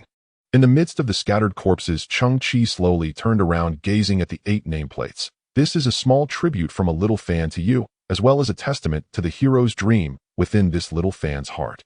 At this moment, the landing craft in the distance was slowly starting up, blue flames emitting from its thrusters. The Dagger team, terrified, had mostly boarded the landing craft, preparing to escape back to their base. The pilot, disregarding everything, had already activated the engine before all the members were on board. One more member of the Dagger team was running on the ground, taking 2 steps at a time, leaping up to grasp the hatch of the landing craft, his body dangling in midair. What the hell? What on earth is that? 8 extreme warriors were taken out in an instant. How could such a thing possibly exist on this garbage planet? What the hell are we hunting here? The member hanging on the landing craft shouted, "Someone pull me up? You bunch of bastards, pull me up now." A gust of wind swept by, and a shadow darted through nearly 100 meters in a leap, diving into the landing craft. Don't rush. In the next second, a figure clad in silver armor reached out from inside the hatch, extending an arm with a smile. "I'm here to pull you up." "You? How the hell did you get up there?" The Dagger team member hanging onto the landing craft was shocked. He directly let go, plummeting toward the ground. At this moment, the ground clearly seemed safer than inside the landing craft. A silver arm grasped the Dagger team member's hand. The boy smiled devilish. "No way, I won't let anyone slip through my fingers." The Dagger team member's body stiffened, instinctively swallowing. He was then pulled back into the landing craft by that strong hand. Immediately, the hatch was forcefully closed. Screams and sounds of collisions mixed together. Thud, thud, thud. The hull of the landing craft was also dented inward from the inside. 5 minutes later, the landing craft crashed. 144 points. Cheng Qi shook his arms, slowly stepping out of the landing craft. Behind him, blood continually seeped from the hatch, accumulating more and more. Adhering to the professional spirit of black eating black, Cheng Qi returned casually, digging a hole to bury the Dagger team. He harvested a pile of equipment. Besides the standard 12 particle cutting daggers, 12 mini signal jammers, there were also 12 RAM-16 beam rifles. Cheng Qi then approached the 8 exosuits of the extreme warriors. This was what he treasured the most. He first extracted the 8 corpses and casually dug a hole to bury them. Cheng Qi glanced at the 2 massive objects in the sky, unsure if there would be a second wave tonight. But before that, he decided to complete a series of syntheses. Cheng Qi rubbed his hands together. Let's start with some appetizers. RAM-16 beam rifle, currently the standard weapon of human civilization military corps. It contains an energy magazine of 240 rounds, firing high-energy beam clusters at a speed of 900 ms, with a range of 900 meters, producing immense destructive power capable of penetrating, ablating, or shattering target objects. Let alone 12 pieces, even just one fully functional, fully loaded beam rifle could dominate on. However, weapons are heavily regulated, and piecing together a beam pistol from broken parts is nearly impossible. Dispersed into primal material synthesis, starting RAM Long 102 beam rifle 6. Cheng Qi glanced at the notes. The magazine increased power, enhanced weight, lightened, but it was ultimately just a more advanced rifle. Dispersed into primal material synthesis, starting intelligent high-energy particle cluster rifle. This weapon transformed beam bullets into high-energy particle clusters with lethality nearly 9 times greater. It could penetrate various heavy armored vehicles and large mechas. However, since the particle clusters required a fraction of a second to condense, the firing interval was slowed. Yet this rifle was equipped with an intelligent aiming system, allowing it to automatically lock onto targets and even assist users in adjusting grip strength and posture, significantly increasing accuracy. Cheng Qi shook his head. Dispersed into primal material synthesis, starting particle cluster, tracking rifle 1. A lightweight handheld weapon capable of firing tracking particle clusters with a condensation time shortened by 370. The moving particle cluster can change its trajectory through slight particle vibrations and can penetrate 1 to 20 targets during energy decay. Cheng Qi picked up the dark red, approximately 50 centimeter long lightweight rifle. Its design highly technological, but the rifle's back surprisingly had a small aiming scope resembling a glass lens, which seemed somewhat outdated. However, it was still a product after 3 syntheses. Cheng Qi did not dare to underestimate it. He gently raised the rifle, replicating the shooting stance of regular army soldiers from his memory, cheek resting lightly against the stock. 1. I aimed at the small glass scope. Swish. The small scope surprisingly opened up like a lotus, splitting into 20 independent aiming. Then within those lenses, 20 individual images appeared, instantly scanning the terrain ahead and revealing 20 moving reticles. Could it be? Cheng Qi's eyes widened slightly. This weapon also integrated a gaze tracking function. When Cheng Qi paused slightly on the 20 target trash ahead, the reticles shifted from blue to red. Click. Cheng Qi squeezed the trigger. Whoosh. A bullet-sized bright yellow particle cluster was instantly accelerated and sprayed out from the gun barrel. With hardly any time delay, it instantly pierced through the black iron barrel ahead. Next, an astonishing scene unfolded before Cheng Qi. The bright yellow particle cluster did not extinguish. Instead, it directly changed its trajectory like a dragonfly skimming over water at 100 times speed. In an instant, the tail light it formed interwoven ahead into a web of light. Bang, bang, bang. The piercing sounds overlapped in the blink of an eye. All 20 targets were pierced without exception. In the deep night sky, that interwoven web of light shattered into countless particles. It was hard to imagine that this was the trajectory formed by a single bullet in an instant. It could even make a 90-degree turn in mid-flight, continuing to hit the next target. Moreover, in the final moment of energy depletion, it still penetrated a steel plate, at least 3 centimeters thick. Damn! Cheng Qi glanced at the gun body. At this moment, the explosion effect of the particle cluster was merely a preset value of 26. Yet the first iron barrel hit had still blown a hole the size of a soccer ball. SSSS. This weapon excels in infantry melee combat. One gun, one bullet can take out 20 people in an instant. And with absolutely no concern for overheating, it can fire continuously. What a powerful weapon advantage that is. Cheng Qi held the dark red rifle. As far as I know, the Interstellar Alliance squad shouldn't have equipped such weaponry yet, right? Cheng Qi gently set the dark red rifle to one side. They say every soul admires talent, and every heart appreciates beauty. In truth, the love of objects is universal as well. This gun had given Cheng Qi a great surprise. Its lethality might not be supreme, but in terms of practicality, it stood at the very apex. Cheng Qi did not want its finish scratched so soon. He turned his gaze to the 8x55 Extreme Warrior exoskeletons. Compared to beam rifles, these were far rarer. Had those imposters not delivered the gear from so far away, Cheng Qi would never have obtained them. The minor battle damage from earlier was no concern. Each synthesis by STC upgrades and refurbishes equipment. Break down into raw materials. Begin synthesis. STC's azure beam bathed Cheng Qi's face. His eyes brimmed with expectation and exhilaration. XX-23 Extreme Warrior Armor X4. XXX-01 Memory Metal Extreme Warrior Powered Armor X2. Cheng Qi's pupils trembled. Before him stood 2 dark silver suits identical to the one on his body, the concept units of Xingji Kashualianming. If synthesis continued, the result would be something beyond even what Xingji Kashualianming could conceive. It would surely be the work of a higher civilization. Break down into raw materials. Begin synthesis. One of the memory metal armors before him gradually turned into white granules and merged with the other. Cheng Qi nervously rubbed his fingers. Synthesis complete. I-type biochemical armor X1. An inductive exoorganic armor. It relies on biological neural sensing to anticipate body movement, receives commands via brain electromagnetic signals, augments the host's physicality through biological muscle fibers, and raises biological energy limits through feeding. Note it is a living organism. What? Cheng Qi was taken aback. It's a living creature. He had pictured the memory metal armor evolving into some mightier technological creation adorned with a flashier exterior and greater combat power. He had never imagined the armor could evolve into a living being. Cheng Qi looked at the so-called I-type biochemical armor. Astonishingly, it resembled nothing more than an eye a little over half a meter long. Its eyelid was tightly closed. Its body was a tangle of black muscles like the gnarled roots of an ancient tree wrapping a vast eyeball. He called them muscles because he could clearly make out the muscle fibers within, and those fibers were faintly writhing. The eye stood above the ground because 3 muscular tentacles extended beneath it, forming a tripod that supported it on the earth. Cheng Qi's eye twitched. STC, you call this armor? The so-called I-type biochemical armor is actually a resident of a level 3 biological civilization. A resident? Cheng Qi's tone climbed several degrees. He looked even more astonished. Let me see. This thing is not equipment from a higher civilization. It is a person from a higher civilization. Let me reiterate, a higher biological civilization. They do not measure civilization by technology or artifacts. For them, civilization is adaptability to environment, the iterative and evolutionary capacity of a species, the continuity of offspring, and so forth. If one day you travel the cosmos and find a planet of valleys and green growth whose inhabitants remain animaliform and must eat or drink, that does not mark them as a lower civilization. The universe is wondrous and boundless. Cheng Qi's eyes widened. I am enlightened.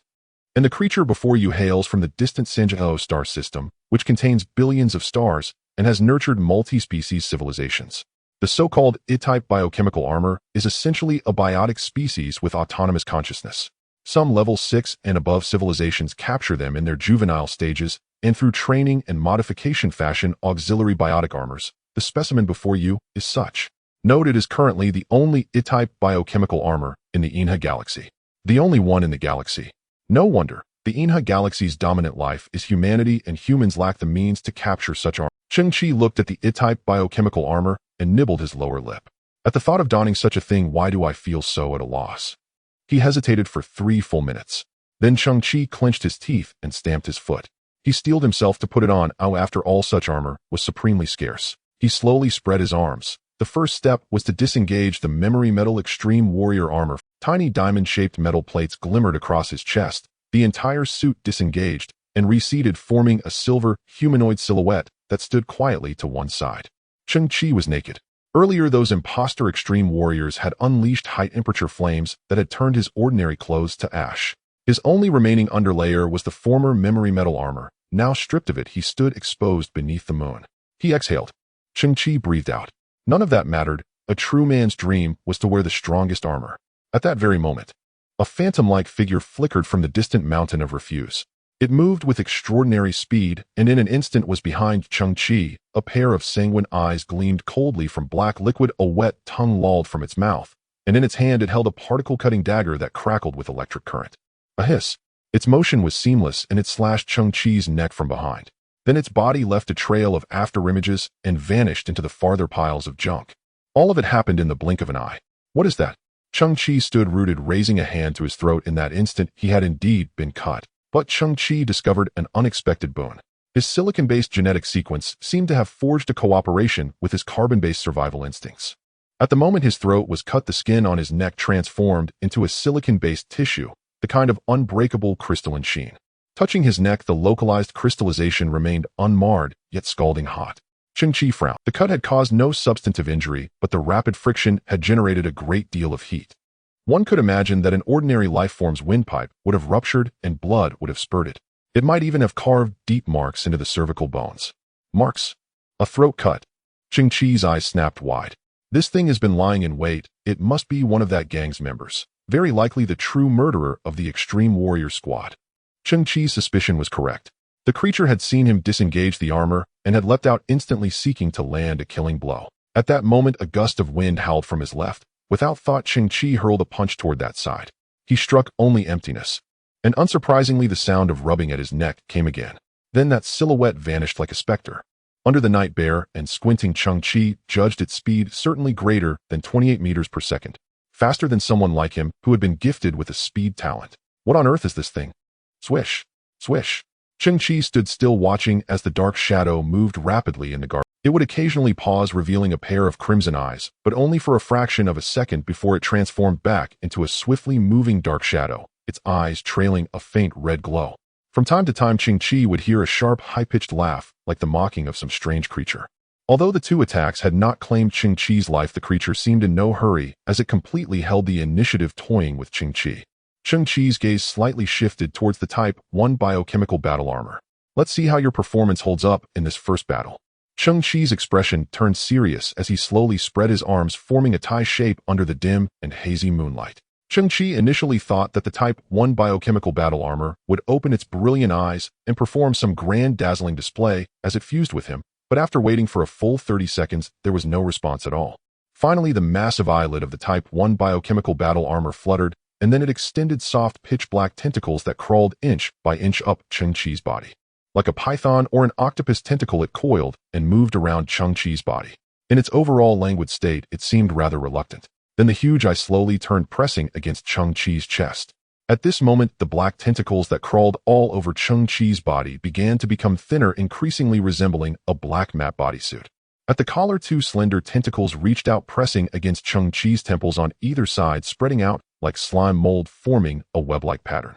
Immediately, the two web-like patches seemed to merge into Cheng Qi's skin, flashing a streak of black flowing light before disappearing. The large eye on his chest also became increasingly thin, ultimately reducing to less than 1 centimeter in thickness, resembling a precise and three-dimensional embroidery. In that moment, a certain connection was established. Cheng Qi felt a buzzing in his mind, and then he saw a strange perspective. It was a red planet where rock, soil, and rivers were all red, and 3 deep red suns floated in the sky.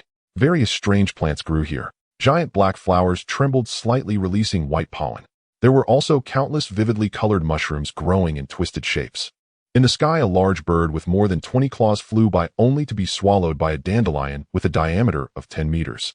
There were also many creatures resembling catfish standing on the ground, not knowing whether they were crying or secreting something, their eyes flowing with a rainbow of colors. The owner of this perspective seemed to be a relatively small creature. 7 or 8 large creatures with black eyes surrounded the owner of the perspective, snatching away the food that resembled glowing insect eggs from its hands, extending their tentacles to strike at the owner. The owner of the perspective could only offer up the food, huddling in a corner, trembling in fear. The 7 or 8 large eyes emitted some strange sounds, similar to Zelu. Zelu. It was unclear whether it was some curse or if the owner of the perspective was named Zilu. Suddenly, on the distant red ground a dazzling light flashed, and a gigantic plant appeared out of thin air. This plant stood several thousand meters tall with branches symmetrical and perfectly aligned, and in an instant countless flower buds sprouted, and the next moment these buds suddenly bloomed, revealing enormous eyes of various colors inside. All the flora and fauna on the red planet displayed submissive postures. Some creatures and plants with legs immediately knelt on the ground, continually bowing. The owner of the perspective did the same, hurriedly kneeling toward the gigantic plant. At that moment Cheng Qi suddenly felt a flicker of emotion within. Only during moments of worship could the weak not be bullied, not be oppressed, and gain a moment of respite. The scene shifted seemingly to another time. Suddenly a mysterious and colossal starship appeared above the red planet, beginning to capture the creatures on it. The owner of the perspective was illuminated by a blue beam, slowly levitating. It too was captured, leaving its homeland forever. Cheng Qi shook his head abruptly. The strange scene vanished, revealing the dim, garbage-strewn earth before him along with the dark shadow moving rapidly in the distance. He slightly lowered his head, looking at his own body. At this moment he appeared as though he had donned a black bodysuit, and the huge eye had transformed into a totem on his chest. Was everything just now a scene from the triangular star system? The home planet of this biochemical battle armor before him.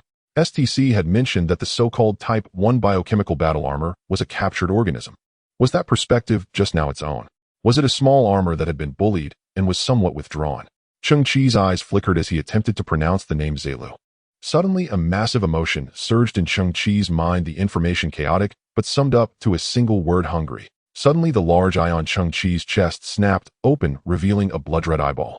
Its two eyelids seemed to transform into a massive mouth extending 2 meters out, roaring. It swallowed the memory metal extreme battle armor that stood beside Cheng Qi. Crunch, crunch. The gigantic eyelid closed, chewing internally, producing a crisp sound. What the hell? My battle armor. Cheng Qi's mind went blank. The large eye on his chest now resembled a mouth stuffed with food, chewing the memory metal with the hardness of a top-notch material, as if it were peanuts. This. Cheng Qi was utterly baffled. An eyeball that could eat. Did the eyeball have some organ resembling a stomach? How did it absorb? Did it shove it into the pupil? So be it. Since it is a higher biological civilization, it must have its peculiarities. Cheng Qi consoled himself, though his heart ached faintly. The memory metal armor was quite precious. Cheng Qi had originally planned to keep it as a backup machine. After all, the ability of memory metal to transform into weapons at any time was very practical. Now, the eye on his chest gradually shrank, and that set of memory metal armor was digested in a matter of moments. Cheng Qi's face revealed sorrow. He didn't even know where the memory metal armor had gone, what form it had taken, or if there were any remnants. At that moment Cheng Qi felt something unusual in his palm. He slowly raised his hand, and the surface of his palm was covered by the Type 1 biochemical battle armor, resembling a black silk glove. Suddenly the black silk glove changed. In an instant it coalesced into a pitch-black dagger. Cheng Qi was taken aback. From a distance it appeared as though he was gripping a dagger, but in reality the handle of the dagger was completely fused with his skin. In the next moment the dagger transformed into a cleaver, and then quickly morphed into a spear. After that, like a revolving lantern, it continuously changed into various weapons. Cheng Qi had seen or hadn't seen, could use or couldn't use at least hundreds of types. At the same time black spikes continually sprouted from Cheng Qi's back and saws deeply embedding into the ground like massive spider legs, serving to help stabilize Cheng Qi's body against powerful recoil. Cheng Qi's eyes widened slightly. These were all functions of the memory metal armor. Only then did he realize. The Type 1 biochemical battle armor had consumed the memory metal extreme battle armor and gained similar functions. The rapidly flashing array of weapons before him was clearly a form of testing. The Type 1 biochemical battle armor was adapting to its new abilities. Then, just how potent is your enhancement ability? Cheng Qi's eyes narrowed slightly as he scanned the garbage heap, searching for that phantom-like figure. In that instant he locked onto his target. A pair of crimson eyes peered from behind the heap. Watching him, Cheng Qi bent forward, slightly retracting his right foot 20 centimeters and driving it deep into the ground. With a thunderous burst, raw power erupted from his leg. What he could not see was that at that very moment thick muscle fibers swelled across the surface of his Type I bio armor, twisting together like reinforced steel cables. As those fibers contracted and relaxed, countless indigo hexagonal cells shimmered into view, pulsing with a faint cerulean glow, an unmistakable signature of extraterrestrial biology. Cheng Qi blurred into a streak of afterimages, surging forward over 100 meters in an instant. In mid-stride, he sensed it clearly. The earlier sensation of energy overflow had vanished entirely. In the past, his genetically enhanced speed had long surpassed the assistance ceiling of memory metal armor. Part of his velocity had simply gone to waste. But now, everything felt utterly different. In this Type I bioarmor seemed boundless. Its mode of augmentation was wholly alien. The memory metal armor had always felt like donning a suit of iron. Responsive, near instantaneous, yet subtly restrictive, as though encasing him in rigid steel. Whenever his movements exceeded its threshold, it was as if he struck an invisible wall, forcing him to recoil to throttle back his own strength. The Type I bioarmor, however, no longer felt like clothing. It was an all-encompassing external aid, seamless, symbiotic, omnipresent. For instance, when Cheng Qi ran, the moment he lifted his leg and unleashed force, the armor simultaneously channeled a complementary surge, like a vast enveloping hand, giving him one final perfect push. And the magnitude of that assistance, Cheng Qi savored it deliberately. And if he exerted 3/10 of his strength, the armor amplified it to 6/10. If he gave his full effort, 10/10, the output surged to 20/10. And that was the unambiguous conclusion: no ceiling, only augmentation. It was the exhilaration of boundless flight beneath open skies, of unfettered motion across infinite seas, freedom incarnate, possibility unchained. As for whether this Type I bioarmor truly delivered a striking force of 13,000 newtons, Cheng Qi had already reached his verdict upon assimilating the memory metal armor. The bioarmor had inherited that power, and almost certainly enhanced it further. He mentally calibrated his speed, roughly double his former peak, 56 meters per second. And that equaled the ferocity of a violent typhoon, or 1/5 the muzzle velocity of a pistol round. At such velocity, his vision fractured into chaos. Distant objects flickered into his field of view, only to loom terrifyingly close an instant later. In the blink of an eye, Cheng Qi stood behind the garbage heap. And the mysterious assassin, utterly unprepared for such explosive acceleration, froze in place. At last, Cheng Qi beheld the killer's true face. A gaunt elderly man with wild silver-white hair, sallow skin, and clouded lifeless eyes. They passed each other in silence, shoulder brushing shoulder. And the old assassin stared stunned. And so did Cheng Qi. His sudden explosive growth, and his first use of the Type I bioarmor, had left him profoundly unaccustomed to its control. Boom. And overshooting wildly, Cheng Qi tumbled head over heels, crashing into a mountain of refuse buried beneath cascading debris. Off duty. And the assassin's lips twitched. And he deduced the youth must have activated some kind of propulsion system, yet lacked the skill to master its immense thrust. He knew well such a fall could not kill Cheng Qi. Ni's eyes gleamed once. Then he dissolved into a blur, vanishing to reposition himself, biding time for another strike. Crash. And Cheng Qi launched himself upright from the rubble like a leaping carp, eyes alight with exhilaration, rather thrilling. And with a deafening roar, he kicked aside tons of trash and surged forward anew. The assassin darted through the waste piles with astonishing agility. And suddenly, his peripheral vision caught a youthful face smiling calmly beside him. His first instinct was to glance around.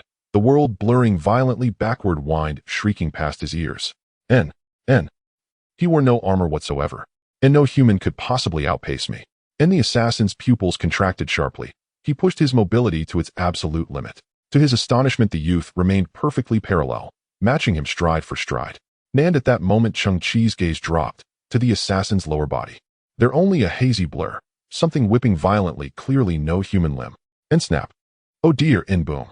In distracted mid-sprint, Cheng Qi tripped over a massive scrap, spinning wildly before slamming into another refuse mound. The assassin stiffened. TCH. The next breath, Cheng Qi vaulted up again, grinning fiercely, exhilarating. Once more he became a whirlwind, closing the gap in an instant. And this time the Type I bioarmor appeared to have adapted, even learned. As he sprinted, microscopic black winglets unfurled across the armor's surface, like aircraft stabilizers, sensing airflow and adjusting angles in real time to maximize stability. Screech. And Cheng Qi lunged, seizing the assassin's throat in a single brutal grip, eliciting a grotesque squealing shriek. Then, violent deceleration. And he skidded dozens of meters across the ground, scattering mountains of trash, before finally halting. In his grasp, the assassin's face had purpled, his eyes rolled white with suffocation. His lower limbs ceased their frantic trembling, now suspended limply in midair, convulsing faintly. And Cheng Qi recoiled in shock. They were 6 thick cylindrical legs, grayish, footless, toeless. Miniature elephant trunks grotesquely grafted onto his torso. These limbs were clearly not native to him. A massive raw surgical seam gaped across his waist, his upper half human, his lower half stitched to some alien organism. And yet, these ugly, cumbersome legs granted the assassin superhuman speed. Cheng Qi tilted his head, spotting a particle-cutting dagger clutched in the assassin's hand, its blade stamped with the insignia of the Interstellar Alliance Squad. He wielded military-grade weaponry, and undoubtedly one of Lieutenant Ning's operatives. In first the garbage squad, then the counterfeit elite warrior unit, and now a hidden assassin. The mantis stalks the cicada, unaware of the Oriole behind. And Lieutenant Ning was cunning. His plan demanded Kunlun's death. An not guttural strangled sound escaped the assassin's throat as he pointed a skeletal finger at Cheng Qi's fist, desperate to speak, yet choked silent. Cheng Qi's eyes flickered. He eased his grip just enough, and the assassin collapsed to his knees. And upon his neck clusters of pale gray tumors pulsed, evidence of gradual assimilation by those very elephantine limbs. His vocal cords were irreparably altered, yet a small speaker dangled from his neck, its wires embedded deep within his larynx, likely tuned to detect residual throat vibrations. Static hissed, then warped into a distorted, gravelly voice. I was forced. They rebuilt me with alien tissue. I had no choice, and they grafted me. And the assassin trembled violently, pleading in a broken. Cheng Qi's eyes narrowed. 20 years ago, the elite warrior octet. Were they your victims too? I was forced. I came from a humble village. I never wished to kill. But I had no choice. If I do not drink human blood daily, I cannot endure it. His voice suddenly sharpened, feral, vicious, his frail demeanor evaporating. He snatched the dagger and stabbed toward Cheng Qi's right eye in a lightning strike. In his estimation, Cheng Qi must have ingested some hardening agent, explaining both prior failures. Yet such agents possessed a universal flaw. 99% of the time, the eyes remained vulnerable. Schlick. A sharp, leather-piercing sound echoed. A cruel grin spread across the assassin's face, then froze rigid as stone. The dagger's tip hovered 5 centimeters from Cheng Qi's pupil, suspended immovable as though arrested by an invisible force. The assassin's eyes bulged outward in disbelief, staring down at Cheng Qi's palm. And there, without warning, a jet-black spike had erupted, piercing straight through his chest. I've lived on this garbage planet for far too long, in pity, helplessness, despair. I've witnessed them all in endless measure. You're a terrible actor, Cheng Qi said, shaking his head. And the assassin's entire face quivered. And how? How can you be faster than me? You saw through me. And you looked so foolish. Enroar. Enawu. Cheng Qi had merely feigned a stumble, only to be instantly stunned. And from his chest a colossal eye, its twin lids snapping open without warning, gaped wide as a ravenous maw and swallowed the assassin whole. More precisely, it devoured all 6 elephantine legs in one gulp. And deprived of support, the assassin's upper body crumpled to the ground with a wet thud, blood pooling rapidly. He was already dead. The severed human torso held no interest for the great eye. And crunch, crunch. The chewing sounds resumed, distinctly organic, visceral, unlike the metallic grinding of armor, making Cheng Qi's scalp crawl. Cheng Qi lowered his palm, facing downward, breathing slowly to steady his pulse. And so this was how the Type I bioarmor replenished its bioenergy, not through charging, but through consumption. Memory metal armor. 6 alien elephant legs. None were ordinary matter. Cheng Qi pondered quietly, his expression hardened, suddenly alert. Wait. After consuming something, the Type I bioarmor inherits its traits and manifests them biologically. Then, Cheng Qi glanced down and nearly shattered. Ni's once handsome, elongated human legs had transformed into 6 jet-black, grotesquely thick elephantine limbs.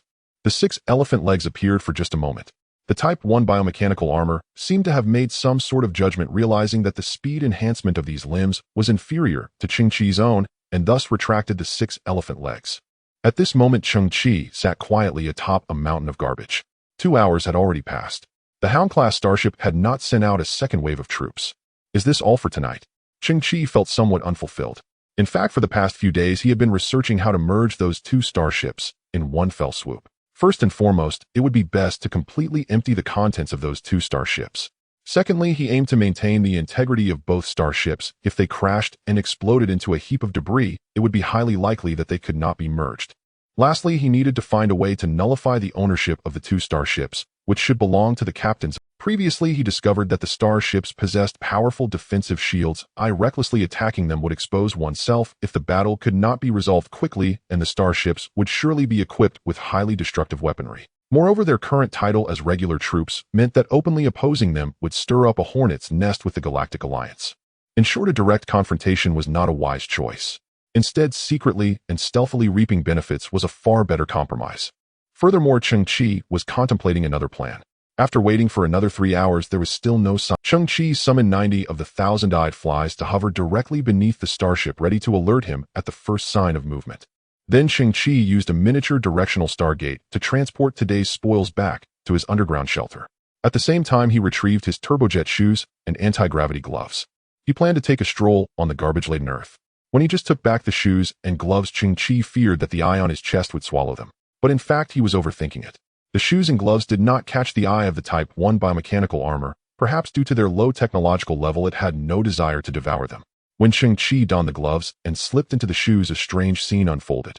The Type 1 biomechanical armor surged forth, black tendrils wrapping around the gloves and shoes, resulting in some form of fusion, or perhaps the armor itself had a powerful compatibility. The turbojet shoes, now enveloped, appeared to have melted, shrinking several sizes and becoming even lighter, resembling a pair of stockings.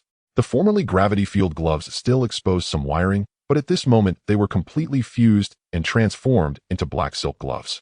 Cheng Qi tested the flying function and gravity field adjustment, both of which were operational and even more precise and controllable.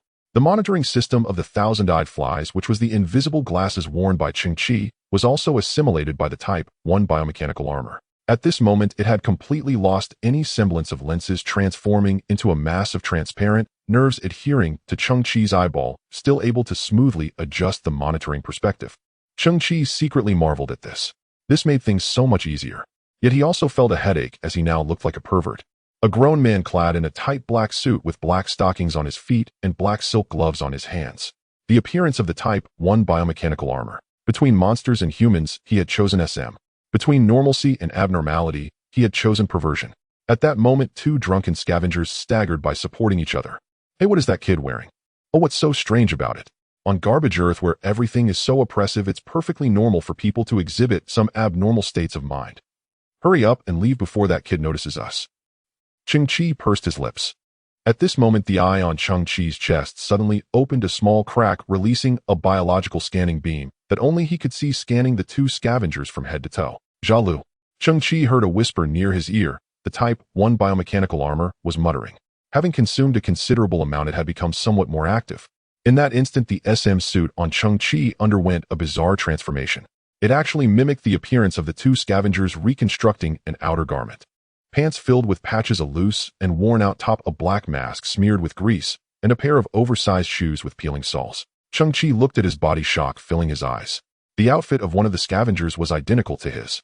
He then looked at his hands. The black silk gloves had completely turned transparent, revealing his skin. You can change your appearance too? Then I want my own appearance. Cheng Qi closed his eyes, carefully recalling his outfit that had turned to ashes. Jialu. At the same moment, the outer garment that Cheng Qi had just simulated transformed into a black biological entity, rippling like asphalt, then recoalesced, filling in color. It was Cheng Qi's signature attire: black long pants and a denim jacket made of radiation-proof material, with a blue scavenger cloak filled with holes draped over his back. When Cheng Qi opened his eyes, they were filled with surprise and satisfaction. It felt comfortable. The cool breeze was refreshing, and the night on garbage earth was not only pitch black, but also enveloped in an indescribable gloom. Cheng Qi walked for a while, his gaze sweeping over the heaps of garbage. There was too little intact garbage, let alone identical technological creations. That was the old Pentagon of Europe from a bygone era, now a bar street. The only place with some liveliness in the depths of garbage earth at night. That was the old Pentagon of Europe from a bygone era, now a bar street. The only place with some liveliness in the depths of garbage earth at night. Cheng Qi slowly stepped inside, discovering that the bar he had destroyed during his savage rampage was rebuilt, and there were quite a few patrons inside. As Cheng Qi entered the bar, his gaze swept around. He soon noticed a particularly unique presence in a corner. It was an extraordinarily ugly woman. Before her sat a giant cup of cheap beer, which she was drinking alone. Cheng Qi walked forward and sat across from her, sharing the same table. This woman had somewhat dazed eyes and a massive scar on her face, oozing with pus and incredibly hideous. Although her body beneath the gray cloak appeared enchanting and graceful, that face was enough to scare off all men. The Type 1 biomechanical armor assimilated Cheng Qi's invisible glasses, allowing it to provide unexpected information through visual imaging. For instance, the woman before him wore a relatively high-grade biological skin on her face to disguise her true appearance. And the true face of this woman on garbage earth could only be described as stunningly grotesque. Cheng Qi was quite certain. She was the daughter of the president of the scavenger alliance, Han Yun. Hey, did you see the scene that day? What do you mean by that day and scene? There's no clear time reference, no clear indication. I didn't see anything at all. Inside the bar, two drunken scavengers were engaged in conversation. The latter evidently possessed excellent logical reasoning, hitting the nail on the head. After boasting with a cup in hand, he tilted his head back and downed the drink, but due to the alcohol, causing his cerebellum to numb, all the liquor ended up in his nostrils. It was the day the Interstellar Alliance team arrived. Did you see Miss Hong Yen, the eldest daughter of President Li? She's so beautiful. I saw her. But what does that matter? People like you and me are just trash. How could we ever get close to... Miss Hong Yen is as beautiful as a celestial fairy, like a flower in the desert, like a diamond in a garbage heap, like a precious single-leaf plant growing on a cliff. If we try to pluck it, we will all fall into an abyss. Oh, Miss Hong Yen. She will surely leave us carrying the dazzling and magnificent light, gracefully turning away, bearing the hopes of all scavengers, and walking out of this garbage planet. Only someone more outstanding, more advanced, as perfect as the sculptures of ancient Greece could be worthy of Miss Hong Yen. The latter said while gazing up at the ceiling, his eyes filled with longing. Hey, I must say, brother, you have quite the eloquence. Another scavenger clasped his fists. We're just a temporary group. May I ask your esteemed name? No problem. The scavenger with the liquor running down his nose also clasped his fists. I am Wang Zi. Oh, no rules. No rules, no rules. Brother, just for that name I'll treat you to drinks tonight. Oh, we're all scavengers. Oh, what's the difference between you and me? Bartender, bring 8 more cups. 5 meters away, Cheng Qi sat facing Hong Yen. Hong Yen was quite curious. There were empty seats in the bar. Yet this youth chose to share a table with her, an ugly beyond comparison woman. She leaned forward, squinting her eyes to look at Cheng Qi. This motion caused the gray cloak she wore to tighten, revealing her graceful outline. With a waist that could be grasped with one hand, her firm and perky bottom resembled a juicy peach, and her overlapping legs were equally long and graceful. But her face made one feel nauseous. Cheng Qi hesitated, and then suddenly heard a sizzle sound. The biological imaging system hidden in his eyes instantly erased the facial disguise of Hong Yen. Hong Yan's true appearance presented itself before Cheng Qi's eyes. Her face was stunningly beautiful, with skin as white as sheep fat jade, glowing with a pristine sheen under the light. At this moment, she was a bit tipsy, with a faint flush on her cheeks and a hint of dazed curiosity in her gaze. Her face was very close to Cheng Qi's, her breath like orchids, emitting a slight scent of alcohol, creating an ambiguous atmosphere. This woman was too beautiful. For a moment, Cheng Qi felt his heart flutter. Thanks to the Type 1 biomechanical armor, he saw the real. This flawless face combined with that impeccable figure observed at such close range was a supreme enjoyment for any normally oriented man. Moreover, at that moment, Cheng Qi could pretend to be impartial and watch her without restraint, which was quite satisfying. Hong Yen tilted her head. This woman's thoughts were a bit mischievous. She clearly knew her face was very ugly at that moment, yet she wanted to see if the other party would find her repulsive. She looked at Cheng Qi, suddenly smiled, revealing a captivating flirtatious glance, her white teeth lightly biting her vibrant red lips, letting out a faint moan. The drunken man in the distance also witnessed this scene, his mouth twitching. My God, who can withstand this? Cheng Qi's eyes widened as well. My God, who can withstand this? At this moment in Cheng Qi's eyes was a perspective that was different from all the other men in the bar. This could not even be called a perspective, it was a beautiful new world. Who would have thought that the stunning and aloof Miss Hong Yen was trying her utmost to seduce him at that moment? Hee hee. Hong Yen chuckled. The prank ended, and she sat back in her seat. She did not disguise her voice, which was crisp and had a sense of distance, just like the legendary Yujia voice. Why would I sit at the same table with you when I'm so ugly? Cheng Qi shrugged, looking at her perfect face. Isn't the purpose of drinking to relax and have fun? Why bother to care so much about other people's appearances? Hong Yen nodded. I like your viewpoint. Cheng Qi realized the truth. No wonder the vast majority of scavengers had not seen Miss Hong Yen before, as some even weren't aware of her existence. It turned out this woman presented herself with such an appearance on a daily basis. Cheng Qi looked up at the bar counter. The current bar owner was a plump, middle-aged woman, smiling warmly, greeting the endless stream of customers. I remember that the business of this bar wasn't this good before, Cheng Qi said with confusion. Well, not long ago, a young punk killed the hyena and tore this place apart. Then Rita rebuilt this bar. Rita is very serious and hardworking, so I gave her some suggestions on management and marketing, and gradually the business here improved. Oh, Cheng Qi's eyes flickered. He remembered that Hong Yen was a high-level geneticist, and those below grade C would have certain talents or abilities. Could it be that her talent was in business and management? Cheng Qi chuckled. What ideas did you come up with? Hong Yen mischievously smiled, tapping her glass. Dilute the wine with water. Cheng Qi was taken aback. Aren't you afraid of ruining your reputation? On the contrary. Hong Yen smiled. Life on garbage earth is oppressive and arduous. The main purpose of scavengers entering the bar isn't the liquor, but the rare time to relax. If a drink is finished in 3 to 5 minutes, that relaxation time becomes very short.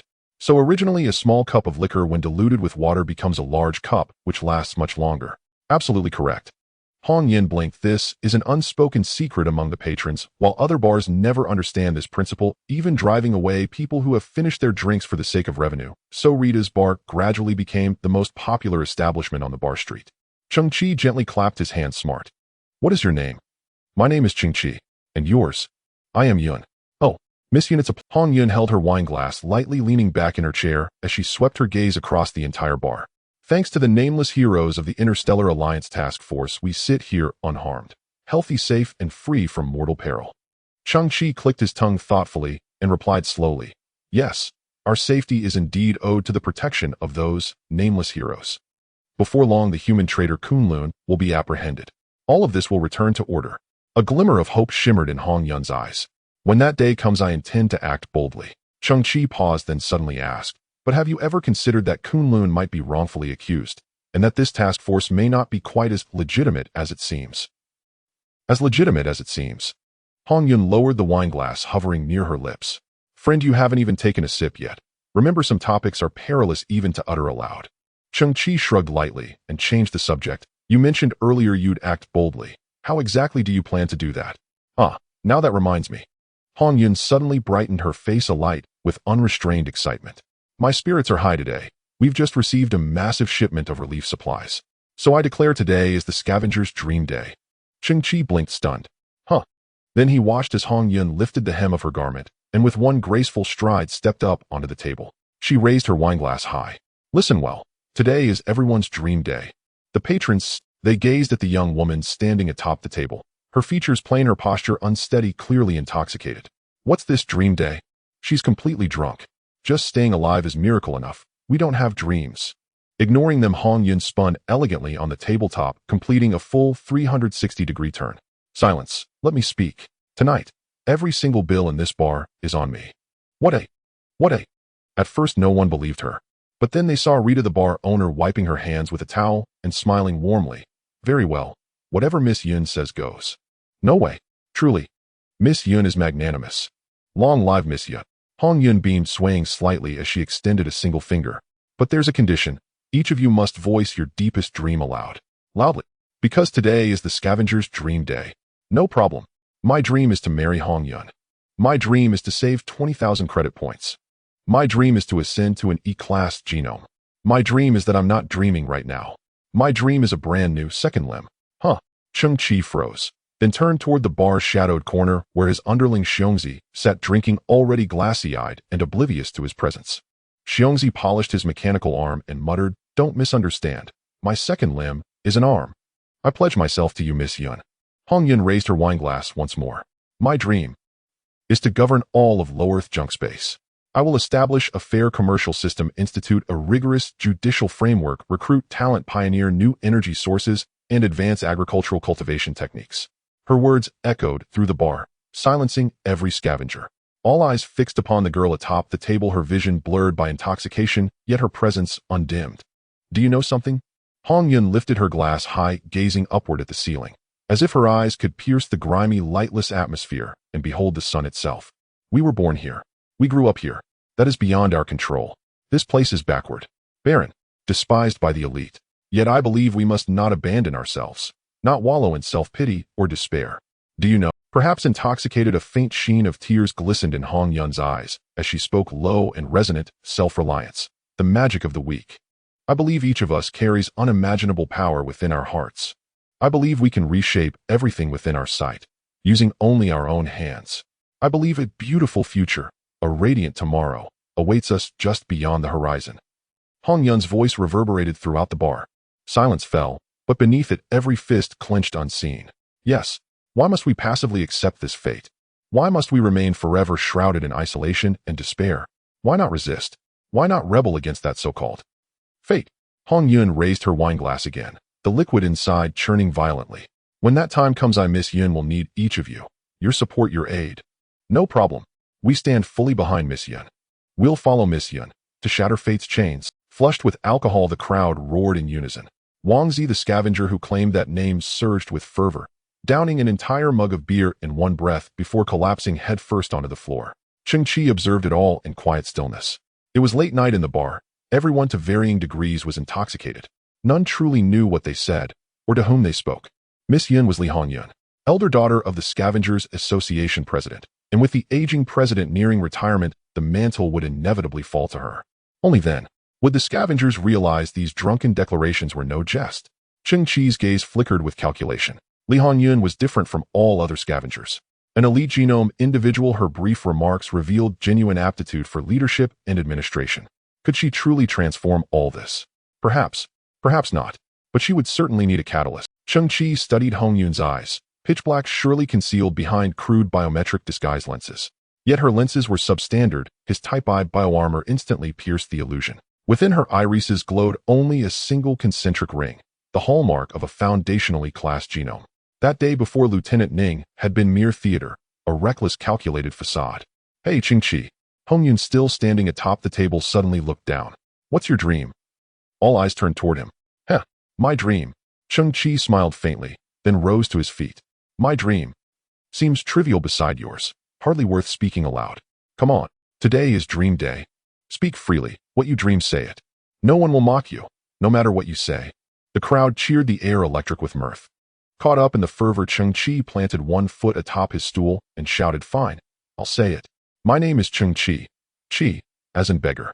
My dream is to become the sovereign of waste across the entire earth. Ha ha ha. Damn, this kid's had too much.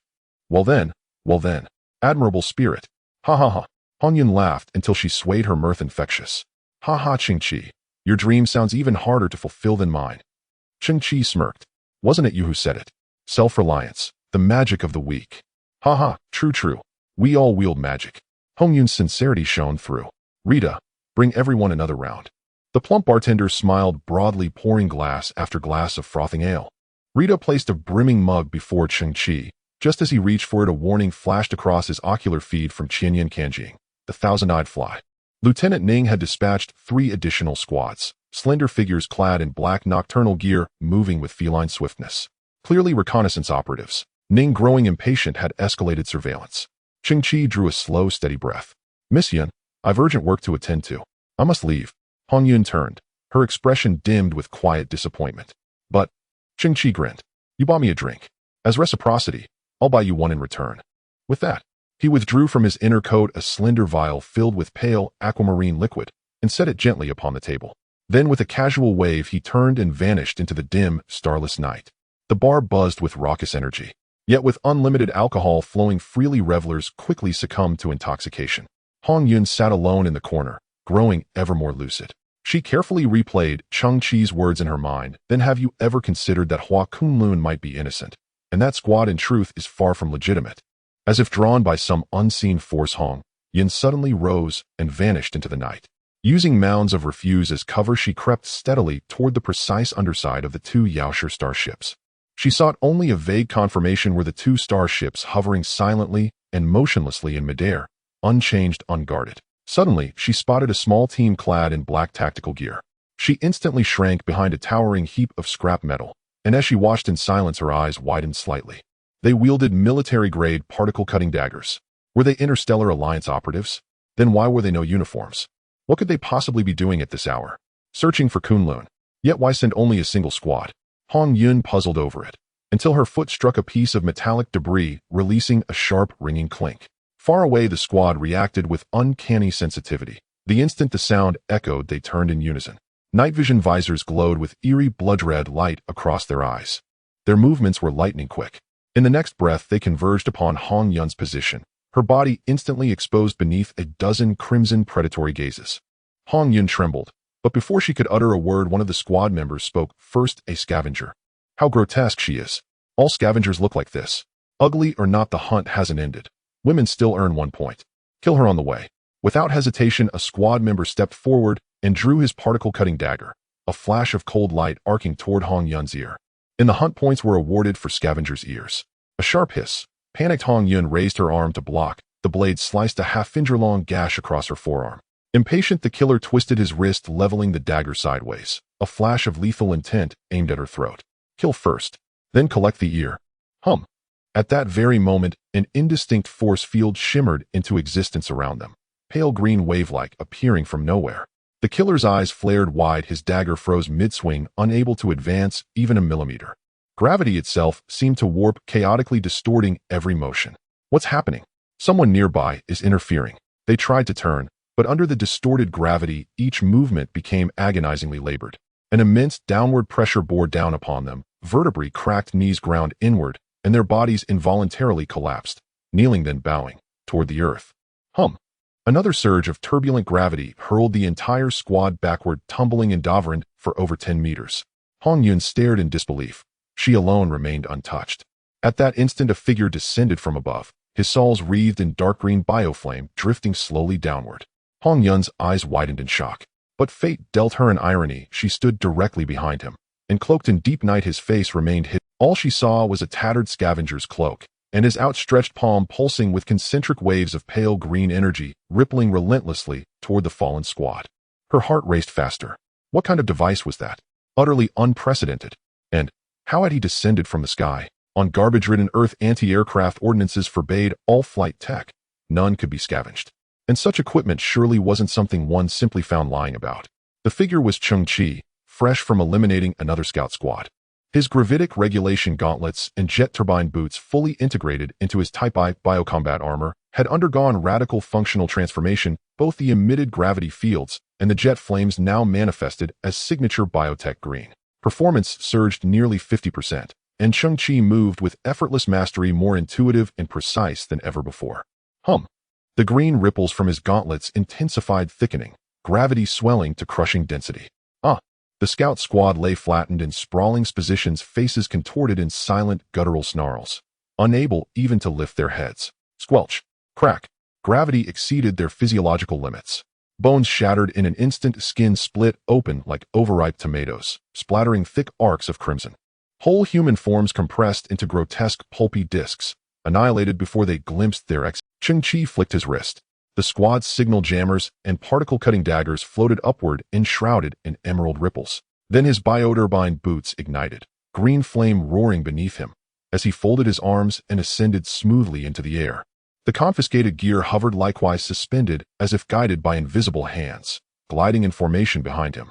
Within moments, man and armory dissolved into the velvet night. For a third scout squad awaited his arrival and harvest. As for folding his arms, it served no tactical purpose whatsoever. Cheng Qi simply found the pose striking, like an ancient immortal descending from celestial clouds. Hong Yun watched frozen, eyes wide, body rigid as carved wood. Who was he? What tier of technology did he command? He couldn't be from Earth, yet wore a scavenger's cloak. Why did his gear seem so surreal, like sorcery? In that instant, Hong Yun violently shook her head, alcohol evaporating into icy sweat. The Interstellar Alliance squad is truly compromised. I must return at once, to warn my father, my sister. Inside Cargo Bay 2 of the Yaoshi starship, the atmosphere hung heavy and grim. 600 imposter soldiers, still uninitiated into the hunt, had just received news from Starship 1. The squads dispatched earlier had all been wiped out, no bodies recovered. Had Hua Kunlun truly repaired himself? A suffocating cloud of dread settled over them. Recalling that indomitable female warrior, they shuddered involuntarily. Oppression, stagnation, uncertainty. Worst of all, their orders demanded absolute stillness. Confined within the starship, forbidden to step out. Click, click. Several imposters stiffened, eyes snapping toward a nearby cargo container. To bolster their illusion of legitimacy, High Command had requisitioned power cells, and these containers were meant solely for transport. All cells had been distributed 2 days prior. The empty crates had long since returned to the ship. Yet now, muffled thuds resonated from within. Thump, thump. Something, or someone, was knocking from inside. Weapons snapped up instantly. The imposters surrounded the crate.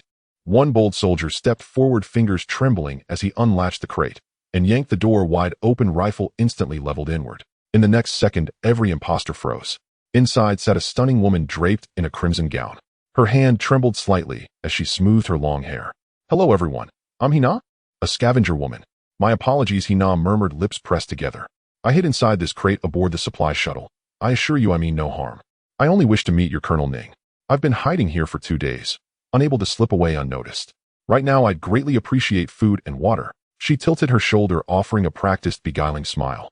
"Afterward, could you escort me to Colonel Ning?" Haha. A mocking laugh broke the silence. I heard low-tier gene carriers will become obedient pets to high-tier elites. Never believed it until now. Huh. Turns out even garbage Earth plays by those rules. Look, she's an E-class gene carrier. Hey boys, ever experienced an E-class woman? We're pent up after days. Time to blow off steam. Panic flashed across Hina's face. Your soldiers? Heh, sweetheart. Even if we brought you to Colonel Ning, he'd hardly spare you a glance. But we won't turn you away. See, we've injected physique enhancement serums too. Our eyes glow faint yellow. Slowly 600 imposters closed in, saliva dripping, eyes burning with demonic hunger. Hina could scarcely believe what unfolded before her. Eyes wide with terror, she recoiled deep into the crate's shadow. What are you doing? Don't come any closer. Tap, tap, tap. Major Ning walked across the bridge, the sound of military boots striking the steel floor echoing around him. A drop of sweat slid down from his forehead. With only 12 hours left to capture Kunlun, the general suddenly requested to see him. He crossed the long suspension bridge to arrive at the central circular platform. Major Ning gradually came to a halt and saluted the shadow ahead with a standard military gesture. Normally, a large starship like the Hawk would be bustling with personnel on the bridge. However, at this moment, it was eerily quiet with not a single staff member in sight. Yet the entire starship was operating flawlessly. Whoosh! A dim light illuminated the platform. The true form of the general slowly emerged. He was a robust man in his 50s, dressed in black captain's attire, exuding an imposing presence as he sat in a massive metallic seat. His face was a typical square shape with dark skin. However, there was a noticeable defect. He was born with a cleft lip, his upper lip split, and growing to the sides, a genetic issue he inherited. The general tilted his head and looked at Major Ning, his voice deep, as he commanded, "Tear off that ugly mask of yours." Major Ning frowned slightly, but still raised his hand, his fingers probing towards the line of his right jaw. A highly realistic biological mask was ripped off Major Ning's face. His true appearance was revealed under the dim light. He was no longer the handsome figure he once was. His face bore the same square-shaped dark skin, and he too had a congenital defect, a cleft lip. Major Ning slightly lowered his head, his eyes evasive as he said, "Brother." The general remained looking up. "Fourth brother." At this moment, a clear contrast emerged between their faces. The resemblance between Major Ning and the general was nearly 90. The only difference was that the general was older, while Major Ning was slightly younger. "Fourth brother, do you remember our happy childhood as quadruplets on planet K-23? "I remember," Major Ning replied, his head lowered. "Our father was a notorious space bandit. He raised us 4 brothers with money and food he stole. He educated us with decades of experience fighting against the Galactic Alliance, teaching us to arm ourselves. However, our father ultimately died under the bombardment of the Galactic Alliance, leaving no ashes behind. At that moment, I understood a principle: if we fought Hedon, we would never win against the Galactic Alliance. But if we took the opposite approach and infiltrated the Galactic Alliance under false identities, we could not only gain legitimate identities, but also gradually undermine this massive entity from within. At that time, none of you agreed with my idea. I had to go against your wishes and enlist in the military, becoming a starship. All of us were born with level genes, but we lacked individual talents. However, due to being quadruplets, the essence of our genes was the symbiotic gene from the special gene directory. This is a powerful group talent.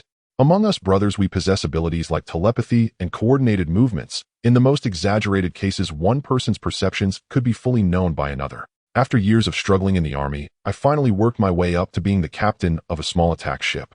It was at this time that the advantages of our 4 brothers became evident. Our father gave us 4 brothers beautiful names: Wind, Rain, Mountain, and River. I am Ningfeng, and your real name is Ning Chuan. Ning Yu and Ning Shan made great contributions to pave the way for me.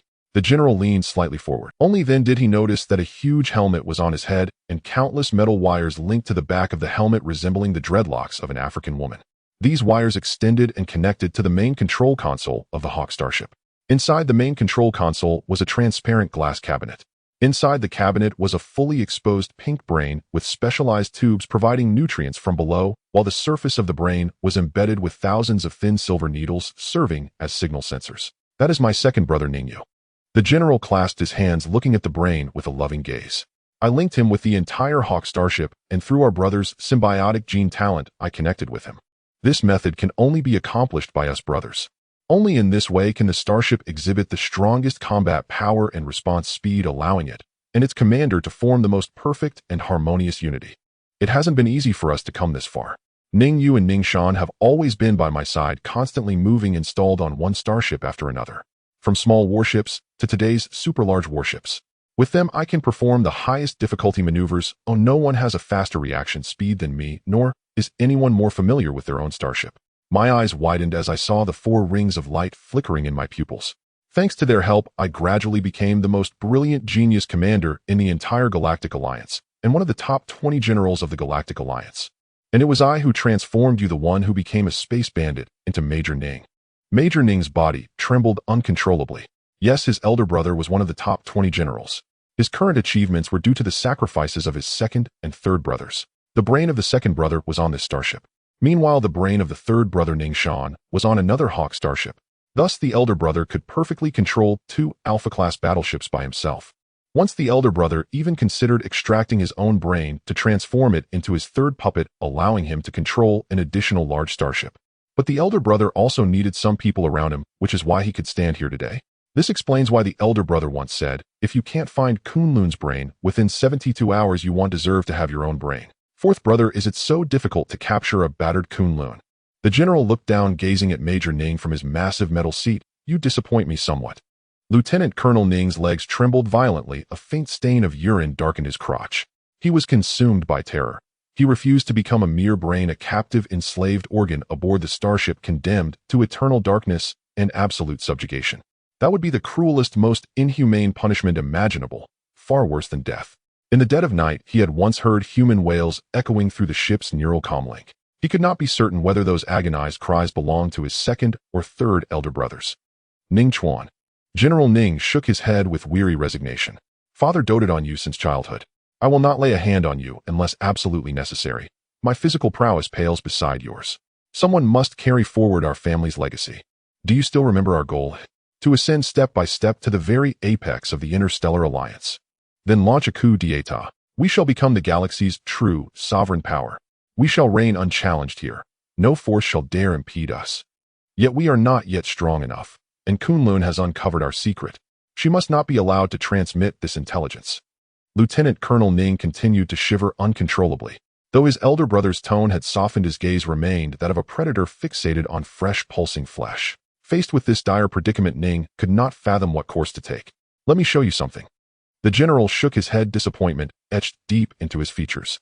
A slender signal conduit at the base of his skull suddenly flared, a liquid pulse of light flowing seamlessly into the starship's core command console. Overhead, the Harrier-class starship's holographic imaging system activated, projecting a shimmering void hologram, the desolate terrain of junk Earth. A Harrier landing module descended slowly onto the barren surface. 3 reconnaissance squads disembarked in swift, disciplined succession. Lieutenant Colonel Ning frowned, perplexed. This footage was captured approximately 10 minutes earlier, moments he himself had monitored via the starship's long-range scan array.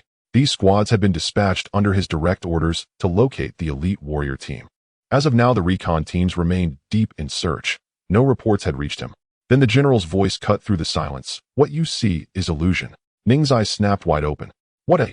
The hologram zoomed sharply onto one of the reconnaissance squads. But something was profoundly wrong. The image dissolved into increasing distortion, as if resolution were being deliberately degraded. Pixelation thickened, mosaics bloomed, until the squad members themselves became indistinct humanoid blurs.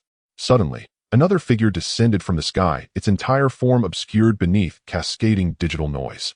Instantly, crimson mosaics erupted across the recon team's bodies. The scene resembled a juvenile content filter, no blood, no visible corpses. Yet the horror was unmistakable. Every viewer knew with chilling certainty that those scouts had died in unspeakable agony. Ning's face drained of all color. His eyelid twitched violently, even as his biosensors reported perfectly stable life signs from the squad. I earned 7 first-class combat medals. The Interstellar Alliance awarded me a discarded visual sensor, abandoned by a Type 4 civilization. It took nearly 7 years of painstaking repair before I integrated it into the Harrier. I activated it briefly, but within seconds its internal power cell depleted. Engineers declared it irreparable. The general's gaze turned glacial. Their signal barrier is formidable. Without that sensor, we would have seen. Ning recoiled in shock. A Type 4 civilization sensor, capable only of rendering chaotic mosaics. The general's voice dropped to a low, ominous timbre. Someone presumes to play the guardian in the shadows, though they lack the strength even to grasp the darkness. Ning stared transfixed at the 33-second clip, blurred beyond coherence. That isn't. He wears a cobalt blue cloak. Is he a scavenger? How could any scavenger possibly be like this? What is he doing? Digging a grave? Fragmented, distorted data assaulted Ning's mind, threatening to shatter his composure. His emotions defied articulation. To them, Earth was a festering, stinking landfill. its inhabitants desperate wretches clinging to existence at the edge of oblivion. And yet this image, like a maggot erupting from dung then toppling a mighty bull, upended every certainty they held sacred. Ning stood speechless, mind reeling. This cannot be possible. It is evident. The general spoke softly. He acquired powerful equipment, perhaps even an advanced signal dampener. The odds were infinitesimal, yet fate intervened. Damn it. Ning clenched his teeth, eyes burning into the hologram. He slaughtered my brothers in arms, men who bled beside me. The good news, Kunlun remains combat incapacitated. Leaning back in his chair, the general added, the bad news, a lone hero has risen, not from the elite, but from the ranks of scavengers. Granted, even if fortune favored him, granting him such a rare dampener, it is surely exhausted by now. As for his combat proficiency, though he employs clever tricks, the moment he reveals himself before me, I will erase him, instantly. Still, this man may well be connected to Kunlun. Find him. As for how, the general's eyes narrowed. Within plausible bounds, fabricate a crime against the scavengers, then conduct mass arrests. Any resistance is to be met with immediate lethal force. And the blue-cloaked one, if he truly seeks to be a hero, he will emerge. Brother, rest assured, I shall become your most indispensable ally. I will prove my worth equal to that of a shipborne cerebral unit. I will not fail you again. Ning watched the void hologram chest rising and falling with quiet, controlled breaths.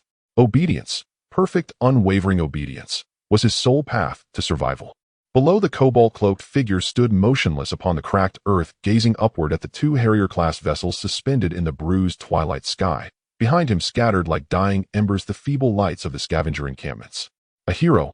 He is but a mantis raising its arms before a chariot. Ning ground his teeth together, jaw rigid.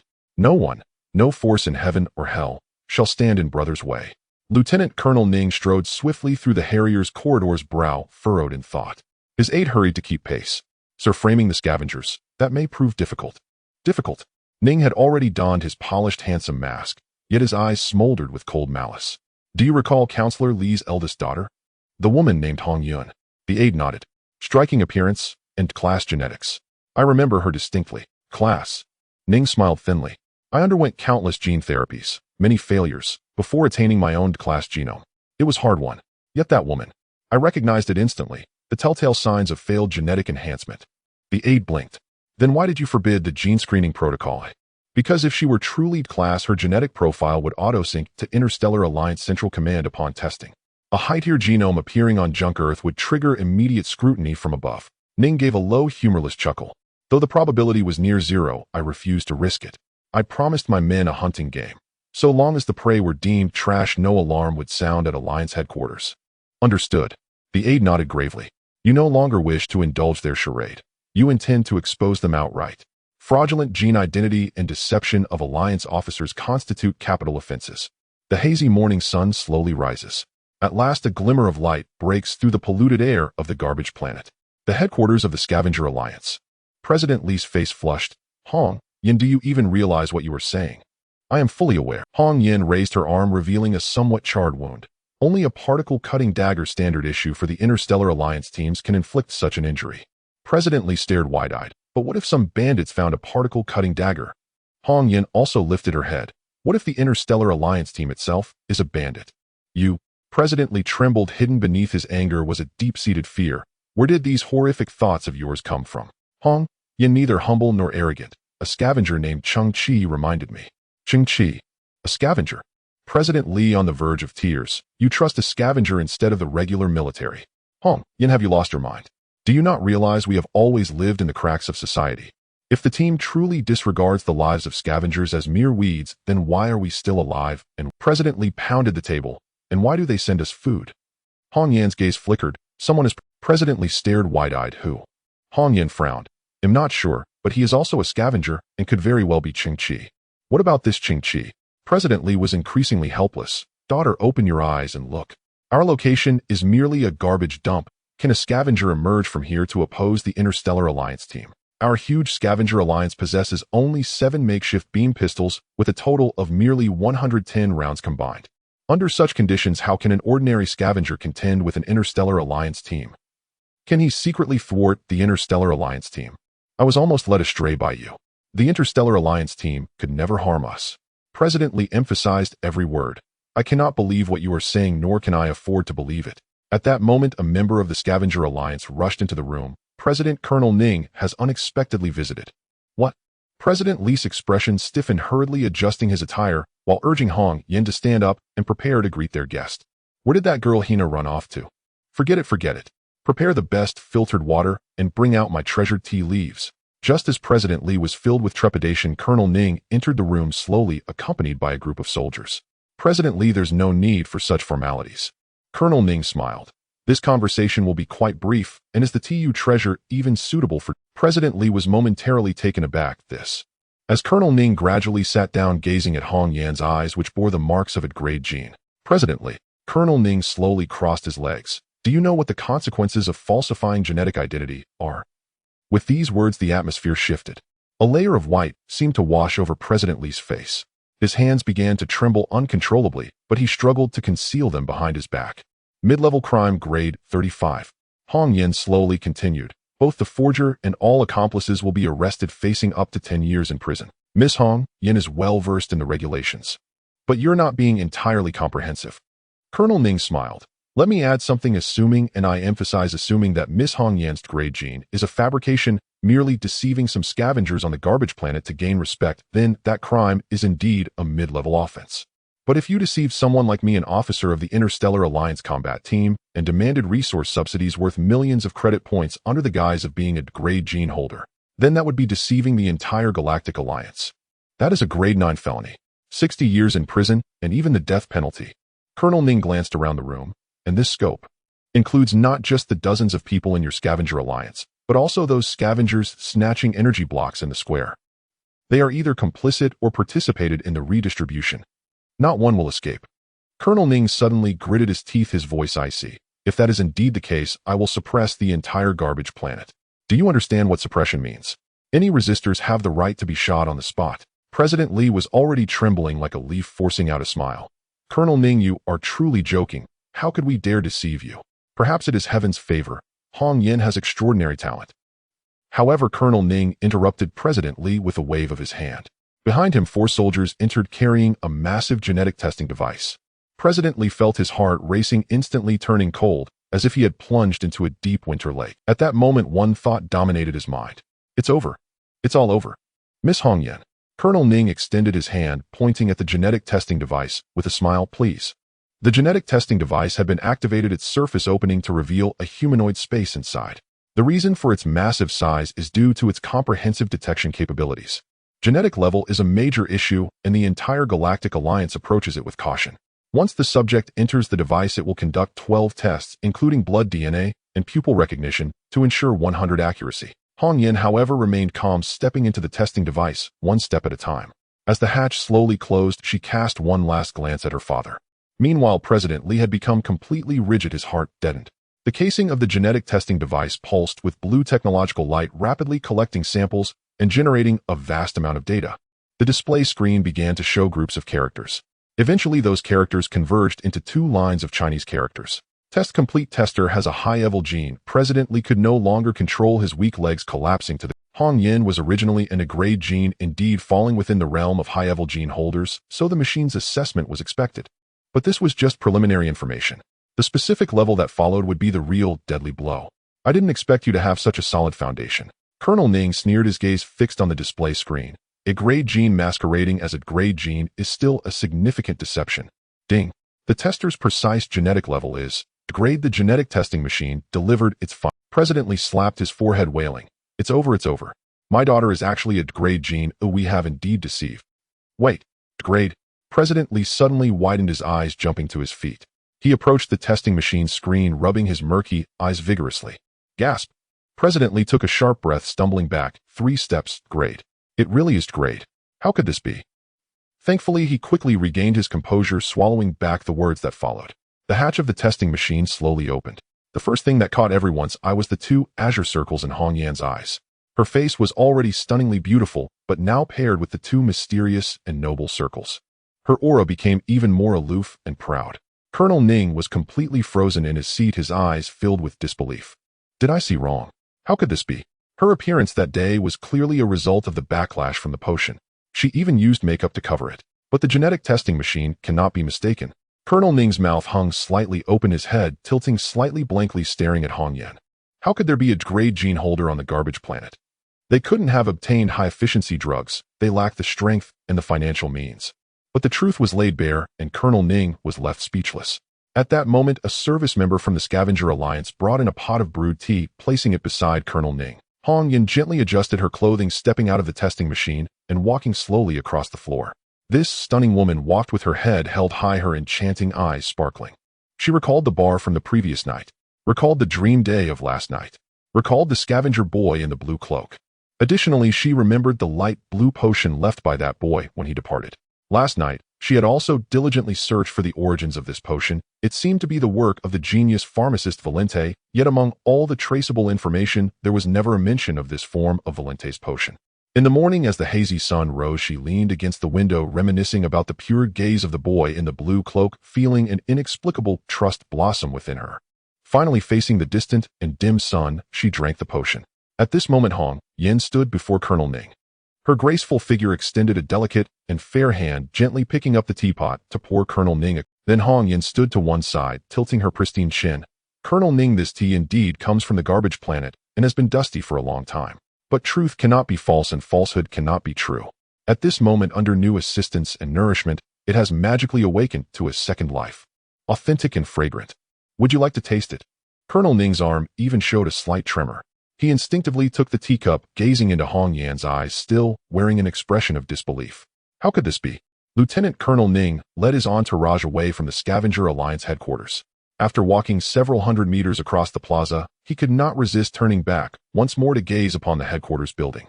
His jaw clenched in bitter frustration, defeated and humiliated. Hong Yun's genetic rating had proven genuine, robbing him of any pretext to act. Unaware of his surroundings, he approached the landing craft, so preoccupied with venting his fury that he stumbled over the boarding ladder, lurching forward and dropping to one knee. Lieutenant Colonel Ning, are you unharmed? Several aides hurried forward. His eyes burned with incandescent rage. He waved them off dismissively, then rose steadily to his feet. He turned again toward the Scavenger Alliance headquarters and ground out, dispatch teams to retrieve the wreckage of Hua Kunlun's 24th Fleet, scatter it uniformly beyond Earth's atmosphere. Gather every fragment of Hua Kunlun's former subordinates as well. Sir, the adjutant raised an eyebrow. The Interstellar Alliance has already received Hong Yun's genetic data, but their bureaucracy is bloated and sluggish. It will take at least 10 to 12 hours before investigators arrive for verification. Lieutenant Colonel Ning's gaze turned glacial. And in that window, I will exterminate every last scavenger, without exception, including the blue cloak. He now knows our true faces. I must lure him out and extract from him every trace of Hua Kunlun's whereabouts. Then I will slaughter them all, ending this once and for all. His voice dropped to a guttural snarl. A flicker of bloodlust ignited in the adjutant's eyes. Shall we then pin this massacre on Hua Kunlun? Not merely a frame-up. No witnesses left to contradict it. Ning's face twisted with grim resolve. Once it is done, I shall file my report after Hua Kunlun. The demon committed unspeakable atrocities against the innocent. We arrived too late to prevent her crimes, but succeeded in destroying her vessel beyond Earth's atmosphere. Merit and fault shall balance, is at the very least we shall be hailed as nominal heroes. That is audacious and perilously difficult. One survivor and everything collapses. Then not one shall survive. There is no turning back. But they forced my hand. I have no other path. Ning tilted his head upward, staring at the scavenger headquarters, his eyes blazing with unchained madness. Time is critical. Order the troops to inventory equipment. Have medics prepare pain-suppressing agents. Summon engineers for full armor and weapon diagnostics. In 3 hours, our forces descend. And so begins the most exhilarating hunt of all. Cheng Qi stood before his makeshift shack, watching Ning's lander ascend in a swift, silent arc, vanishing into the belly of the Sparrow-class starship. He shrugged lightly, having anticipated Ning would seize upon alleged genetic fraud as a pretext for open confrontation. During the first synthesis of Valente illusion serum, exactly 5 vials had emerged. Thus he had gifted the remaining odd-numbered vial, Valente illusion serum, to Hong Yun. Its success rate stood at 99.9%, a true blind box wherein genetic enhancement depended entirely upon the user's innate potential. Yet Hong Yun was born with an E-class genome, the rarest gem upon this wretched earth. Her latent talent, undeniably extraordinary, could not have failed her. She had succeeded, and with elevated genetic rank her administrative acumen would surely deepen. To Cheng Qi, 1 vial of Valente illusion serum meant little. To Hong Yun, to the entire Scavenger Alliance, To every scavenger on Earth, it might herald nothing less than rebirth. Cheng Qi narrowed his eyes slightly. For men like Lieutenant Colonel Ning, extremism and frenzy were not aberrations. They were the norm. Especially after repeated failures, the beast long suppressed within surged ever more uncontrollably. Like a bomb whose fuse had just been lit, he would no longer hesitate or second-guess. The final battle was imminent. Then let it begin. Cheng Qi's eyes blazed. Behind him, the massive blast door of the underground shelter groaned open. The youth stepped inside, preparing his own strategic arsenal. Inside the workshop, Cheng Qi's recent spoils lay arrayed across the floor: 36 miniature signal dampeners and 36 particle-cutting daggers, harvested from 3 reconnaissance squads. Combined with prior stockpiles, his inventory of military-grade particle-cutting daggers now totaled 84. After a moment's reflection, he fused the dampeners into a second Innocence defense array. Then, he turned his gaze upon the 84 military particle-cutting daggers. These were cold weapons forged by modern science. Ones Cheng Qi had never synthesized before. He had hoarded them deliberately, determined to achieve a breakthrough in one decisive leap. Similar technological artifact detected. Synthesis initiated. Cheng Qi raised his arm. The STC on his wrist flared with a sapphire fan-shaped scanning beam. Disassembling into base matter. Synthesis complete. Military particle curved blade 42. Military light edge longsword 21. Before him, the light edge longswords bore utterly transformed silhouettes, shifting from dagger to sword, elongated, refined, radiating amplified lethality. But Cheng Qi did not pause. He sought the ultimate answer. Disassembling into base matter. Military quantum resonance sword 10. Military force field shield sword 5. Why do they all bear the prefix military? He paused briefly. Is their entire upgrade path locked exclusively to military-grade specifications? He lifted a force field shield sword, its sleek high-tech surface utterly inert, its blade dull, and such advanced weaponry required activation to unleash its full capabilities. At that instant, a crimson line of text flickered onto the hilt's holographic display. No military personnel dossier found. Device cannot activate. Cheng Qi nodded slowly, comprehension dawning. These weapons were encrypted, high-tier military hardware designed to remain inert outside authorized service, even if lost or stolen. Yet these were merely transitional tools. Cheng Qi still possessed 2 synthesis cycles remaining. Disassembling into base matter. Military gravitic war spear 2. Disassembling into base matter.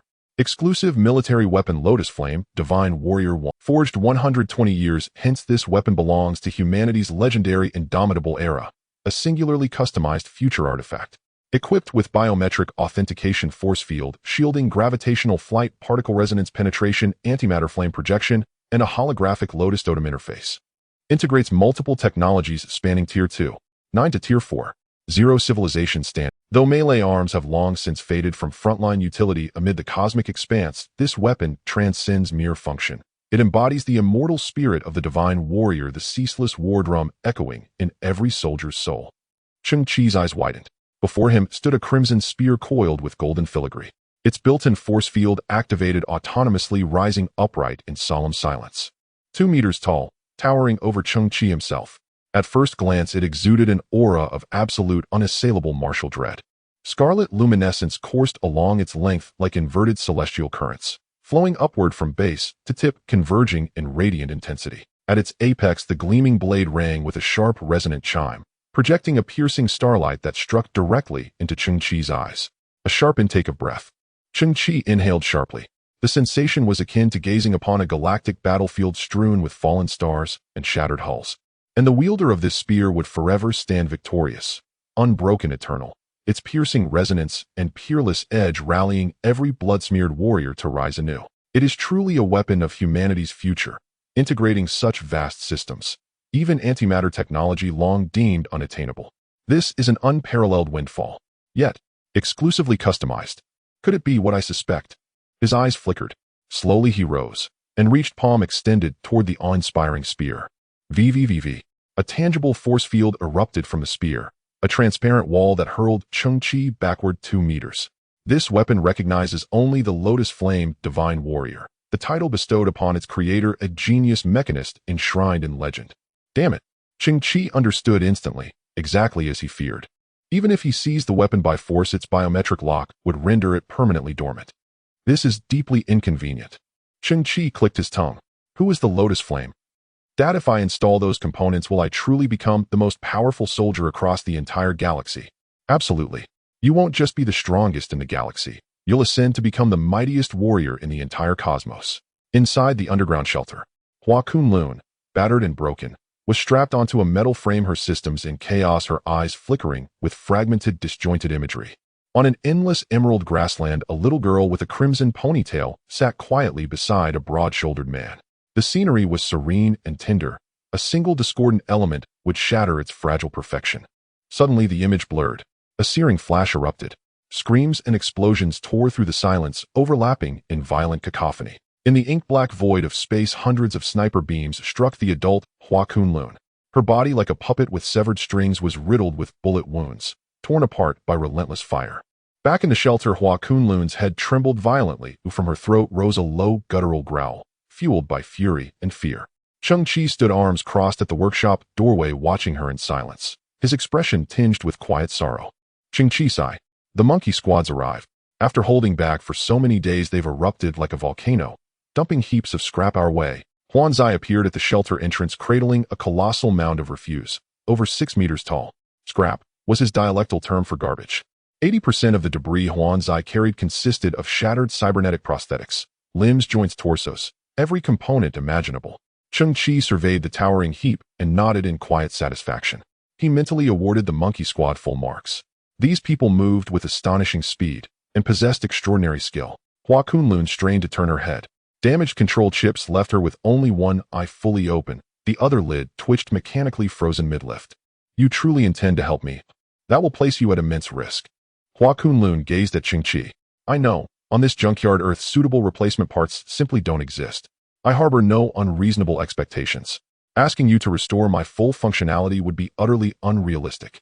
All I need is a pair of functional legs, enough to break through the encirclement and reach Alliance Central Command. Regardless of how far you go, your aid would mean everything to me, trapped as I am in utter desolation. As she spoke, a burst of sparks erupted from her neck, yet she forced herself into a solemn, deliberate nod. Hua Kunlun will forever remember Master Cheng Qi's outstretched hand. Thank you. Cheng Qi smiled faintly. Understood. Inside the workshop, he surveyed the scattered cybernetic limbs strewn across the floor. Surprisingly, components were plentiful. Even synthetic lung tissue was available. Yet every prosthetic shared the same flaw: none bore external armor or artificial dermis. All were skeletal frameworks, or hollow fractured cores.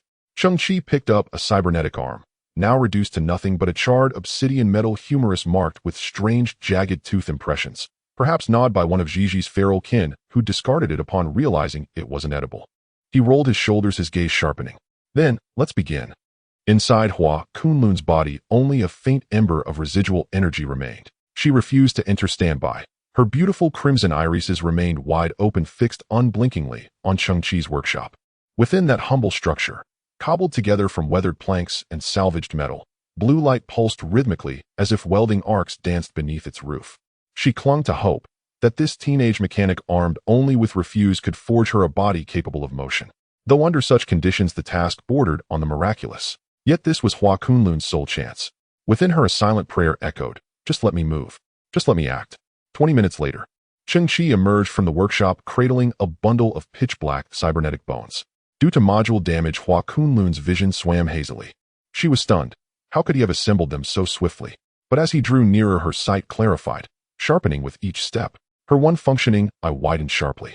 Before her stood a fully refurbished cybernetic skeleton. Rust had vanished. Fractures were seamlessly repaired. Its surface resembled matte carbon fiber, but etched across every bone were intricate microscopic spiral grooves. No. A cascade of sparks burst from the base of her skull, triggered by the violent surge of her thoughts. Were those microrotor bones, embedded within hundreds of microrotor matrices spinning at relativistic speeds via graviton acceleration, delivering immense power while preserving minimal mass. This design dramatically enhanced both combat agility and operational velocity, granting unparalleled kinetic superiority. Hua Kunlun could scarcely believe it. This technology represented the absolute zenith of the Galactic Science Alliance's cybernetics division, surpassing even her own original chassis by a full tier. How had Cheng Qi mastered it? Such knowledge was classified beyond retrieval. Its leakage unthinkable, its transmission to junk Earth impossible. Her eyes trembled violently. This wasn't replication, it was independent invention. His design happened to converge precisely with the Alliance's pinnacle technology. Hua Kunlun's disbelief deepened. One thought now dominated her mind: his talent is staggering. Yet, To refurbish the entire skeletal framework and integrate microrotor architecture in such a short time. Her gaze drifted toward the cluster of wooden sheds. Did his workshop conceal some kind of industrial-scale production line? Materials are limited. We'll make do, Cheng Qi said, stepping before her and lifting one arm toward her torso. At that instant, countless hair-thin filaments extended from the limb's terminus, undulating gracefully through the air before embedding themselves gently into her ravaged shoulder, initiating synaptic fusion with her neural interface. Hua Kunlun's heart lurched again. Rotor skeletons lacked such organic integration. They relied solely on rigid mechanical coupling. Those black filaments resembled nanoscale bioneural tendrils. Was this an evolved iteration of rotor architecture? Her emotional auxiliary module blared escalating warnings. For Hua Kunlun's shock deepened, her comprehension collapsing beneath the weight of the inexplicable. I suspect the imposter soldiers will soon shed their veneer of benevolence. Cheng Qi continued calibrating piece after piece, scapulae humeri ribs, with meticulous precision. Hua Kunlun's expression grew increasingly grave. I have a plan, Cheng Qi said, hands never pausing. If they truly act without restraint, I'll ensure they never leave this place. Hua Kunlun's breath caught. Cheng Qi added, ideally they'll all perish, while I disable their starship without destroying it. Hua Kunlun froze once more. In her mind, leaving them here forever was already an impossibility. Yet Cheng Qi escalated the challenge further, not only sparing the vessel but neutralizing it entirely, a notion bordering on myth. Cheng Qi's voice remained calm. Know your enemy, know yourself. Victory is assured. Yet I know nothing of those two vessels. The commander of the Harrier-class starships is Ning Feng. He is the Galactic Alliance's most prodigious tactician of the past 2 decades. His greatest asset, 2 fully armed Harrier-class starships. Frowning, Hua Kunlun said, engaging him is suicide. You'd be vaporized the moment you exposed yourself. In Alliance circles, people describe Ning Feng and his vessel as one entity, harmony of man and machine. Cheng Qi paused briefly. What is the precise destructive yield of the Star Annihilator cannon? Due to spatial constraints aboard the vessel, it mounts a secondary-grade Star Annihilator energy cannon. Its instantaneous pressure output equals 30 times Earth's core density. Star Annihilator cannon. Its name says it all, it obliterates stars. No individual being can withstand such force. Hua Kunlun's crimson pupils flared. Not even understood, Cheng Qi replied, voice unwavering. Only one Star Annihilator cannon is mounted across both ships. How do we prevent its second discharge? Hua Kunlun's expression locked in stillness. She didn't grasp his reference to a second shot. For any living being experiencing the cannon's fury once meant oblivion. The Harrier's defensive field, codenamed Heaven's Shield, is among the Galaxy Alliance's most impregnable energy barriers. To halt the second firing, one must pierce Heaven's Shield and destroy the cannon itself. The sole method to breach Heaven's Shield is to concentrate an ultra-high-energy, ultra-dense beam onto a single rhomboid lattice unit. Sufficient power may fracture that unit, creating a pinpoint aperture. Yet Heaven's Shield comprises 7 concentric layers. Even if all 7 layers are pierced simultaneously, the field reconfigures instantly, like a rotating Rubik's Cube, shifting each aperture into a labyrinthine displacement, sealing all gaps into an impenetrable maze. 30 seconds later, the Star Annihilator fires again. No one has ever breached it.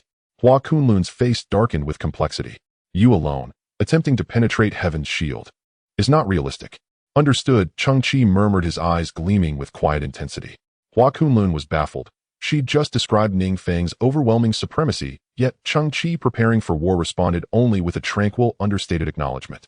If I restore you completely, Cheng Qi asked suddenly, will you stand with me against the imposter soul? Hua Kunlun answered without hesitation, yes. Cheng Qi nodded. Still, your wisest course would be to slip away amid the chaos and deliver a full report to Alliance Central Command. First, you granted me a second life. I owe you profound gratitude.